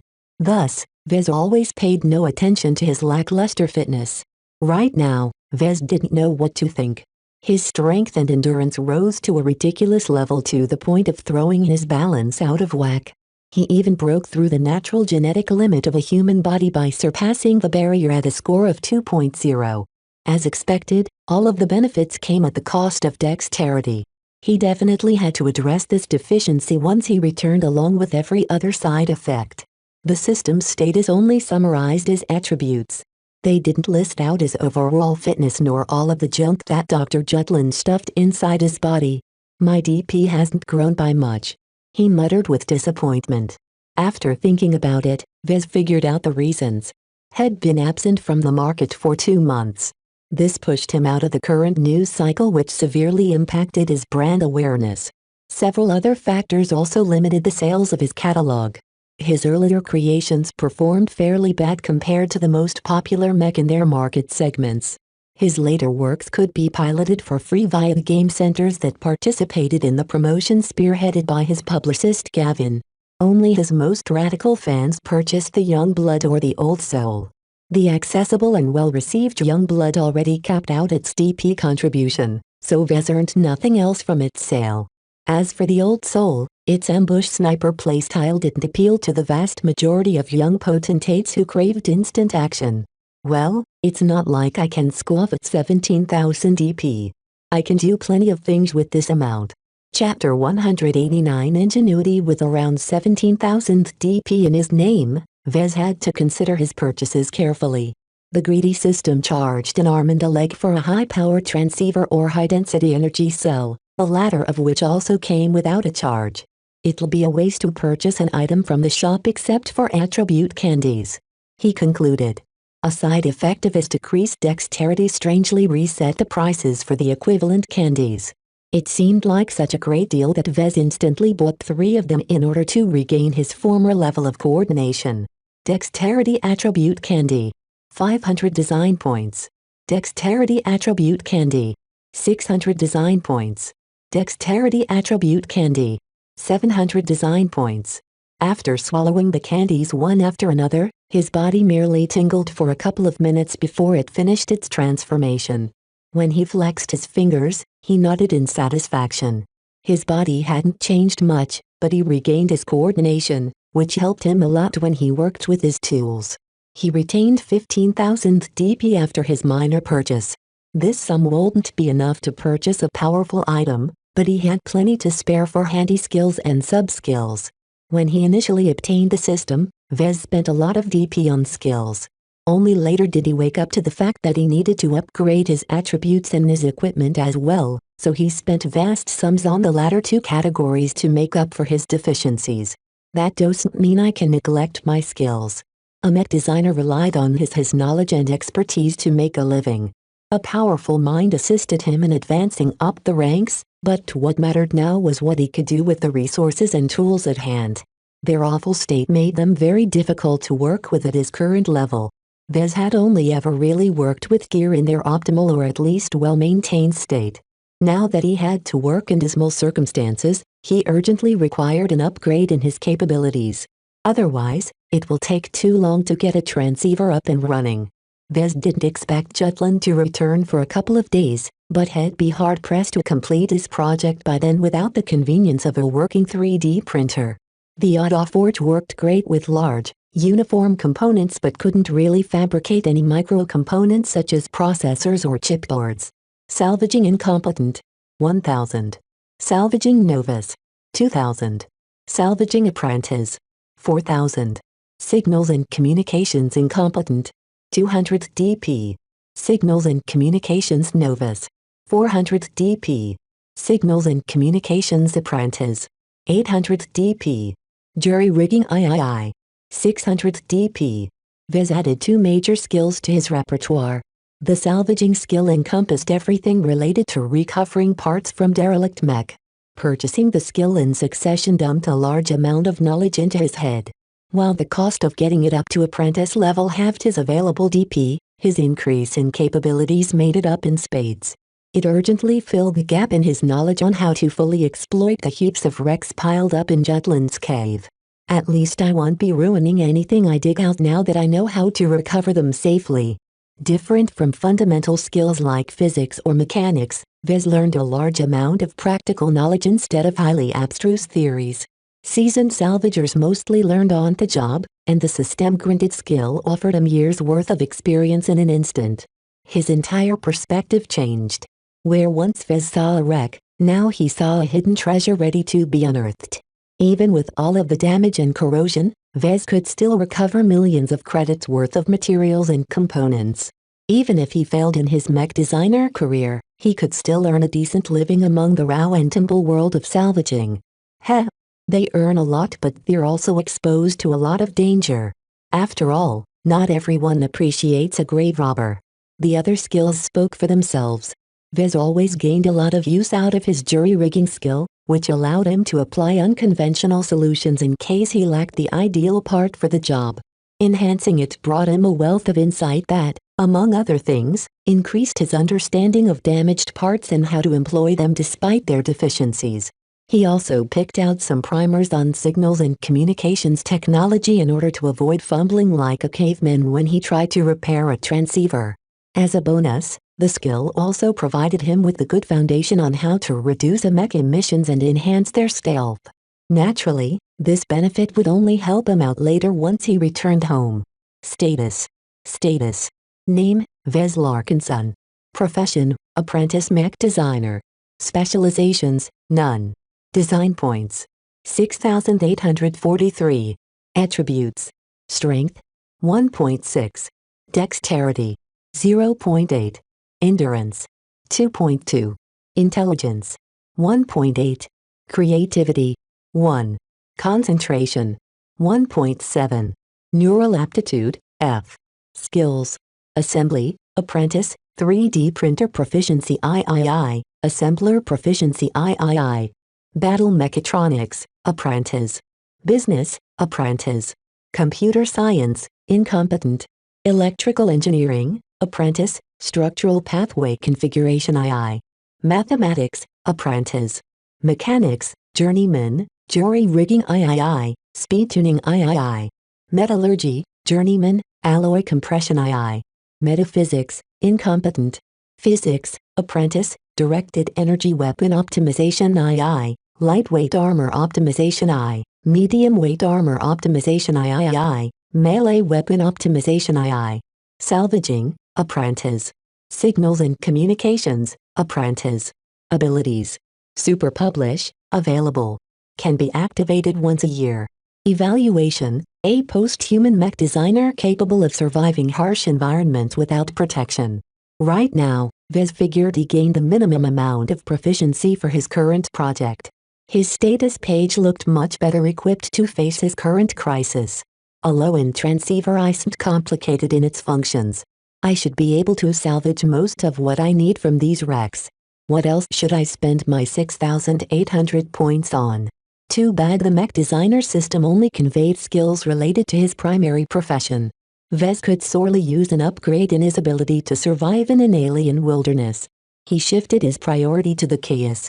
As long as the giant Chimera mech remained operational, the expeditionary forces had to treat Dr. Jutland with kid's gloves. Taking out this asset would prove immeasurably useful to his safety. I need a quick fix. Vez estimated the expedition was already halfway through their 40-day window. This left precious little time for everyone to complete their goals. He didn't believe Jutland intended to let the expedition rob his entire territory blind. It didn't fit in with his erratic and vindictive behavior. How could he sabotage a monster like the Chaos without tipping Jutland off? He considered the issue carefully. The mech withstood a head-on clash from the entire hunting platoon without a sweat. Its vulnerable head, which contained the Chimera mech most vulnerable components, enjoyed an almost perfect level of protection by employing integrated shield generator. Then he remembered the pool of water in the middle of the cave. The Chaos will certainly rest in the pool once it returns. If Vez discreetly messed with the water, he'd be able to deliver a crippling blow to the Chaos. Best of all, Dr. Jutland wouldn't be aware of the danger until it was too late.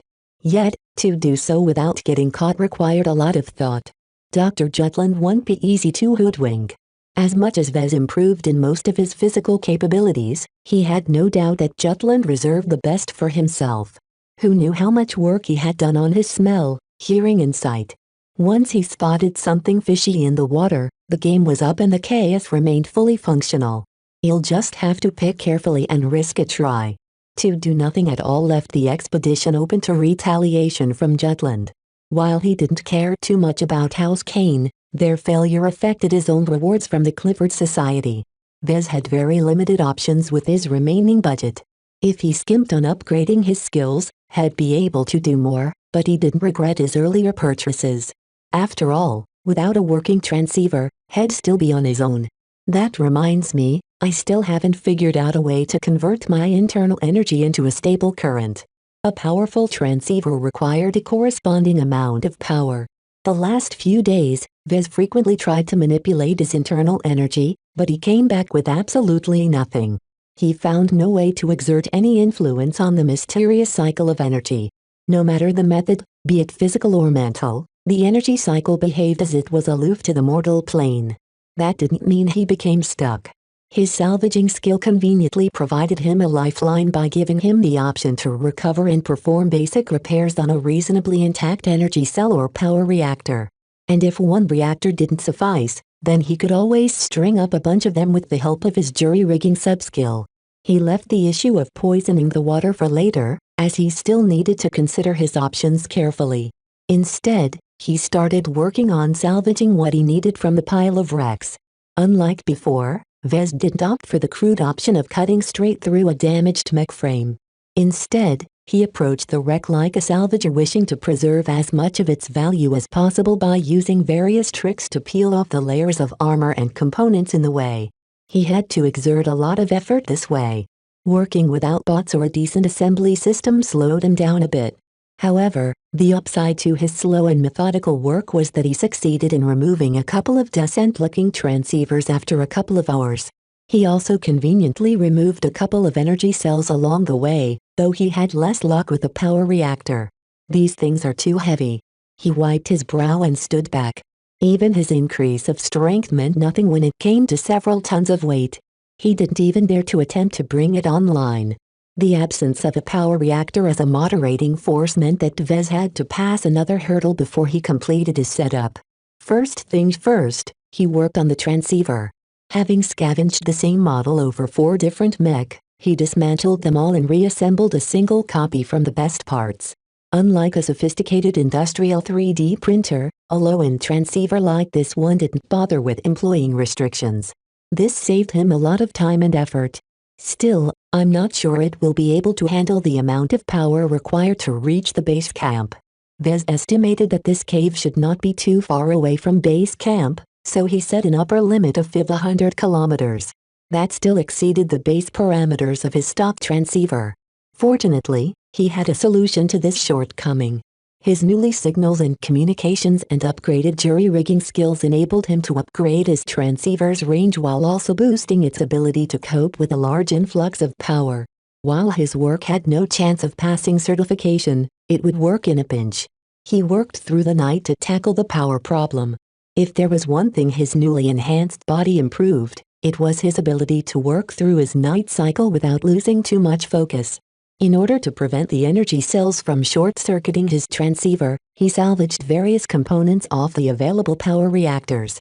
He combined these parts into a makeshift power converter. Vez even jury-rigged a rudimentary control panel that allowed him to adjust the amount of power he pumped into the transceiver. The moment of truth had come. Vez selected a widely used distress frequency and began to transmit his voice. "This is Vez Larkinson, the mech designer assigned to the expedition. Is anyone listening to me? Please come in base camp. I say again, this is Vez Larkinson, the mech designer. Come in base camp." The transceiver only returned a large amount of static even after he kept his message up for 5 whole minutes. Vez frowned and appraised his current setup. "Looks like I'll have to put my work to the test." Vez gradually cranked up the power. Chapter 190 Breaking Point. Vez pushed his setup to its limits when he failed to get a response. Due to the inverse square law, the poor little transceiver had to accommodate an increasingly alarming amount of power. Neither the salvaged energy cells, the improvised power converter or the hastily upgraded transceiver handled the increasing load well. Vez frequently shut down the power to cool down the stressed devices and replace a few of the more delicate components that only hung on by a thread. His persistence finally paid off when his shabby transceiver finally returned a response. It came in with dense encryption that made no sense if Vez didn't have the right key. Why reply with encryption? Then he thought about the untrustworthy elements in the expedition. If someone like Commander Keller listened into their correspondence, then that could lead to a lot of unpleasant consequences. Acting upon a hunch, Vez applied a unique code that his father hammered into his head to his transceiver. The gibberish transformed into simple text. "This is base camp. We read you loud and clear. Both your cousin and the commander are present." Vez checked his transceiver and noticed a trail of smoke. He rapidly typed in his reply on the projected keyboard. "I am still in captivity and am transmitting through an improvised transceiver. It will only hold up in a limited amount of time. Roger. We are triangulating your position, but it will take time. Please explain your circumstances." Without any delay, He briefly transmitted what he experienced, including the fact that had been operated on. He also emphasized that Dr. Jutland and his case departed the cave a day ago. Copy that. We have anticipated his arrival. Base camp is currently in upheaval. Expeditionary Fleet has suffered a defeat against Sandman Fleet but fled in good order. Commander Keller and his supporters have rebelled and are at large. Prospectors have found the Motherlode and its exploitation has disturbed the local ecosystem. Disabling the chaos is a critical priority. Do you have a solution? The brief message came at a bombshell. The defeat of the Expeditionary Fleet caught everyone off guard. No wonder Keller and his ilk went AWOL. That latter part of fled in good order sounded reassuring, but who knew what the truth really looked like? Without a stable fleet presence up in orbit, they'd never able to leave this miserable planet. If they couldn't leave within 20 days, they'd be joining Dr. Jutland in his merry isolation.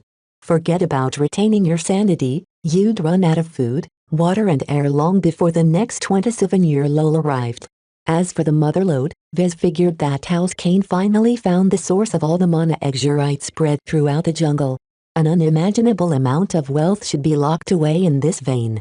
Digging it out should net the expedition an unimaginable amount of mana exurite, perhaps in the kilograms even.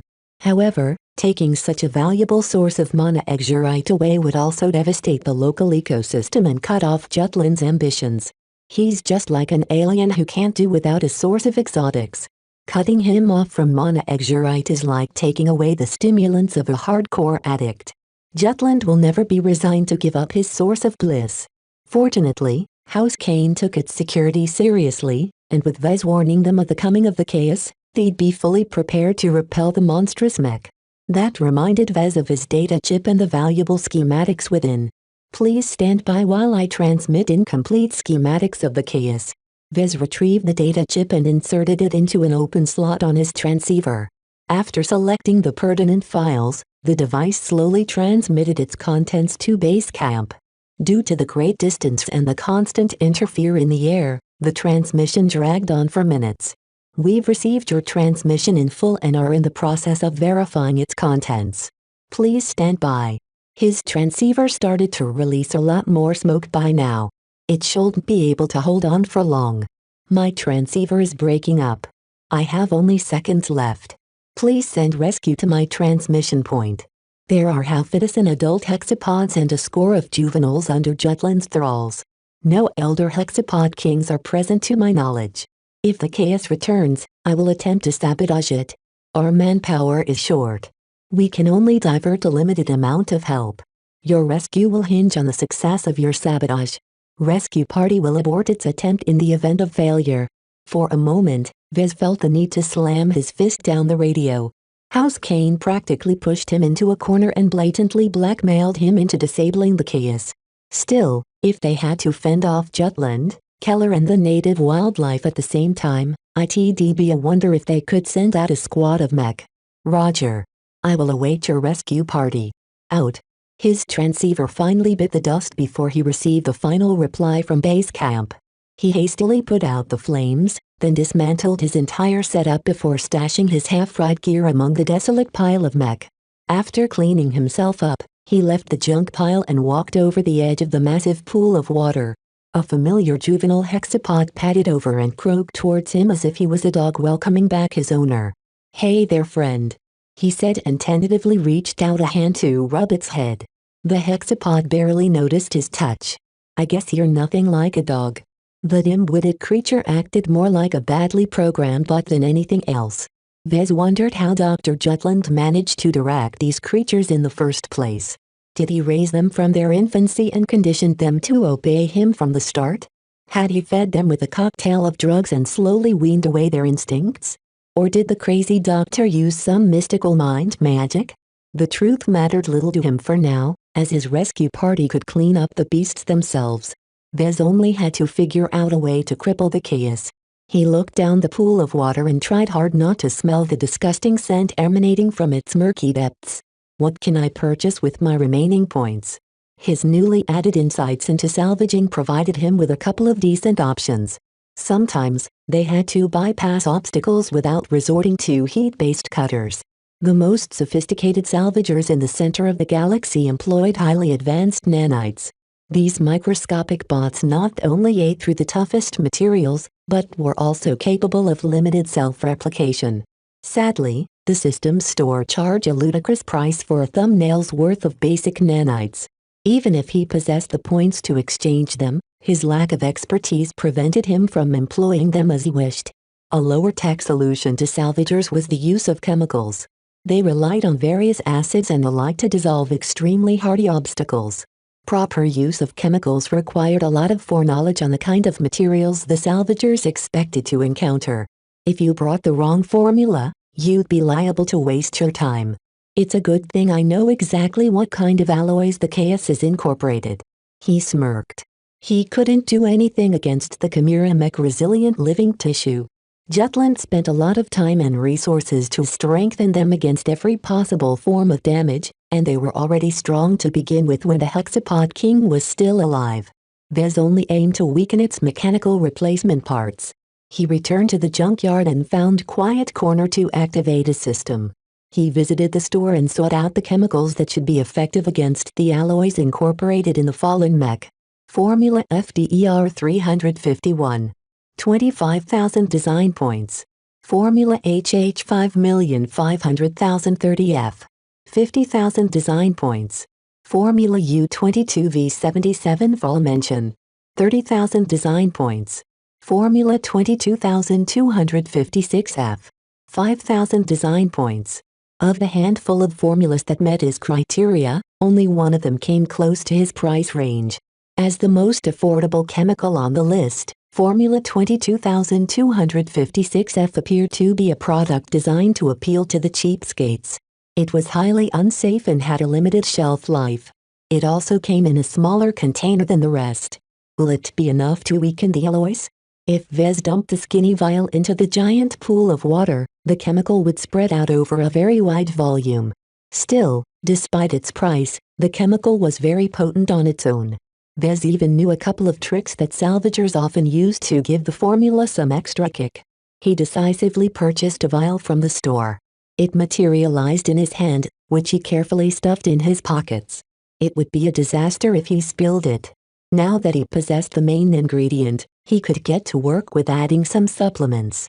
Vez returned to the junkyard and carefully opened up the engines and power reactors. Most of these core components were highly complicated systems by themselves that incorporated a number of chemicals. He salvaged a couple of critical chemicals that hadn't evaporated or turned bad over the years. Damn! He hissed as he barely drew his fingers back in time. A foul splash of chemical goop exploded from the power reactor he worked on. Even my thickened skin won't save me if I get any of this acid on me. Dr. Jutland could return at any time, so Vez worked with haste. He finally gathered a sufficient amount of chemicals after several hours of focused work. He looked down at the makeshift buckets he fashioned out of spare scrap. After blending them together, he added in the formula. The entire mixture instantly seethed as if it came alive. Vez didn't wait for it to fully mix and tipped over the container into the pool. The mystery blend submerged into the water and had become diluted to the point where Vez couldn't spot any difference from before. He wouldn't want to dip into the waters, though. I've done all I can now. Vez cleaned up the scene of the crime as best he could and returned to his designated juvenile hexapod.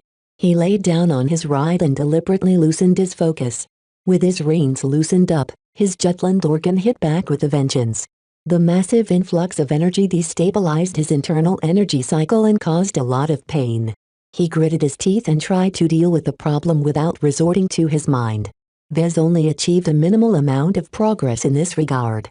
Time passed slowly as he pretended to be weak and infirm. Vez caught up with his sleep but could do nothing for his hunger and thirst. He didn't dare piss off the hexapods by attempting to slaughter them for sustenance. Besides, hated the barbarity of eating raw flesh. Had rather go hungry for a while. Seems my body hasn't finished adjusting if I'm still craving for food. While Vez continued to speculate about the changes in his body, Dr. Jutland finally returned after half a day of quiet contemplation. The chaos obviously suffered a setback. Its entire left torso appeared to have suffered a massive explosion that cracked some of its scales and enormously weakened the exposed metallic components close by. The man also came with company this time. A very familiar-looking swordsman mech that had seen better days trudged after the chaos. Keller. The situation on the ground must have been dire for the both of them if they retreated to this cave in a hurry. Neither of the two men paid much attention to Vez, which was just the way he liked it. Jutland even directed his chaos to submerge into the pool without glancing at it, which relieved Vez from one of his worries. "Doc. This isn't what you promised," Keller yelled as the cockpit of his mech opened up. Unlike Vez, the mercenary commander wore a vacuum-sealed piloting suit, which possessed less armor than a hazard suit but provided him with much more flexibility.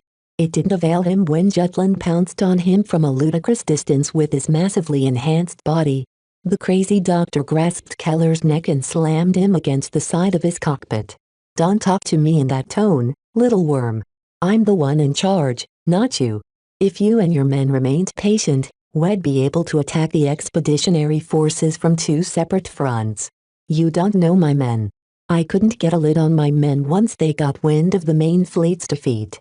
They had to lash out. Incompetent simpleton." Jutland cursed and slammed Keller against the surface of his mech again. "Are humans always so dumb? What is the use of keeping you alive when you don't have any men anymore? Wait a moment, Doc. I can still get in touch with some of my friends in base. Not everyone lost hope. I can continue to feed you information and..." A loud crack sounded out as Jutland mercilessly punched his fist into Keller's visor. The force not only broke through the transparent composite that made up the foreplate but also crunched the Vision's head like a watermelon. Vez felt a chill in his spine. The brute force displayed by Dr. Jutland far surpassed a baseline human's limit. Even he didn't wish to measure his strength against the murderous exobiologist. With hardly a word, Jutland threw aside the corpse. Keller's broken form practically shattered upon landing. Only his vac suit prevented his body from splattering out in a disgusting display. The doctor jumped from the vacant mech without a word and landed on the ground. "Ha ha ha ha. I'm surrounded by incompetence. There is no hope for humanity." Jutland's gaze turned vicious as he stared at Vez. "Are you incompetent as well?" Chapter 191. Rage. Vez had a premonition that if he replied with the wrong question, he might not have his head on his shoulders anymore. A lot had happened that pushed Dr. Jutland to his breaking point. One more shove could send him over the edge. He decided to come clean, if only a little bit. "I can work. I've been working on my mobility. Look, I can move again." He allocated a tenth of his focus on his Jutland organ. His energy cycle became lethargic, which relieved some of his pain and loss of control. Vez quickly demonstrated his competence by moving his fingers. "This shouldn't be possible," Jutland muttered as he stared at Vez dancing his fingers. "Your physique should still be adjusting to its changes." Enthusiasm replaced his earlier rage. The speed in which he changed his mood astounded Vez. For fear of triggering him back to a fouler mood, he kept his mouth shut and tried not to resist the doctor's inspection. This is exceedingly strange." The exobiologist mused and pulled out a rusty scanner from his lab coat. "But the readings don't lie. This phenomenon is exceedingly rare." Jutland practically slobbered over Vez as he poked and prodded his body. The man particularly paid attention to his internal energy cycle and noted how much it had diminished compared to its uncontrolled state. "You shouldn't be able to exert any influence on your Jutland organ. Your regulator organ lacks the capacity to do so." Despite his discomfort, Vez mentally sighed in relief. At least he got rid of Jutland's impulse to wrench apart his neck. The doctor had proven to be highly unstable when things didn't go his way. As the doctor dragged him back to his cot and brought out a number of machines to study his body, Vez tried to wait out the examination. All he had to do for now was to drag out the time while he waited for rescue. Hopefully his help was on its way, because he did not enjoy Jutland's ministrations. The obsessive doctor started cackling as he injected Vez with several different solutions. The uncertainty of their purpose kept Vez from relaxing. Who knew if Jutland decided to kill him off on a whim? In order to distract himself from all of these morbid thoughts, he tried to think about what happened to the expedition as a whole. What concerned him the most was whether he'd still be able to leave this planet when the 40-day window came at an end.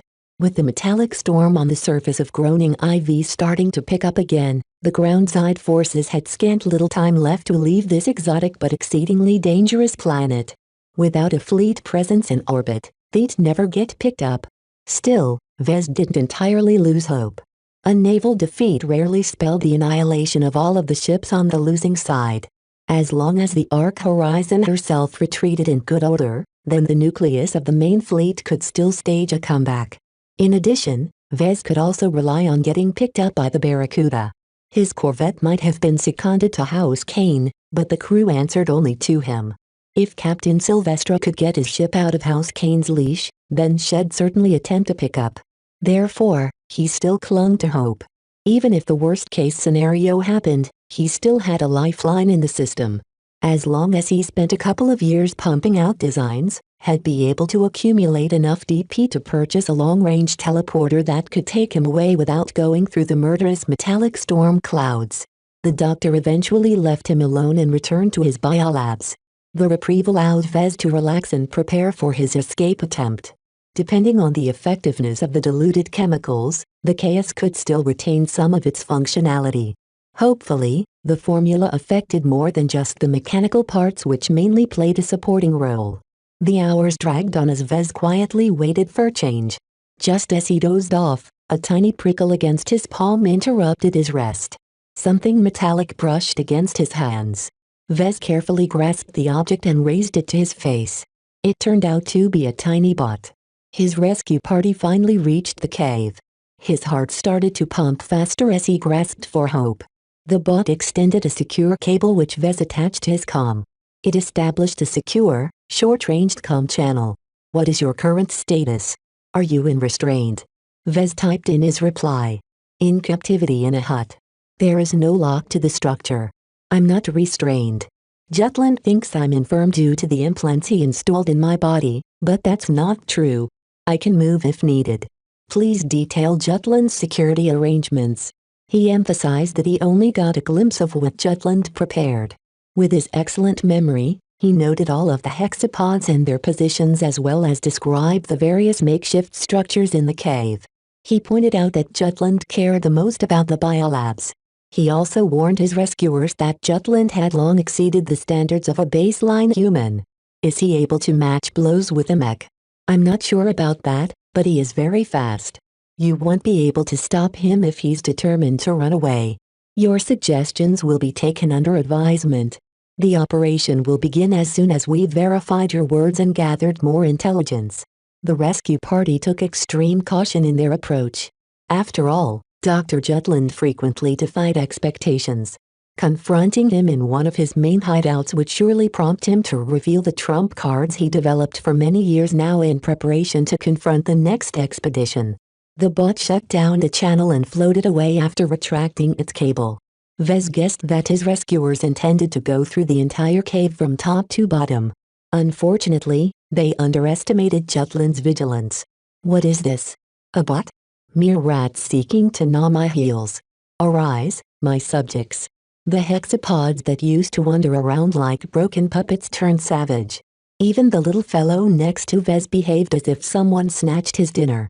The amount of threat the juvenile beast even intimidated Vez. It proved that despite his extensive enhancement, he could never hold a candle to a real predator. A lot of things happened in succession. Vez stopped pretending to be lame and landed on his feet. He ignored the growling hexapod and went to the entrance of his hut. As soon as he opened it, he witnessed a daring entrance from his rescue party. It turned out that base camp pulled out the big guns. Half the hunting platoon spearheaded the charge. They pushed aside the hexapod adults and squashed the juveniles into paste. A handful of other mech bearing the colors of George cavalry secured the entrance of the cave and took out the handful of hexapod adults in their wake. "Dr. Jutland. This is Captain Kane." The Catholic in the lead released from its loudspeakers. "We've got you cornered. We beat you once, and we can beat you again. Give it up." The doctor laughed maniacally as he raced towards the half-submerged chaos. "Ha ha ha ha. You've made a grave mistake in confronting me at my seat of power. Arise, my guards." The cave walls collapsed at certain points as several strange creatures emerged from their holes. The beasts looked like worms but resembled hexapods with stubby limbs. Though they lost the use of their limbs, they made up for it with speed, toughness and an incredibly strong bite. Their ability to bore through the resilient cave walls alone showcased their strength. The intervention of the hexa worms, for lack of a better word, stalled Captain Kane's forces from apprehending Jutland. It took all they got just to fend off the danger. Mech that lacked flexibility, such as the sole IX Olympian participating in the attack, suffered grievously from the agile worms that nipped its heels. The Cathric aborted its attempt to intercept Jutland and turned to save their only heavy mech from an early grave. The doctor noticed Captain Kane's movements and released a mocking laugh. "You call yourself a captain? A sentimental sub like you is unfit to lead a mech unit." Once the doctor reached the chaos, he stamped his foot on top of the dormant Chimera mech. Its eyes glowed with menace as the massive mech roused from its slumber. The gigantic mech emerged from the pool with lumbering grace, ready to face its challenges. As the chaos slowly neared the entangled hunting platoon, Vez had already taken advantage of chaos by running off. The little hexapod juvenile in charge of keeping an eye on him squawked with indignation and ran after Vez like a prison guard attempting to stop a fleeing inmate. Vez didn't relish being bitten in the angry hexapod's deadly jaws and ran even harder. A familiar mech entered the cave. The Stanislaw kicked aside a couple of juveniles and brandished its ballistic rifle towards Vez. Melker's voice emerged from its speakers. "Get down, Vez." Vez threw himself on the ground as the Stanislaw fired its rifle. The air above Vez whooshed awfully as he narrowly avoided being splattered by the bullet. The projectile traveled past over Vez and tore apart the hexapod about 2 by his rear. The impact of the bullet against the solid cave floor pinged his ears and momentarily overwhelmed his focus. This inadvertently freed up his Jutland organ, which unleashed its revenge at Vez for being suppressed. While Vez tried to get himself together, Jutland finally noticed something amiss. As the chaos slammed against the Olympian in a head in charge, its internals started to release some distressing sounds. Jutland swiftly drew back the chaos, only for it to stumble as it appeared to lose control of its limbs. The madman adopted a befuddled expression on his face, but the hunting platoon already knew what to expect. Despite the intervention of the worms, the Cathric's powered spear pierced through their near-invincible scales one by one. Once Kane eliminated half of them, she left the remainder to her subordinates and proceeded to assist the Olympian. Jutland hardly figured out why his pride and joy moved so jerkily. The chaos suffered from so many ailments that it couldn't even balance itself on its legs despite having 6 of them. It moved like a snail when it attempted to avoid the Cathric's glowing white spear tip, with predictable results. The powered spear punched through the scales that exceeded the protection of a heavy mech and wrought serious damage to the muscles underneath. Sadly for the captain, her target's immense bulk brushed aside the piercing blow. Instead, the chaos attempted to force its limbs into moving faster.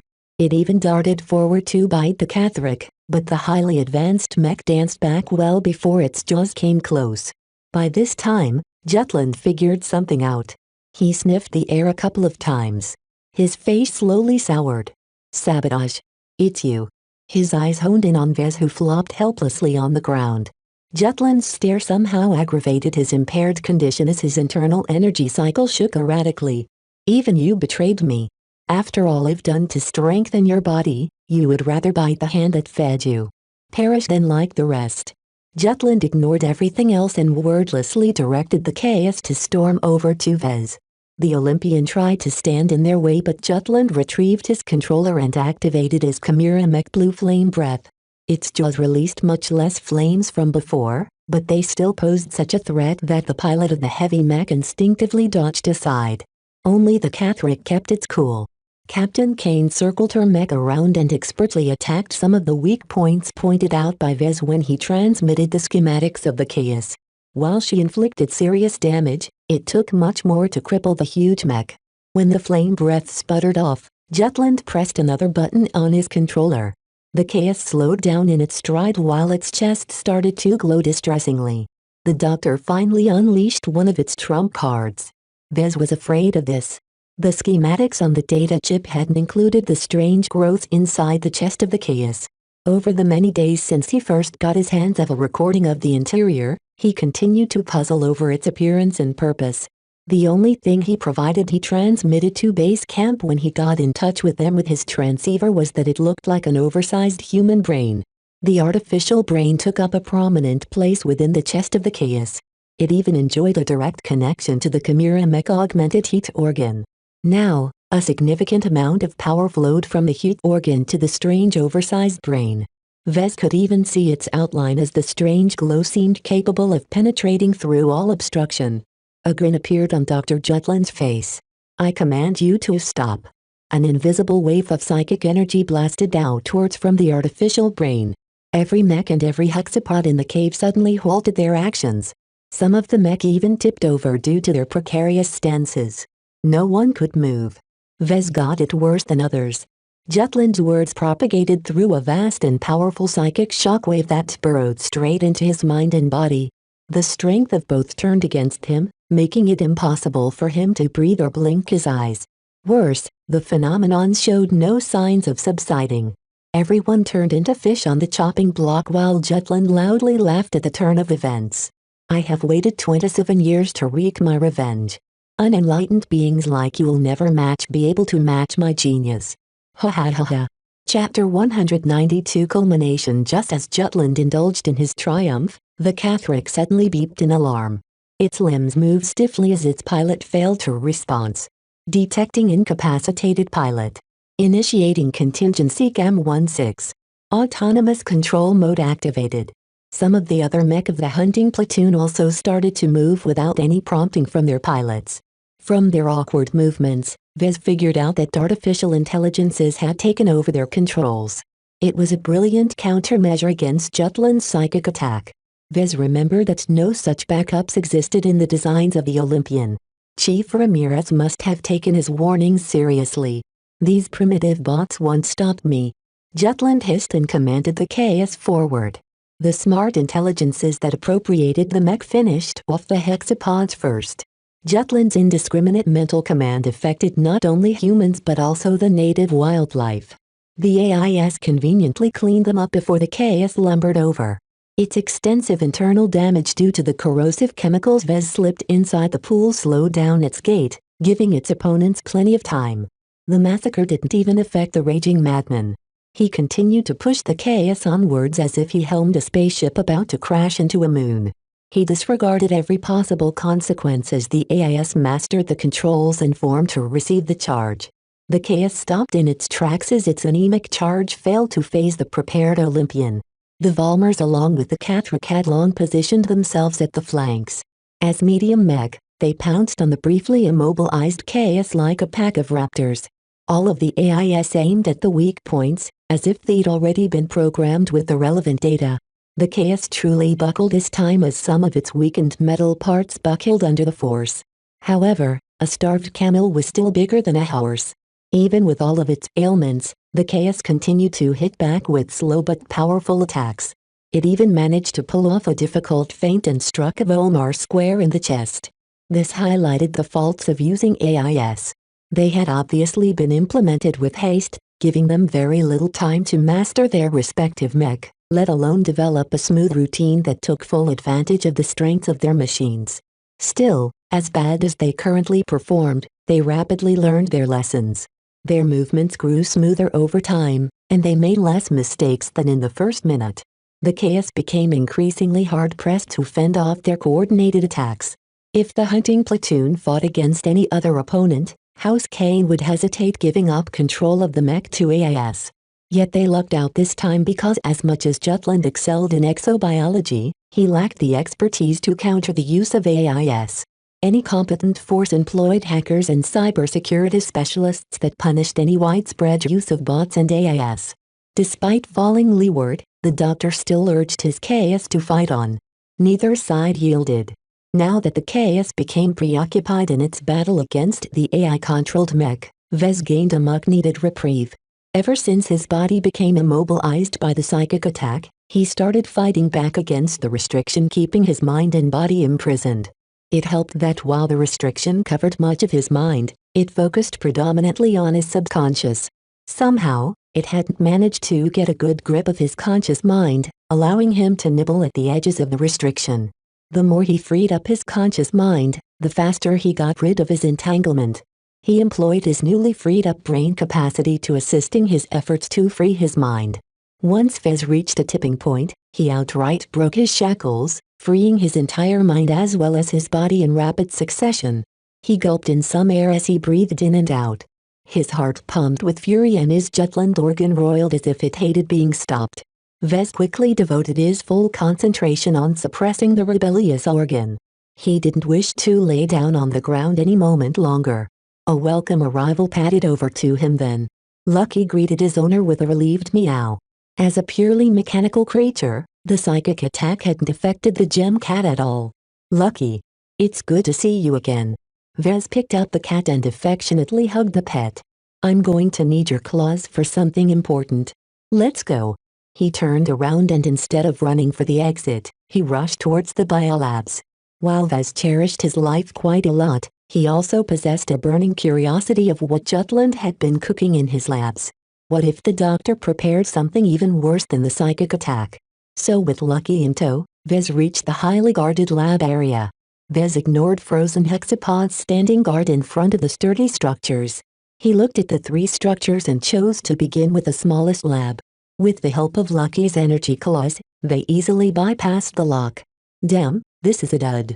The smallest lab primarily consisted of scavenged computing terminals and the like. Jutland must have performed most of his data analysis and number crunching in this room. The lab also contained a few rudimentary microscopes and the like. After a round of searching, Vez finally found a cooler stashed underneath the desk. When Vez opened it up, an entire rack of vials greeted his eyes. Most of them carried coded labels that Vez had no way of figuring out. Without a guide, he couldn't figure out which ones were poisons or medicines. Whatever the case, Vez grabbed a nearby pole and resolutely smashed all of the vials. A dangerous stink emerged from the cooler, so Vez only made sure he broke most of the vials before he quickly left the lab and shut the door. Let's go to the next one, Lucky. After another swipe broke the lock to the lab next door, Vez entered it with trepidation. What the? Unlike the first lab, this one contained actual specimens. Vez expected to encounter a genetically engineered monstrosity like the hexaw worms. Instead, he came face to face with alpha-incubated human bodies. They floated silently in their own transparent vats with many tubes and cables connected to their bodies. The most frightening aspect about the bodies was that they looked identical to Dr. Jutland. That madman cloned himself. Worse, the clones consisted of human hexapod hybrids. While the original Jutland still retained a semblance of human appearance, he hadn't constrained himself when he developed his clones. All of them featured a different mix of typical hexapod traits such as claws or scales. One Jutland hybrid even adopted a complete reptilian head. While the clones appeared dormant, given the amount of time Jutland had spent on their development, Vez took no chances. First, he turned off the power to the various machines that connected to the bodies. Then he requested Lucky to claw through the vats and destroy the brains of the monstrous clones. It took a tense minute for Lucky to complete his task. While the human-like clones perished quickly enough, the ones with scales fended off his energy claws with alarming ease. Lucky had to sneak his claws through their mouths and penetrate their brains from the inside in order to finish the job. Just as Vez and Lucky exited the middle lab and approached the largest lab, they finally got caught. Jutland bellowed with rage as he diverted his attention from the AI-controlled mech. My labs. What have you done with my experiments? Vez cursed Jutland's perception but continued to the final lab. This one had obviously been built to last, as its walls, doors and locks outclassed the other labs in thickness. Despite their robustness, Lucky only had to swipe a couple more times to destroy the sturdy lock. You rat. Get away from that lab. The doctor finally noticed Vez skulking about. He became so alarmed at the intrusion that he resolutely abandoned the fight and jumped from the chaos. While the Chimera mech continued to clash against the hunting platoon, the doctor himself employed his full might into closing the distance. Naturally, Vez became scared at the approaching doom. Nevertheless, he opened the door of the lab and sneaked inside. Despite the risks, Vez wanted to see why Jutland cherished this lab. He came across an unusual sight. Vez expected to encounter a formidable hexapod, or some other biological horror. Instead, he came across an incubation chamber which housed a single, resplendent flower in the center. The flower resembled a white lotus flower in the middle of a pond. It rested quietly in the middle of an artificial pool that was constantly being fed with nutrients from a reconstructed dispenser.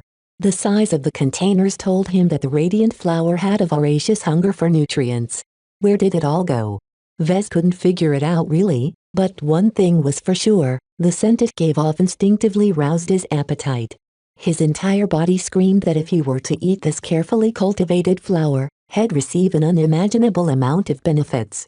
Time is running out, Vez reminded himself while shaking his head. Though he didn't know what purpose the flower served, with Jutland hot on his heels he had to make a swift decision. Would he listen to his body, which hungered for the flower, or his instincts, which warned him of the danger of eating a completely alien organism? Nothing ventured, nothing gained. In the end, Vez couldn't resist the temptation. The flower must be representing Jutland's hopes and dreams if he devoted so much effort on this magnificent flower that completely clashed with the local environment. Vez guessed that Jutland must have grown it from a seed he obtained elsewhere. With Jutland breathing down his neck, Vez didn't hesitate any longer. Once Lucky swiped open the incubation chamber, Vez ignored the hot gases escaping the chamber and grabbed hold of the flower. His skin tingled as he brushed against the beautiful plant by its floating roots. Vez stuffed the flower in his mouth while grabbing hold of Lucky. As soon as he completed his actions, he turned on his stealth augment. Vez disappeared from every kind of view just as Jutland smashed open the front of the lab. As the lab door bounced beneath his feet, the maddened doctor beheld the damage Vez had wrought just seconds earlier. He gazed at the broken chamber as well as the dissipating gases. His eyes took in every detail before focusing on the very center where a flower used to float. In the meantime, Vez quietly sneaked away under the cover of his stealth module. He smoothly bypassed Jutland as he stumbled towards the broken incubation chamber and successfully exited the lab. Once he passed the broken door, he picked up his pace, wanting to get as far away from Jutland as possible.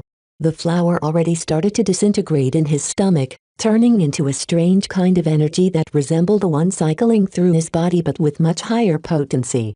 Despite the incredible amount of energy rolling in his stomach, the flower possessed an exceedingly gentle attribute. It was as if it had been made to be compatible for consumption. What is this energy? After a couple of seconds of accumulation, the energy jumped straight past his internal energy cycle and reached his brain. The sudden influx of energy momentarily caused him to blank out. His body suddenly fell mid-stride, causing Lucky to meow in alarm. Fortunately, the stealth augment remained active. While Vez dealt with the rash consequences of eating an alien growth, Jutland screamed with indescribable rage and blasted the entire lab to pieces with a single shockwave emanating from his primal body. "Return my heavenly flower, you thief." That's the culmination of more than 70 years of research. Jutland continued to bellow his demands while overturning the entire surroundings. A distressing amount of heat escaped his body as he slowly spun out of control.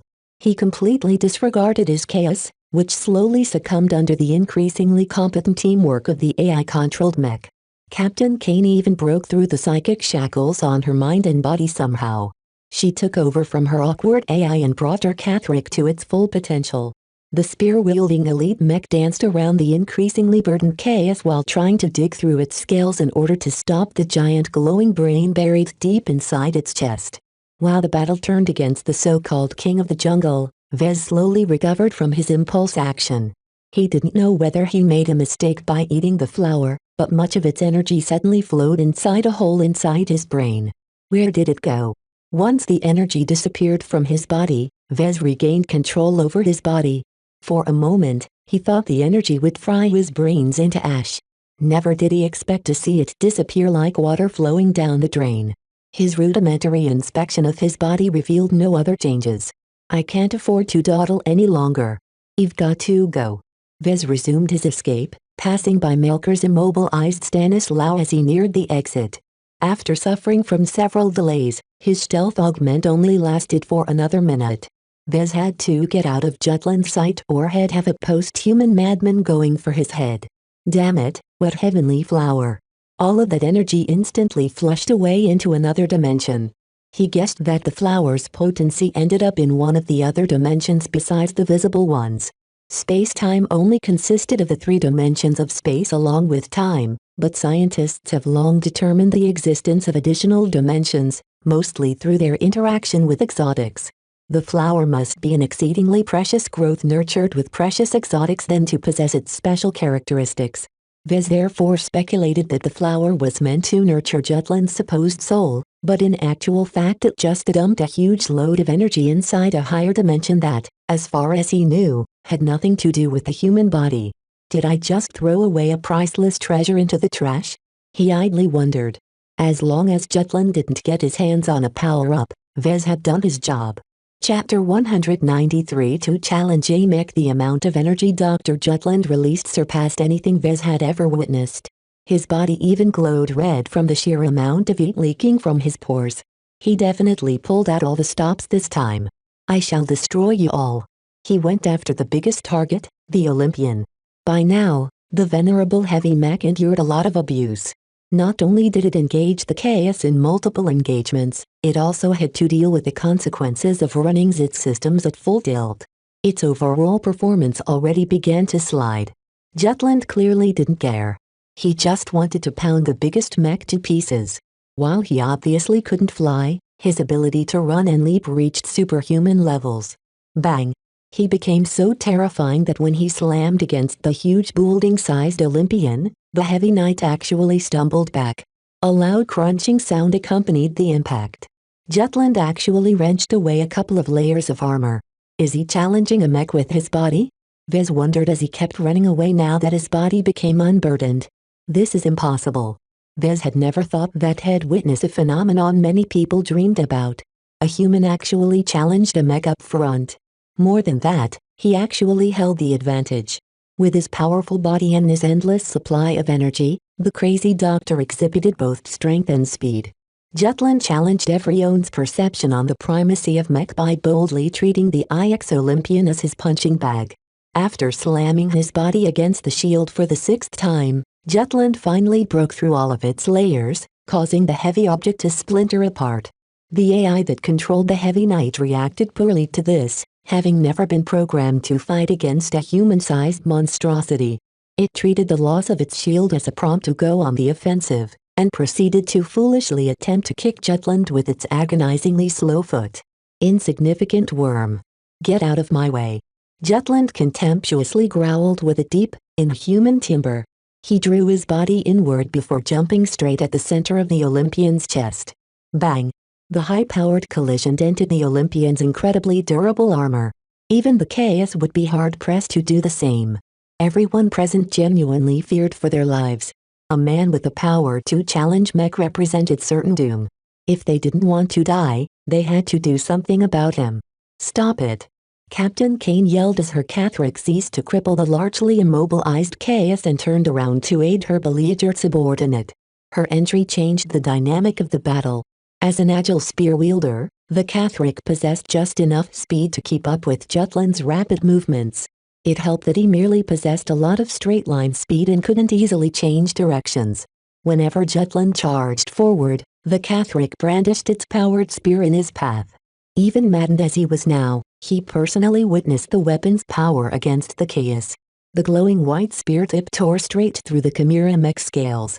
Thus, the doctor always veered away. Volmers. Constrained Dr. Jutland. 4 of the Volmers ceased their assault on the chaos and moved to reinforce the Catherick. The remaining 2 Volmers along with the heavily damaged Olympian took over the duty of suppressing the extremely hardy chaos. Despite suffering a myriad of crippling blows, it still hadn't gone down. As long as the Chimera mech kept its artificial brain alive, it continued to put pressure on everyone's mind. Fortunately enough, the AIS controlling the Volmers observed the Olympians' reaction towards Jutland and learned plenty of lessons. Like the Catherick, they refused to block with their frames, instead preferring to dodge Jutland's charges. One of Jutland's major flaws was that he never tried to feint or take advantage of his incredibly speed and flexibility. The rage suffusing his mind had turned him into a half-coherent animal that only knew how to employ brute force. In this case, The AIS used their superior processing speeds to analyze Jutland's movements and predict his vector before his legs completed their steps. The Volmers all avoided his attacks without fail. Captain Kane ordered all of the Volmers to surround and constrain the doctor. While he didn't feel threatened by their maces and staffs, they still delivered quite a bit of damage if he got hit. His impregnable body didn't suffer a lot of damage, but the attacks were never meant to finish him off. Instead, they interrupted his rhythm and halted his high-speed movements. Once Jutland bounced away from a solid staff strike, he didn't get the opportunity to recover. A massive white spear struck him from behind and tore through his spine. Its powered enhancement sheared through the doctor's body like a hot knife through butter and brutally dissected his torso from the stomach. Time seemed to slow as Jutland fell in 2 pieces. As mighty as he appeared, even he couldn't survive without half his body. When his upper body slammed against the cave floor, he gasped and vomited streams of blood. He gaped at the Catherick, which slowly drew back its spotless white spear. His blood never even stained its tip. His hand stretched forward, as if he wished to grasp the mechanized spear in his hands, but eventually fell down as Jutland completely lost his strength. Vez let out a sigh of relief. A man chose to challenge a mech this day. He failed. It's over. Captain Kane still had her scruples, however. Jutland spent so much effort on his body that he might be pretending. The captain impulsively decided to finish the job, foregoing the possibility of capturing him alive and milking out his incredible wealth of knowledge and secrets. The butt end of the Catherick's spear landed upon his upper body several times, pounding his brain and all of his unique organs to mush. Once the madman's highly developed heat organ got hit, it instantly exploded. A huge wash of heat escaped the side of the impact, disintegrating Jutland's entire body as well as burning his lower body which had landed nearby. Fortunately, not all of the energy released from the Jutland organ at once. It leaked out an unstable current of heat and other energies over several minutes like a deflating balloon. The battle truly came at an end this time. The Catherick returned to the pitiful chaos and efficiently pounded its limbs before cutting through its chest. After pricking the strange magnified brain, the psychic attack finally ended, allowing everyone to regain control over their bodies and mech. The hexapods also regained their faculties, but the mech made quick work of the annoying beasts. Without Jutland's directions, the creatures devolved into primitive creatures that cared only for their own needs. Half of them fled the cave and disappeared into the jungle. None of them even glanced at Vez, who rested halfway towards the exit. His stealth augment ran out of power, but even so he didn't fear the beasts as Milker stood guard over him. His Stanislaw shot any hexapod that neared their position. Once the recovered mech pilots secured the perimeter, the Catherick slowly approached Vez. Its cockpit opened, revealing Felicity Kane in her piloting suit. She floated down with the help of an integrated anti-grav module and landed right in front of Vez. "You're not looking so good, Mr. Alarkinson. I've had better days." The woman rested her arms on her hips while she regarded him through her helmeted head. "How is it you're able to survive in the open without a suit?" Dr. Jutland found it inconvenient to accommodate my baseline human body.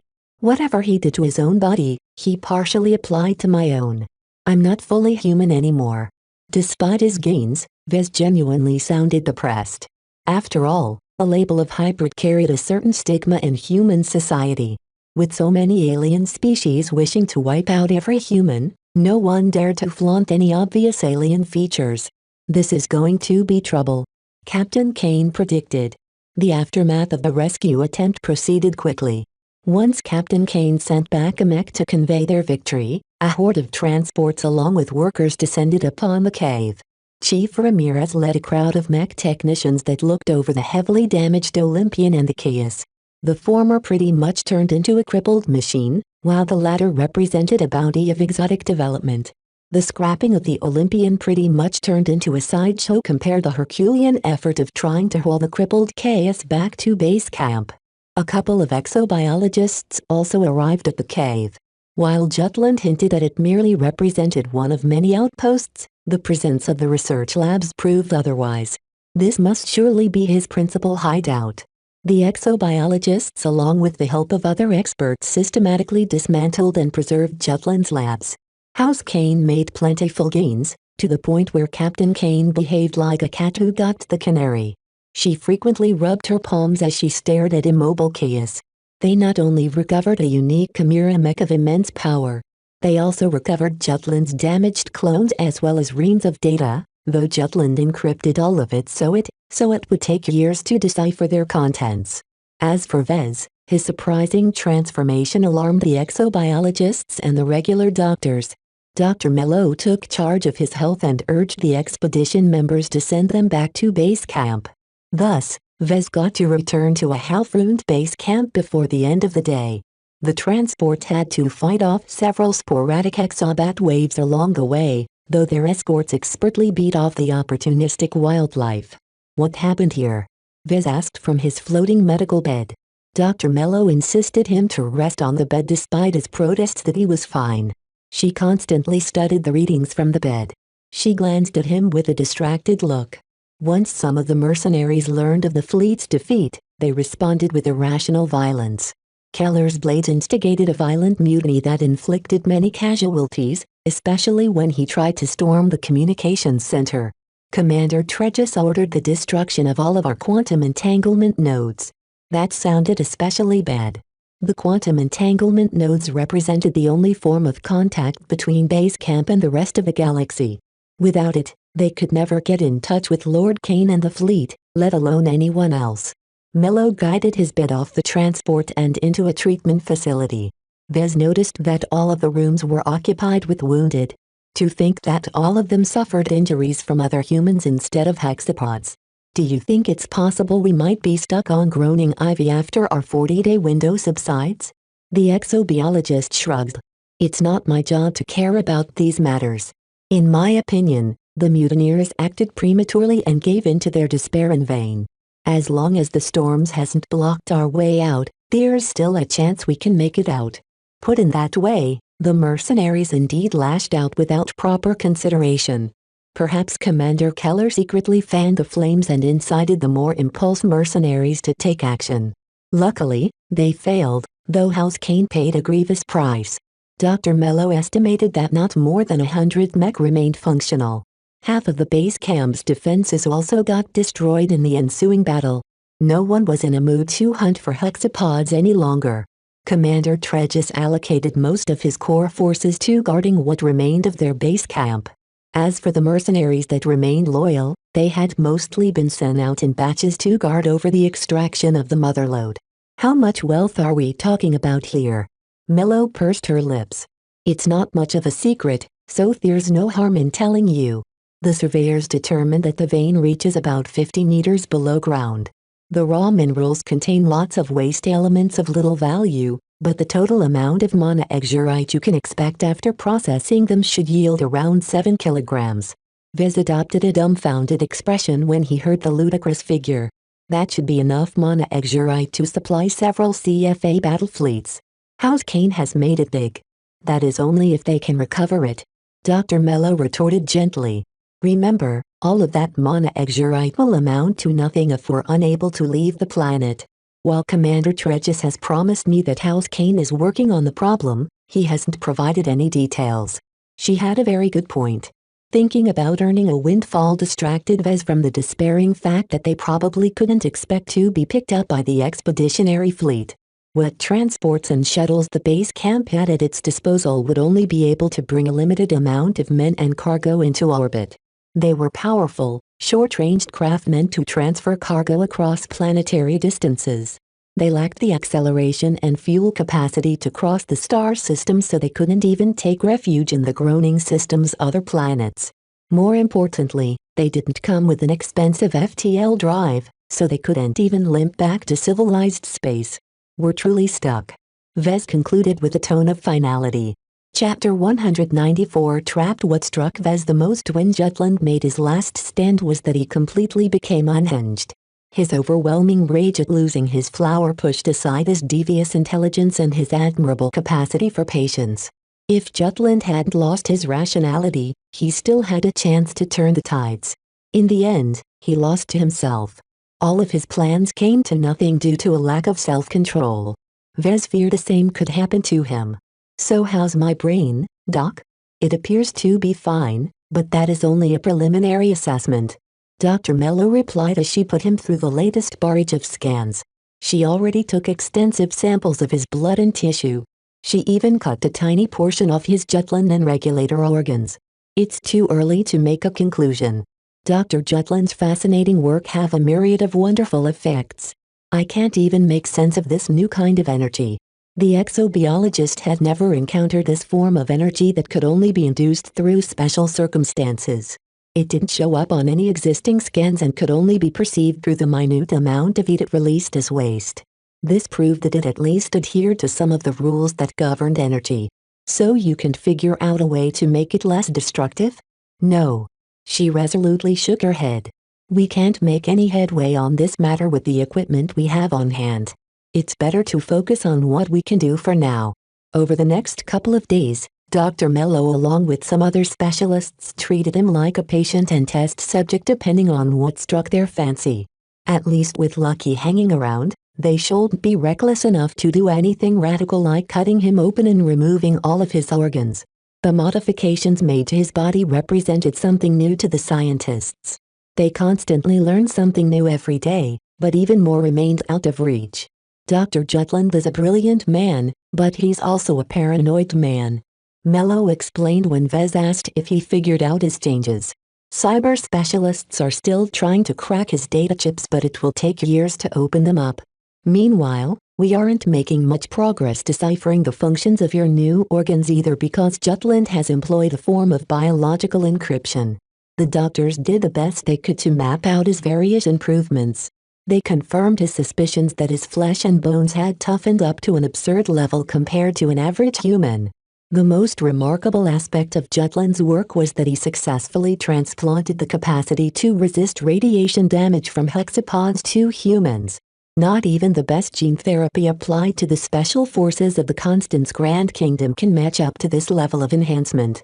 His respiration and digestion systems also gained a massive enhancement, though that didn't mean that Vez could eat icky stuff. He concerned himself the most about adapting back to normal human standards. Could he still breathe the same air and eat the same foods as he had always done? There is some loss of efficiency there, make no mistake about it. However, your Jutland organ sufficiently makes up the gaps in these areas. In conclusion, Vez gained a remarkable boost in strength, endurance and adaptability in a wide variety of environment. He'd make for an ideal treasure hunter and pioneer with his new physique. Still, that didn't mean Mello grew confident enough to declare his body healthy. Jutland could have sneaked all kinds of hidden bombs and booby traps in his body, but the man's extreme level of paranoia made it difficult to figure out where they've been buried. There is one anomaly that you should be aware of, Mello said as she handed over a scan of his brain to him. Your central nervous system is influencing your regulator organ in a markedly concerning fashion. Usually, it's the other way around, as the regulator organ is designed to provide additional instructions that your regular brain is incapable of controlling. The projection began to animate a model of what might happen. As you can see, our models predict that your central nervous system will gradually merge with your regulator organ. What kind of effects this will result in is still to be determined, but whether they are positive or negative, we can still interrupt the process if you wish to do so. Vez could hardly make a decision on his own. He truly lamented the limited facilities of the Halfrund base camp. A proper hospital or research institute would make a lot more progress on the mysteries of his body. From your words, I gather this shouldn't be happening. Could this merger be initiated by that strange heavenly flower? While no other heavenly flowers existed, the expedition knew about its existence due to the various references Jutland had left behind. Vez eventually had to admit he ate a dubious alien growth. Fortunately, Jutland intended to consume it himself, so it likely didn't come with any negative side effects. However, that only truly applied to Jutland's unique physique. The amount of resources Dr. Jutland spent on nurturing the heavenly flower is astounding. It also explains why the expedition has never met another apex hexapod. He preyed on them all and harvested their biomass to feed this flower. While it sounded fairly concerning to them both that Vez ate a growth that contained a ridiculously high concentration of energy, they couldn't do anything about it. Unlike the rougher form of energy being cycled by his Jutland organ, The heavenly flower extraordinary energy stream truly escaped any form of control. In the end, the doctors and specialists threw up their hands and declared him safe, for now. They hadn't found any acute threats that could kill him before he returned to civilized space, that is if they would ever get picked up. The defeat of the expeditionary fleet still hung over the entire base like an omnipresent cloud of rain. Once Fez got discharged from Dr. Mello's care, he carried Lucky out of the treatment center and met with Ensign D'Amato. The young and promising ensign looked a lot worse off this time as he lost his entire left arm. D'Amato. What happened to you? I suffered a laser burn that forced the doctors to discard the entire limb. He shrugged nonchalantly. They're growing a replacement arm for me, but there are others in the waiting list who get to have their turn first. Since D'Amato didn't show any concern, Vez put down his own. So what is happening these days? Are we making any progress getting out of here? Right now, the groundside team suffered many losses but also made enormous gains. Both the motherlode and whatever Dr. Jutland left behind could be sold for a huge pile of credits back home. No one wanted to leave this wealth behind. You should know about the truth, D'Amato said and gestured Vez into an isolated office. We've been sparing with the details before, but that was obviously a mistake. Some of our less stable employees who haven't been able to cope with their deployment to the surface have leaked what has happened to the mercs, who promptly lashed out and tried to take over the communications center. Do you know why they aimed for our quantum entanglement nodes? I'm guessing they wanted to ask for rescue from anyone they can reach. They don't care about keeping the groaning system a secret anymore. That's true, but it's not their main goal. In truth, the expeditionary fleet came prepared to repulse the Sandmen, which they did after expending a lot of effort. What happened immediately afterwards brought the fleet into disarray. They were set upon by the dragons of the void who pounced on the exhausted fleet. A chill went through his spine as Vez imagined the consequences. He was no expert in fleet engagements, but even he knew how difficult it would be for Lord Kane to fend off a follow-up attack when he least suspected it. How could the pirates have found our fleet? We may never know. D'Amato replied with a grim face, which hinted at the possibility of traitors within the expedition. What we can determine is that the Ark Horizon sustained heavy damage along with the vessels of our core partners. The Dragons of the Void aimed to behead the expedition in a single stroke, but the Ark Horizon proved to be more resilient than they thought. The expeditionary fleet lost a lot of smaller ships as well as many mercenary transports. When it became obvious that they couldn't win the engagement, the expeditionary fleet dispersed in all directions, forcing the mysterious pirates to spread out and lose their advantage. The heavily damaged Ark Horizon successfully slipped away in the end. Have the Dragons of the Void left to pursue the remnants of the expeditionary fleet? Vez curiously asked. No. They spent some time salvaging the wrecks before making their way to the groaning system. In fact, the pirate fleet is currently orbiting over this planet. The only reason why they haven't made way to this underground region is that they can't find the entrance. The pirates don't appear to have any surveyors in their midst. That sounded both good and bad. If they wanted to get off this planet before the storms began to rage anew, they could surrender to the Dragons of the Void. However, pirates weren't known to be merciful to their captives. I'm guessing the rebelling mercs tried to signal the coordinates to the entrance of this underground cavern. That's correct. The ensign grimaced while holding the stump of his arm. Make no mistake. House Kane will never give in to pirates. Commander Tregus has promised to execute anyone who intends to do so. Even to the point of resigning ourselves to being stuck on this planet for 27 years straight? D'Amato didn't reply to his question, but his face exhibited unflinching resolve. That proved that the core of the groundside team held out hope for an eventual rescue, if not now then perhaps a couple of decades later. They held firm to their loyalty to House Kane and refused to hand over their bountiful harvest to the pirates. Who are the Dragons of the Void anyway? They've attacked the expeditionary fleet twice. We may never know their true origin. Even before we destroyed our quantum entanglement nodes, our investigation has turned up very little information. Even the vast resources and manpower House Kane had at its disposal couldn't penetrate the fog that surrounded these determined pirates. D'Amato believed that they definitely enjoyed support from a powerful backer. So what's the plan? Vez tentatively asked. Are we doing anything that can get us out of here? Nothing that matters. We're busy wrapping up our operations on the surface and we'll be packing all of our valuables. We can't lose hope at this moment. In other words, they had to pray to the heavens for deliverance.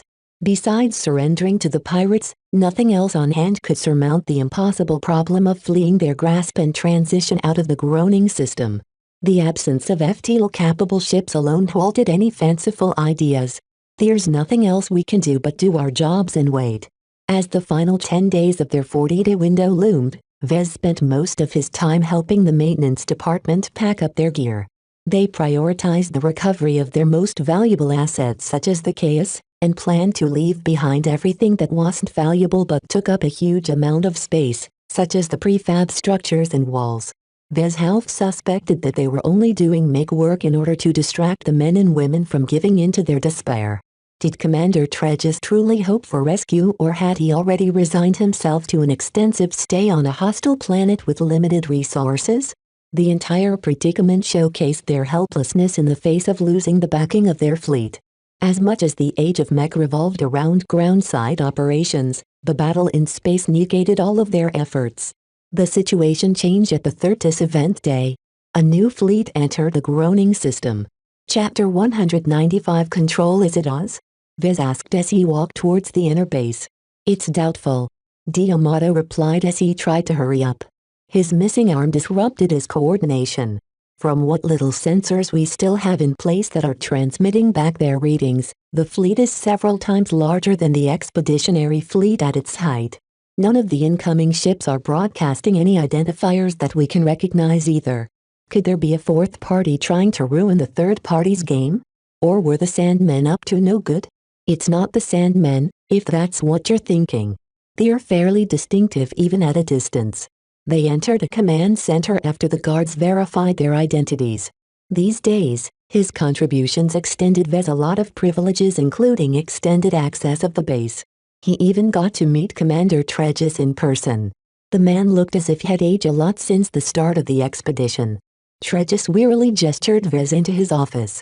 "Ah, I was just about to summon your presence. Please sit." After Vez and D'Amato took a seat, he began to ask the first thing that came to his mind. "What's the status of the pirates?" Tregis gripped his fist. "They're getting close to finding out the entrance to the underground cavern. Even without a professional surveyor in their payroll, they're exploring and scanning the surface of groaning IV with numbers on their side. With the amount of processing power at their disposal, they'll discover the entrance at any moment now." The ground team faced a difficult situation then. If the recent arrivals turned out to be friendly, then the base camp merely had to wait up their arrival. If they proved hostile, then they had even less hope than before, because any friendly reinforcements would have to go through two enemy fleets. Vez couldn't give up too soon. He held out hope that the incoming fleet would prove friendly. "How shall we fend off the pirates if they come?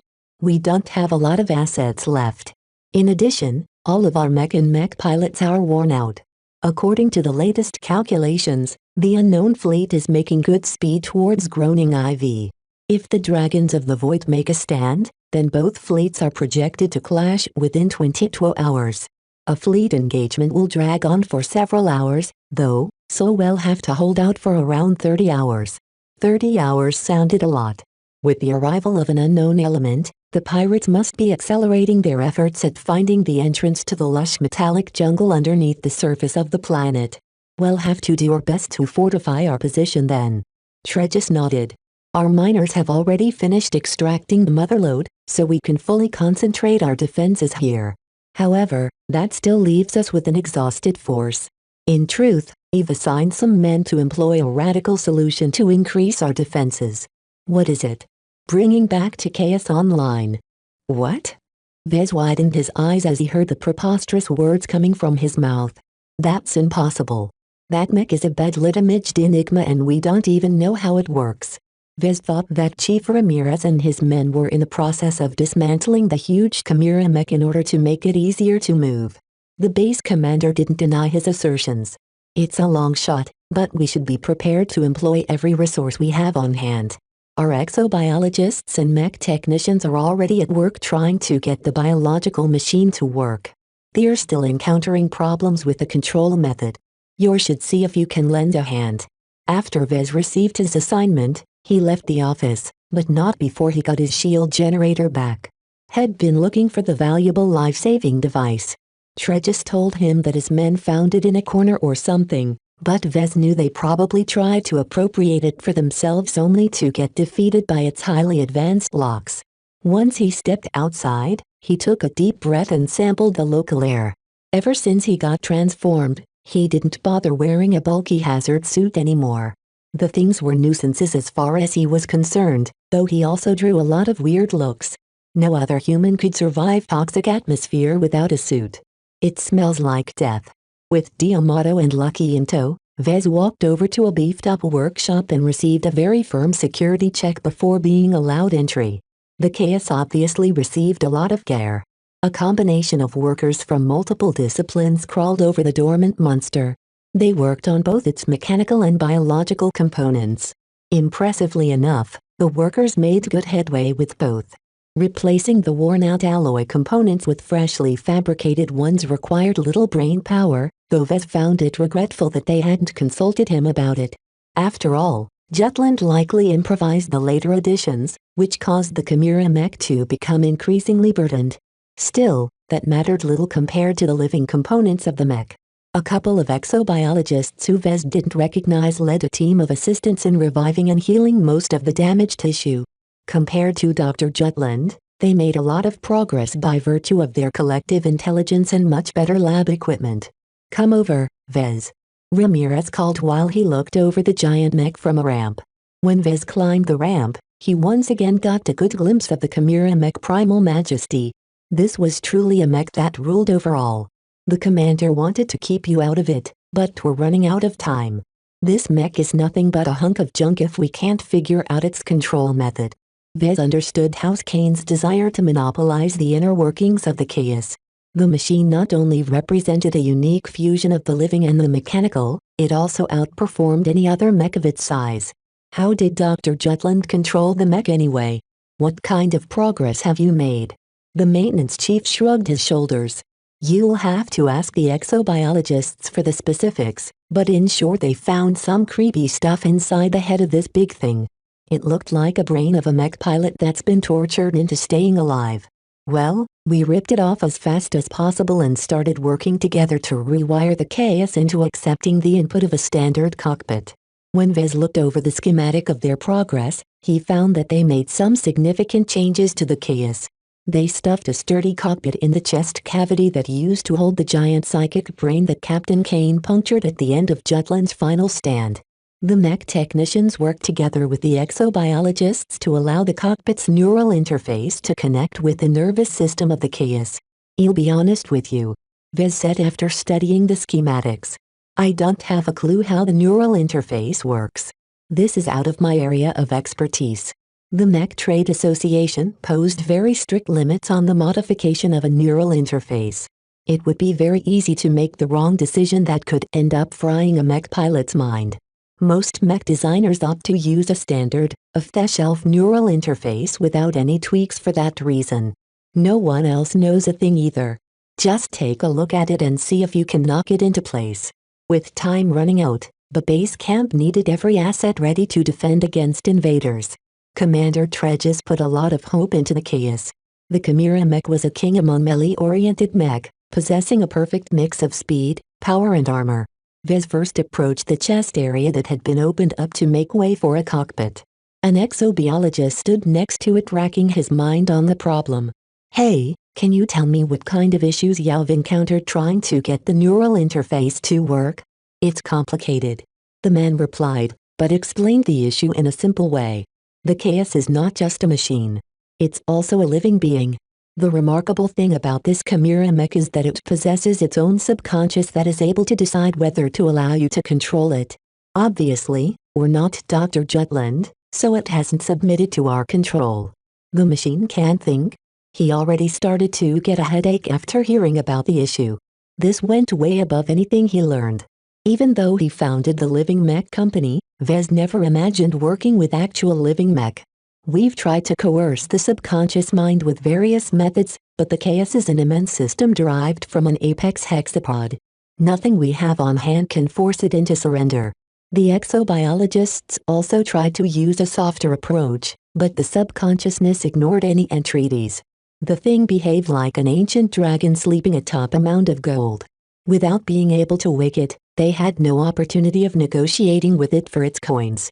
When he read through the logs and tallied their methods, he had to admit the exobiologists tried everything he could think about. Vez couldn't figure out another way except for the X factor. Ever since he joined the expedition, Vez resolutely sealed his abilities concerning this mysterious phenomenon. Working together with a crowd of mech technicians mudded up the mech he designed and worked with, so the X factor never had a chance to break out of its shell. Now though, he faced a mech that lived, in a way. If Vez was correct about the rules governing the X factor, then it had an intricate connection to life. Could he communicate with a living mech through the X factor? Could he manipulate it in his favor? How would he go about it in the first place? Nothing ventured, nothing tried. Vez ignored the exobiologist as he prattled on and approached the chimera mech chest. He put his palm over its hardy scales and tried to connect with the beast. He expanded his mind and narrowed focus, tuning out every other distraction. The sounds of mech technicians installing the new parts and exobiologists treating damaged tissue faded out. Deep within his mind, a brilliant light ascended into the heavens and threatened to burn down in an unprecedented nova of destruction. Ag! He painfully pulled out his mind from the dangerous illusion. Vez had a suspicion that if he let the image run its course, he'd blow out his brains. What is happening to me? Vez wasn't stupid. He associated the phenomenon with the disappeared energy from the heavenly flower. He faintly recognized its flavor. The strange occurrence forced him to take a step back. He left the cockpit and sat down in a quiet corner while stroking Lucky's back. The cat had missed his presence and demanded a lot of attention since Vez returned from captivity. "What do you think is going on, Lucky?" The cat meowed ignorantly at him, caring more about his scratches than his owner's conundrums. The dangerous vision in his mind scared him quite a bit. Would he be risking his mind every time he tried to focus his concentration? He carefully dipped his mind inwards. Nothing happened. He easily manipulated his thoughts into a mental blade that could cut through any errant thoughts floating in his head. Vez found that its potency had even increased. Was this another effect of the heavenly flower? I can't be sure of that. It could have grown from surviving the last few weeks. I know far too little about the mind to make any solid conclusions. Vez avoided making assumptions and instead tried to determine the changes. It became even easier to form his focus into any shape he willed into existence. He found it difficult to describe the process. It was as if he applied a giant net onto a cloud of myriad meanings. It ignored all the irrelevant meanings and only latched onto the concepts he wanted. It's even easier to shape the right image. Vez imagined upgrading an ancient second-hand image projector with a premium brand one. The resolution and vitality of his images received a substantial upgrade. Whether it could help him break through the impenetrable border between the systems crating and bratting was another matter. From his understanding of the X factor, it demanded more than brute force to break through that barrier. It required an evolution in his methods. It's still a benefit, though. A more focused and intense image likely allowed him to impart more life in the same amount of time. He wouldn't have to spend months trying to saturate a design with his fingerprints. He even guessed that once he became powerful enough, he could wipe off the fingerprints of others in a collaborative work. I don't even know if I reached that point. He only brushed against the tip of the iceberg with both his physical and mental changes. Though they all appeared to be beneficial, the doctors warned him that they might take a turn for the worse. Only through extensive examination at a proper facility would Vez be able to uncover some of the hidden dangers buried within his body. He laid his worries aside since he still had a job to do. Once he regained his composure, he approached the chaos and touched it again. This time, Vez formed a mental probe of sorts and carefully tried to pry into the shell of the monstrous mech. His mind encountered a thick, nebulous cloud. Vez thought he encountered some form of barrier that acted as a form of protection. He firmed up his mental probe a bit and dove deeper into the cloud. The probe continued extending until the cloud suddenly reacted. Vez became alarmed when his instincts warned him of a major crisis. The roiling cloud turned hostile and bore down onto his probe. The cloud established a connection to Vez. It conveyed a sense of hostility. Vez blanked out. He woke up half an hour later, his entire body stained with sweat. What just happened? Chapter 196. Outnumbered. No matter how much he tried, Vez couldn't recall what happened when his mind got sucked into the chaos. It was as if conscious mind got pulled into the vast vortex of the Chimera Mech subconscious. Fortunately, most of the workers ignored his unmoving presence. They probably figured he was making calculations in his mind and didn't wish to interrupt his train of thought. Vez departed the workshop with a flush on his cheeks and spent some time to freshen up. All the while, he mentally assessed his state of mind. Nothing appeared to have changed. He didn't get the sense that he lost anything, nor did he gain any boons from the encounter. He simply lost half an hour of his time. I don't believe I wasted my time. Something must have happened, his instincts told him.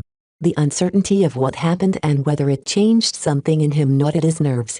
Lately, the more he dipped into metaphysics, the more he realized how unfathomable the unknown represented. Dr. Jutland's shenanigans alone amply demonstrated its potential as well as its dangers. In order to be certain of his health, Vez returned to the treatment center and had himself checked. Predictably, they found nothing unusual. They did state that his regulator organ became increasingly enmeshed with his spine. It's a fascinating process. Dr. Mello admiringly told him.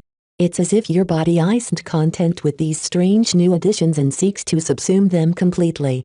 Rarely have I witnessed such initiative without being prodded by an outside stimulus.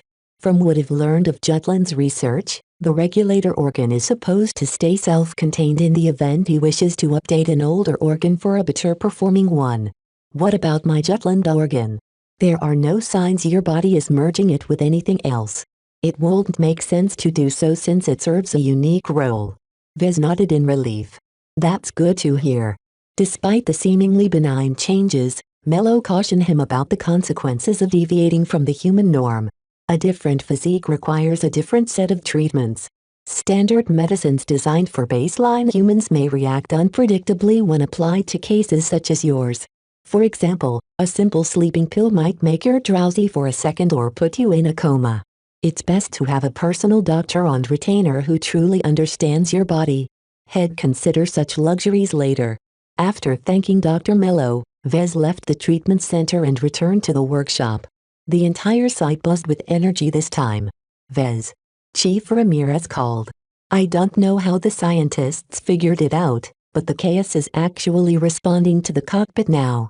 Vez looked with interest as the chaos gently lifted a limb before lowering it again. It did so for all 6 of limbs, demonstrating the exact control the pilot in the cockpit had over the appropriated mech. Did he unlock the chaos somehow with his weird third-minute seance? Is the pilot reporting any issues connecting with the chaos? He asked, concerned about the mental health of whoever served as a guinea pig. I imagine it's quite dangerous to interface with a half-living mech.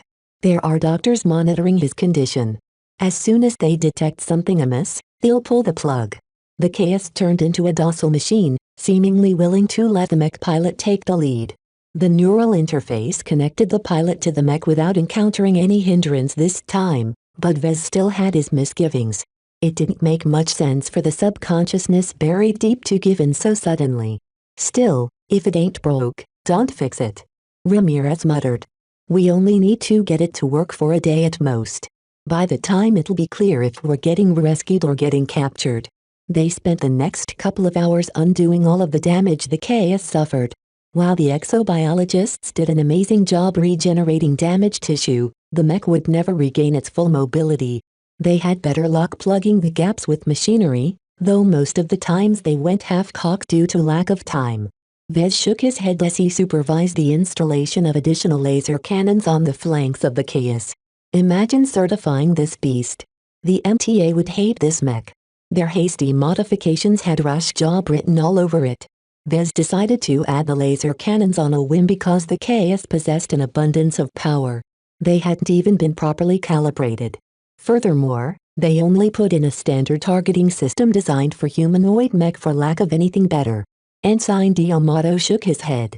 It'll be a miracle if it can hit something beyond spitting distance. It's not meant to be a sharpshooter. The great thing about installing laser weapons onto the KS is that its heat organ acts as both an inexhaustible power source while also functioning as the perfect heat sink. It will be able to devastate a whole company of mech on its own with its laser cannons firing almost non-stop. Frankly, the heat organ functioned as a massive cheat in this regard.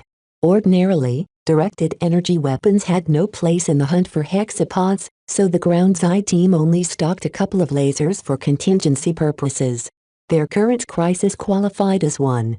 After several hours of working, the pirate fleet in orbit finally made a move. An alarm alerted everyone to the threat. Ensign D'Amato approached Vez. Our monitoring system has detected many incoming transports. They're on track to enter the cavern entrance. How much time do we have left? 2 hours at most. It depends on how many mechs they've committed to the first wave. The incoming fleet is still 15 hours away, so we only need to hold on for half a day before the pirates become preoccupied with bigger enemies. Vez thought about the exhausted personnel and worn-out equipment and figured they'd be hard-pressed to hold their ground. It wasn't impossible to hold for 13 hours, but the pirates must be feeling the crunch as well and hoped to wrap it up quickly. The mech technicians quickly finalized their current assignments and made sure that nothing stuck out from the chaos. With the Olympians wrecked, the chaos took over their role as the hunting platoon's bulwark. When he looked over the mobilized mech, he noticed the imbalance between melee mech and ranged mech. Against hexapods, such a deployment made sense. It's not as bad as it looks, D'Amato told him while they retreated to the inner base. As non-combatants, they played no role in the upcoming battle, especially when the ensign still waited for a new arm. The dragons of the void are impatient for results. They can't run out the clock by sieging us from a distance. Once they commit their mech to a full-on assault, our melee mech will be able to hold the line. They quietly waited until the first signs of danger emerged through the haze in the air. Are those aerial mech? Vez asked with an astounded voice. Around 2 squads of flying mech buzzed around the base. Their flight systems screamed as they strained to keep the flyers aloft. A couple of turrets fired projectiles at them, but their speed and distance along with their ECM kept them out of harm's way. To all accounts, the pirate mech behaved as if they were playing with their food. The passes high in the air was meant to test their defenses while observing the base camp's exact layout. The low-level miasma forced them to fly a little closer, but in turn it also interfered with everyone's targeting systems. In the meantime, half of the defenders looked on with anticipation. There they go. The native wildlife finally detected the delicious morsels darting in the air. Huge flocks of hexabats converged from far away as they honed in on the heat emitted by the mech trying to fly under 1.4 times standard gravity. The formation in the air fell apart as thousands of hexabats gnawed at their lightly armored frames. While their armor proved to be a little more resilient than those enjoyed by civilian transports, many of their surface components such as sensors and joints sustained a lot of damage. Furthermore, the aerial mech had mainly been configured as riflemen and harassers, so they lacked the melee options to throw off the hexabats. They shot their lasers and rifles as best they could, but even as they harvested hundreds of hexabats, thousands more flocked to their constant heat buildup. The invading force suffered a heavy blow with the loss of all of their flight squadrons. Best of all, the defenders didn't even have to lift a finger. Vez shook his head as he sympathized with the hapless pirate mech. I guess it's safe to say they haven't received any intelligence of what is going on here. The dragons of the void haven't received any transmissions from base camp. Ensign D'Amato nodded. Our investigators suspect that one of our attached mercenary vessels left behind a dead drop whenever they transitioned into FTL. That left a trail of breadcrumbs right into the groaning system. Didn't you keep an eye on this kind of stuff? We did, but evidently the traitors outsmarted us. In any case, the fact that the pirates only gained some coordinates and nothing else meant that they came in blind. Their lack of knowledge concerning the habits of the hexapod life forms would come to bite them back several times. Vez could already imagine the landbound hexapods drawing to their heat emissions, though the expedition had already cleaned up most of the creatures in the vicinity. The landbound pirate mech took their time approaching the base, as constant hexapod harassment must have delayed their deployment. Still, they came with numbers on their side. How many mech are out there? Around 100 so far, but they're definitely holding back. The expedition could only scrape around 70 mech that functioned well enough. They also fielded a handful of half-crippled mech that couldn't do more than stand and shoot, even if they didn't possess the right configuration to handle ranged weaponry. The numbers alone highlighted the precarious state of the ground's I team. Without support from the main fleet and with depleted supplies, they lacked the depth to withstand an overwhelming assault. To put it simply, their backs were on the wall. "Can you lend me a gun?" Vez asked his escort. "Why?" "Just in case. If they come for me, I won't go down without a fight." In fact, Vez had no intention of staying aboard a sinking ship. If the worst-case scenario happened and the base had been breached, Vez intended to sneak away under stealth and survive in the wilderness with his adapted body. However, he'd have to leave behind Melker to do so. His cousin Stanislaw had joined the defending mech and huddling behind the walls, using them as cover to fire pot shots at the approaching pirate mech. Between the risk of getting captured and having a system robbed of his possession, Vez would rather give up his cousin. As a non-combatant, Vez lacked the means to change the course of the ensuing battle. No matter how much his body grew stronger, he could never match Dr. Jutland's display of strength. The pirates swelled to around 200 mech. At least they came without any additional assets such as infantry or artillery. Still, as kings of the battlefield, mech alone operated well enough on their own. No one spoke a word. Everyone waited with bated breath for the pirates to make their move. This time, the pirate mech came in a dizzying array of colors and symbols. Like House Kane, the Dragons of the Void enlisted other groups to fill up their ranks. The lack of unity among the pirates could serve as a weak point. A brilliant-looking swordsman mech in black stepped forward. Its sleek black coating had been decorated with a pair of coiling red dragons. It wielded a slim but high-quality mech dueling sword that looked perfect for swift, aggressive strikes. The loudspeakers of the elite mech bellowed out the terms of the pirate commander. "I am Jaded Serpent. In the name of the Dragons of the Void, I lay claim to your lives and your possessions. We have gained complete orbital supremacy. There will be no help coming for your rescue. I will only say this once. Shut off your mech and lock down your turrets." Captain Kane's Catherick stepped up above the wall and faced Jaded Serpent's mech. She gave a simple reply to the pirate commander's demands. "Get lost." Her reply firmed up their resolve. Even Vez felt an irrational sense of pride at the thought of resisting the pirates with his comrades in the expedition. He held his borrowed laser pistol with a tightening grip, though he quickly regained his cool. The dragon mech reacted swiftly to the coarse reply by stretching out its sword. "Commence the attack." Chapter 197 Jaded Serpent. With the obligatory offer of surrender over with, the pirate mech began their assault. They carefully pelted the star-shaped base walls from a single direction with lasers and shells. It became clear that the quality of mech and weapons used by the pirates adhered to the standard of a third-rate state. They matched relatively poorly against the better-armed mech of House Kane and their mercenary partners from the Grey Willow Star sector. However, the local mercs enjoyed very little superiority in this regard as they obtained their mech from similar sources. The defenses held up better than Vez had thought. House Kane hadn't skimped on the prefabricated walls that had been anchored into the hardy soil. As they were meant to withstand a horde of hexapods, they took little damage from kinetic and explosive projectiles. Unfortunately, the alloys used in the construction of the walls fared a little worse against lasers. The pirates quickly whisked up and started to concentrate their laser armament at a single spot, trying to carve a very large hole in the defenses. The defenders gave it as good as they got, though only half of the mech had been equipped with ranged weapons. The fixed emplacements picked up the slack. The turrets had been designed to take a beating and dish it out in turn, and they fired back with accurate volleys that chewed up the pirates in the forest. The dense, hardy metallic forest provided some level of cover to the pirate mech. The trees proved to be incredibly resilient, though they were too thin to cover a mech's entire frame. Losses piled up on both sides as a low-intensity firefight extended for half an hour. The pirates slowly softened up the expedition's formidable fixed defenses. The walls and turrets couldn't move, so the pirates simply aimed to wear them down by focusing their fire. Before the pirates committed to a full assault, they wanted to lay the groundwork first. The defenses bought valuable time to the ground's eye team with their sacrifices. Yet with every turret down, the pirates faced a little bit less pressure, allowing them to position their forces more aggressively. In the meantime, the chaos stayed hidden and out of sight.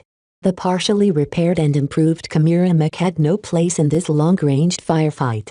To maximize its impact, Commander Tregus ordered it to be revealed at the last possible moment. The situation changed for the worse when missiles rained from above. They ended their arc flight paths straight into the interior of the base, focusing mostly on the mech workshops and other critical infrastructure. The base only possessed a limited amount of anti-air emplacements that took out half of the incoming ordnance.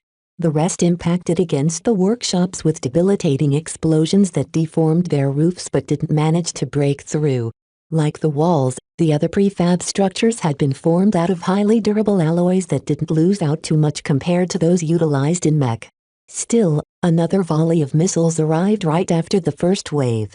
Explosions continued to rain down in the same area of the base, weakening the targeted structures until their roofs finally collapsed. Distant screams emerged as some of the subsequent volleys killed and wounded mech technicians ready to service damaged mech. Vez could have been one of them. If not for the special dispensation he received from Tregus for being an integral part in killing Jutland, he'd be among the thick of it. Don't we have any countermeasures?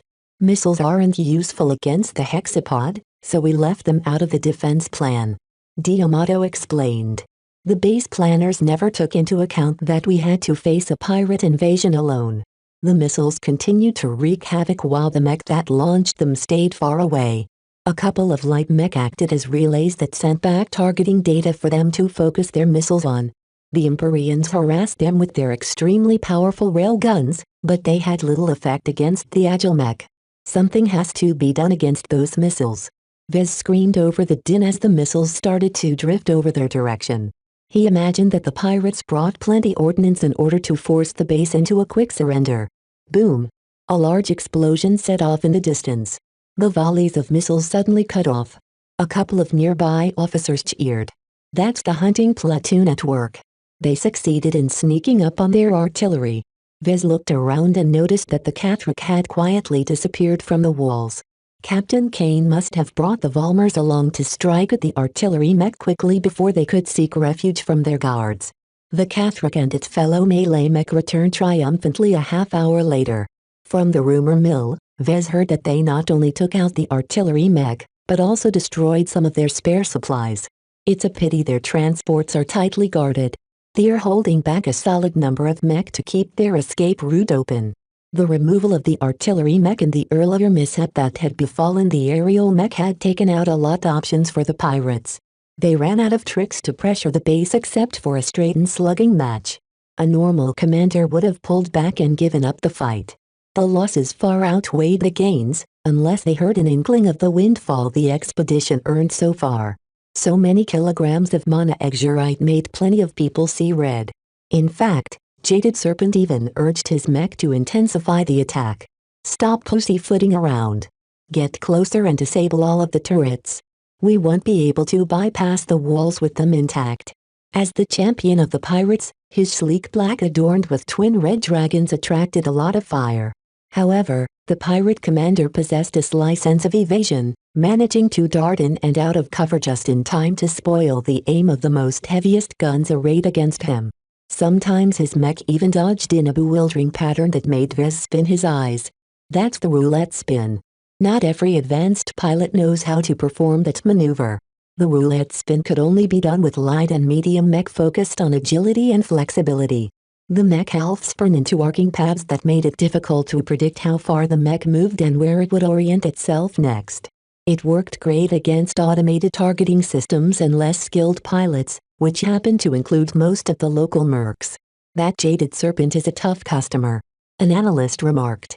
His mech can outmaneuver most of our melee mech that focused more on brute force than finesse. Even our Volmers would be hard-pressed to match blows against his mech. The firefight faded out another hour later when most of the turrets facing the direction of the pirates got destroyed. The pirate mech also burned a number of holes in the solid walls of the base, though it took an extreme amount of energy to accomplish such a feat.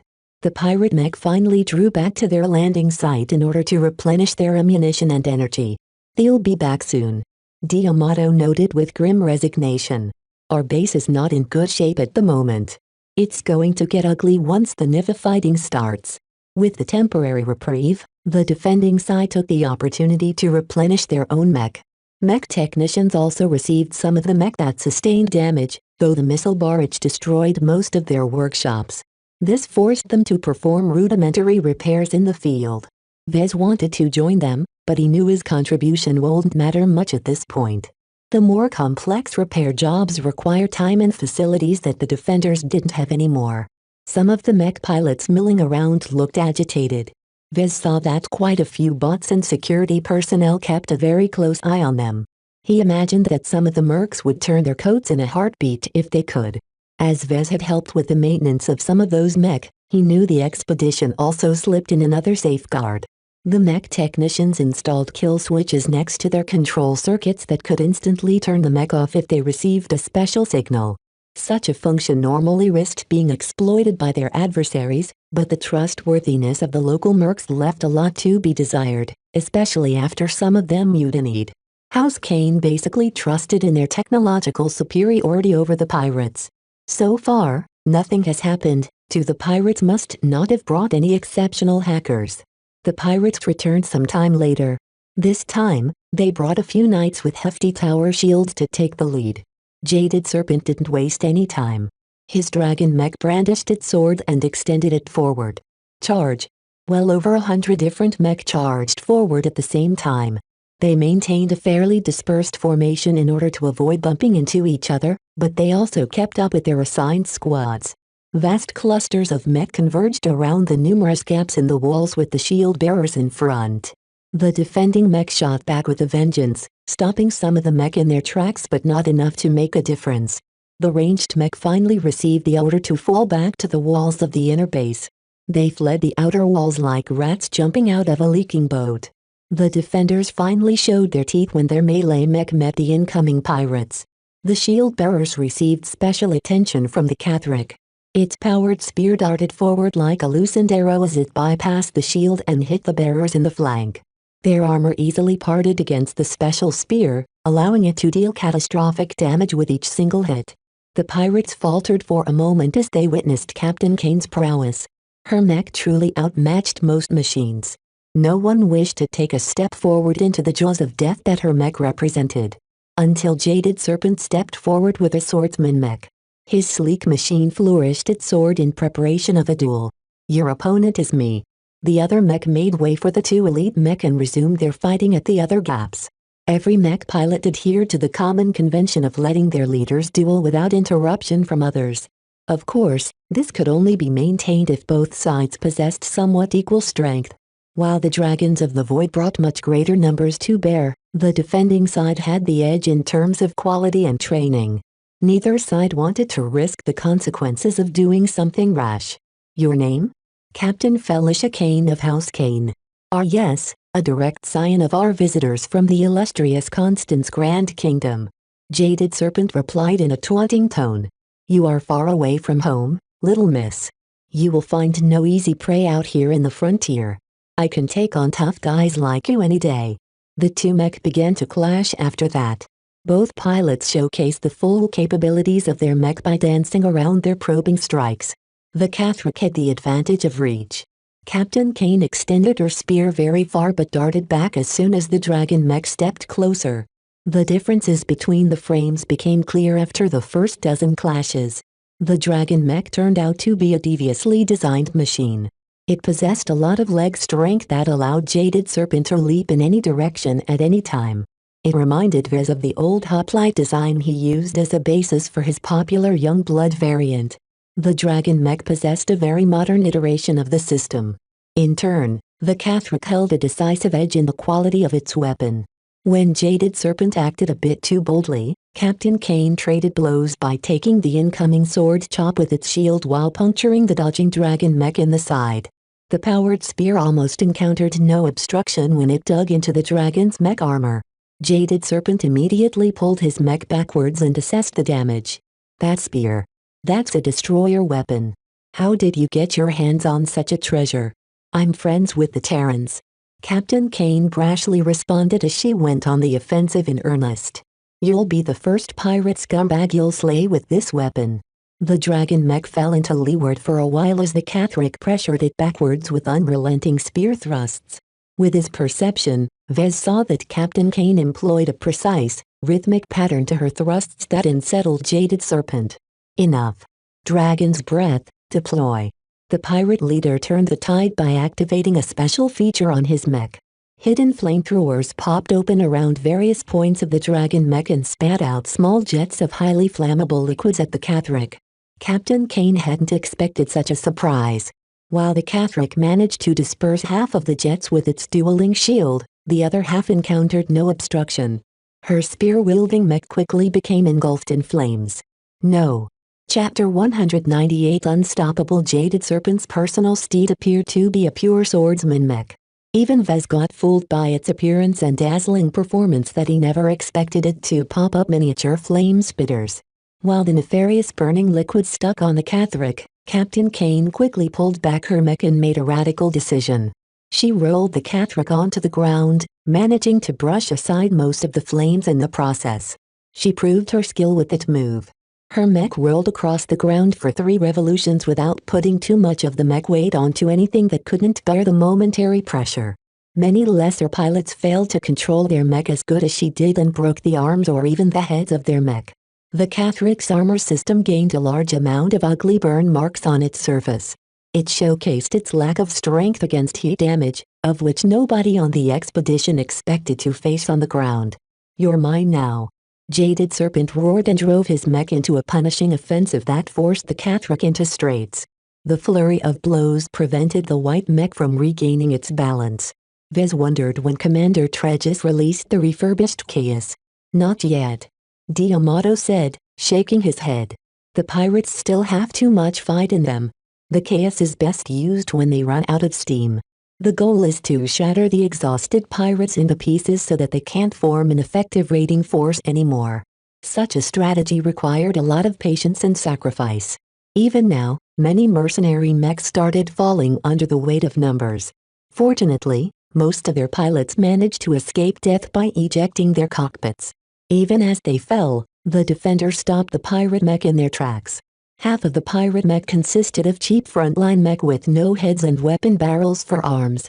Their deficient armor made them sitting ducks for the railgun-wielding defenders, who took them out with 2 or 3 carefully aimed projectiles. Vez noticed that the pirate mech weren't using proper tactics. None of them adhered to the loose formation determined at the start and simply tried to swarm the damaged walls with fanatic glee.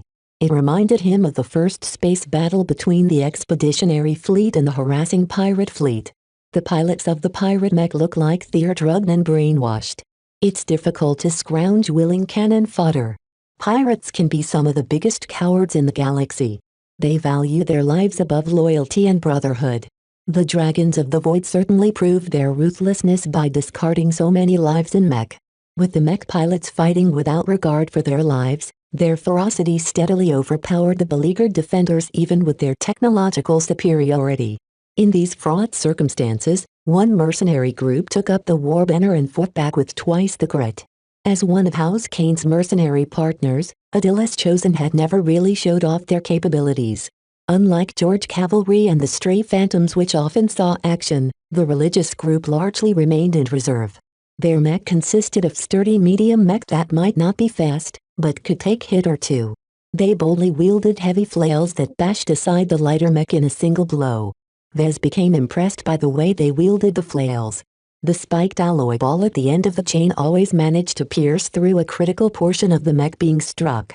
The mech of Adilas Chosen momentarily stabilized the faltering lines, though their impact proved limited as they couldn't cover the entire wall. The defenders didn't have much of a reserve besides the Chosen. Captain Kane is still holding on. The Catherick managed to bait its opponent. It parried the last sword strike of the dragon mech and thrust before Jaded Serpent fully recovered. The spear glanced past one of the swordsman mech thigh, piercing aside the armor plating with contemptuous ease before dealing shallow but effective internal damage. The dragon mech mobility suffered a minor loss that proved extremely debilitating in the closely matched duel. Captain Kane's destroyer weapon showcased its full potential as she used it as a naked threat against Jaded Serpent's sword.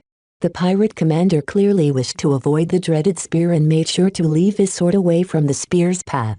How did she get her hands on a destroyer weapon? Vez asked. Captain Kane followed a training course in an institute affiliated with the Terrans. One of the idle scientists replied. I heard she acquitted herself well enough to win some awards. The destroyer weapon is a custom design that's made for her mech. She's very lucky to gain such a renowned weapon. That she is. You can see how she's regaining the initiative. Even some flames can't stop her resolve. Many people consider the Greater Terran United Confederation to be a stagnant first-rate superstate that clung to its old ways. They gradually let the new Rubarth Empire overtake them in terms of research and development. The fairly recent invention of destroyer weapons put them back on the map. These special-powered weapons used up a lot of energy, but converted almost all of that potential into a field that acted as a molecular disbonder. Most materials became as fragile as paper when struck by a molecular disbonder. Even many kinds of compressed armor had to give way to the strange new technology. The destroyer weapons quickly gained a reputation for being the ultimate melee weapons and dominated the Terran mech scene. Unfortunately, the Terrans couldn't enjoy their moment of superiority for long. Their arch-rivals from the new Rubarth Empire came up with several special alloys that proved to be immune to the effects of a molecular disbonder. Still, these alloys made use of extremely rare exotics that had only been found in the core regions of the galaxy. Out here in the galactic rim, many prospectors tried to find the valuable materials, but never encountered a trace of it so far. This turned the few destroyer weapons that made their way to Frontier into the perfect tools to bully the local mech. Despite the Catharic's valiant performance, the rest of the defenders slowly showed signs of breaking. Even the flail-wielding mech from Idyllis Chosen became entangled when the pirates surrounded them from multiple directions. Their flails hit hard, but it took a lot of time to swing them. The pirates finally whisked up and waited until the flails finished their swing before diving in to press the Chosen body to body. Nevertheless, dealing with these strong and daunting mech was never easy, as they inflicted a lot of damage with their bare hands. The Chosen dished out plenty of damage before they ejected. There's hardly any obstacles left. The casualties among the pirate mech had become very tragic, but none of them flinched. The raiders only knew how to go forward and fight. All thoughts of stepping back or preserving their lives had disappeared in their drug-fueled frenzy. Commander Tredges finally had enough. He couldn't wait any longer to send out his reserve. He ordered the release of their final trump card. The chaos stepped forth out of the gates of the inner wall with a mighty animalistic bellow. Its horn-like roar emboldened the defenders while throwing some of the most engaged pirates into a stupor. Every pirate who caught sight of the chaos became frightened by its size. The half-living mech made for an intimidating sight as it could tower over heavy mech. Even scarier was the fact that despite its bulk, it moved forward with unstoppable momentum. The mighty Chimera mech marched closer with 6 of its limbs working in tandem. Once it came close to one of the frailest points of the wall, the defenders pulled back and made way for the king of mech. When some of the more reckless pirate mech entered the gap in the walls, the chaos responded by unleashing the laser cannon strapped to the sides of its torso. An unending torrent of lasers erupted from the cannons. The pilot threw out almost every rule in the book by letting them pulse unendingly like a flickering light. The sheer amount of power the laser cannons used up went far beyond the usual safety guidelines. A regular heavy mech would have melted all of the barrels by now, but not before sucking out all of its energy cells. Yet the chaos still continued to fire without any signs of faltering. All of the excess heat building up in the barrels never had a chance to overheat anything as the augmented heat organ sucked away all of that delicious energy. This is the most impressive sight I've ever seen. This is the pinnacle of mech. Even Vez underestimated the actual effectiveness of the improvised setup. The overconfident pirates lost almost a dozen mech after a couple minutes of unrelenting laser fire. The befuddled pirates kept expecting the laser cannons to stop its self-destructing firing rate, but always ended up with molten mech. Once the pirates stopped invading the gap, the chaos ceased its fire. While the laser cannons didn't have to be afraid of overheating, keeping them active all the time had other effects that quickly wore down the fragile weapons. Instead of waiting for the pirates to muster up their courage, the chaos decisively exited through the gap and charged towards the recovering pirate mech. Its speed ensured that none of the drugged-up pirates could muster a proper defense by the time the massive monster reached their midst. The chaos released another primal bellow as it practically ran over 3 mech in close succession. Its massive weight flattened every mech that fell beneath its limbs into deformed pieces of scrap. Meanwhile, the Captain Kane took advantage of Jaded Serpent's retreat at the sight of the intimidating monster mech and raised her mech spear. Onwards, men. We are invincible. The mark of a good leader was their ability to inspire their subordinates. Vez thought that Captain Kane lacked experience and largely reached her rank due to nepotism. It turned out that she had a keen sense of timing and broadcasted just enough words to rally the defenders. Even though the chaos only beat back a portion of the pirate force, its tall presence drew the eye of everyone in the field. The mech smashed its way into the thick of the pirates and lashed out in each direction with its limbs and lasers. None of the mech that stood in its way lasted more than a couple of blows. Jaded Serpent finally shook off his amazement and brandished his sword towards the unstoppable beast. Are you daft? Ranged mech, fire on this monster. Melee mech, pull back from here and resume our push at the flanks. Despite receiving clear orders, the pirate mech strained to follow their new instructions. The defenders left the middle for the chaos and redirected most of their numbers towards the flanks, meeting the pirate push head-on. Meanwhile, the ranged mech found their rifles and cannons to be completely ineffective against the virtually indestructible scales of the chaos. As a mech based off the carcass of a hexapod king, its scales had reached a degree of toughness that could even glance off a couple of railgun projectiles. The entry of this giant monster and its subsequent rampage completely quelled the momentum of the invaders. Even concentrated volleys of fire accomplished nothing more than disabling the laser cannons, which didn't hurt the core performance of the chaos at all. With another triumphant roar, the chaos raced forward on all 6 limbs and bounded across the field, reaching the rifle-wielding mech in an instant. With fast, powerful swipes, the chaos tore the rifleman mech into shreds. Their thinner armor and inferior speed branded them as dead mech walking that awaited their final destruction at the hands of the indomitable monster mech. As much as the pirates drew their courage from their drugs and brainwashing, they couldn't handle the terror-inducing killing spree of the chaos. For some of them, the shock tore apart their mental conditioning, which led to a third of the surviving pirate mech to turn around and flee back to their transports. We broke them. Run, you bastards. Chase them to the ends of the universe. With the chaos leading the charge, the more mobile defenders chased after the fleeing raiders and ran them down like dogs. Even Jaded Serpent gave up his attempts to corral his minions into reforming their ranks and joined the overall rout. As the mech ran out of sight, Vez let out a deep breath. We survived. Chapter 199 Rex. The chaos and its entourage of defenders chased the pirate mech for 20 minutes before giving up the chase. Continuing to chase the pirates all the way back to their transports risked falling into an ambush, so the defending mech wisely broke off well before they overextended themselves.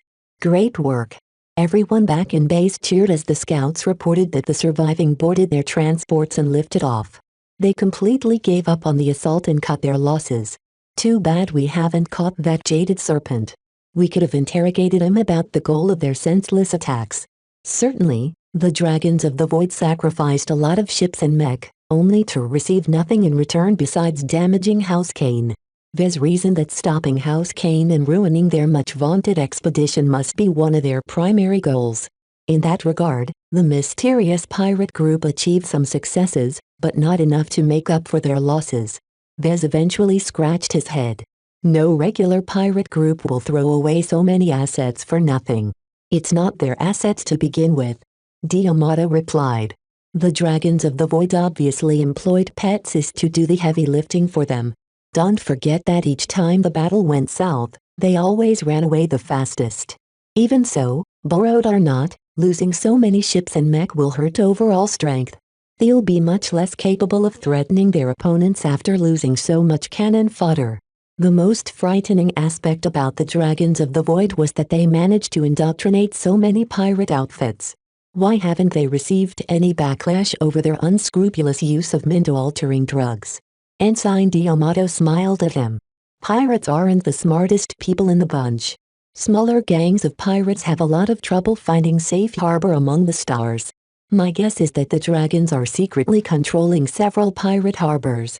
Whenever they're short on manpower, they'll kidnap some unsuspecting visitors. Such a scheme highlighted the cutthroat circumstances of those who resorted to piracy. Perhaps some of the pirates had an inkling of what went on, but where else could they service their ships and mech? These outlaws deserved no mercy for turning their backs on human solidarity. Hours went by as the survivors picked up the pieces. Vez volunteered to help with the repairs of the chaos. While it pretended to be invincible in front of the pirate mech, it actually sustained severe damage to its mechanical components. Due to a lack of time, the repair team focused on stabilizing its condition so it wouldn't fall apart in the short term.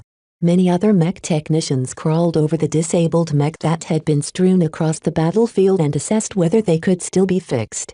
When Vez looked at the battlefield strewn with so many wrecks, he couldn't help but count how much value lay on the ground. His salvager's eye came up with a figure that topped several billion bright credits. The pirate mech generally consisted of cheap mech made out of cheap materials.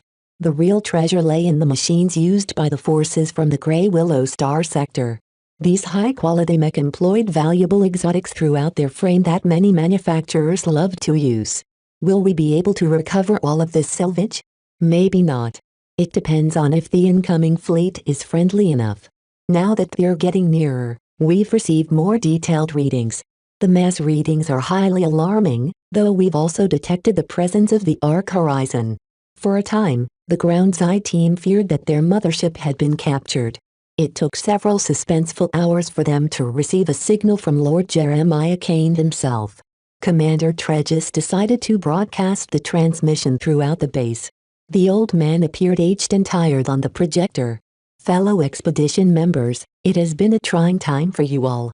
We departed from the Grey Willow Star sector and crossed many light years with the hope of reversing the fortunes of House Kane. Enemies stalked us every step of the way, but despite their determined attempts to drag us down, we have persevered against all odds. Be proud of your accomplishments.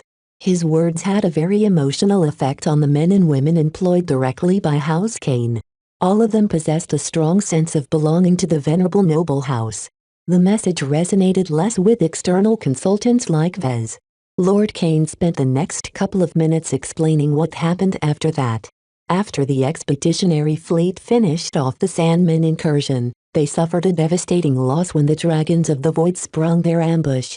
The bedraggled survivors fled far away until they eventually converged at a predetermined fallback point. Defeat can humble the best of men. Lord Kane spoke evenly.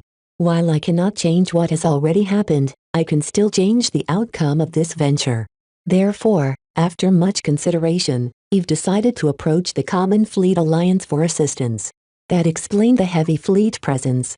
Several destroyers along with a handful of frigates surrounded the Ark Horizon like an honor guard. Though the massive fleet carrier outmessed the smaller vessels, as dedicated warships they possessed unparalleled might. The pirate fleet had no choice but to gamble on a quick win. As soon as they figured that they couldn't overrun the base camp with the mech forces at hand, they decided to cut their losses and run before the warships caught their scummy hides. It can't be cheap to enlist the aid of the CFA. Ensign D'Amato nodded. The CFA is humanity's common defense against pirates and aliens.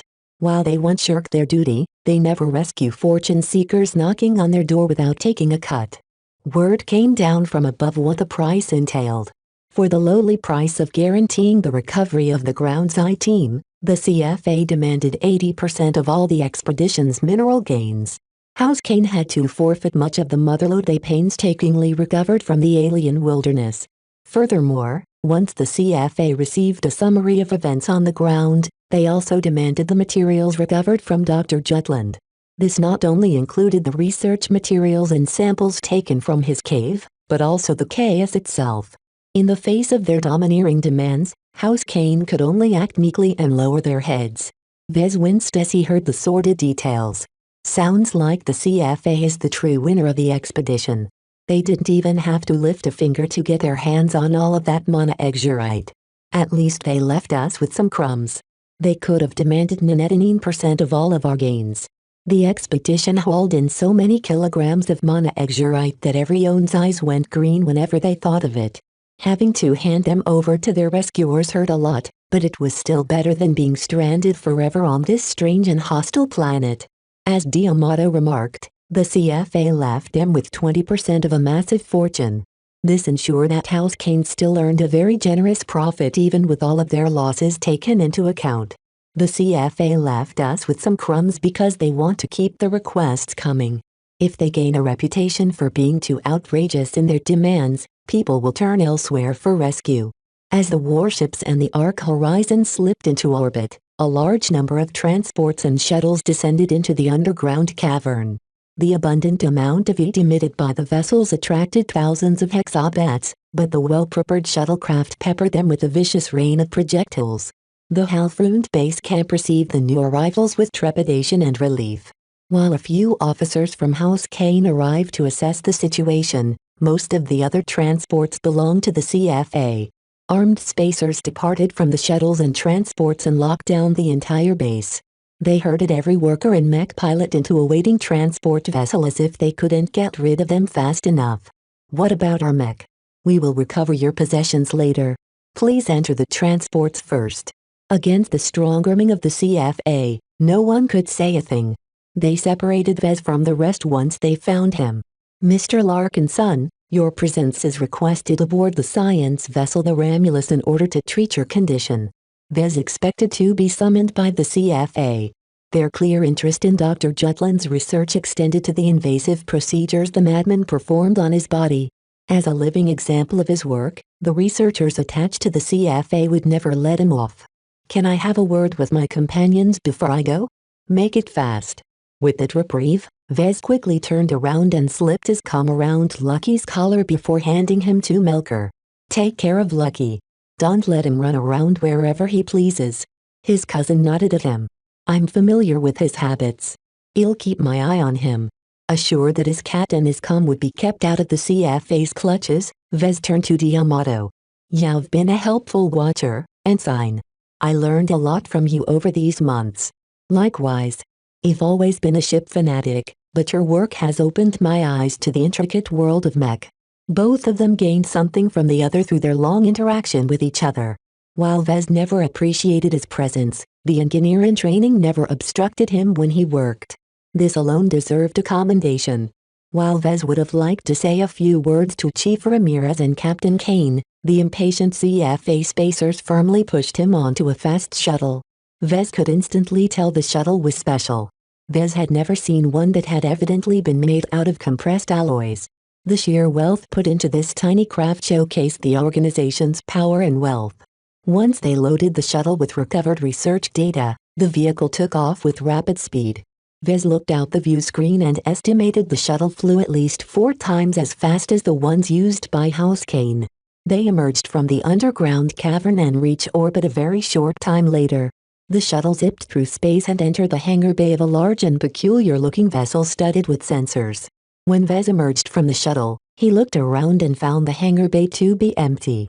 To be frank, what he saw didn't impress him as much as he thought. The interior of the Ramulus had been built to withstand an extreme amount of punishment. Vez only recognized a couple of well-known compressed alloys. Despite the extravagant expenditure, the white interior looked fairly boring, as if the designer worked hard not to cheer up the crew. Despite the plain appearance, Vez suspected that the ship hid a lot of highly advanced systems underneath the surface. He caught hints of it as a pair of armed security officers guided him towards the labs. Every strange device prompted Vez to puzzle out their function. Even more remarkable was when he passed by several uniformed spacers. Every crew member looked beautiful or handsome, which was a sign that they received expensive gene therapy. While not as eventifying as gene boosts, first-rate superstates applied gene therapy to all of their citizens to enhance their health and make them much less susceptible to diseases. Vez had to curb his curiosity once they entered a quiet but extremely well-equipped lab. A handful of researchers awaited his arrival. The lead scientist stepped forward and shook his hand. "Welcome aboard the Romulus, Mr. Alarkinson. Ah, your skin is fascinating."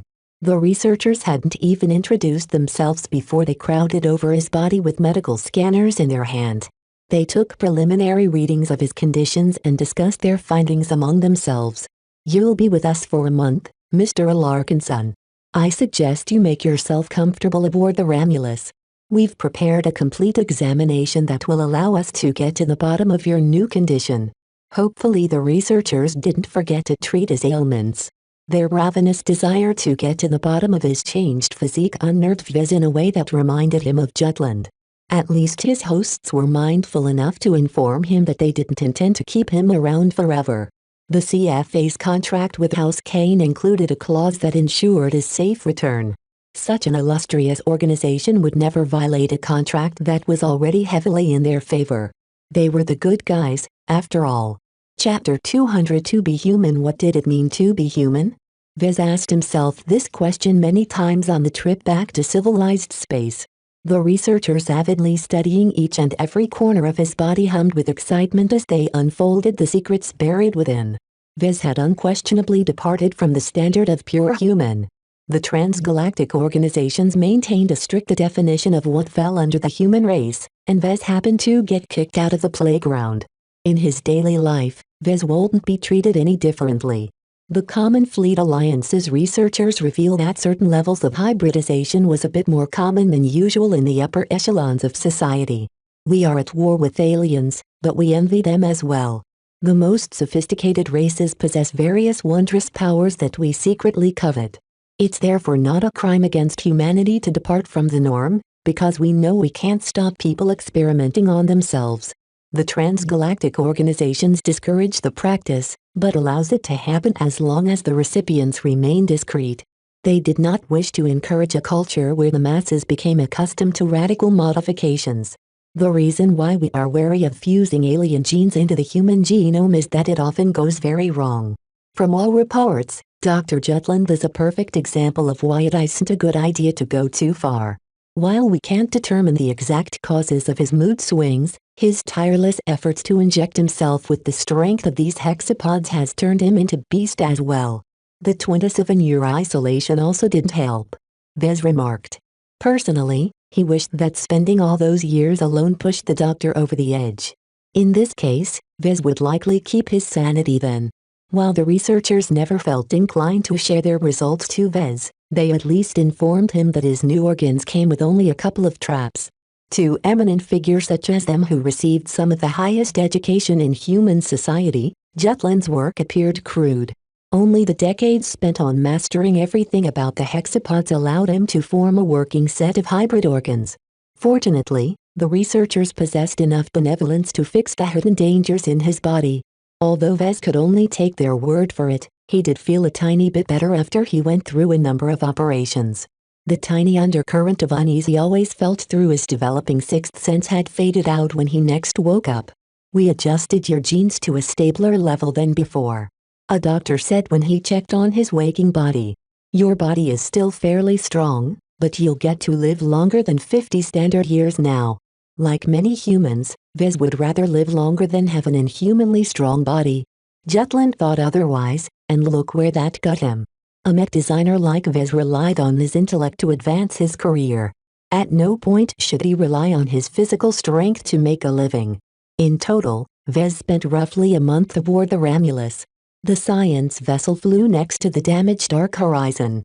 Both ships enjoy the protection of the destroyers and frigates that escorted them to Mancroft Independent Harbor. Once they reached the quiet little star system, Vez had finished his obligations. The expedition formally came at an end and House Kane released the local mercenaries and consultants from their duties. The CFA actually let him go, to his surprise. Didn't they want to study him further? One of the researchers knew what he was thinking and laughed. "You are overstating your own importance to our research. We've taken many samples and we also scanned your body down to their elementary particles." To his horror, they showed him a vat containing an exact clone of his body.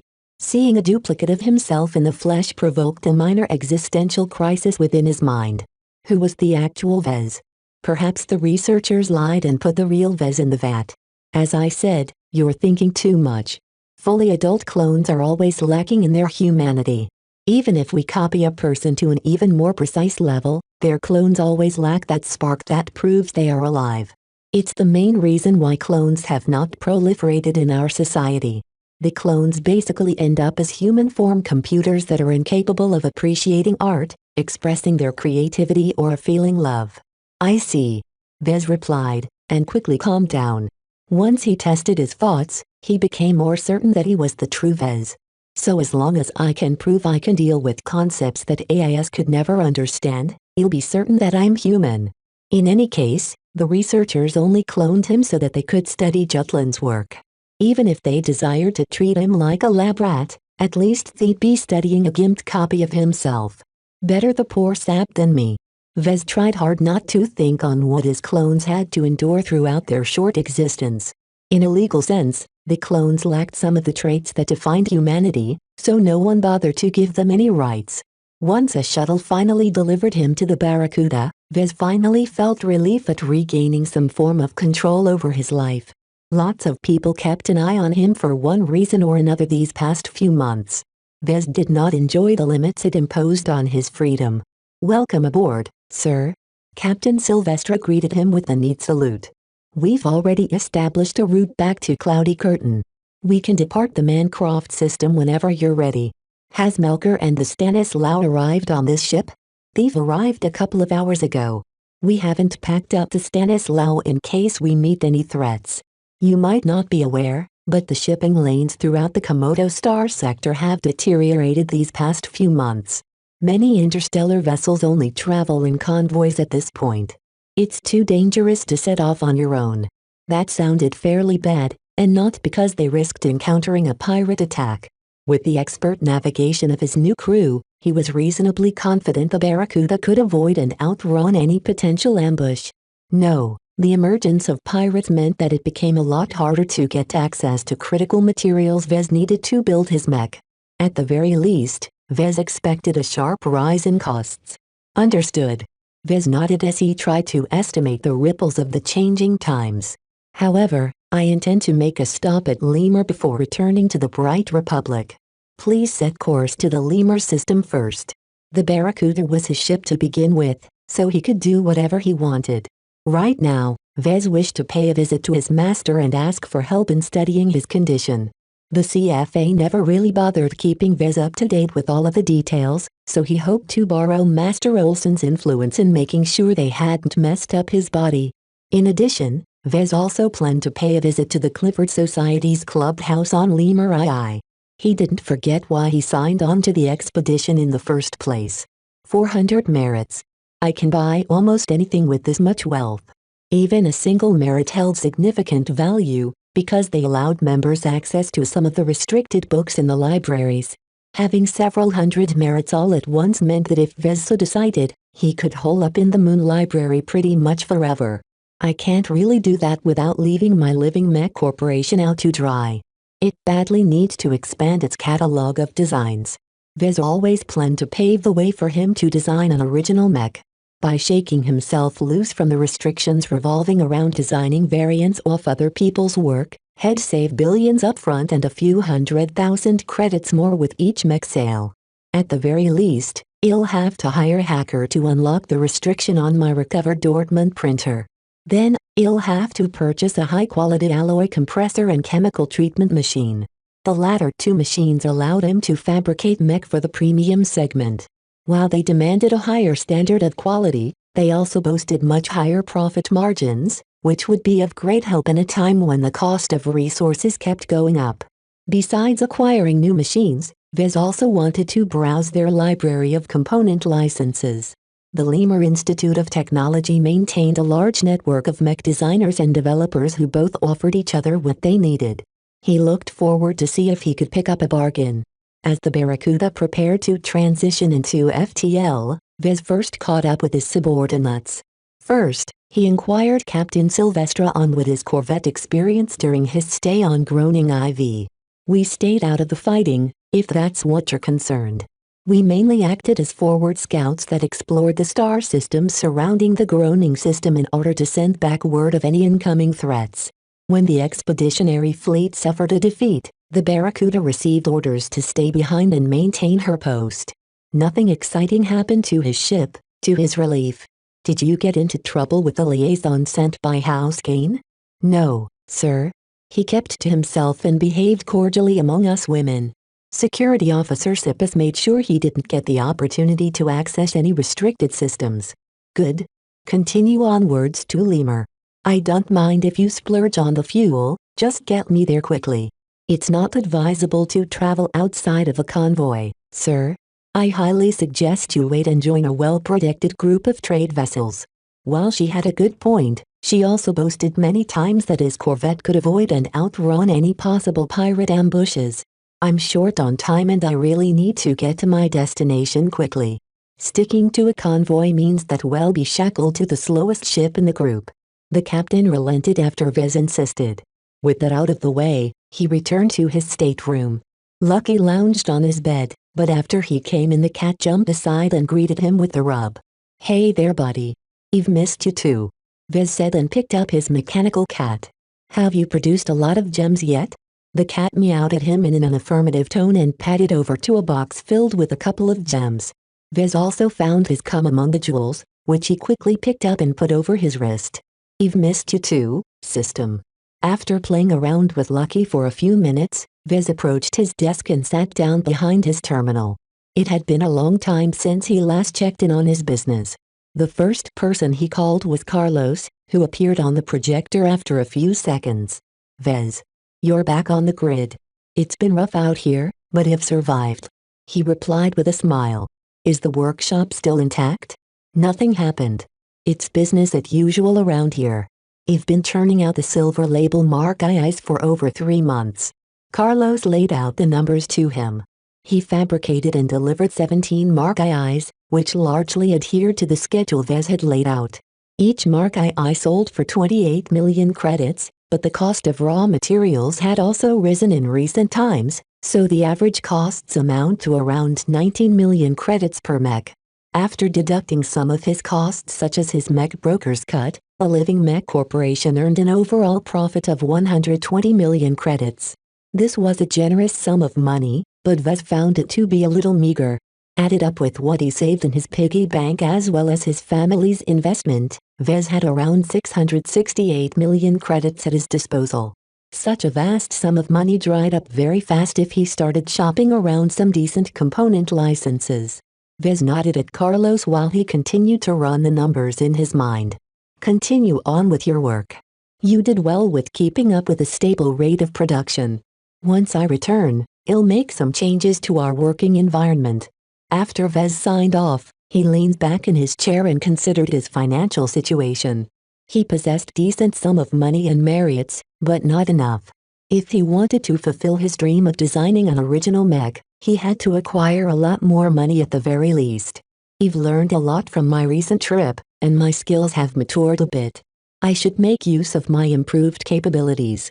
While Vez could scrounge up some money by fabricating a handful of gold label mech, their shrinking profit margins made it a thankless job. Vez had no enthusiasm of relegating himself to a full-time fabricator. What he really needed was to fabricate a high-margin product like his Planetfor but never seen Ruby label product line. It was time for him to call Marcella and see whether she could find a client for him that was willing to spend a lot of credits. Please donate through Audiobook Novels PayPal to help me keep uploading for you guys.